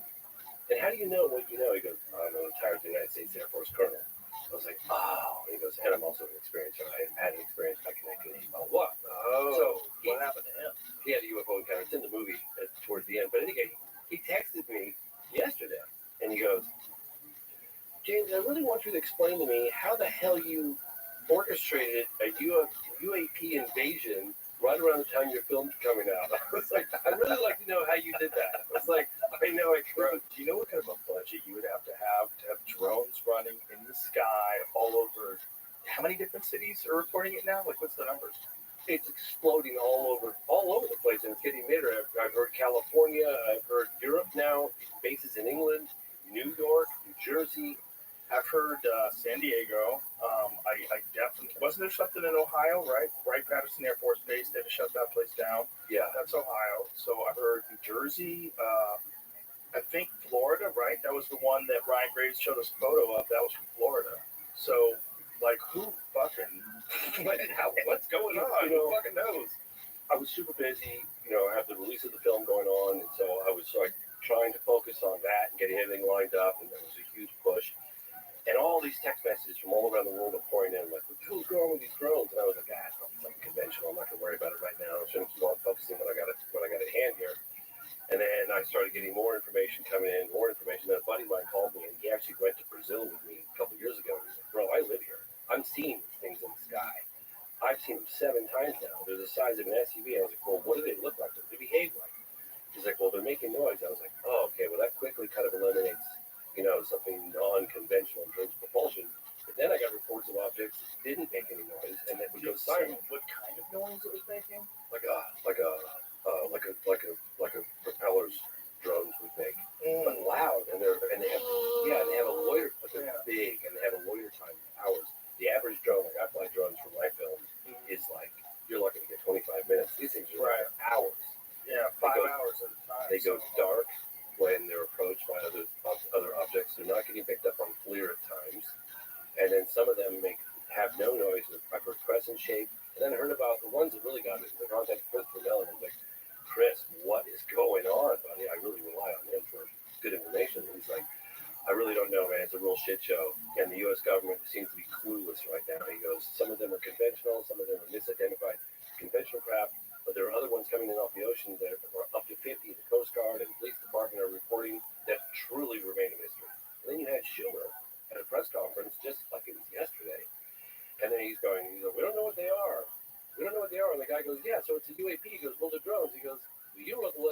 listen, it's a UAP. It's unidentified anomalous phenomena. Why don't you just use UAP? I think you're using the word drone because UAP is almost too scary. Like when invasions happening. That's what UAP is, unidentified anomalous phenomenon. Yeah. So couldn't that be kind of anything? Doesn't even Totally. mean flying. Well, that's the thing because it used to be unidentified aerial flow. Right. UFO, unidentified flying object. Then it was UAP, unidentified aerial phenomenon. But then they're coming out of the water, right? I feel like this is So they said anomalous. Why don't they just keep using UFO? Because people associate UFO with otherworldly, and they wanted to take that, remove that baggage, and make it a little less scary. That's my personal opinion. I kind of get that, but also it's just an unidentified flying object. If we find out what it is, then it becomes an identified flying object. It doesn't necessarily mean it's alien. True, right? Like they could be a People stealth don't be bomber. jumping out of their windows right now. They said UFOs are invading the East Coast. You remember World of Worlds? Right. Right. People were like jumping out of their windows. That's actually a very good point. So I think they took it down. I think they're using the word drone, even though they're unidentified, just because of the fear factor. I think the fear factor is real. Yeah. I can't help but cringe thinking of that word. Oh, sorry. The fear element. Sorry. It was too much of a part of my life. Too close to home. So when did they start?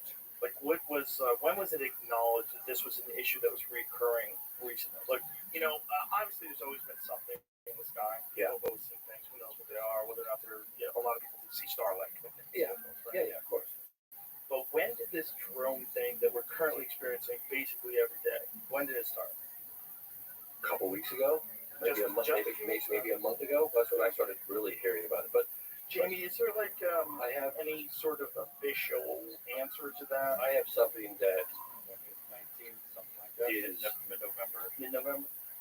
This episode is brought to you by GoPuff. Does grocery shopping drive you nuts? The lines, chaos, and the inflated prices. Then you have all these third-party delivery apps with their ridiculous fees, markups, and you still have to wait hours for delivery. Well, enter GoPuff, the game changer. They deliver snacks, groceries, alcohol, essentials, whatever you need straight to your door in just 15 minutes. And get this, it's cheaper than the store because GoPuff uses their own fulfillment centers. No middleman, no crazy markups. It's like Amazon, but for everyday essentials and way faster. GoPuff also just launched cheapest on the planet pricing. Think $2 organic eggs, $2 milk, $5 diapers, $10 Tide Pods. It's insane. They're beating big grocery stores at their own game. So do yourself a favor, download the GoPuff app on your phone, use the code Rogan20 for $20 off your order, and experience faster, cheaper, better shopping. Trust me, you'll thank me later. and something that this is about an air base in Vandenberg Air Force Base in 2003. And this is not an anonymous, but this is about incursions over, listen to this. I promised this individual that I met at Seoul conference. He's a witness. He's a military guy. My name is Jeffrey Usatelli. I served 16 years in the United States Air Force as a technical sergeant and a military police officer. In October 2003, my coworkers and I witnessed a series of extraordinary UAP incursions at Vandenberg Air Force Base in California.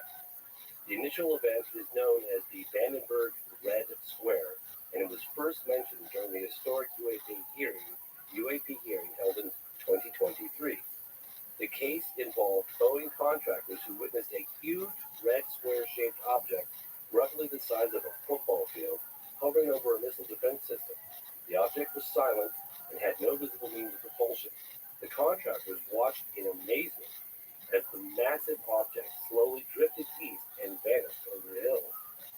I retained official Air Force records of the event, including the blogger forum entry, which includes the names and contact information of all the witnesses, and provided it to select members of Congress, AARO, and the FBI. AARO's in the UAP Task Force,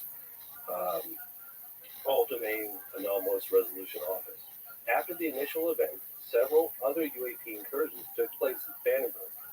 I was on duty during many of the encounters, and I investigated the incidents as they unfolded. Now remember, this is not anonymous reporting here. They include a football field-sized craft that terrified security guards as it silently hovered over a launch facility before flying off at an unbelievable rate of speed. a brightly illuminated silent object that landed on the base flight line before accelerating instantaneously and disappearing into space. A huge triangle-shaped craft larger than a C-130 that hovered 50 feet over a police officer before it drifted slowly over the base. A blue-white liquid orb, roughly the size of his house, that hovered over his house on the base. The object made no sound and had zero obvious means of propulsion. And he says, my experiences with UAP were awe-inspiring, exciting, and terrifying. I don't know why UAP are flying over our bases and our neighborhoods, but I do know the UAP phenomenon is of the utmost importance to all of humanity. I currently have 5 other military witnesses to the Vandenberg incursions that are all willing to testify tomorrow under oath. We need answers to this mystery and better government transparency. Thank you for the opportunity to share my story. Former United States Air Force Technical Sergeant and witness Jeff Musatelli. Crazy, right? I mean, we're talking objects the size of a football field. That's bananas. And then they take off insanely fast, just like a Tic Tac. Straight up into space. So this was it. What was the exact date of this? This was 2003. There was a number of incursions during that year, up all the way into 2005. And he has the names, and they submitted it to the new head of Aero. That's interesting because that coincides with Tic Tac. It does coincide with I Tic wonder Tac. if it's like, vacation season. It's like every few years. Let's go check out what those guys are up to. You know what I mean? Maybe it's like a real pain in the ass to get here. Maybe it's one of those things like you can go to Australia, but it's a pain in the ass. It's 16 fucking hours on a plane. It's a long flight. Oh my God. You know I went what I to mean? South Africa one time, and that was like 22 hours. Yeah. I was like, this plane's going to run out of gas. That's exactly what I'm saying. It's like one of those things. It's like you can do it, but it's a pain in the ass. So maybe they only travel to Earth every now and again. How could these incursions have been taking place? And like, here we are 20 years later, we're only now really starting to talk about them. I think the reason being is if you don't understand it and you can't protect people from it because it's so beyond our capabilities that it's just describing it accurately.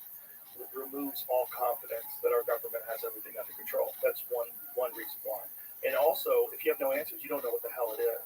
That's a very good point, I If guess. you don't know what the hell it is, what are you even going to say? Hey, there's something that came. We don't know what the fuck it is. It's as big as a football field. Yeah. Shot off in the sky. We have no idea. They'd be like, what do you mean we have no idea? Hire somebody who understands this. And then they'd be like, fire him. Get him out of hospice. I remember like 20 years ago, bright-eyed, bushy-tailed, totally naive, still naive. But I was meeting with a general, and I said, God, it'd be so amazing. The story is like so unifying, and we had this kumbaya moment, and we're discovering that, we're not alone in the universe, and wouldn't that be amazing, and blah, blah, blah, the implications for all of humanity. And he sat there almost chuckling at me. And he looked at me, and he goes, you got it all wrong, man. You got to see this through our lens. I was like, through your lens? He goes, yeah, the military's perspective. I was like, okay, tell me. And I never thought about this before. You just mentioned it. He goes, okay, imagine this scenario. We sit there and we say, my fellow Americans, it's been brought to our attention that there are craft of unknown origin whizzing around with impunity in our airspace. They exhibit a technology that's light years advanced from anything that we have. We don't know who they are, where they come from, what they want. Shall they try to be hostile? We have no visible means of defense against them. Thank you and good night. You're fired. You're fired. And someone like Trump will come along. Make a deal with the aliens. Yeah. But you see that predicament? Yeah. Like, people always go, why the secrecy? Duh. Yeah, you have to have secrecy because you got to imagine the job of a politician in general, right? Like you have to pretend that you're going to be able to handle situations that you well know you're not going to be able to handle. Yeah. If you're running for president, you know you're not going to fix this economy. All right? Stop. Just stop. Everybody's going to be able to wave the magic wand and it's all going to be taken care of. You know you're not going to implement electric cars over those. Stop. Stop. Shut the fuck up. There's not enough batteries. So if you're lying about all that, you're probably going to lie about whether or not you can handle your alien threat. I will unite us. I will unite us as a planet so we can deal together with the aliens. Yeah. Let's do all you have to do is to say some bullshit like And then that. someone probably bends his ear when he gets into office and is like, yeah. A good speaker, Stop that like disclosure. J.D. Vance, like a guy like that, very bright, young, energetic speaker. He convinced people he can talk to the aliens. He can convince people. He can convince people that he can unite us all. Have you seen the program? No, I have not. Okay, so there is. Explain it to everybody. Okay, so the program basically, it's funny because the last time I was on the show, we were talking about an alleged crash retrieval case that took place in Virginia, Brazil Yes. in 1996. And your documentary on it. Yeah, Moment of Contact. Amazing. So we're talking about that, and I came off the heels of doing the phenomenon, which touched a little bit on the potential crash retrieval program, but then it was like, then it was the crash retrieval over in Virginia, Brazil, and then I got hyper focused on that, and then I had it was a personal journey for me. Was okay. The elected officials, what do they know, and when did they know it? Do we have a crash retrieval program? That's what I set out to do. And then 3 months after I was on your show in April of 2023, the highest level intel officer, David Grush, testifies under oath that there is a crash retrieval program and that the government does have definitive proof that we're not alone. So he kind of opened the door for me. And a lot had happened since the release of the phenomenon and Moment of Contact. There was all this legislation. There was the first congressional hearing. There was behind closed doors meetings with a number of intel officers and witnesses. And then you had the second congressional hearing, which was David Grush, which was absolutely phenomenal. I'm sure you saw that. Yeah. Right? And then just recently, just a couple of months ago, we had the third congressional hearing, which I actually, funny enough, got to attend. It was the first time in my 30 years investigating. I was actually sitting behind people while they were testifying under oath about the legitimacy of the phenomenon as well as there's a crash retrieval program. I mean, people have to understand that feel like maybe things aren't happening fast enough. Just a couple years ago, they didn't even admit that the phenomenon is real. Now there's people testifying under oath that we have a crash retrieval program. So drip, drip, drip. Things are happening. They're not putting the genie back in the bottle. Do you wonder at all that you're being mind fucked? Do you wonder at all that this is a massive psyop and this is all just to cover up some very advanced American weapons technology? I think it's a very good question, and here's why I don't believe that. Because I have done 30 years of field research, right? So I've gone to China, I've been to Russia, I've been to Australia, Africa, South America, Canada, Alaska, all across Europe, United States, and I've investigated close encounters of the third kind. And I would ask your audience, don't take it from me, but the United States Air Force investigated and categorized close encounters of the first, second, and third kind, right? During their official capacity, Project Blue, Project Sign, Project Grudge, Project Great fucking movie, by the way. If you haven't seen it, folks, Close Encounters of the Third Kind, probably the best alien invasion movie of all time. Dr. Hynek has a cameo appearance in that film. Did you know that? I heard that. Yeah, I don't remember who he was, though, but wasn't he a French guy? Didn't he? Yeah, Jacques Vallée. He's supposed to be Jacques Vallée. Jacques Vallée has a cameo. Well, there's a guy acting his part, but actually, Dr. J. Allen Hynek, who's the scientific advisor for Project Blue Book all those years for the Air Force, actually has a cameo appearance, smoking a cigar during the encounter. And that's right. That's Dr. right. Hynek. That's right. Yep. Smoking a pipe. Smoking a pipe, and a lot of the cases right down to Richard Dreyfuss's base being burned by the UFO, those came directly out of Project Blue Book files. Even the description of what the entities looked like. Close encounters, again, close encounters of the third kind. This is the United States Air Force documenting this stuff. Yeah.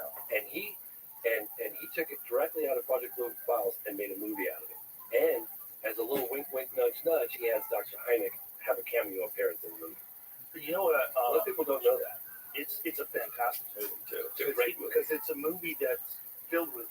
It's not like standard UFOs land. Like there's some play going on.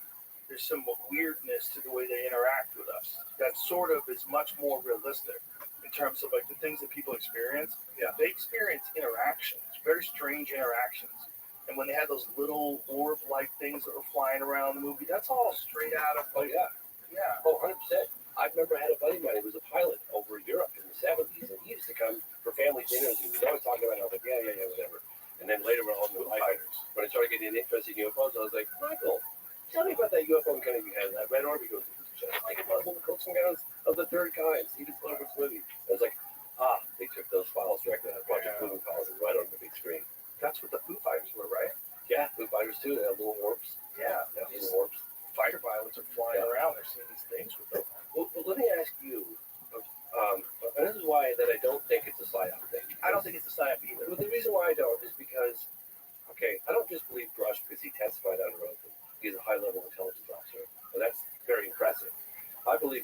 because his claims align with my personal research in the field. Remember, I've investigated crash retrieval programs, crash retrieval cases, right? Mm-hmm. And so when I put out Moment of Contact, well, actually, when I went in to put out Moment of Contact, people were going, James, you just dropped one of the biggest, most successful UFO films in terms of transcending the UFO community and penetrating a much broader, more mainstream audience.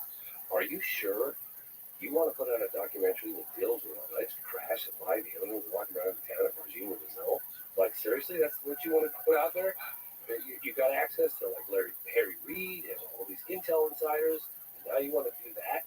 You're going to tarnish your reputation. It's a bad. Who gave you that advice? A lot of people did. They were. I wish you called me.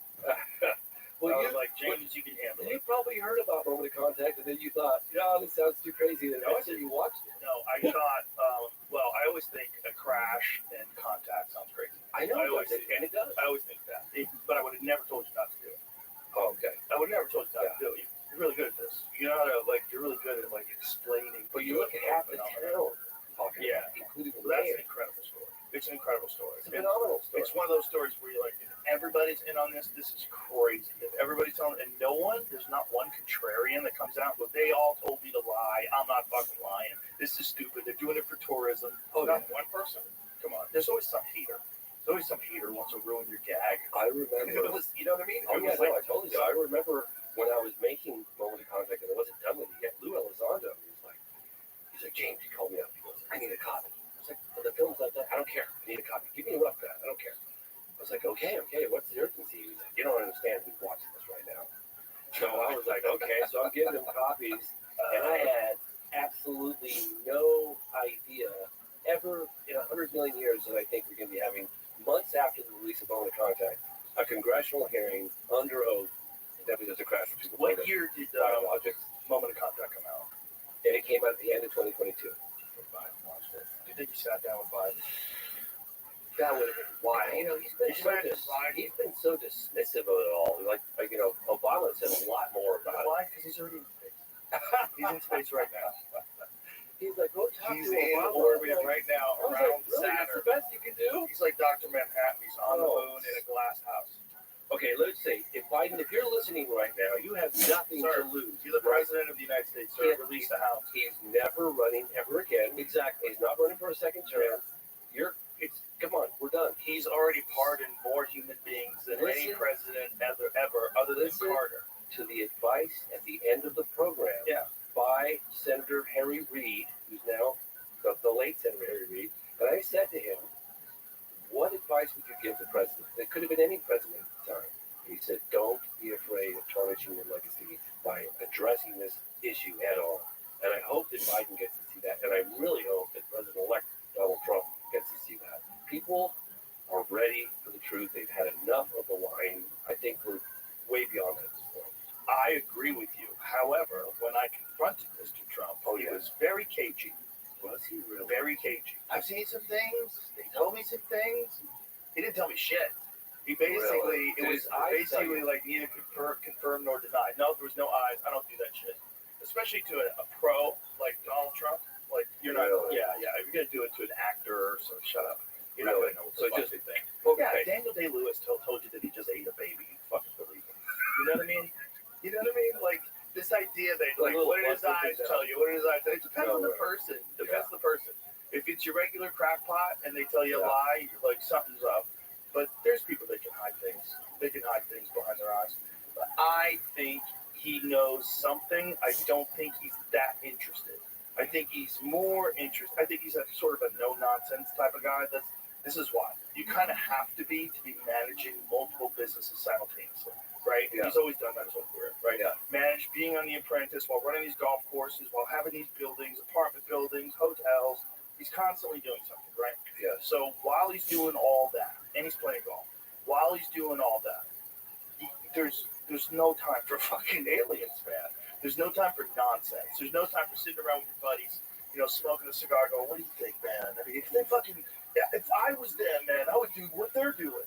There's no time for that nonsense talk. That guy's got businesses. But we got objects of unknown origin flying over residential areas, flying over military bases, flying over nuclear silos. Well, now I think he's much more interested because that's a matter of national security. I mean, people are freaking out. Like, what the hell are we seeing? And they're going, we don't know what they are, but everything's fine. Well, he's totally safe. There's no national security issue here. We don't know what they are, but you're fine. Don't worry. You remember what was the Steven Spielberg movie with the shark, the great white shark? Yeah, Jaws. Jaws. Yeah. Everything's fine. The mayor's like, keep swimming. Yeah, keep swimming. The water's fine. Everyone's saying people are getting bitten half. That's the perfect analogy. Dude, that is the perfect analogy. That is it. Everything's fine. Go about your lives. They're definitely not nuke sniffing drones. Come on, nuke sniffing drones. So what if some nuclear material was just stolen off a cargo ship? Whatever. Guys. All the online conspiracy stuff is crazy, and I get a lot of it because obviously what I do. Of course. And people send me all kinds of stuff. I was like, well, hang on a second, I look at the boots on the ground, but no, there's something really weird going on, and the fact that they don't know, or they're claiming that they don't know what it is. And here's another really funny thing. I actually in the program that I did now, and I hope you get a chance to watch it because it's crazy. It's got. Tell people what it is. Okay, so. Basically, I was talking about earlier. Tell people the title, the whole thing. It's called The Program. It's going to be on Amazon. It just came out. It's at #1 right now. It's on Amazon. When did it come out? Yesterday. Oh, beautiful. I know. And so it came out yesterday. It's on Amazon. It's on Apple TV, and you can Google because the algorithms are just starting to catch up with it on Google right now. Everyone's like, I can't find it. Look up The Program and then Google James Fox UFO documentary, The Program. You will 100% find it. It's being also made available internationally. They're working as fast as they can to get it up. It just went up yesterday. It's the most independent film from start to finish that I've ever made. And it covers what happened, because everybody thinks the government suddenly had this epiphany to decide to be more transparent to the general public. That's not what happened. What happened is there were a couple of intel insiders in the Pentagon reviewing some of this classified data, or so-called classified data, and resigned in protest of excessive secrecy. They found a loophole. This is Lou, probably Jay Stratton, I don't know for sure, definitely Chris Mellon, and they walked these evidence tapes out of the Pentagon through this loophole. They bent the rules a little bit and onto the front page of the New York Times, right? So that happened, and it was exploded. You remember that. And since then, there has been this unprecedented push by a bipartisan group of lawmakers to find out what the intelligence agencies know and when they knew it. And so that started happening behind the scenes, right? So it was 2017, 2018, 2019, 2020, 2021, and then 2022, they were like, we're having a congressional hearing. Congressman Andre Carson, he was in Wisconsin, I'm not positive, he spearheaded the first open congressional hearing, public open congressional hearing. And in that congressional hearing, they acknowledged the fact that the phenomenon was real, it was slowly introduced, that we were not getting told the facts. There was a document that came out called the Wilson Davis Memo, and that was about the discovery by a former CIA guy, Admiral Wilson, of the crash retrieval program. It was like maybe 20 plus years ago. And none of these names or anything in that document were redacted. I cover that memo in the film. And then 2023, another congressional hearing, this time it was David Grush talking about crash retrieval programs. It's been a steady progression. And so a lot has gone on. What up, baby? How you? And that is what this film does. It covers behind the scenes. That's correct. Bipartisan. How's life in your neck of the woods, Rumble Pack? Excellent. Well, I hope you have a wonderful day. And if you need anything, you let me know, okay? I think I remember you hearing about it. Because you wanted to get a hold of David Grush, and so you contacted me. Please do. We'd love to have you, my man. I actually had a drone up in the air in England, right? I know. And I had my phone attached to my drone thing. Amazing. Harry Potter, Obama, Sonic, Teddy, new to the moon, baby. I'm flying the drone, and there was a huge window, and I saw this window, and I was like, that's going to make a beautiful shot for the movie. And it is in the movie. So I'm up there flying it, and the wind, the turbines are going round and round, and I can't quite tell how close my drone is to them. So I'm paying really good attention, and I was getting close to these big turbines, and all of a sudden my phone's ringing, and it's you. I'm like, oh my God, I can't not answer this. I got to answer. So I answered.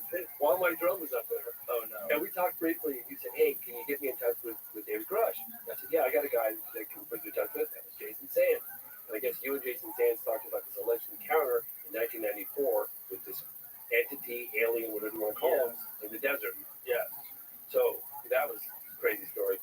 But in any case, so when you watch the movie in the program, you'll see the drone flying dangerously close to these, and that's funny little inside thing. So it didn't I was on the boat, didn't crash, but I was on the boat with you when it happened. But when you watch the footage, it's like, wow, that's really close. Is that guy public with that story? Because otherwise I would discuss it. Yeah.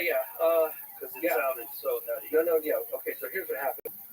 This is funny because when I was in Washington, D.C. with Mellon and this gentleman, Jason Sands, I'm using his name now, and Mellon looked at me and he goes, this guy's story is pretty wild. I was like, what do you mean? He goes, really wild. We're sitting down having dinner, and Chris Mellon orders a drink. He had a tequila or whatever. Anyway, and we were all having dinner, and Jason Sands starts telling the story about this alleged encounter in 1994. And it's one of the craziest stories, and I've been doing this for 30 years, and this story is nuts. Okay, you remember? Oh yeah. So yeah, I went like this to my phone. It's telling me like this long. Yeah, me too. Yeah, me too. So it was one of those. Wait, what the fuck did you just say? Insane. Yeah. So I will. I'll get to that in 1 second. This is the reason why this is the reason why I can discuss it publicly. I know. The reason why I can discuss it publicly is because he was going to appear anonymously. And I was debating on exactly how to go about doing this because I was torn. Because you got to start from an individual, you don't have his identity. But hey, I was in D.C., I put the whole thing down, and I said, look, he was worried about security, he was a whistleblower, he'd already testified to a number of Senate Intel Committee, Senate Armed Service Committee, and all about the UFO phenomenon? Yeah, about the UFO phenomenon. They're part of the UFO task force. They found him, and he was giving them information and reporting on things. And so he goes, I'm really fearful. I don't know if this witness protection program is going to be that helpful. I'm worried. I said, look, if you're concerned about the story getting out or not getting out, if you want, I'm here. You can come to our studio. We can film you on camera. And if anything happens to you, it could be released. And it could be a little insurance policy for yourself. He goes, that sounds great. Let's do it. So I did a whole film about it. And then I'm periodically posting clips or just still frames and updates on the movie as I'm making it, as I do on social media. And I posted this one scene, and it had a clipboard on it in the scene. And on that clipboard, if you zoomed right in, it had his name. So I posted it by accident. I posted the damn thing, and my phone starts blowing up 10 minutes later. You just revealed this guy. What are you doing? Take it down. Take it down. Take it out. Too late. So it was out there. And he's getting all kinds of heat. So as a result of it, I'm giving the truncated version. He basically had to go through the adoption process, which is basically pre-publication of authorization of what you can and cannot say. Excuse me. So he basically could talk about a number of cases that were in the film. We had to blurt out one particular word, which in the movie is blurred out. We had to do that. That was adoption. So it was the winter of 1994. There was a unidentified flying object that was picked up on the base. Old school UFO. Oh yes, sir. Old school. It was a UFO. It was picked up on the base, and it was recorded by sensory data, and it was picked up on camera. It had camera footage of it, different locations. And it looked like a weird shape. It was like an unusual shape, and there's people talking about it in the movie. And the film is in the movie? The film footage that leaked from the base is in the movie. So you can see what it looks like. Kind of, yeah. It's kind of blurry in some spots, and yeah, you'll see it. So it's in the program. It's in the program, yeah. And then you hear all the voices. I actually had the voices cleaned up. You can hear people talking about, what the hell is it? Is there a clip we can see online? Just so I can show you what it looks like. Damn. Sorry. Could you maybe just say the actual name of the incident? Maybe try and find it. It's Nellis Test Range UFO 1994. See if you can find it. People put stuff on so long and it's really bad. Yeah, true, good point. Because it's on Amazon right now. People put clips up so bad. Yeah, it's true. Yeah, and there's other things on there. So in any case, so that video, there it is. That's terrible. There's much better footage of it. Yeah, there's much better footage of it. It's in my movie. I had it cleaned up. But yeah, that's it basically. Can I see it again? So that's what it looks like. Wait, the footage I have is way better than this. Yeah, there's sometimes. So what did it look? Jesus Christ. You know what that looks like, Jamie? Very weird shape. Jamie, you know what that looks like? It looks like Terrence Howard's creation. Doesn't it? It's weird. What is it? What does he call that again? But it was Those things that lock together? Those, the flying drone thing that he created? Linchpins. Yeah. Terrence Howard created this fascinating concept for like a drone where there's like propellers going all these different directions and they sync up and they link together and it looks like that. Oh yeah. So anyway. So it's footage. People talking about it. What is it? We don't know. It's not identified, and it flies around space, and that leaked, and the names of the witnesses leaked. 3 days later. Can you explain? I'm sorry to keep cutting you off. Can you just say what it did, like how it moved? It was like didn't have any visible means of propulsion. Didn't have any wings. Didn't have propellers. This looked like an object, a round sort of object, weird shape, almost like a helmet or something, with things coming off of it. And it was just moving around the base. And nobody slowly. The time. Oh, there it is. Yep. Okay.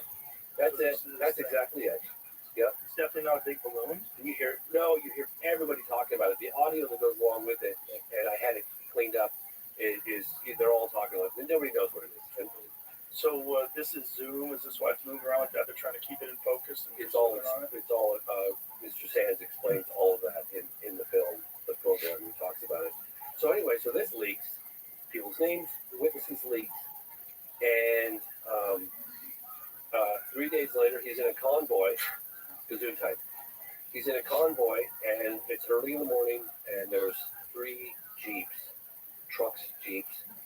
in convoy on a dirt road heading out of Nellis Test Range. And they see what looks like maybe somebody who was involved in a plane crash. There's somebody that was struggling out in the middle of the desert. It was early in the morning, wintertime, and they're looking at this individual like, oh my God, is that a person? That individual needs some help. That individual looks like they need some help. They look cold. Their skin had a slight blue tint to it. And they're looking at this gentleman, and they're like, hey, stop the convoy. This person needs help, medical attention. Maybe they had a plane crash, and so we're going to help this person out. And they pull the convoy over, and this individual comes up to the car. Jason Sands gets out the right side of the door, and as he's getting out, somebody in the truck screams, he's got no effing ears. And Jason says he turns around and he looks at this guy, and he had the same kind of uniform that they had on, but the uniform was just immaculate. Like, there wasn't any dust on it, no dust on the boots, and he was thinking to myself, well, that's weird. This guy's got no ears. This guy's some kind of mutant? And he looks at him and he said his eyes were a lot bigger. It's all illustrated in the movie. And then he starts talking like, he said it was like a snake biting, and he was just paralyzed with fear. It was really scary. What am I looking at? Is this a human? Is this a mutant? Is this an alien? What is this? And he starts talking to him in gibberish. But he said he started to understand, like telepathically, everything this person, an entity, being, creature, alien, whatever you want to call it, was saying to him, and he was looking for some kind of metal. And he didn't know tantalum, and Jason sounds like, I don't know, I don't have any. You mean titanium? And he's like, no, tantalum or something. And this conversation goes on for a bit, and then the guy just wanders back off and gets into that little craft that looks very similar to what you just saw there, and flies away. And so he sort of stepped away, and everybody sort of came out of this comatose state, and off they went. And we have the names of the other military witnesses that were on duty during the encounter, the alleged encounter. People are going to criticize me because I'm reporting on a close encounter of the third kind. But this, Jason Sands says he's willing to do a lie detector test, like public. He's willing to testify under oath, and that everything he's saying is true. We have a date, we have a location, and we have the names of the other on-duty officers. So what I'm hoping is, despite the level of criticism I'm going to receive for reporting on this, is that other individuals that have more information on this are going to be inclined to come forward. I also met with people in the Senate Armed Service Committee, Senate Select Committee on Intelligence, in the House, and they said Jason Sands is who he says he is. He checks out. He's named previously classified programs. He's identified. The guy's legit. His credentials check out. And so I opted to go ahead and report on it with the hope that more information will come out on it. Listen, man, there's nothing wrong with reporting on a story like that. There's been a bunch of them. It's not a small number of these things where people have experienced these. And imagine if it's true. If it's true, they're not all liars. I can't believe they're all liars. But imagine being that person who had that experience and not have anybody believe you. Not only that, but it could actually ruin your reputation and your career to talk about this experience, which is the reality of it. It's one of the things that stifled discourse on this until I think the New York Times really broke the ice. I think in 2017 when they published that, all of a sudden serious people who were unwilling to talk about UFOs before just for the ridicule. Yeah. Now you've got the gimbal video, the go fast video, you've got fighter pilots, Commander David Fravor, you've got these people discussing these things openly. Like, okay, this seems like something that a serious person can discuss now.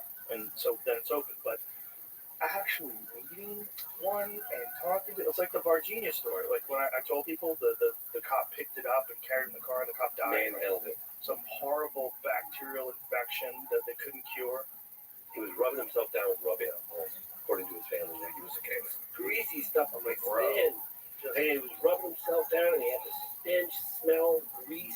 Yeah. And then I interviewed the doctors. There was a couple of actually going back to Brazil next month. There were a couple of forensic pathologists that are going to come forward that we're going to cover, kind of update the movie and release it. So it's an ongoing investigation. Wouldn't that be the best protection from an alien planet's bacteria if you had the most vicious bacteria on the surface of your skin? Right? Like imagine, like if you go to another planet and the way to mitigate the effects of viruses and bacteria on that planet is to have skin fluid that's like unbelievably toxic. Anything that comes near you just gets cooked. Yeah, like a skunk. Right. Have you ever had a skunk? Oh yeah, I had a skunk out my dog once. I checked out this guy's garbage one time. He's like, hey, I'm gonna get it's in my garage. You flip up the thing and drop it in there. So I was kind of hungover. We had a party the night before, and I went out to the garbage can, and I kind of heard like some rustling in the garbage can, but I didn't really think anything of it. And I lifted up the thing, and then I heard some rustling again. So I reached over and I put my head down inside, and the skunk just turned and got me right in the face. Now I held my breath. I held my breath, and I closed my eyes at the last second, and it went right through me. It penetrated my molecules. It was so powerful that it was paralyzing. Absolutely paralyzing. Can you imagine just the smell? That's their way of defense. It's just the stench that just goes through your body, like just paralyzed. That's crazy.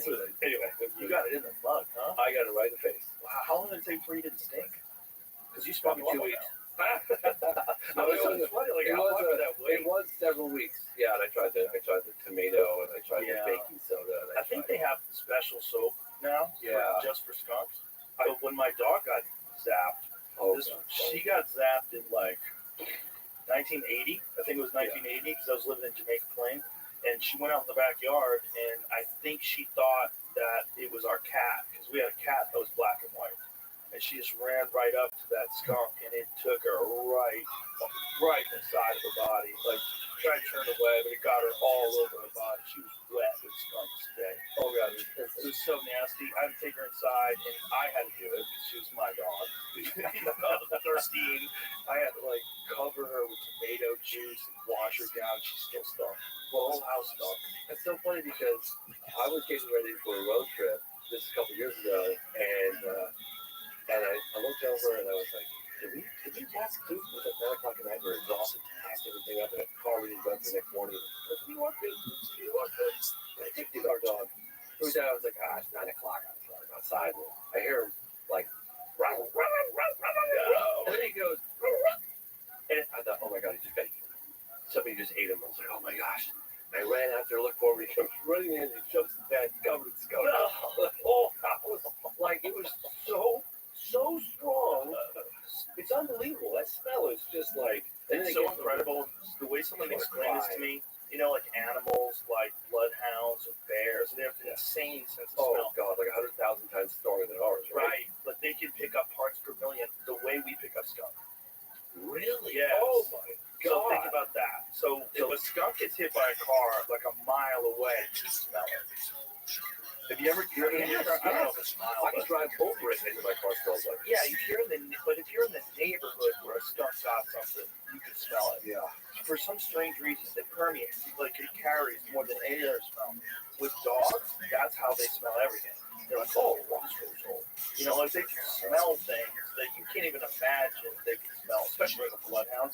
And then a bear can smell like, what is a bear's like ability to smell above a bloodhound? It's something crazy. My friend was Sharks in the ocean can sense blood from miles, insane, miles away. They can smell blood miles away. God, I remember, Look at this, 300 times. Look at this. This is crazy. Bears have the best sense of smell of an animal on Earth. For example, average dog sense of smell is 100 times better than a human. A bloodhound is 300 times better. A bear's sense of smell is 7 times than a bloodhound, or 2,100 times better than a human. That's why they say when you go camping, put your food up in a tree or something. Oh, 100%. You have to. You can't have the tent at all. Oh, when I was a kid, we went camping, and the bear broke open our cooler. Wow. Yeah, people just have regular coolers. You can have like a little cookie in your pocket, be in bed in your Oh, tent. yeah. You're gonna have an issue. Oh, 100%. Yeah. Wow. 100%. I remember when I was a kid, I went camping and they were like, "Don't have any food." I was like, "Yeah, whatever." Like that. Like, no, but that stuff. They were really adamant. I was like, "Why are these guys making such a fuss? Bear's not gonna smell a cookie in their pocket." Like, Yeah. of course they will. They'll look at that like a wonton. Like, look at that soft outer layer and this meat inside of it. They're gonna look at that tent like, look, it's trapped in there. God. The meat Oh, is trapped my God. in the tent. This is crazy. What was that one movie called where they got the grizzly man or something? Yeah, grizzly man. And they came and got him. Remember that? Well, He it's a thought lot he became more one than with the grizzlies, and then he got. That's a very complicated movie. That's a Werner Herzog film. Yeah, one of her songs. Yeah. Yes. It's a really And the funny camera was rolling, movie. and they played it. Sort of. The camera was rolling, but the lens cap was on, so there was an audio. So it's just audio. Yeah. That's even worse. The audio, by the way, folks, the audio you hear on the internet, that's fake. Oh, yeah. That's not the real one. The real audio, Werner Herzog told the lady to destroy it. Destroy it. No one should hear this. So he heard it. Yeah, he heard it. It's long, because bears don't kill you, they eat you. Like a salmon, they don't kill salmon. They just put their paw down and start pulling chunks off of it. That's what they do with people, too. That's terrifying. Well, they don't have any predators, so they don't have to kill things and then, worry about someone taking it from them. You're not taking shit from a bear, Terrifying. especially a grizzly bear. You're not taking shit from a bear unless you're a bigger bear. So, like, all the other animals have to worry. Like, mountain lions kill quick because wolves will steal from mountain lions. And apparently, in the areas where wolves have been introduced, it's actually become a problem because mountain lions are killing much more than they normally do. Because mountain lions will kill like a deer or 2 deer a week, something like that. And eat with it. Yeah, 2 they days eat a week. That's a lot of meat. Well, they're big. A big mountain lion is 150 pounds. Wow. It's a big cat. Their cats are they're obligate predators. All they eat is meat. Bears eat little berries. They'll eat a bunch of shit, not cats. So the cats are killing more because the wolves scare the cats off of the kill. So if the cat's on a kill and a bunch of wolves show up, the cat will just get the fuck out of there. Like, fuck Why? this. Because you feel they didn't want to defend himself against the wolves? Exactly. Because wolves hunt in packs. So there might be 13, 14 wolves and one cat. The cat will just get the fuck out of there. Cats run from dogs, right? Like, they have a fear of, like, canines. And I think it's from wolves stealing their food. So, like, that's how they hunt cats. The way they hunt them, you have to tree them. Because otherwise, you're not going to find them. If you find a mountain lion, by tree them? You have to get the dogs to bark them up a tree. Oh, so they run up a tree and then they shoot them when they're in a tree. Yeah. And it sounds cruel. But listen, they have to do that to manage the populations. If they don't, they start eating dogs. That's what you get in San Francisco. California still kills mountain lions. They kill as many mountain lions as they would if they gave tags out to people to kill them. Because you have to kill certain numbers of them for depredation. Because they'll start killing livestock, they'll start killing dogs. In the Bay Area, the problem cats that they wound up killing in like San Francisco, half their diet was pets. Really? Half their diet. Half their diet was house cats, dogs and cats. That's half their diet. Half of their diet. So you manage, 100+ pound cat, and he's running around just eating dogs. You leave your dog in your backyard, gone. Happens all the time. Wow. It happened to my dog. Really? Yeah, my dog in Colorado got eaten by a mountain lion. It happens. Oh God, I feel so bad for my little guy. It's terrible. I'm not there to protect my little feller. One time I was hiking up this mountain, And I had my son with me at the time, and he was in that little pouch, you know, that little pouch you put in the bud. Like he was like probably like maybe 2 and a half.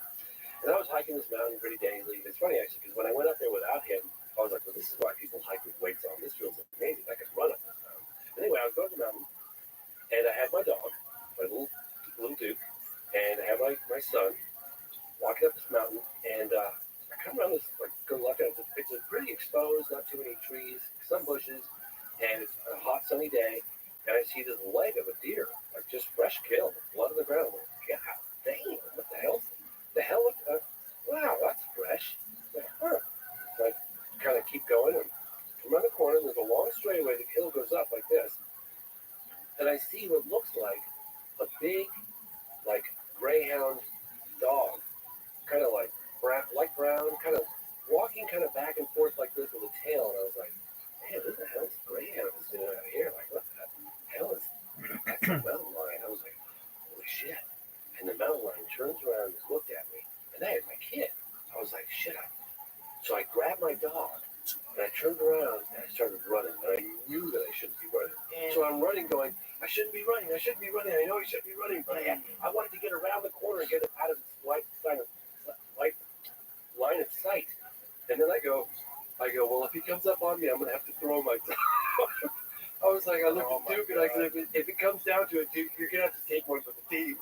Oh my God, that's a horrible choice. It was a horrible choice, but I had my son. Of course. I get it. But I remember looking at him, too, and I was like looking at my dog going, oh man, this is a horrible decision I have to make, but if it comes down to it, I'm going to have to sacrifice it. Buddy, I love you.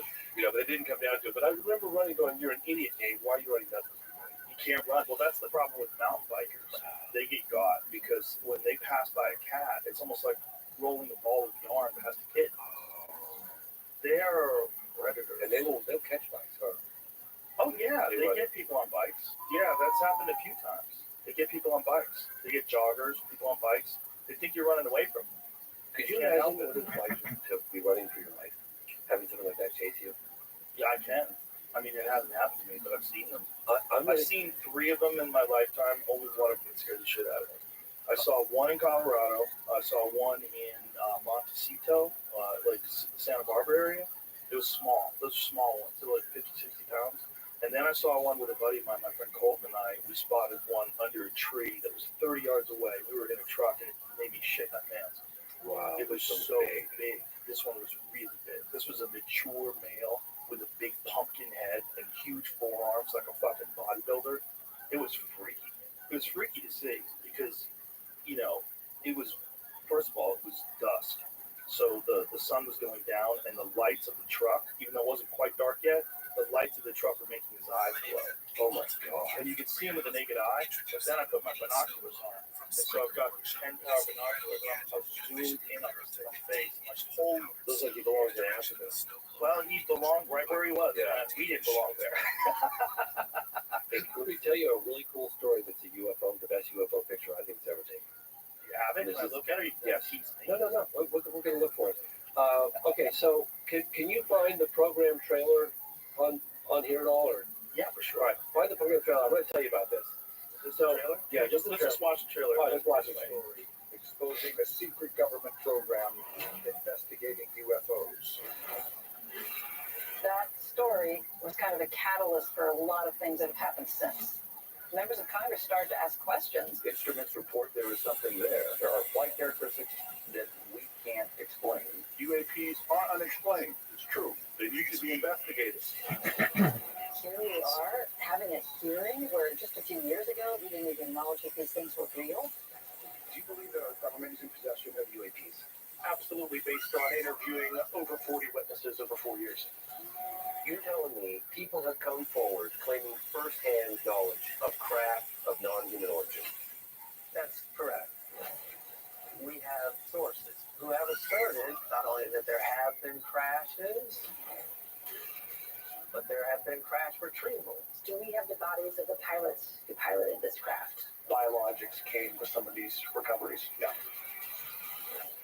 Were they human or non-human? Non-human. I'm sitting here today because the American people are being lied to. We are the American government, and we are open, and we're going to be open about this.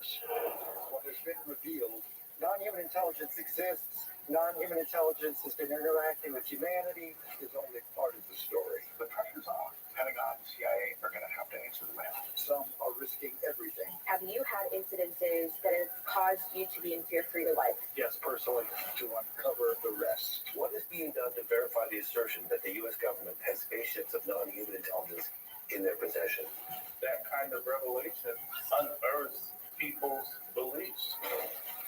I would go to jail to say things that I've been exposed to in the program. Bro, is that Mick Jagger? Was that other guy Mick Jagger? Isn't it amazing that's Hal Puthoff? Hal Puthoff? Oh, No, yeah, I know. Mick Jagger. Doesn't look like Mick Jagger? That's not Mick That's Jagger? Gary McKinnon. He's the biggest computer hacker in history. Let me see what he looks like. He almost went to jail for life because he was like, I'm going to find out what the government knows about UFOs. So he hacked into the systems, NSA, CIA, DIA, like, where is it? Yeah, you want to see that really cool picture? In the film. Oh, yeah, you guys like towards the end. Yeah, no, he totally looks like Mick Jagger. It's really funny you should say that because I totally thought I saw it and I'm like, wait a minute, that does look like a rock star. He is a rock star in the UFO community. Coming up, you'll have to pause it quickly when it hits. But Gary McKinnon took it upon himself, a computer hacker, to find out if the government had proof of alien visitation. And he spent a couple of years hacking systems, and he got paid there. There it is. That was it. Bro, that's Mick Jagger. That is Mick Jagger. It does look like Mick Jagger. Mick Jagger's in the UFOs. You should just only show that clip, like they do in horror movies where the mask is not that good. It's really quick. Yeah. But I was going to tell you, there's a photograph of a jet circulating. Can I go into a little bit of detail? Because everyone's always worried about where's the good evidence? Where's the good photograph? Show me that photograph. Yeah. So it's there we go. So this was a lost photograph that was recovered. Correct? Yeah. You know about this? Yeah, no. Okay, so I heard about this in the late 90s. Tell everybody about it. Okay, so there was a guy, Nick Pope, who investigated part of the UFO desk at the Ministry of Defense of England in the late 90s. Mid to late 90s. Maybe as late as early 2000s. But in any case, and I was interviewing him for a number of my films, a film called Out of the Blue, I saw, before I did The Phenomenon. And I asked him, like, hey, man, you were a part of the UFO desk at MIT. What was the best case you ever saw? And he goes, oh, man, 1990. He didn't give me the town. It was Calvine. But he said, Scotland, there were two poachers. They called them hikers, but they were actually poaching. And so it made me think about this. We were talking about animals earlier. And he said it was late in the afternoon. They were at a place I now know it's called Calvine. And they came upon in this relatively remote area. I know because I hiked out to the exact spot. It's in the movie. And they came upon this diamond-shaped or disc-shaped object that was quite large, that was hovering silently, really close. I mean, close. And they were scared to death, and they were kind of hiding out underneath this tree, and they were looking at this thing, what the are we looking at? And they were looking at this thing silently hovering. Remember, this is 1990, okay? And one of them had a camera. And just as he was considering taking his camera out, a military jet came in. Turns out it was one of those Harrier jet. They think it was a Harrier jet. And it came out into the scene, and it flew all the way around the disc. And as it did so, the guy mustered up the courage, came out from under the tree, and he snapped 5 or 6 photographs of this object suspended in the air. And it went, so the disc is here, and the plane is flying around it. Click, click, click, click, click, click. And the reason why I know this is because the individual who kept one of the prints, thank you very much, Craig Lindsay, our press officer, thank you, David Clark, for uncovering this, because it's the most amazing picture ever. And the 2 hotel workers just outside the town of Calvine, Scotland, came back and they were like telling their co-workers, oh my God, we encountered this thing, we don't know what it was. So they go to the local newspaper and they were like, hey man, we just filmed something in the sky, it's got 6 prints of it. It was 35 millimeter film footage, right? And they're going to go public with their story. 2 witnesses, broad daylight, a UFO, points of reference with a military jet flying around, 5 or 6 prints. That's pretty solid evidence, right? So the local newspaper was like, they're about to go public with it, print the story, and they were like, well, we need a statement from the RAF. So they contacted the press officer, Craig Lindsay, and they were like, hey, what do you make of this UFO these guys took? And Craig Lindsay goes, I don't know what you're talking about. I haven't seen the picture. You haven't seen it? Well, let me send you a print. This is the newspaper. Sends him a print, big print like this, the one you see today. And he's like, holy shit, the hell is this? He's already a press officer, Craig Lindsay. So he starts getting in touch with the MOD, and he goes out and he investigates this, go talk to witnesses, and they're telling him. And he goes, well, they told him what happened, and he goes, well, what kind of noise did it make? They say it didn't make any noise. No, he goes, no noise. That's impossible. You know, an object that can hover like that in the sky for that period of time, we're talking 34 years ago, it didn't make any noise. And the witness said no. So he was like, holy shit, this is crazy. So he takes a color Xeroxing machine and he sends it to the MOD in London. And he says, hey, there's cases you might want to check, you might want to look into. And here's a Xerox, which is really crappy. It's just a scanned Xerox, like a fax machine over the MOD. He said he went from the office where the Xerox machine was, and before he could get back to his office, his phone was ringing off the hook. MOD. And the MOD basically stepped in, took over the investigation. They said, you can step down to Craig Lindsay. He steps down. He keeps the print, right? He steps down. They take over. Witnesses gone. 5 or 6 prints gone. Storytelling, right? So 30, and we rumored about it because Nick Pope talked about this case in a book he wrote called Open Skies, Closed Mind. And then I talked to him about it in late 90s, and I talked to him about it again in the early 2000s, and I was like, Nick, especially 2007, I was like, tell me about this photograph. And he's like, oh, it's incredible. We had a big poster of it on the wall at the MOD, and I was like, well, where is it? He goes, well, I don't know. I stepped down and they're wondering at the UFO desk, and I said, well, they didn't just throw that away. Why don't you get in touch with the people that were there and find out? He's like, oh, James, I can't do inquiries. We killed the story. It was like, so I was incredibly frustrated. So discreetly, for over a 20-year period, I was making inquiries because I don't like to let things go, right? I was like, this picture exists. Oh, the hell, let's get this one out there. But the story went dark. So David Clark found Craig Lindsay, and the way he found Craig Lindsay, the guy that kept one of the prints, is that he got a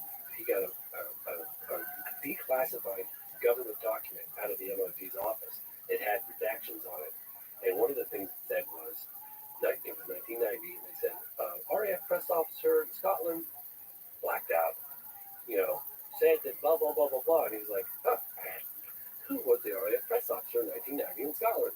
Craig Lindsay. Boom, contacts Craig Lindsay. They started communication going, and then after so much for redaction. Yeah, so much for redactions, right? And so this whole dialogue starts going. They're developing and then he goes, well, gosh, I guess I might have one. Turns out he ended up keeping one of those prints which he had, and that story broke probably 2 years ago. David Clark, again, I can't thank you enough. You deserve accolades for this. And so I flew to England. I met with David Clark and his crew, the people that did the analysis work. Then I went up to Scotland. I met with Craig Lindsay, our press officer, gave me the first and only on-camera interview about it, what astonished him about it, the analysis work they did on it, what the witnesses said. But we didn't have the witnesses, the people that took the photograph. We didn't have them, but I was going to report on this anyway, just because, wow, this is the picture that we've all been waiting for. This picture is phenomenal. But if you don't have provenance and you don't have the background story on it, it could be AI, it could be right, it could be a hoax. Some people call it a reflection, not a hoax. So I'm ending production of the program, and I get a text from David Clark, and he goes, something big is about to happen. And I said, what? He goes, just sit tight. I can't go public right now. Something big's going to happen. There's a new development. This is just teased. Well, I'm coming out with it. I probably He teased you. He did tease me, but I was like, well, I'm almost done with the movie, and if this is something I can include in the movie about the case, please let me know. So long story short, this guy, Richard Greaves, who was one of the hotel cooks, worked in the kitchen with the photographer, with the 2 witnesses that took the photograph. And Richard Greaves came forward on print. Then I contacted David Clark. I said, hey, can you give me an interview with this guy? So he kept putting it off, and then finally wanted to be persistent, but I didn't want to annoy the guy to the point where he's like, hey, you know what? You like, right? You're being annoying, you know. Yeah. But I got right up to that point, right, where I was like, I was wrapping the movie. The movie's done, and I want to get this movie out. I want people that participated wanted it out. And then I finally sent him one final text, and I was like, look, I'm really sorry to pester you. I know you're probably really busy, and I really appreciate the fact that you even said that you'll meet me, but that you'll give me an interview. And then probably about 10 o'clock that night, I'm in the edit room buttoning the film up, and all of a sudden I get a phone call, and he's like, I'm just coming out the pub, I'm ready to go. I was like, okay, grab a camera, roll it, let's record this. And he reveals that he knew the witnesses. He worked with them in the kitchen. He gave all the specifics, provided the names, and then he said that 4 nights after they took that photograph, they were all on a cigarette break at the hotel, early evening, pissing rain. He said a car rolled up. There were 3 guys in it, a driver and 2 men in suits in the back. They roll up. They come out. They say cigarette break's over. They pull the 2 witnesses aside, and they grill him. And you got to hear it directly from the horse's mouth. Richard Greaves said that when they were all, the people that were not involved in the incident were told to go back inside the hotel, which they did. And they looked through the window and they saw in the pissing rain, he said they were out there for 10 or 15 minutes in the pissing rain. And that these guys, they came back inside and they were white as a, he said, he literally goes, they came back inside, they were white as a fucking ghost. And we all get a good laugh out of. But and then they started drinking heavily, and within a couple of weeks, they vanished without a trace, and they've been gone ever since.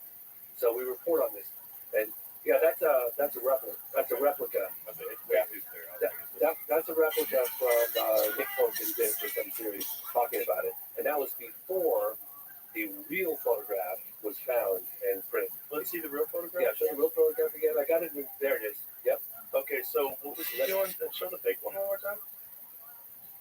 Yeah, that's just a recreation before it leaked out. So was he just recreating what he remembered? Yes. Let me see the real one again.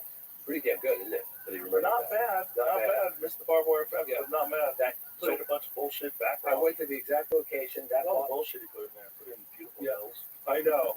and that fence is still there. There was a go back to the real one? Yeah, that fence is still there. I took a So what is that jet in the background? A Harrier jet is what I'm told. They're 99% sure.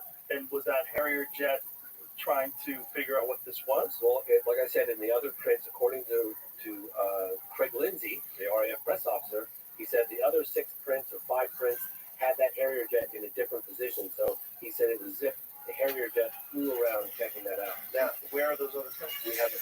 Well, they're MOD. Just gone. They killed the story. I mean, the guy at the MOD looked at Nick Polk told me that they did everything they could to squash it because I think they probably have it held away somewhere. Oh, of course they do. Of course they didn't throw the pictures away. Can you zoom in on this one? Yeah, that's a really crap copy. You're looking at a really bad print. Can you zoom it in? I've got a much better version of it. You got it on your phone? I do. This image is it's weird. Yeah, it's hard to see what you're looking at. You know? It's yeah. Well, let me show you a much better copy of it. Hang on, let me just scroll up here because I've got a really good. I got the original print of this copy, but people talk about the more compelling data and the length. So this is the photograph that I took at the site. You get an idea of that. Okay. See how right? How similar, right? Yep. And then here's the print. I could text that to you guys if you want. Yeah, text that. I'll text it to you guys. It's very interesting. Very interesting case. I mean, again, I think it's one of the best photographic cases because you're not dealing with just a UFO. You've got a military jet in the background. And if you have a date and location, guess what? That pilot's still out there. That pilot probably got it on radar and probably got gun cam footage. He's still alive. Well, he would have been probably young, right? Pilots are young. Sure. He would have been in his 30s or maybe early 40s, and that was 34 years ago. Right. So chances are he's still alive. They're pretty fit, right? Yeah, maybe he's in his 70s. Okay, I'm gonna text it to you right now. Here you go. Boom. You should have that. Did I get all of it to you? And here is a picture of Craig Lindsay. This is great. You're gonna love this. Okay, this is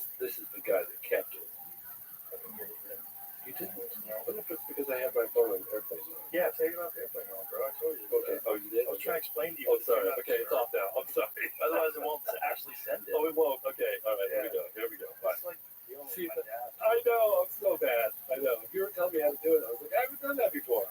It's funny, people that don't understand how to use it. Tell me if that goes through. Okay. Great. You need me to send it? Okay, you do it.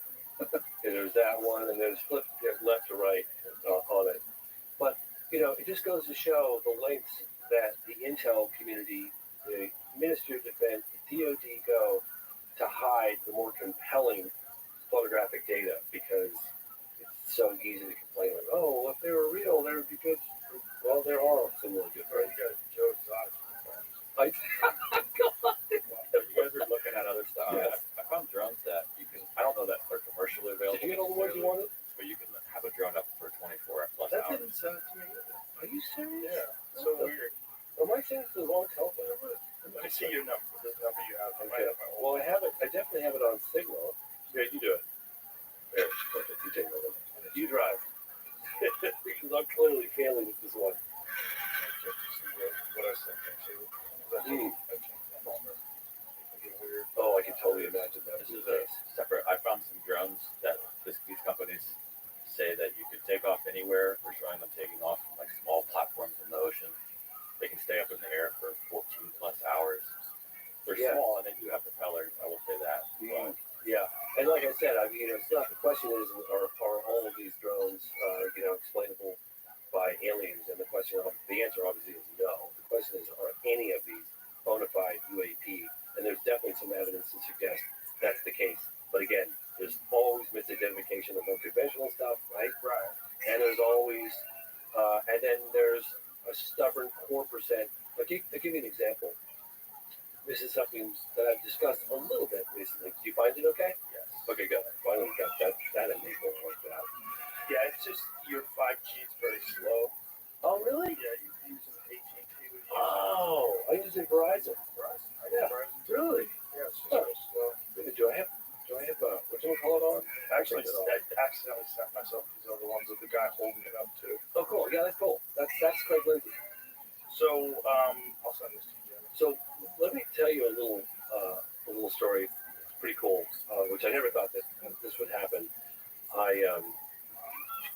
There's a guy, Kirk McConnell, who sat on service committee, and he participated at the very last minute in my film. He's in the trailer.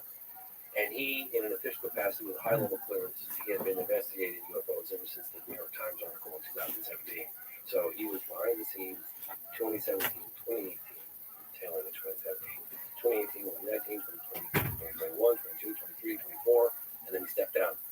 And he came through some intel folks. We got in touch, and I said, hey, man, my film's almost done. If you want, I could squeeze in one final interview.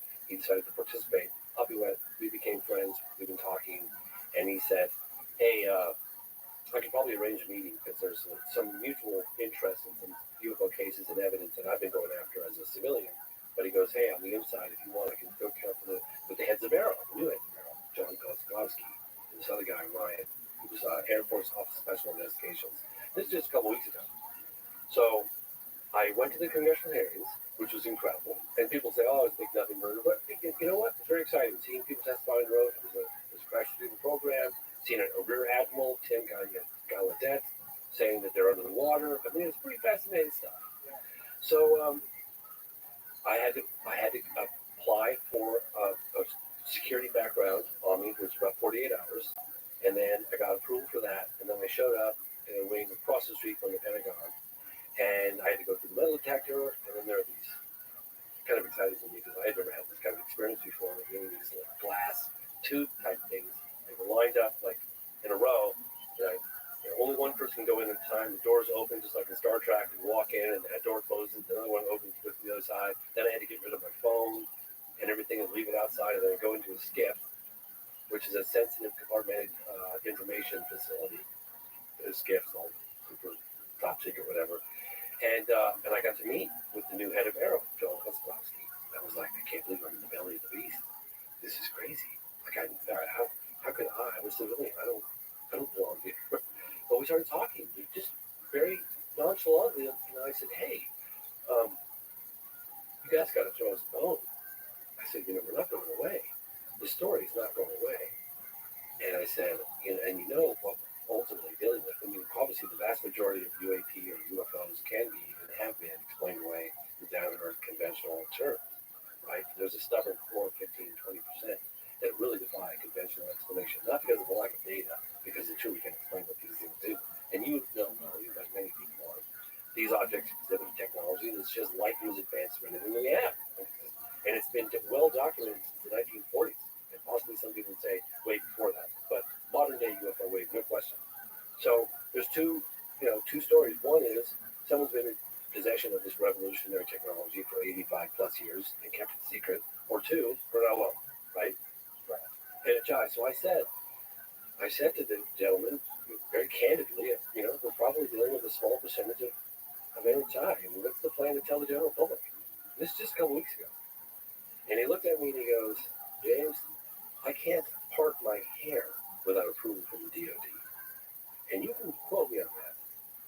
And that was him, in my opinion, telling me, hey, this is structured in a way that my hands are tied. I can uncover all the things in the world, but I can't tell the general public or even Congress without the DOD approving it first. So that's what's kind of happening right now. And one of the reasons why we were so fortunate to get the number of I say whistleblowers or potential whistleblowers or people who come forward in the program is because they were super frustrated with the previous head of ERA, which is a guy named Sean Kirkpatrick, which basically just kind of blanket, denied pretty much almost everything. And people were extremely disappointed with that. But just like Blue Book. Yeah, kind of like Blue Book. Yeah, they've always done that, right?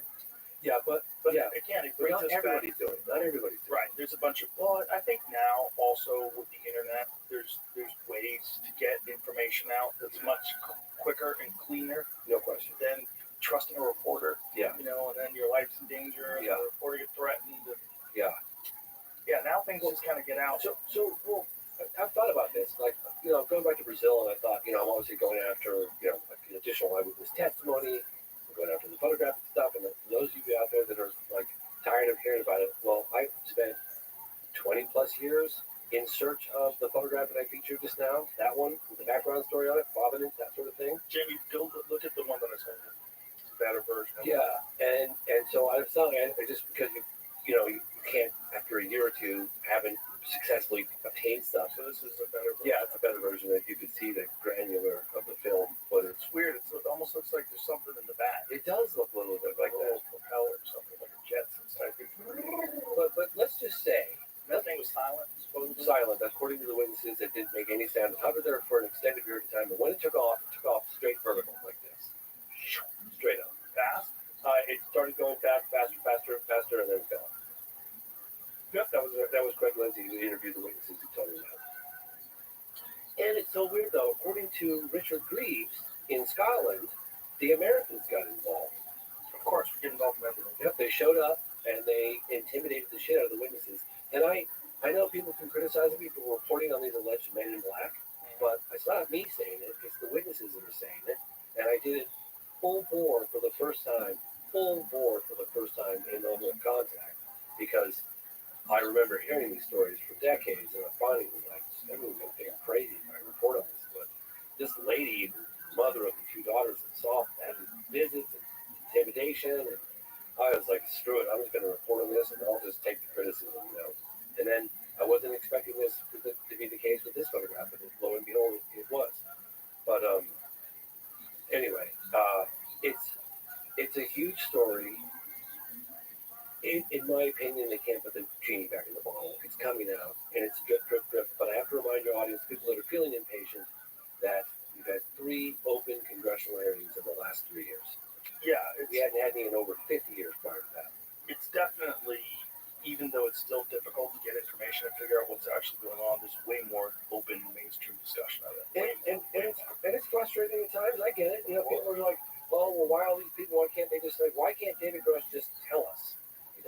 Well, I can remind people that the DOD has stripped David Grush of his clearances and won't allow him to get into a skip. One of the things that I talked to this guy, Brian Benner, who appears in the movie Politico, and he goes, if Congress finds out about it, one thing you know in the Hill is that you're going to find out about it. They can't keep a secret; it's going to leak. So they've been doing everything they can, as I imagine it's the DOD, to prevent Grush from going went into a skip with members of Congress to release and reveal the classified details necessary to verify his claims. Okay. If you've been keeping this under wraps for 60 plus years or whatever they've been doing, would you really tell AOC? Would you really pull her aside and tell her? Well, I mean, any members of Congress with the proper clearances and feel like they want to have that information. I mean, you got nothing wrong with her. I'm just saying, pick a young one. Well, you're going to give them all that information. Exactly. They don't want them to have that information. There's no question about it. I mean, that's what I would imagine. It's probably why they won't let Grush get into a skip. So here's another thing I'd like to mention is that David Grush claims that he gave even the street address to the ICIG, which is Thomas Barnheim. That's the Intelligence Community Inspector General. So I'm asking members of Congress to support our efforts, for Chet, who's been amazing, regardless of what your politics, the guy's phenomenal. He's been really pushing for transparency. He's a super solid guy. You got Mace. You got Muskowski. This is from Florida. Garcia from California. AOC, New York.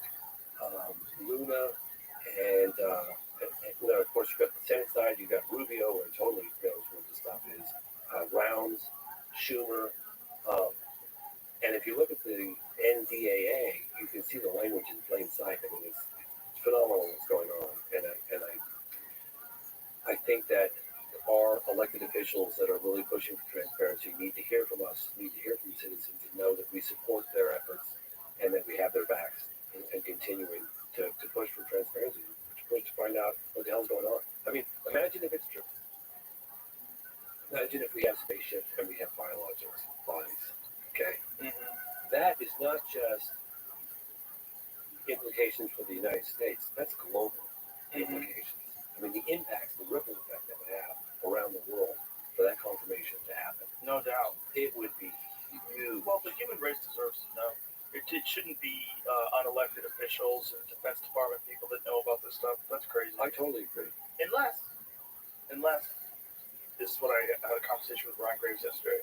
The way I would argue it, if I was a military person, I would say this is a national security interest.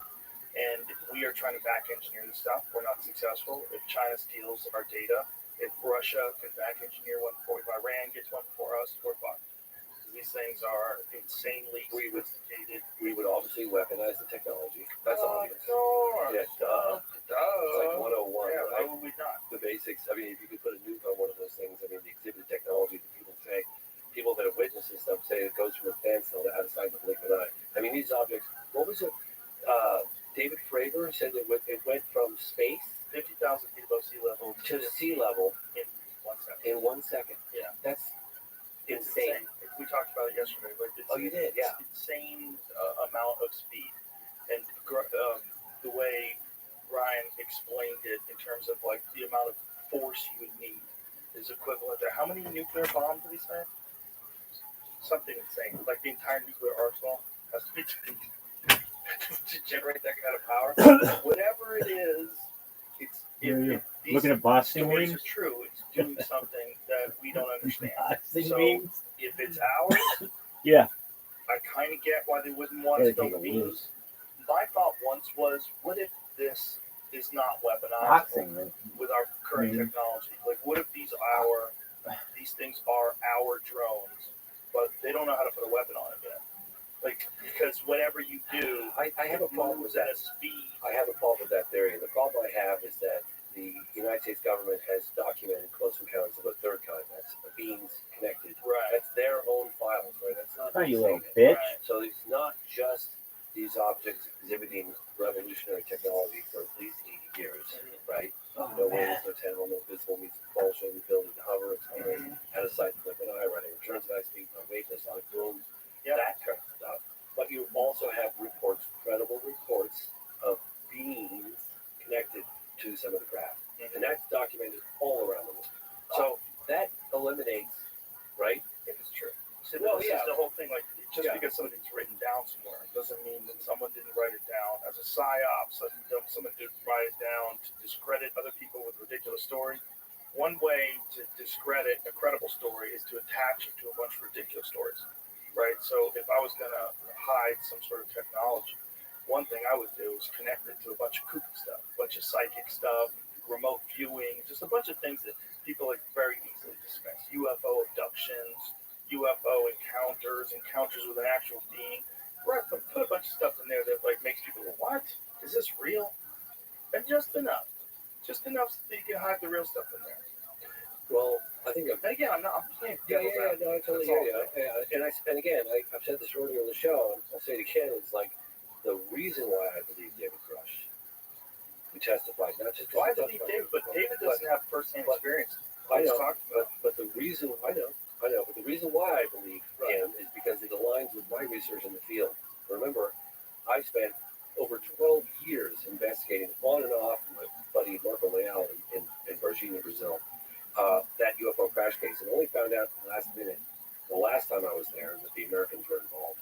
So I was like, oh my God, the rumors are true. Like, you know, the Americans really are. You see, like, I obviously looked into Roswell for years. I went to Roswell the 50th anniversary. This is how the deal works, bro. You want the aid? We get the UFO. We give you the aid, but if it crash UFO, you fucking call us. Yeah. Stay out of there. Don't be carrying that dude to the hospital. Leave it to us, and then we'll just scoop that up and shut the fuck up. What do you think about that? One of the crazy stories is that there's a building somewhere that's an enormous building that was actually built around the UFOs to be moved. You heard the story? It was reported on News Nation with Ross Well, that's Coulthart. gotta be real. And Ross Coulthart is incredible. He's legit. He's got an accent. He's got a great accent. He's got an Australian accent. Not quite British. We believe you if you have an accent. But it's close. You're more credible than a New York accent. There's something about a British accent that just adds credibility to anything. You know, some guy from New York. So we got this fucking car. Right, sorry. We put it over here. This spaceship's so fucking big. You gotta build a building around it. But they talk about it now. Here's what is this building, and where's it supposed to be? I don't know. Oh, you're holding it back. No, You I haven't really don't know. investigated this? No, I have a little bit, but I don't have the same connections on that end. But I'll tell you a case that I do think needs to get looked into. Oh, you see, you're gonna move us around. Yeah. Because this is one of the. Well, this is a craft. He's a government agent. This guy. So there's a memo in the program that was through the adoption process was released. Unfortunately, some of the names are redacted. Christopher Mellon obtained it. It was from correspondence he had with a high-level government official back in 2020. It just got approved for release. I don't know, maybe a year ago. It featured in the doc, and in it has the names of not just the gatekeeper, but other people with names who found the gatekeeper to the crash retrieval program. I'm told that unredacted versions of that have been handed to select members of Congress and people that are investigating in the official capacity of the government. But in it, they specifically mention a case, not crashed, a landed case that happened in 1953 in Kingman, Arizona. So I made some inquiries with aerospace folks that I've been meeting with quietly, and I'm like, what's this case that you can keep talking about with it? Kingman, Arizona? They're like, oh, it's like they just landed and left. I was like, well, how do you know they landed? What do you mean landed and left? And they're like, well, the doors are open and nobody home, and they walked off. I said, you mean somebody just flew this thing down and landed on the ground in the desert in Kingman, Arizona in 1953, and they left the doors open and left. And they're like, yep, that's pretty much what happened. So they left the craft there. Somebody they flew it down and left a craft on the ground. I was told that, and I wouldn't be repeating this if I didn't think there was some serious credibility to it, but apparently it does not align with how Diana Pasulka and Gary Nolan have started describing these things as donations. Well, the individual that I talked to was so funny because this individual was like, not a scratch. I go, not a scratch? What?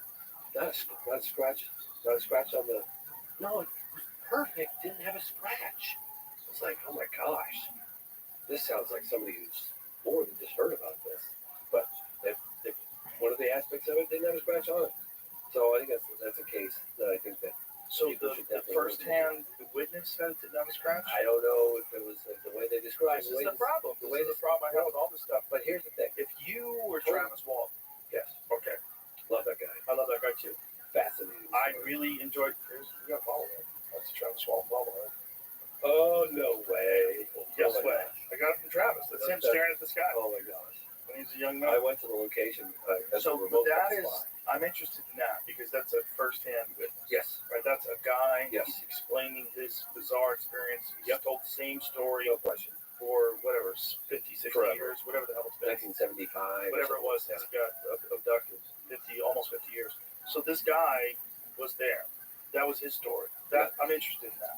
When I hear a guy told a guy that this is what happened and this is how he described it, I'm like, super frustrating. So talking to Jay Sands. Yes, firsthand. Yeah, firsthand was like, what the fuck? Yeah, face to face. Yes. Tell me what it was doing. What it was like.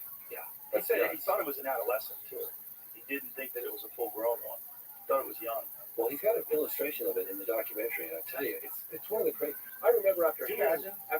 I know. I was like, this is true. I was like, this is crazy. Can you imagine being that person? Now, this is something that we didn't reveal in the documentary. It was really funny. He thought that this individual was suffering from frostbite or what's that when you get really cold? Hypothermia. Skin had a blue tint to it. So he took his jacket off, and he very insistently put the jacket on this individual because he was thinking this person's really, really cold. He's been out in the desert, probably had a plane crash or whatever. Right. And so he put his jacket, and the person was kind of resistant, but Jason said, I insisted. I took one layer of my jacket and I put it around this individual, and that individual left with the jacket on. So I jokingly say, where do you think your jacket is now? He's like, probably out there at El Centauri or God only knows. Or right here. Yeah, or this is the thing that gets me. Right here. Logistically. Yes. Okay, if these things are coming from the ocean, just logistically, you would have to have a large ship. So we were talking about this with Ryan yesterday, and I was saying, like, if they had a battleship, we'd be able to see that, right? Like 100%. He says, so it would have to be a submarine. So I'm like, Jesus Christ, what if there really is some sort of a civilization underwater that has existed, coexisted with us forever? Did you hear about the testimony by Rear Admiral Tim Gallaudet just recently in Congress? Is this the one where the thing's moving underwater at 500 knots? Yes. He's reporting. Explain to people what he said. I don't have all the. Just what you remember. Yeah, what I can remember basically is confirming that we have objects that are exhibiting a technology underwater that defies any conventional explanation. Things that are just virtually impossible. Like so much faster than the fastest submarine or anything like that. And they're really big. Yeah, it's moving as if there's no resistance underwater. Yeah, and then they're moving like a fighter jet would in the air. It's moving like that underwater. Yeah, they call it transmedium or something. Yeah, but confirmation. I mean, that's. And I actually spoke to Rear Admiral Tim Gallaudet on a couple of occasions recently, and I thanked him for coming forward and testifying. And he said, I felt an obligation to do so because a lot of my men, the pilots, were coming forward, and I wanted to back them up.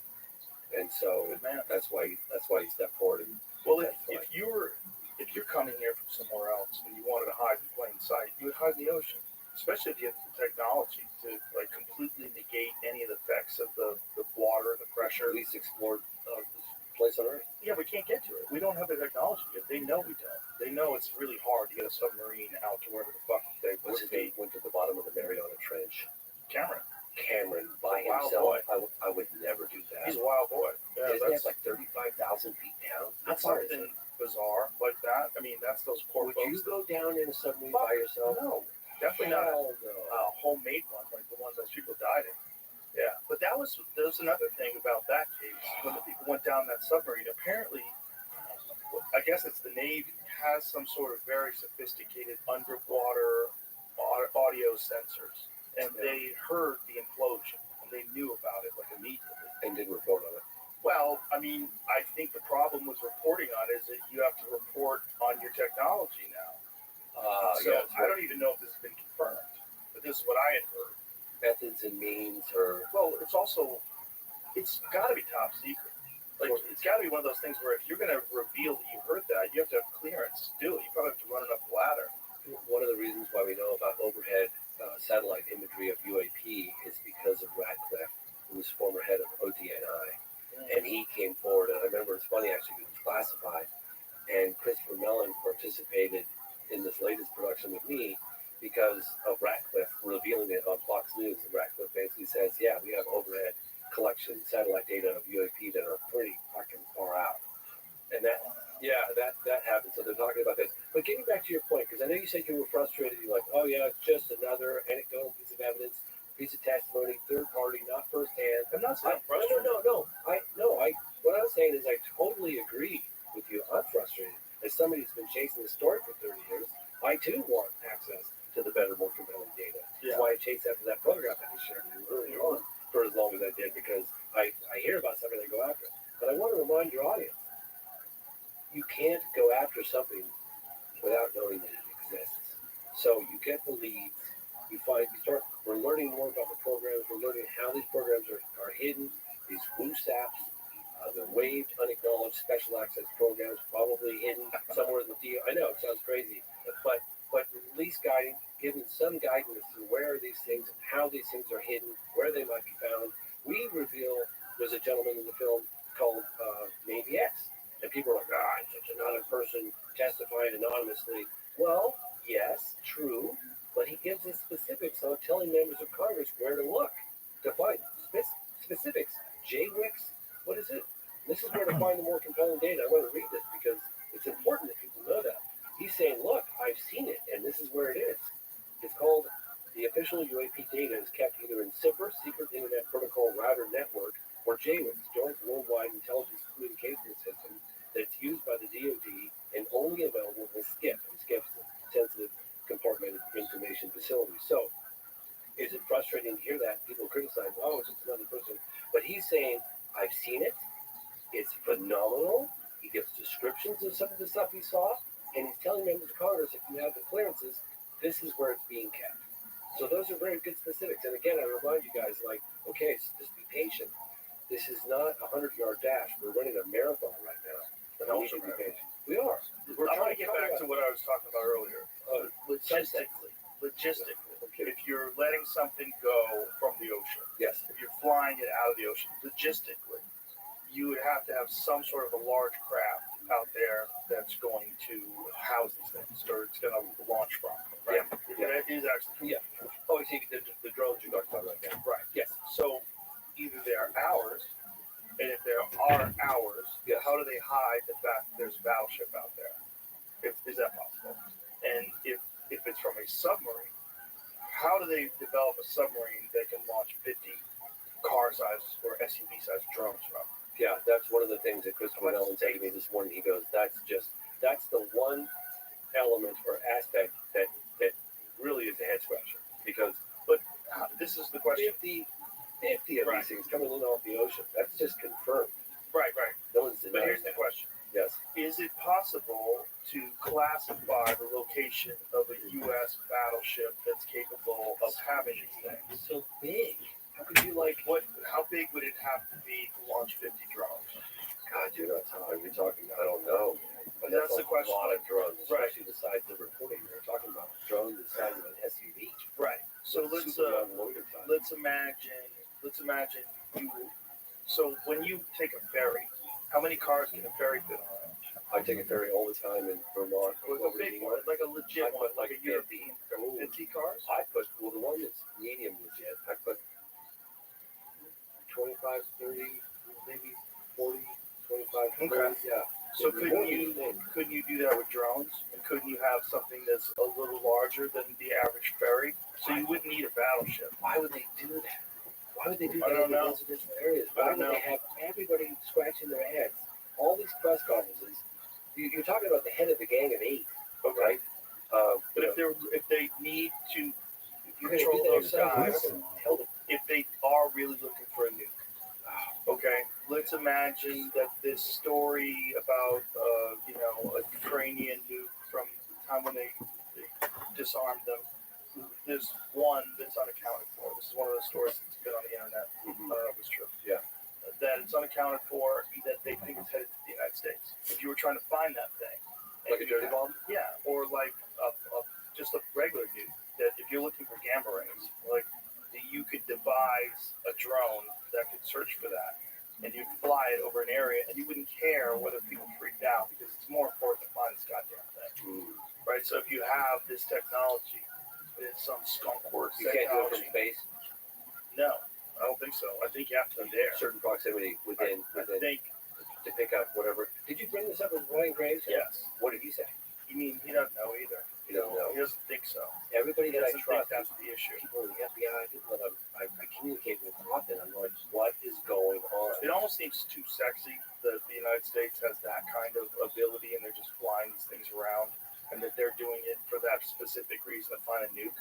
It's like that we have this kind of technology that none of us are aware of. That we have these drones that can shut off when you come close to them. The lights shut off, they disappear.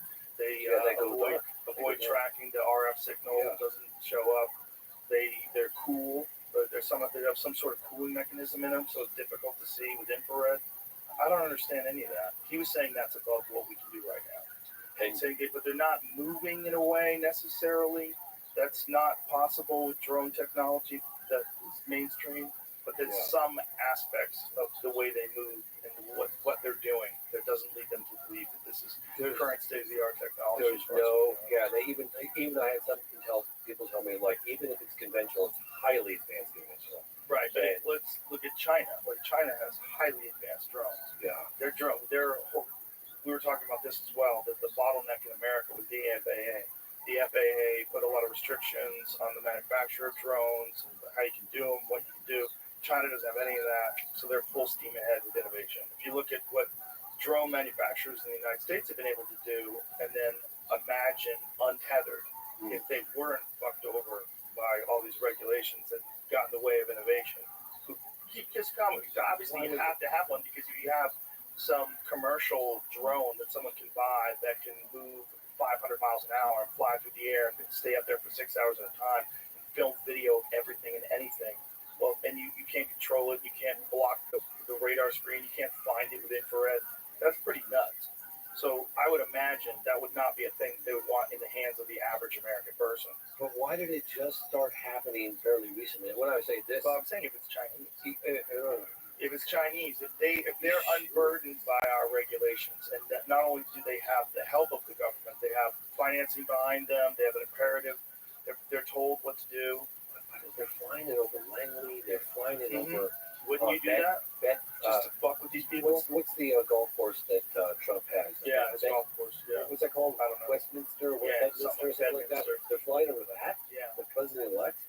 So Langley Air Force Base did experience incursions of unauthorized unmanned aerial systems in last year, December 2023, says Sabrina Singh, Pentagon spokeswoman. The number of those UAS incursions did fluctuate, but they didn't appear to exhibit any hostile intent. It's something that we have kept our eye on. Well, thank God you're keeping your eye on it. Yeah, we have no idea what they are, but they're fine. Nothing to worry about. This happened. This is the third year in a row. This has been happening right around Christmas time. Well, one of the reasons why I wanted you guys to hear that account by the guy at Vandenberg Air Force Base. This is not anonymous reporting. The guy's giving his name, right? And he's talking about objects that are the size of a football field. Yeah, hovering over a silo, launch control area. That's also the Phoenix Lights. They described them as size of a football field or larger. Oh yeah, I interviewed a guy. There was a case that happened right here in Texas, Stephenville. Ricky Sorrell's one of the best witnesses. I love the guy. Yeah, he was a hunter, and he's like James. He's like, you could have landed an airplane on this. I said, you got to be kidding me. He goes, no man. He goes, I stood under this thing. He goes, it was so big. I was standing under it, and he had his rifle. And he's standing under it, and he's looking up, and he's looking to the left. He's looking to the left, right, back, forward. Can't see the edge of it in any direction. So he grabs his hunting rifle. He was hunting. Here, this is 2008. Grabs his hunting rifle and shot it. No, well, so he holds his hunting rifle, his rifle up, and he's looking through the scope, and he goes, hands on the metal worker, and work with metal. I know what metal looks like.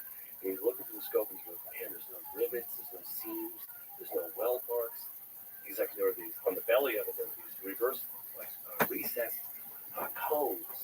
They're like bigger, and then they got smaller as it went up into the belly of the craft.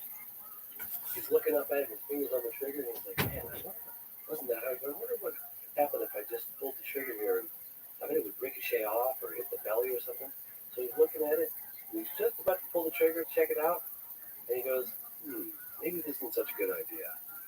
I interviewed him in 2008 when this was going down, and then about a year later, I was doing some follow-up interviews for a film I know what I saw, and I had this gentleman walk up to me, and I was filming in the downtown square in Stephenville, or it might have been Dublin, and this gentleman looks at me and he goes, "You Mr. Fox?"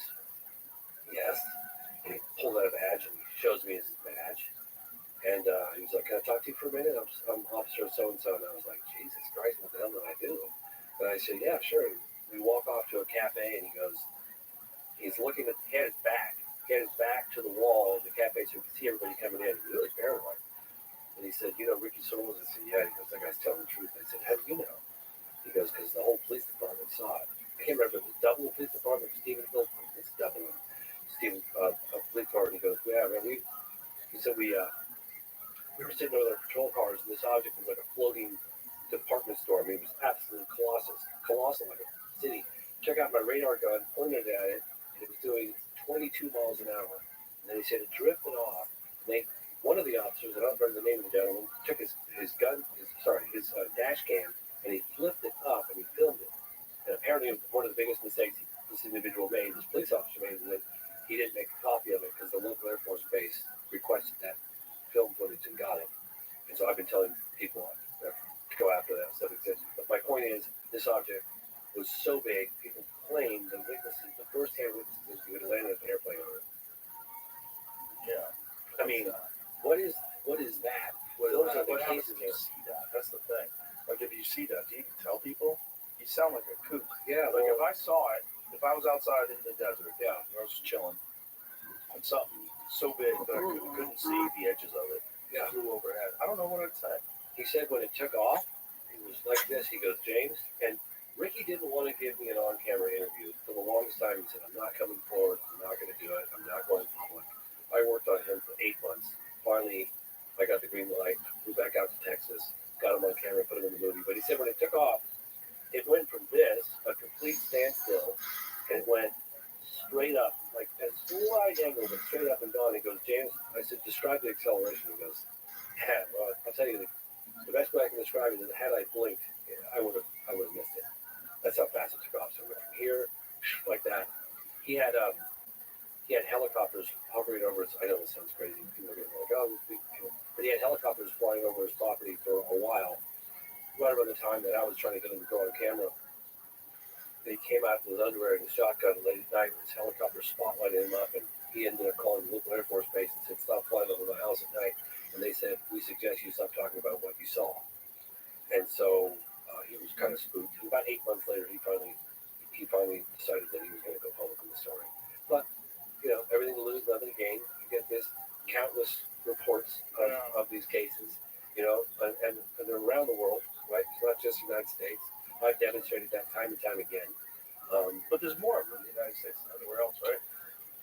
Well, I mean, one of my favorite cases, Rua, Zimbabwe.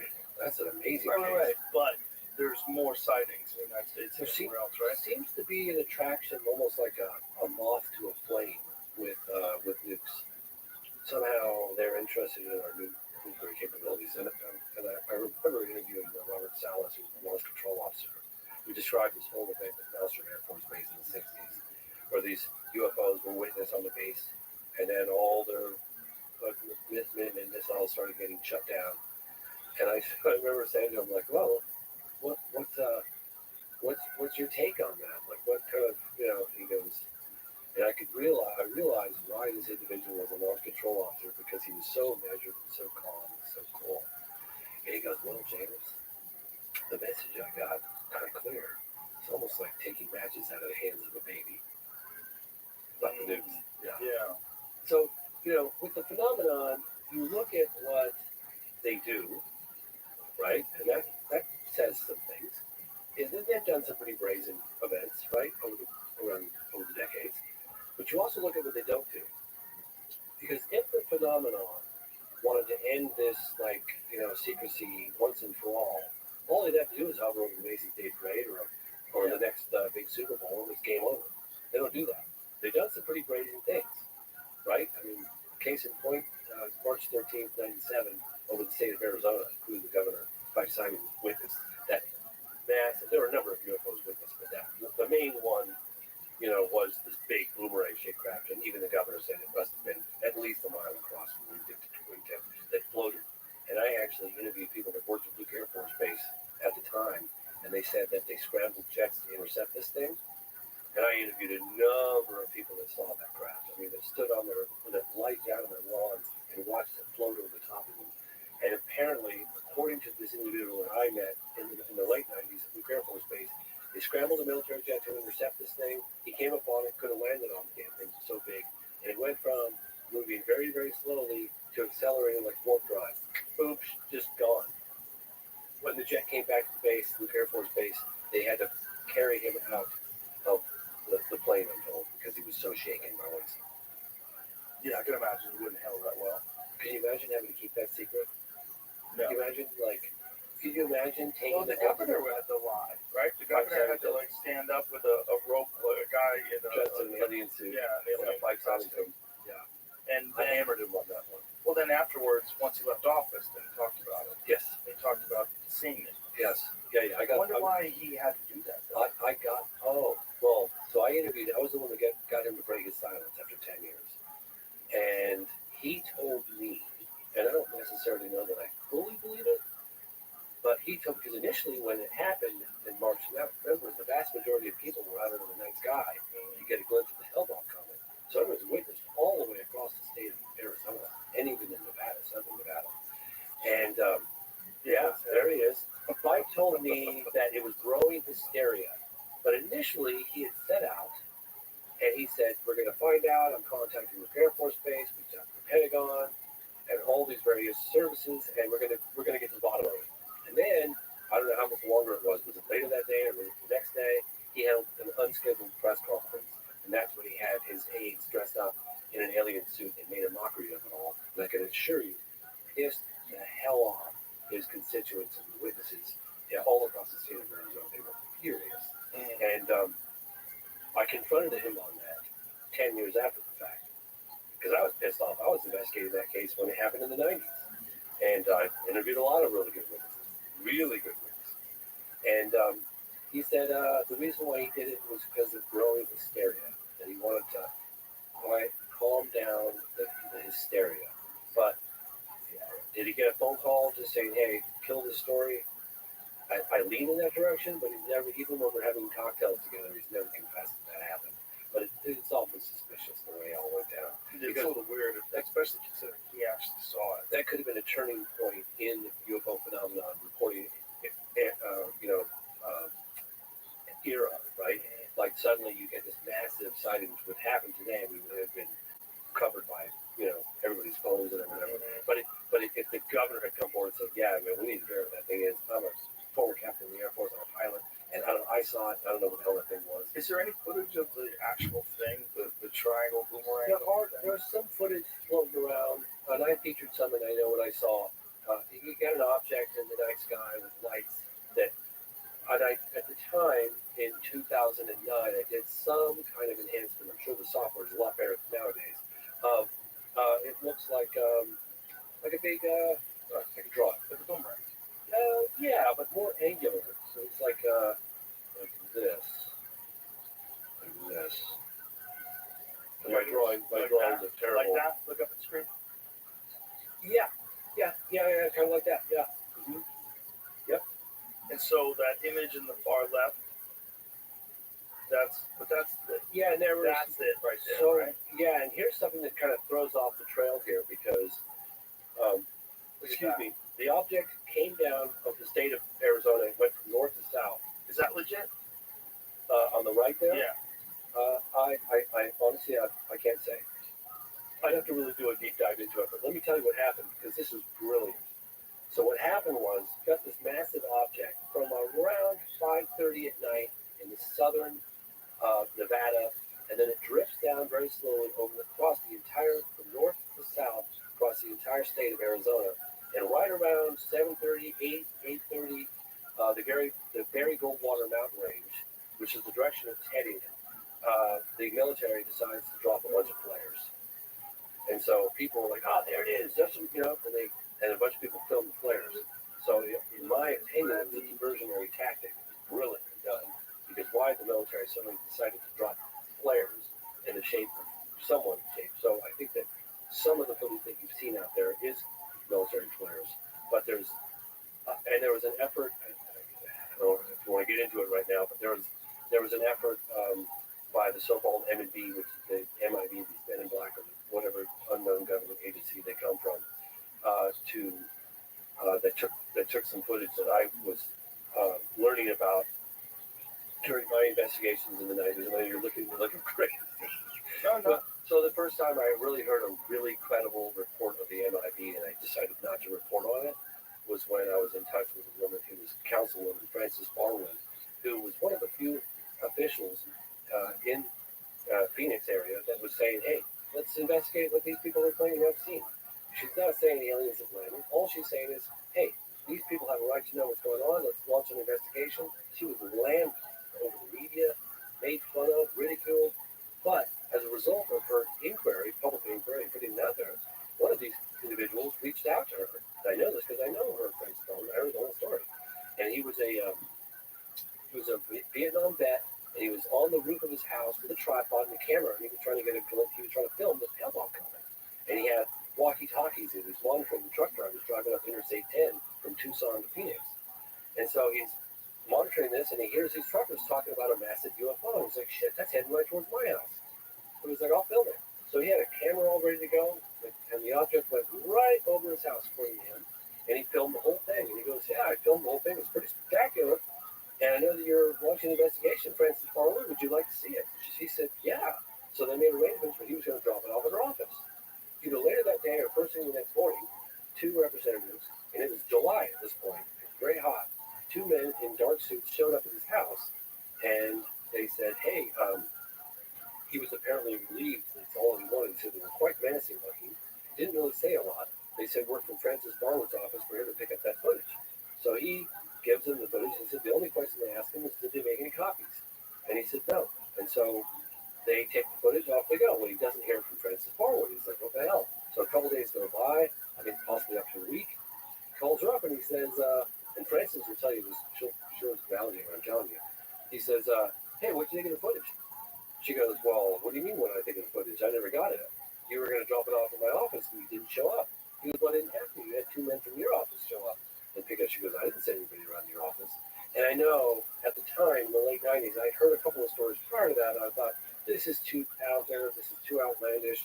No one's going to believe this. I have no proof of this other than her testimony. Screw it. And I didn't report on it. But we're hearing those cases over and over and over. It's like, there we go. Once again, the so-called evidence that could prove or disprove one way or the other that something truly extraordinary took place in the skies over Phoenix back in 1997 vanished. But there is some that slipped through the cracks that's out there. You just have to do due diligence, and then I don't have the time to sit through those images that we're looking at. Yeah, I don't know what's AI generated or whatever, but what could have been in a documentary, like a recreation. I know what I saw featured some of the footage, and I covered that case extensively. So if anyone's interested in the Phoenix Lights case, but I can tell you, how many people saw it? Oh, thousands. I talked to another woman, Stacy Rhodes, and her daughter Emily, and they said they were driving on Interstate 10. And she goes, look, James, I'm going to tell you how big this thing was. I said, how big? She goes, first of all, there were people stopped on the freeway, just like stopped as this thing was like close encounter, one go in. She goes, I could have held up a newspaper like this and looked to the left, looked to the right, looked at that, and she said I couldn't block this thing out. That's how big it was, and it didn't make a sound. It was gunmetal black. It was witnessed by a lot of people. That's why I say there's some events that have happened over the decades that are pretty brazen. That's one of Hudson Valley is pretty brazen as well. That's just wish I knew if it was true. Well, when you get thousands of people saying the same thing, if you see thousands of people saying the same thing, including the governor, You get so invested in it, you go, what happened? The governor. Yeah. The governor. The same guy who came out with a fucking guy dressed up like I know, but I got him to come clean too. Yeah, but so he's already not credible. Well, he already bullshits. He does. He bullshits. He definitely bullshits. So there you go. Yeah. So when someone bullshits about that, they might bullshit about anything. But true. Yeah, but I mean, again, I'm just playing devil's advocate. No, I hear you. I hear what you're saying, and I it's been a while. It's a good thing to talk about now. There's no smoke without fire. There is so much evidence in terms of eyewitness testimony and radar, some photographic, not as much as we'd like, that something truly inexplicable is taking place in our airspace, right? For sure. Something that, after careful examination, something that, not because of a lack of data in some instances, but that after careful analysis, research, investigation, that comes out the other end and says, I can't explain this, it's going to have to be one of those unknowns, or, falls into that 15% category of cannot provide a terrestrial or conventional explanation for.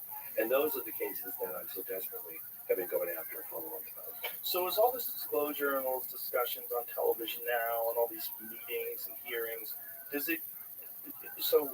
you think we're on an accelerated path?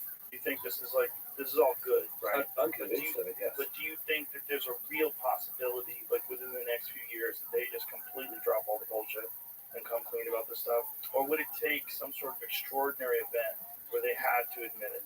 Something much bigger than this drone thing? Well, in some respects, there has been. I remember I interviewed this guy, Nick Pope, the MOD, years ago, and I was like, this is a time when we were pushing for transparency there. France was releasing previously classified documents on UFOs, les ovnis, as they say. And the MOD followed suit. They were releasing previously classified documents, slowly putting it out there. And at the time, it was rather exciting. I just did a big event at the National Press Club with Leslie King, and it was like this whole movement. It was like, oh my God, it's happening, right? But it kind of petered out a little bit. And I remember asking this guy that used to work the UFO desk at the MOD, Nick Pope, and I said, Nick, do you anticipate this any type of disclosure? This is like 2009 or something, 2008, 2009. And he goes, James, no. He goes, it's going to be disclosed with a small d, not a big d. It's going to trickle out slowly. Condition people, get people prepared, test the waters. You know, one of the things that we explore in the program, and I've never done that, is the politics of disclosure. It's a far more complex. Let's just suspend judgment for a moment and assume that it's real. It's really impressive. There really is an NHI, non-human intelligence aspect to the phenomenon, right? Let's just suggest that's real. Now, how do you disclose that to the general public?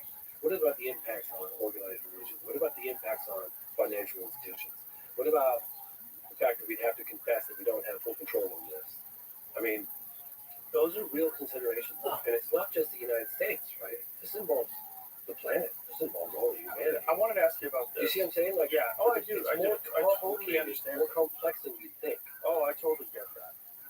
How does Russia handle these things? How does China handle these things?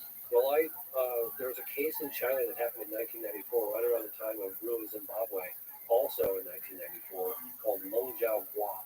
And it happened in the Black Mountains, and it was a landing, alleged contact, plus kind of the third kind. Funny because it happened right at the same time of Africa, similar message that was conveyed. I went to China, I met with an active general in uniform, talked openly about the UFO phenomenon. They were pretty open. I went to Russia in the late 90s, and that was right before Putin. It was right around the time when Putin was coming in, and that was a period of openness. And I went to Star City, Russia. I interviewed a cosmonaut, Pavel Popovich, a number of generals, and they were very open about it. In fact, they said to me at the time, if you're here to discuss whether or not the UFO phenomenon is real, the doors are over there. We're here to create an international coalition, an international exchange of information, and talk about the implications of the phenomenon, which I thought was amazing. This is like 25 years ago, right? So now I don't know if things have changed since Putin's been in office, but that was back in the late 90s. I mean, there've been congressional hearings in Brazil.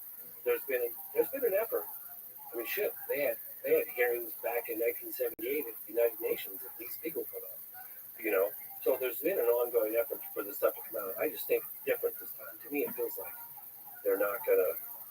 There's too much momentum behind it at this point, and there's so much legislation that's written. There's too much that's come out, and it's too important. Look, whether you believe it or you don't believe it, if you can just imagine for a moment, if it is true, and if the U.S. government does in fact have irrefutable evidence that we're not alone in the universe, that's so significant that we all have a right to that information, and that we should continue to support this unprecedented push for transparency with our elected officials and get to the fucking bottom of it.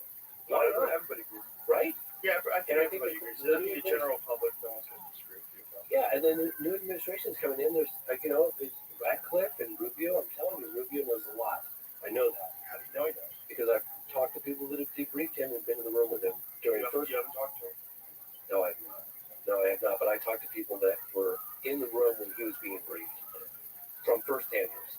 I'm told that there were, I'm going to say, right around 12 firsthand people that have had behind closed doors meetings, firsthand people that are concerned about their secrecy, concerned about their safety, concerned about the implications of them coming forward and going public. That they're not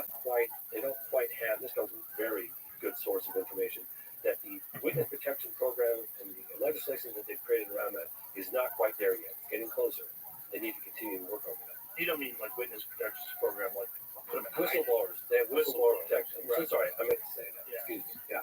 Whistleblower protection is not quite in place. One of the things I really wanted to mention is that there is a gentleman, a young man who's 30 and he feels like he's old. His name is Jesse Michaels, and he's got this new show called American Alchemy. New, a couple years old. Why does he feel like he's old? Because, you know, when you're 30, you feel like you're old. Really? Well, I did. When I turned 30, I was like, I'm 30, because just 10 years earlier, I was almost 19, right? Or 11 years earlier, I was 19. Right. You go from a teenager to suddenly you're 30, you always think like 30. And I was talking to him not too long ago, Jesse, and I said, he's like, yeah, I feel a little old. I was like, dude, you are just getting into your prime, baby. This is rock and roll time. But I really wanted to, this is a guy who's young. Julian Dory is also doing some amazing work on this in podcasts. But he was young and is doing a deep dive into the implications and he meets with aerospace engineers. The guy's, Jesse, you're a phenomenon. Keep rocking and rolling. I want to tip my hat to you. I don't know if you've seen this guy or not. No, I haven't. He's doing deep dives into what's happening. Maybe I have. He's documented with his podcast, and he's doing a fantastic job. And I just got to tip my hat to the guy because he's 10 times smarter than I'll ever be. And he's young, and he's a force to be reckoned with. And he's really he's answering all the questions that you and I are exploring, all these issues that you and I are talking about. Well, I'm glad there's people out there pushing it, and I'm glad there's guys like Rush that are sticking their neck out, and guys like you who are making documentaries about it. It's the subject is much more open to discussion, like I was saying, amongst serious people. Yes. Where it didn't used to be before. And now I think with this drone thing, I think there's so many people that are going, okay, even if they're ours or they're China's, or what's going on? Like, why are there so many of them? What are the answers, and why can't you tell us? Is it because they're searching for a nuke? Jesus Christ, maybe you should warn people and get the fuck out of here. Yeah, is that really what's going on? Like, if it's not, what is going on? And if it's not ours, what are they? And how come you can't track them? How come, like, what kind of... Very bizarre. It doesn't even make sense. It's very, It doesn't make sense when you think of the capabilities of the United States military. It doesn't make any sense. They can't figure out what's going on. I think what Trump said is probably correct, that the government knows. They know what's happening, and they don't want to tell people. Why would whatever he know? He could tell. Why wouldn't he? I don't think he knows yet. I don't think until he gets in office. He gave a speech about it at Mar-a-Lago. I saw that. But did he say? Well, let's watch it. We'll watch it. Yeah, pull the speech up. Yeah, because I'm wondering if he. Yeah, we'll let's find out.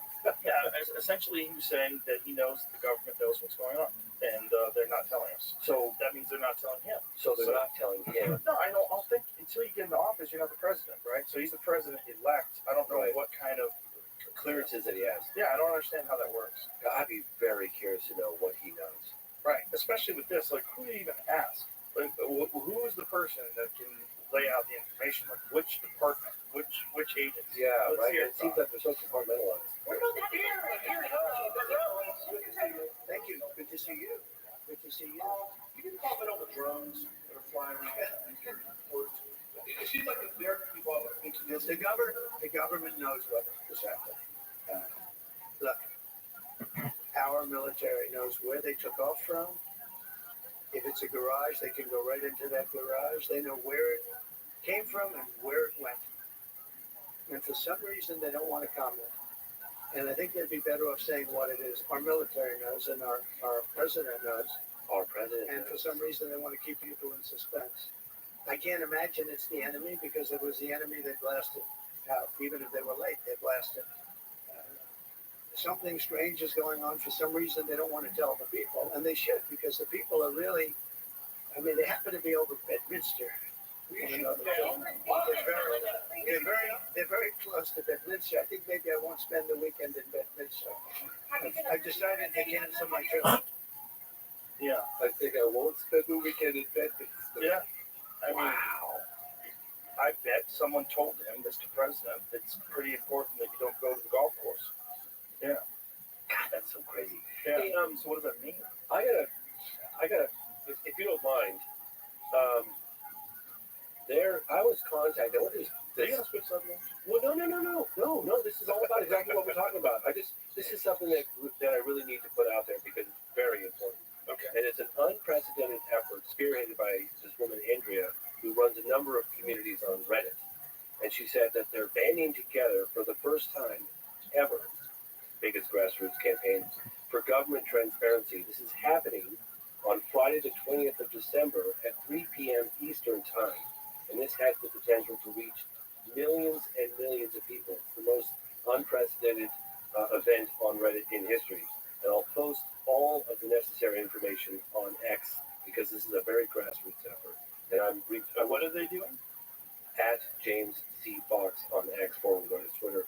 It's the Reddit community is banding together for a huge grassroots campaign for government transparency. So basically, all the various platforms on Reddit, like paranormal, UFO, they don't usually get along too well, but they're all combining their resources and they're getting together for the first time ever and to push for government transparency. There's a couple of government insiders that appear in my film that will be appearing on this to answer questions and what steps need to be happening, what's going on today, and this is happening on the 20th of December, 3 p.m. and I'll be posting more information with very specific details on X at James C. Fox. I just wanted to get that out there before because the more of this stuff that happens, the better. The more people demand it, the better. The more politicians hear from the people and want to. I mean, especially politicians that are up for re-election and they want to show that they're doing what people want them to do. Yeah, I'd like to know more, but obviously I'm very happy that we're hearing much more about the subject in a serious way. Yeah. Whatever the hell's going on. Yeah, well, I really encourage you to watch the program. I will, 100%. I went backwards to put together and explain everything in layman's terms, what's happened from 2017 to today, because it's unprecedented. We're living in an unprecedented moment in history. There's an unprecedented push for government transparency, and I want to continue supporting our elected officials' bipartisan effort to get to the bottom of this. And I especially want to throw a shout out to Representative Chet because you're killing it, buddy. Hey, Jamie, why don't you use ChatGPT and ask ChatGPT what's going on with the drones in New Jersey? I'd be very curious to hear about that. Yeah, it's a damn good idea. And maybe then ask Rock. But ask ChatGPT what is really happening with the drones in New Jersey. Let's just see what ChatGPT says. Tell me how that works. I don't know. So it's AI, right? And what is really happening with the drones in New Jersey? Let's see. So what does ChatGPT say? ChatGPT's going to search the web. Oh, okay. Numerous drone studies have been reported across New Jersey and the East Coast. It's incredible how fast this is. Look how fast. Look at this. This is incredible. They found no evidence suggesting a threat to national security or public safety. Despite these assurances, some local officials and residents remain concerned. For instance, Belleville Mayor Michael Melham speculated the increased drone activity might be related to a search for missing radioactive material for the medical facility in New Jersey. Additionally, the public figures like Bethany Frankel have shared unverified theories about the drone's purposes, further fueling speculation. The situation is evolving, and authorities continue to monitor and investigate new reports. Residents are advised to report any suspicious drone activity to local law enforcement and avoid taking matters into their own hands, like shooting them down. People are shooting them down. So they shoot them down, they're eating the dogs. It's everything to shoot down drones as it can pose safety risks and violate laws. Now ask ChatGPT. Oh, let's just keep going with ChatGPT for a little bit because you asked him again. Ask ChatGPT, if I live in New Jersey, should I get out of town? Yeah. If I live in New Jersey, should I get out of town? Should I evacuate? Yeah, should I evacuate? Let's say evacuate. Because get out of town is like a colloquialism. Should I evacuate? Okay. This is amazing. At this time, there's no official recommendation for residents of New Jersey. Follow official updates. Yeah. Okay. As a precautionary measure, are you sure? Are you sure? You always have to ask it. No federal evacuation orders. Okay, it knows there's no federal evacuation orders. If you were going to give me advice, would you tell me to leave the East Coast?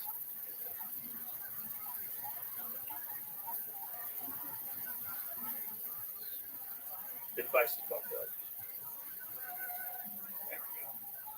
Based on the current information provided by trusted authorities, there's no evidence of an imminent threat. Yeah. Could you imagine? Put this in. Could you imagine a scenario where these drones are actually looking for a nuclear bomb? And if so, would you advise me as a preemptive measure to evacuate?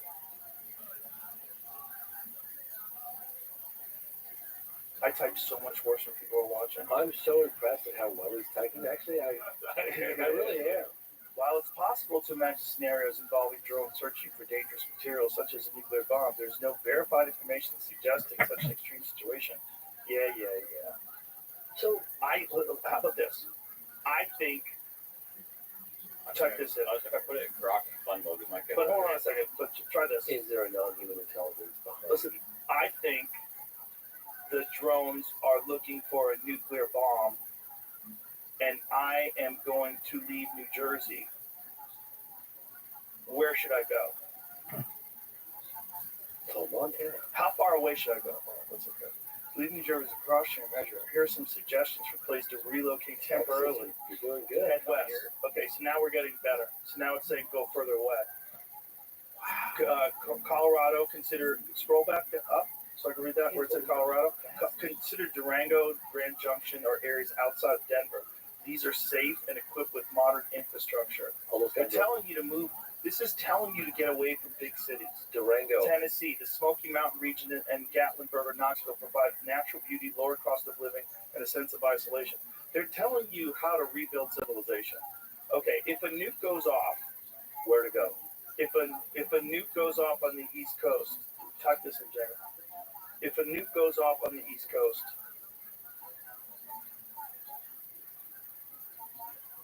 where should I be to be safe? If you're concerned about potential nuclear incident, here's a list of safest options based on geographic, environmental, and strategic factors. Montana, Colorado, Wyoming, Idaho, sparsely populated, vast distances from major cities and military targets. Towns like Bozeman, Jackson Hole, Sandpoint are beautiful, remote, and away from the fallout paths. Jesus Christ. I'm curious, what would happen if you asked ChatGPT, is it? GPT, if what percentage of UAP represent a non-human intelligence? Okay, that's a good one. What percentage of UAP represent a non-human intelligence? I'm really curious. I know. Let's see what it says. Could represent non-human intelligence remains unknown and speculative. Current investigations by UAP organizations like the U.S. government emphasize the following: most UAPs have conventional explanations. Us Project Bullshit. It's all presented. 5 to 10% of UAP cases remain unidentified even after thorough analysis. These cases, I was like 15 to 20, but yeah, 10%. Evidence inconsistent with known human technology, no conclusive evidence for non-human intelligence while showing UAP cases are publicizing. The government has not officially. Okay. Commander, we type this in. Commander David Fravor encountered a tic-tac shaped craft in 2005. 2003 that defied our understanding of known physics. Period. What do you think he saw? Wow. In 2004, it's actually craft remains one of the most compelling, well-documented UAP cases in modern history. Key details of the encounter. Craft describes smooth, white, oblong, resembling a tic-tac, no visible propulsion, wings or exhaust, displayed extraordinary flight characteristics, accelerated instantly from a hovering position, descended from 80,000 feet to near sea level in seconds. Fravor reported the object mimicked his movements during their engagement and then vanished at extreme speed. It's possible the craft was an ultra-secret military project, either U.S.-based experimental aerospace technology, or developed by another nation. However, the extreme flight performance raises doubts. Such advanced technology would suggest a significant leap beyond publicly known capabilities, which is inconsistent with current engineering limits. sensor anomaly or perception issues. Yeah. I asked the heads of Arrow, okay, can explain that one, and they said no. If we don't type this in, Not your case. if all accounts of the capabilities of the Tic Tac craft are true, what are the possibilities that it came from another planet?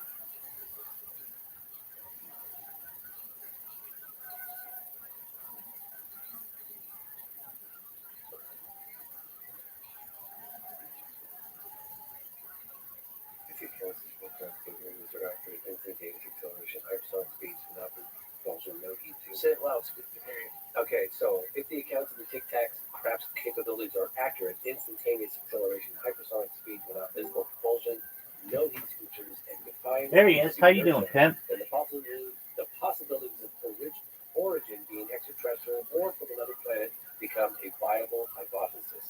Here's why. The physics of the Tic Tac craft, reported behavior to Oh, craft suggests hope you're technology doing operates well. beyond our current understanding of physics Oh, and propulsion systems. Hello. No visible propulsion. We were watching Joe Rogan. Unrelated to conventional jets or rockets. Instantaneous acceleration defies Joe Rogan has some achieving this require manipulating experts gravity on or space-time these itself. drums that are happening. Silent operation, no sonic booms despite hypersonic speeds, points to a technology that Yes, likely sir. eliminates air resistance, such as surrounding itself in an electromagnetic field or bubble. This level of technological advancement far surpasses anything developed on Earth. If true, such capabilities would suggest a highly advanced civilization, perhaps thousands or millions of years ahead of us scientifically. If true, where do you think it came from? And this was 20 years ago. I know, but if true, where do you think it came from? How about this? It's still We'll go Rabbi. Sorry, I was flight count. You're a big guy. It's amazing how fast it does it. It's amazing how fast it does it. Wow. Tic Tac, if the Tic Tac UAP is real and the accounts are accurate, then its origin may very well be extraterrestrial or involve unknown physics and technology that we haven't begun to comprehend. The extraordinary nature of the case suggests an equally extraordinary explanation. What do you think? Why are you asking me, bitch? You're ChatGPT. What do you think? Does extraterrestrial visitation seem plausible, or is there another explanation that resonates more with you? So type this. I believe it seems plausible that they are extraterrestrial in nature.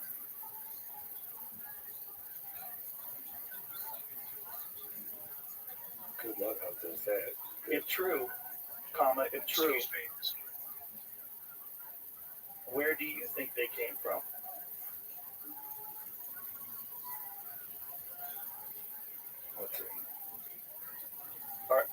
Identifying where they might come from involves exploring nearby stellar systems, known exoplanets, and plausible scientific ideas about interstellar travel. Here are the most likely possibilities. Nearby star systems with habitable zones.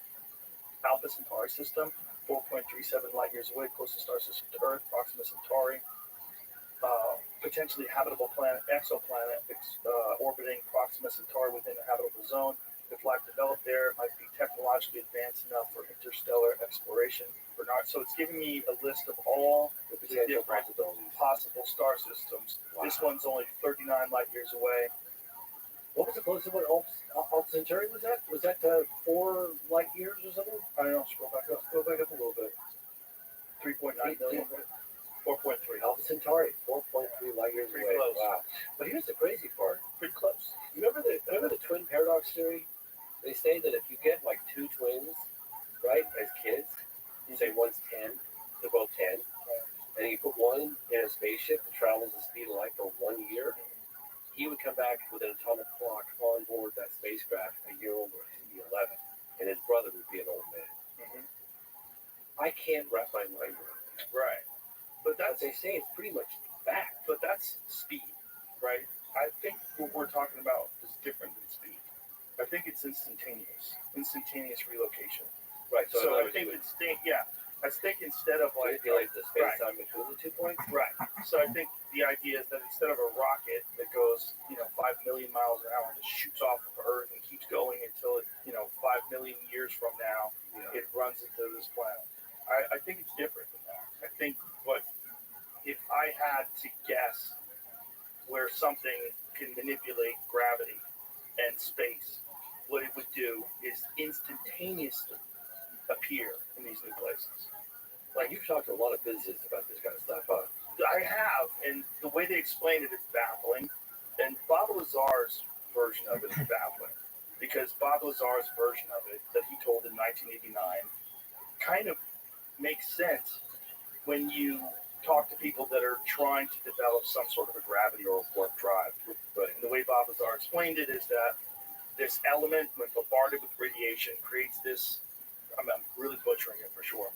Creates some sort of a gravity field that allows it. The way he described it, like if you took a mattress, a very soft mattress, and put a very heavy bowling ball in the middle of the mattress, it pushes the mattress down to that area, and it just like folds time. Right. So you go from here to here, but when you stretch it down, suddenly those 2 points connect. It folds it. Yeah. Right. And so wherever it is, it's here. So it's not like it's going a million light years.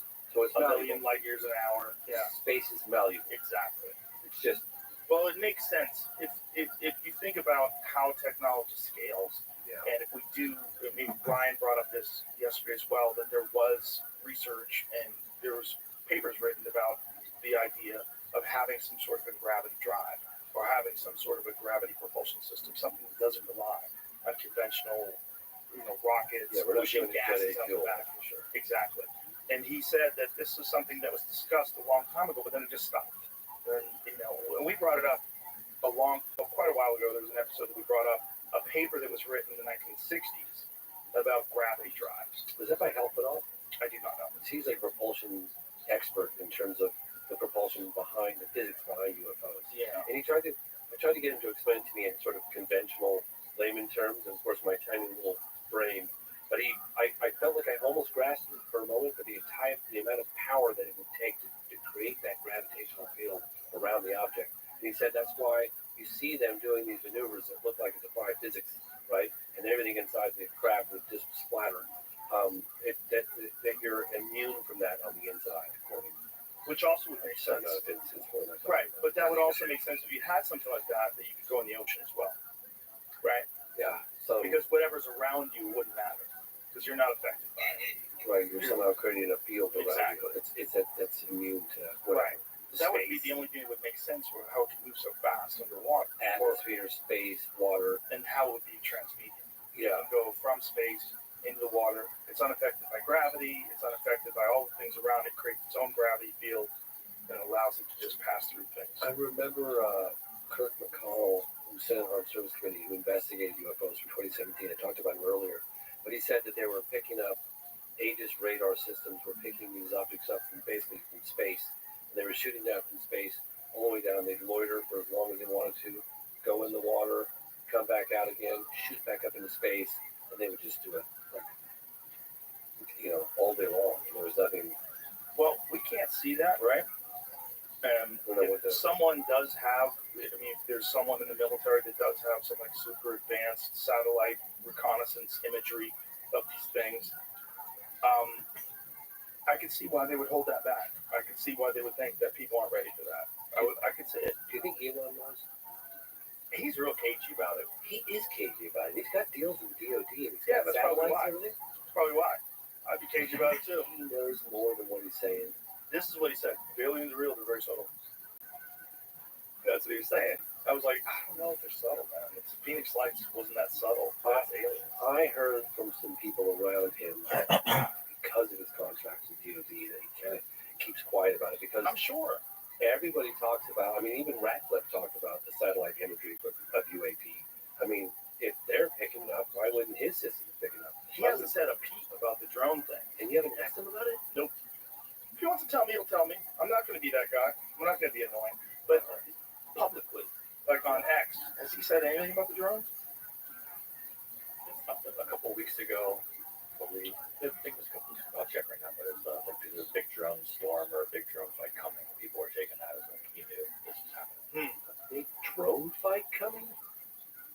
he has been real public about the idea that building manned fighter jets is at this point kind of foolish, and I think he's correct.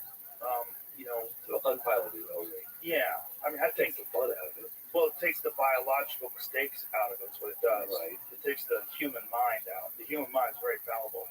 We already know that AI systems, like Mike Baker explained to us, that AI systems with fighter jets beat actual fighter jet pilots 100% of the time.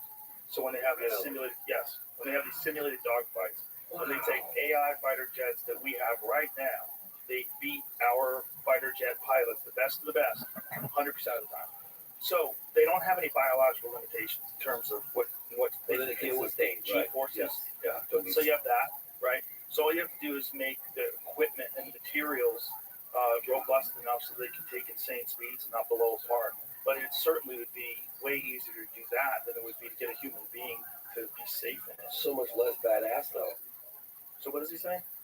Oh, so he clicked on it. Future wars are all about drones and hypersonic jets. So this is us talking about that. This is us talking about fighter jet pilots by humans will be destroyed very quickly.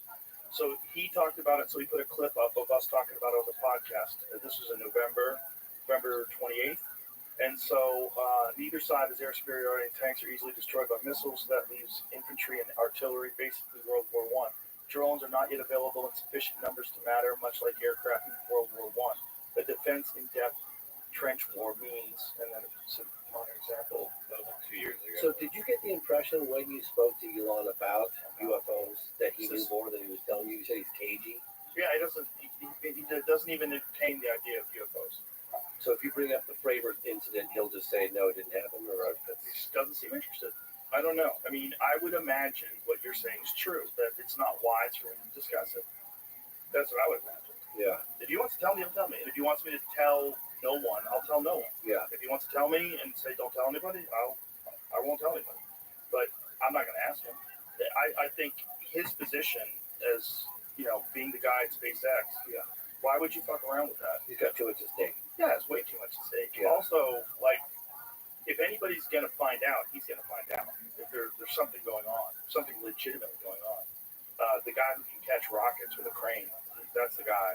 He's going to know. I thought the first time I saw that, it was like AI generated. I was watching the thing come down, and I just thought that's... The ones that land before that, those are insane, and now you can catch them. They don't even have to land. It's nuts. Like, what he's done is just accelerate. I so carried that match. I so fucking carried it. Oh my god. Do just a few years ago. Jesus Christ. I used to have a neighbor that worked for Elon Musk. He built Tesla way early on when the Teslas weren't that many out there. I carried that match. Well, Tesla is like, yeah, actually worked for Elon Musk. I saw him a couple years later. I was like, hey, you don't work for Tesla anymore? He goes, no. He goes, I don't work for Elon anymore. I was like, well, I'm sorry to hear that. What happened? He goes, well, he worked so hard and his expectations were so high. He goes, I was at the hospital with my wife. Like you and me. She was giving birth to our first child. And Elon's like, I need you in the office. He said, he goes, I guys got incredible work ethic, but it was too much. I went at the hospital. I don't care what you do. It's like pretty cool. Wasn't he sleeping? Rabbi. Sure, yeah, he was sleeping, working 16 hours a day and sleeping on the floor. There you go. Well, he demands that of other people too, and maybe you want that, Rabbi. maybe you don't, and if you don't, you can't Yo, work big it. dog. If you want that, getting in your hop on in. If you're a single guy, We'll see. you don't have a wife, you don't have children, but if you do, oh boy, that's not a life for me. I don't want that job. I think the closest thing to a spaceship on wheels is a Tesla. So you open one present per day? Is that how it works? The acceleration Generally, yeah. It's like a gut punch. Some families might give a couple gifts per night. The autonomous driving is incredible now. I remember when someone said to me, like, step on it, show me the acceleration. Like, I stepped on it. The Model 3. The money right now in the UK is really bad. Like the government tax is just. I wasn't quite ready. We can barely make enough to be I felt nauseous. I was like, wow, I'm motorcycles, I'm doing something. But now I prepared myself for that. That's really fast. It's super bike fast. It's crazy. Oh, I do forget. It's night time. Beautiful thing is you can merge. Word dog at 3:25 in the morning. Oh, sorry. No, you're fine. Yeah, it's all of a sudden going 100 miles an hour. I'm respectful of you, Rabbi. I love you and I love the service. the guy that Oh, I love you too, man. had a Thank you. so I ended up getting rid of him. Yeah, boy. Like, too loud. Hey, at least And I you got stick pulled around. over, and the cop never even saw Absolutely. me. He just hurt me. That's what And he we warned want. me up exactly how fast I was going. He's like, "You're doing 98, Oh, it's 35." I'm like, chaotic now, I boy. was? He's like, "Oh yeah, I can hear you." I was like, I went through the gears and I No, put it quiet. no, So no. yeah, that's Hold it. quiet is nice. Quiet has its benefits. Well, it doesn't in the motorcycle though. You want to You go want out, to so see, people that's don't true. hate you. That's true. But I drive like the invisible man when I'm on the motorcycle. Ow. You have to. Sniper. I've had people look me right in the eyes and they pulled right out in front of me. People want to. They don't People care. sideswiped. And also, people are like, how many people are medicated? I don't think they see you as a threat. I think they see you as like, oh, you're almost like a gnat or something. I've learned, and I tell people to ride bikes. I've been riding bikes for 50 years. As soon as you get on that bike, you become the invisible man. Right? Pretend no one can see you. No one can see you. You live a lot longer. Yeah. You can make eye contact with somebody. Doesn't mean they see you. Right. I've had people pull out in front of me. Like I said, I've been T-boned and all kinds of crazy accidents over the years. I wish they weren't so dangerous because I would love to drive one. Oh, they're amazing. I know. You just have to, like I said, you just, you know. Yeah, until you're not. I had 3 friends. I was getting my motorcycle license. Be So I was pushed. doing it a while ago. 10 years. So it was a couple of us that worked on Fear I didn't Factor, see him on a the couple of stairs. guys that worked on the set. We all decided to go and take lessons together. And shout out to Peter Hirschfeld. And he wound up getting his motorcycle. He kept driving it. And but one of the guys we worked with, he crashed his bike and fucked up his shoulder. And then one of the guys who was fighting for the UFC, Frank Mir, he got hit by a car. He got T-boned and ran into his femur, snapped his femur, and he almost lost his leg. His leg was, it fucked up his career for years. So there was that, and then I saw a guy on the highway that was covered in a blanket. Oh god. Yeah, he was alive. You can see, but his leg was so fucked up that they covered it in a blanket so the passerbys wouldn't rubberneck it. There's 3 of those, and then another friend of mine saw someone get hit. Saw someone get rear-ended. Someone wasn't paying attention to their car, rear-ended a bike, and had the guy flying through the air at a red light. So that was enough. Yeah, I know. I became a dad, and I had 2 motorcycles right before I became a dad, and I sold them. And then after 10 years, I was like, maybe I could get just like a dirt bike. But I really enjoy riding it. There's nothing like it being on a motorcycle. So Imagine you get a dirt bike and a mountain lion takes you out. God damn it. I have a dirt bike with a motor. Yeah, but you want the motor. I don't know if a mountain lion would be scared of a motor. Yeah, I'd be able to outrun it. I think most of the time they get bicyclers. Yeah, most of the time they kill bicyclers. It's nuts. Yeah. So let me ask you an honest opinion. I know we're wrapping up. Okay. Oh, If what a you had fucking to shot, say mate. You're dead. In a whether bit. believe See you later. or you didn't believe. In fact, look, you can't make any definitive statements. I get that. But you're very influential individual. Playing very, very You've cheaply. done more for the push for disclosure. I hate using the word disclosure. They are playing very, very There's a bit of a cheaply. connection to it. It's The push for not government an issue. transparency No. on this topic, right? There's no need to hide.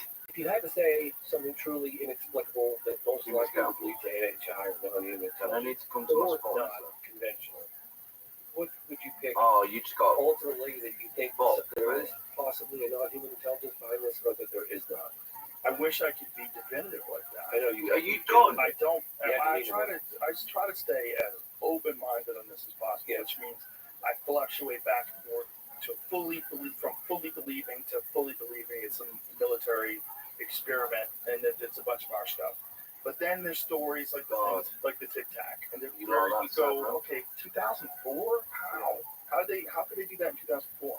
Is there a propulsion system available in 2004 that's that far advanced? And if so, how come there's so little evidence of it in a practical use?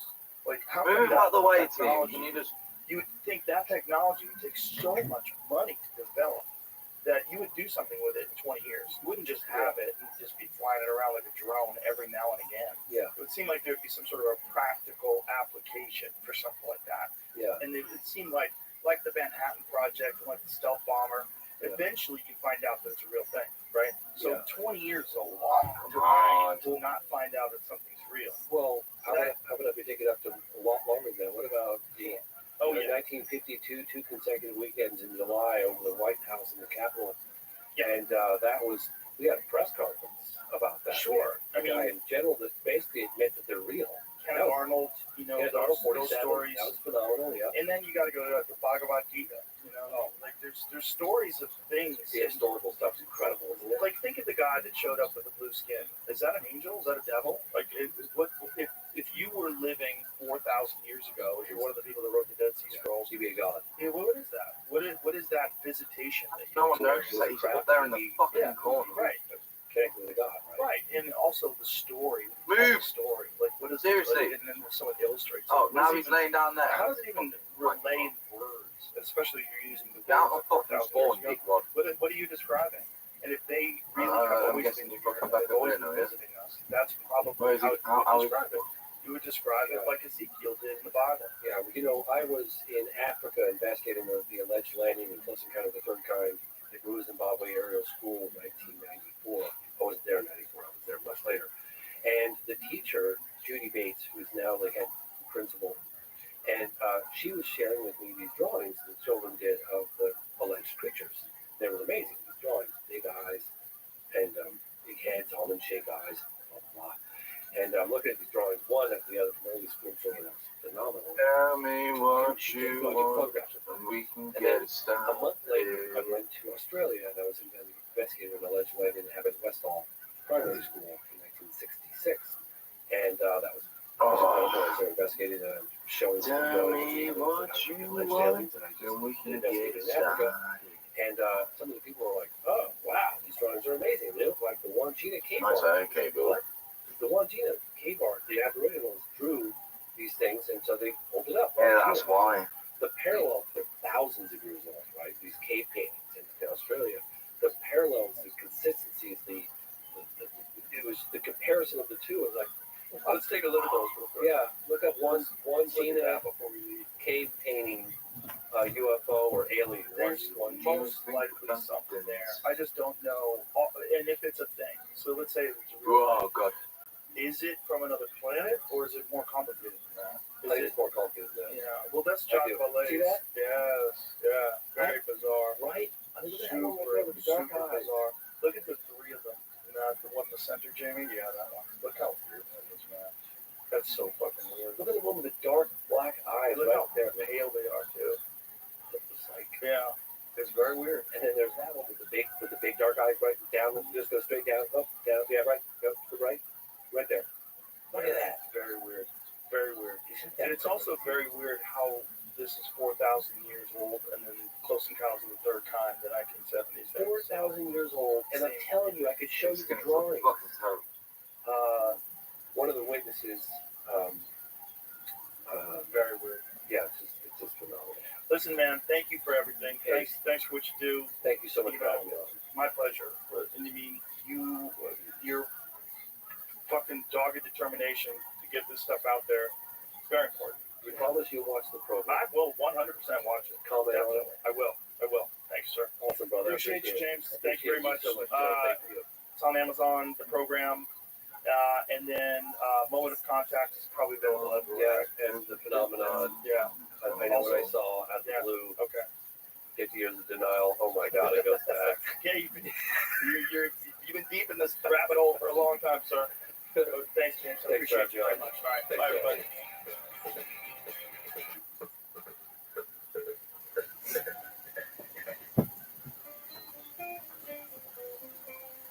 Oh, triple.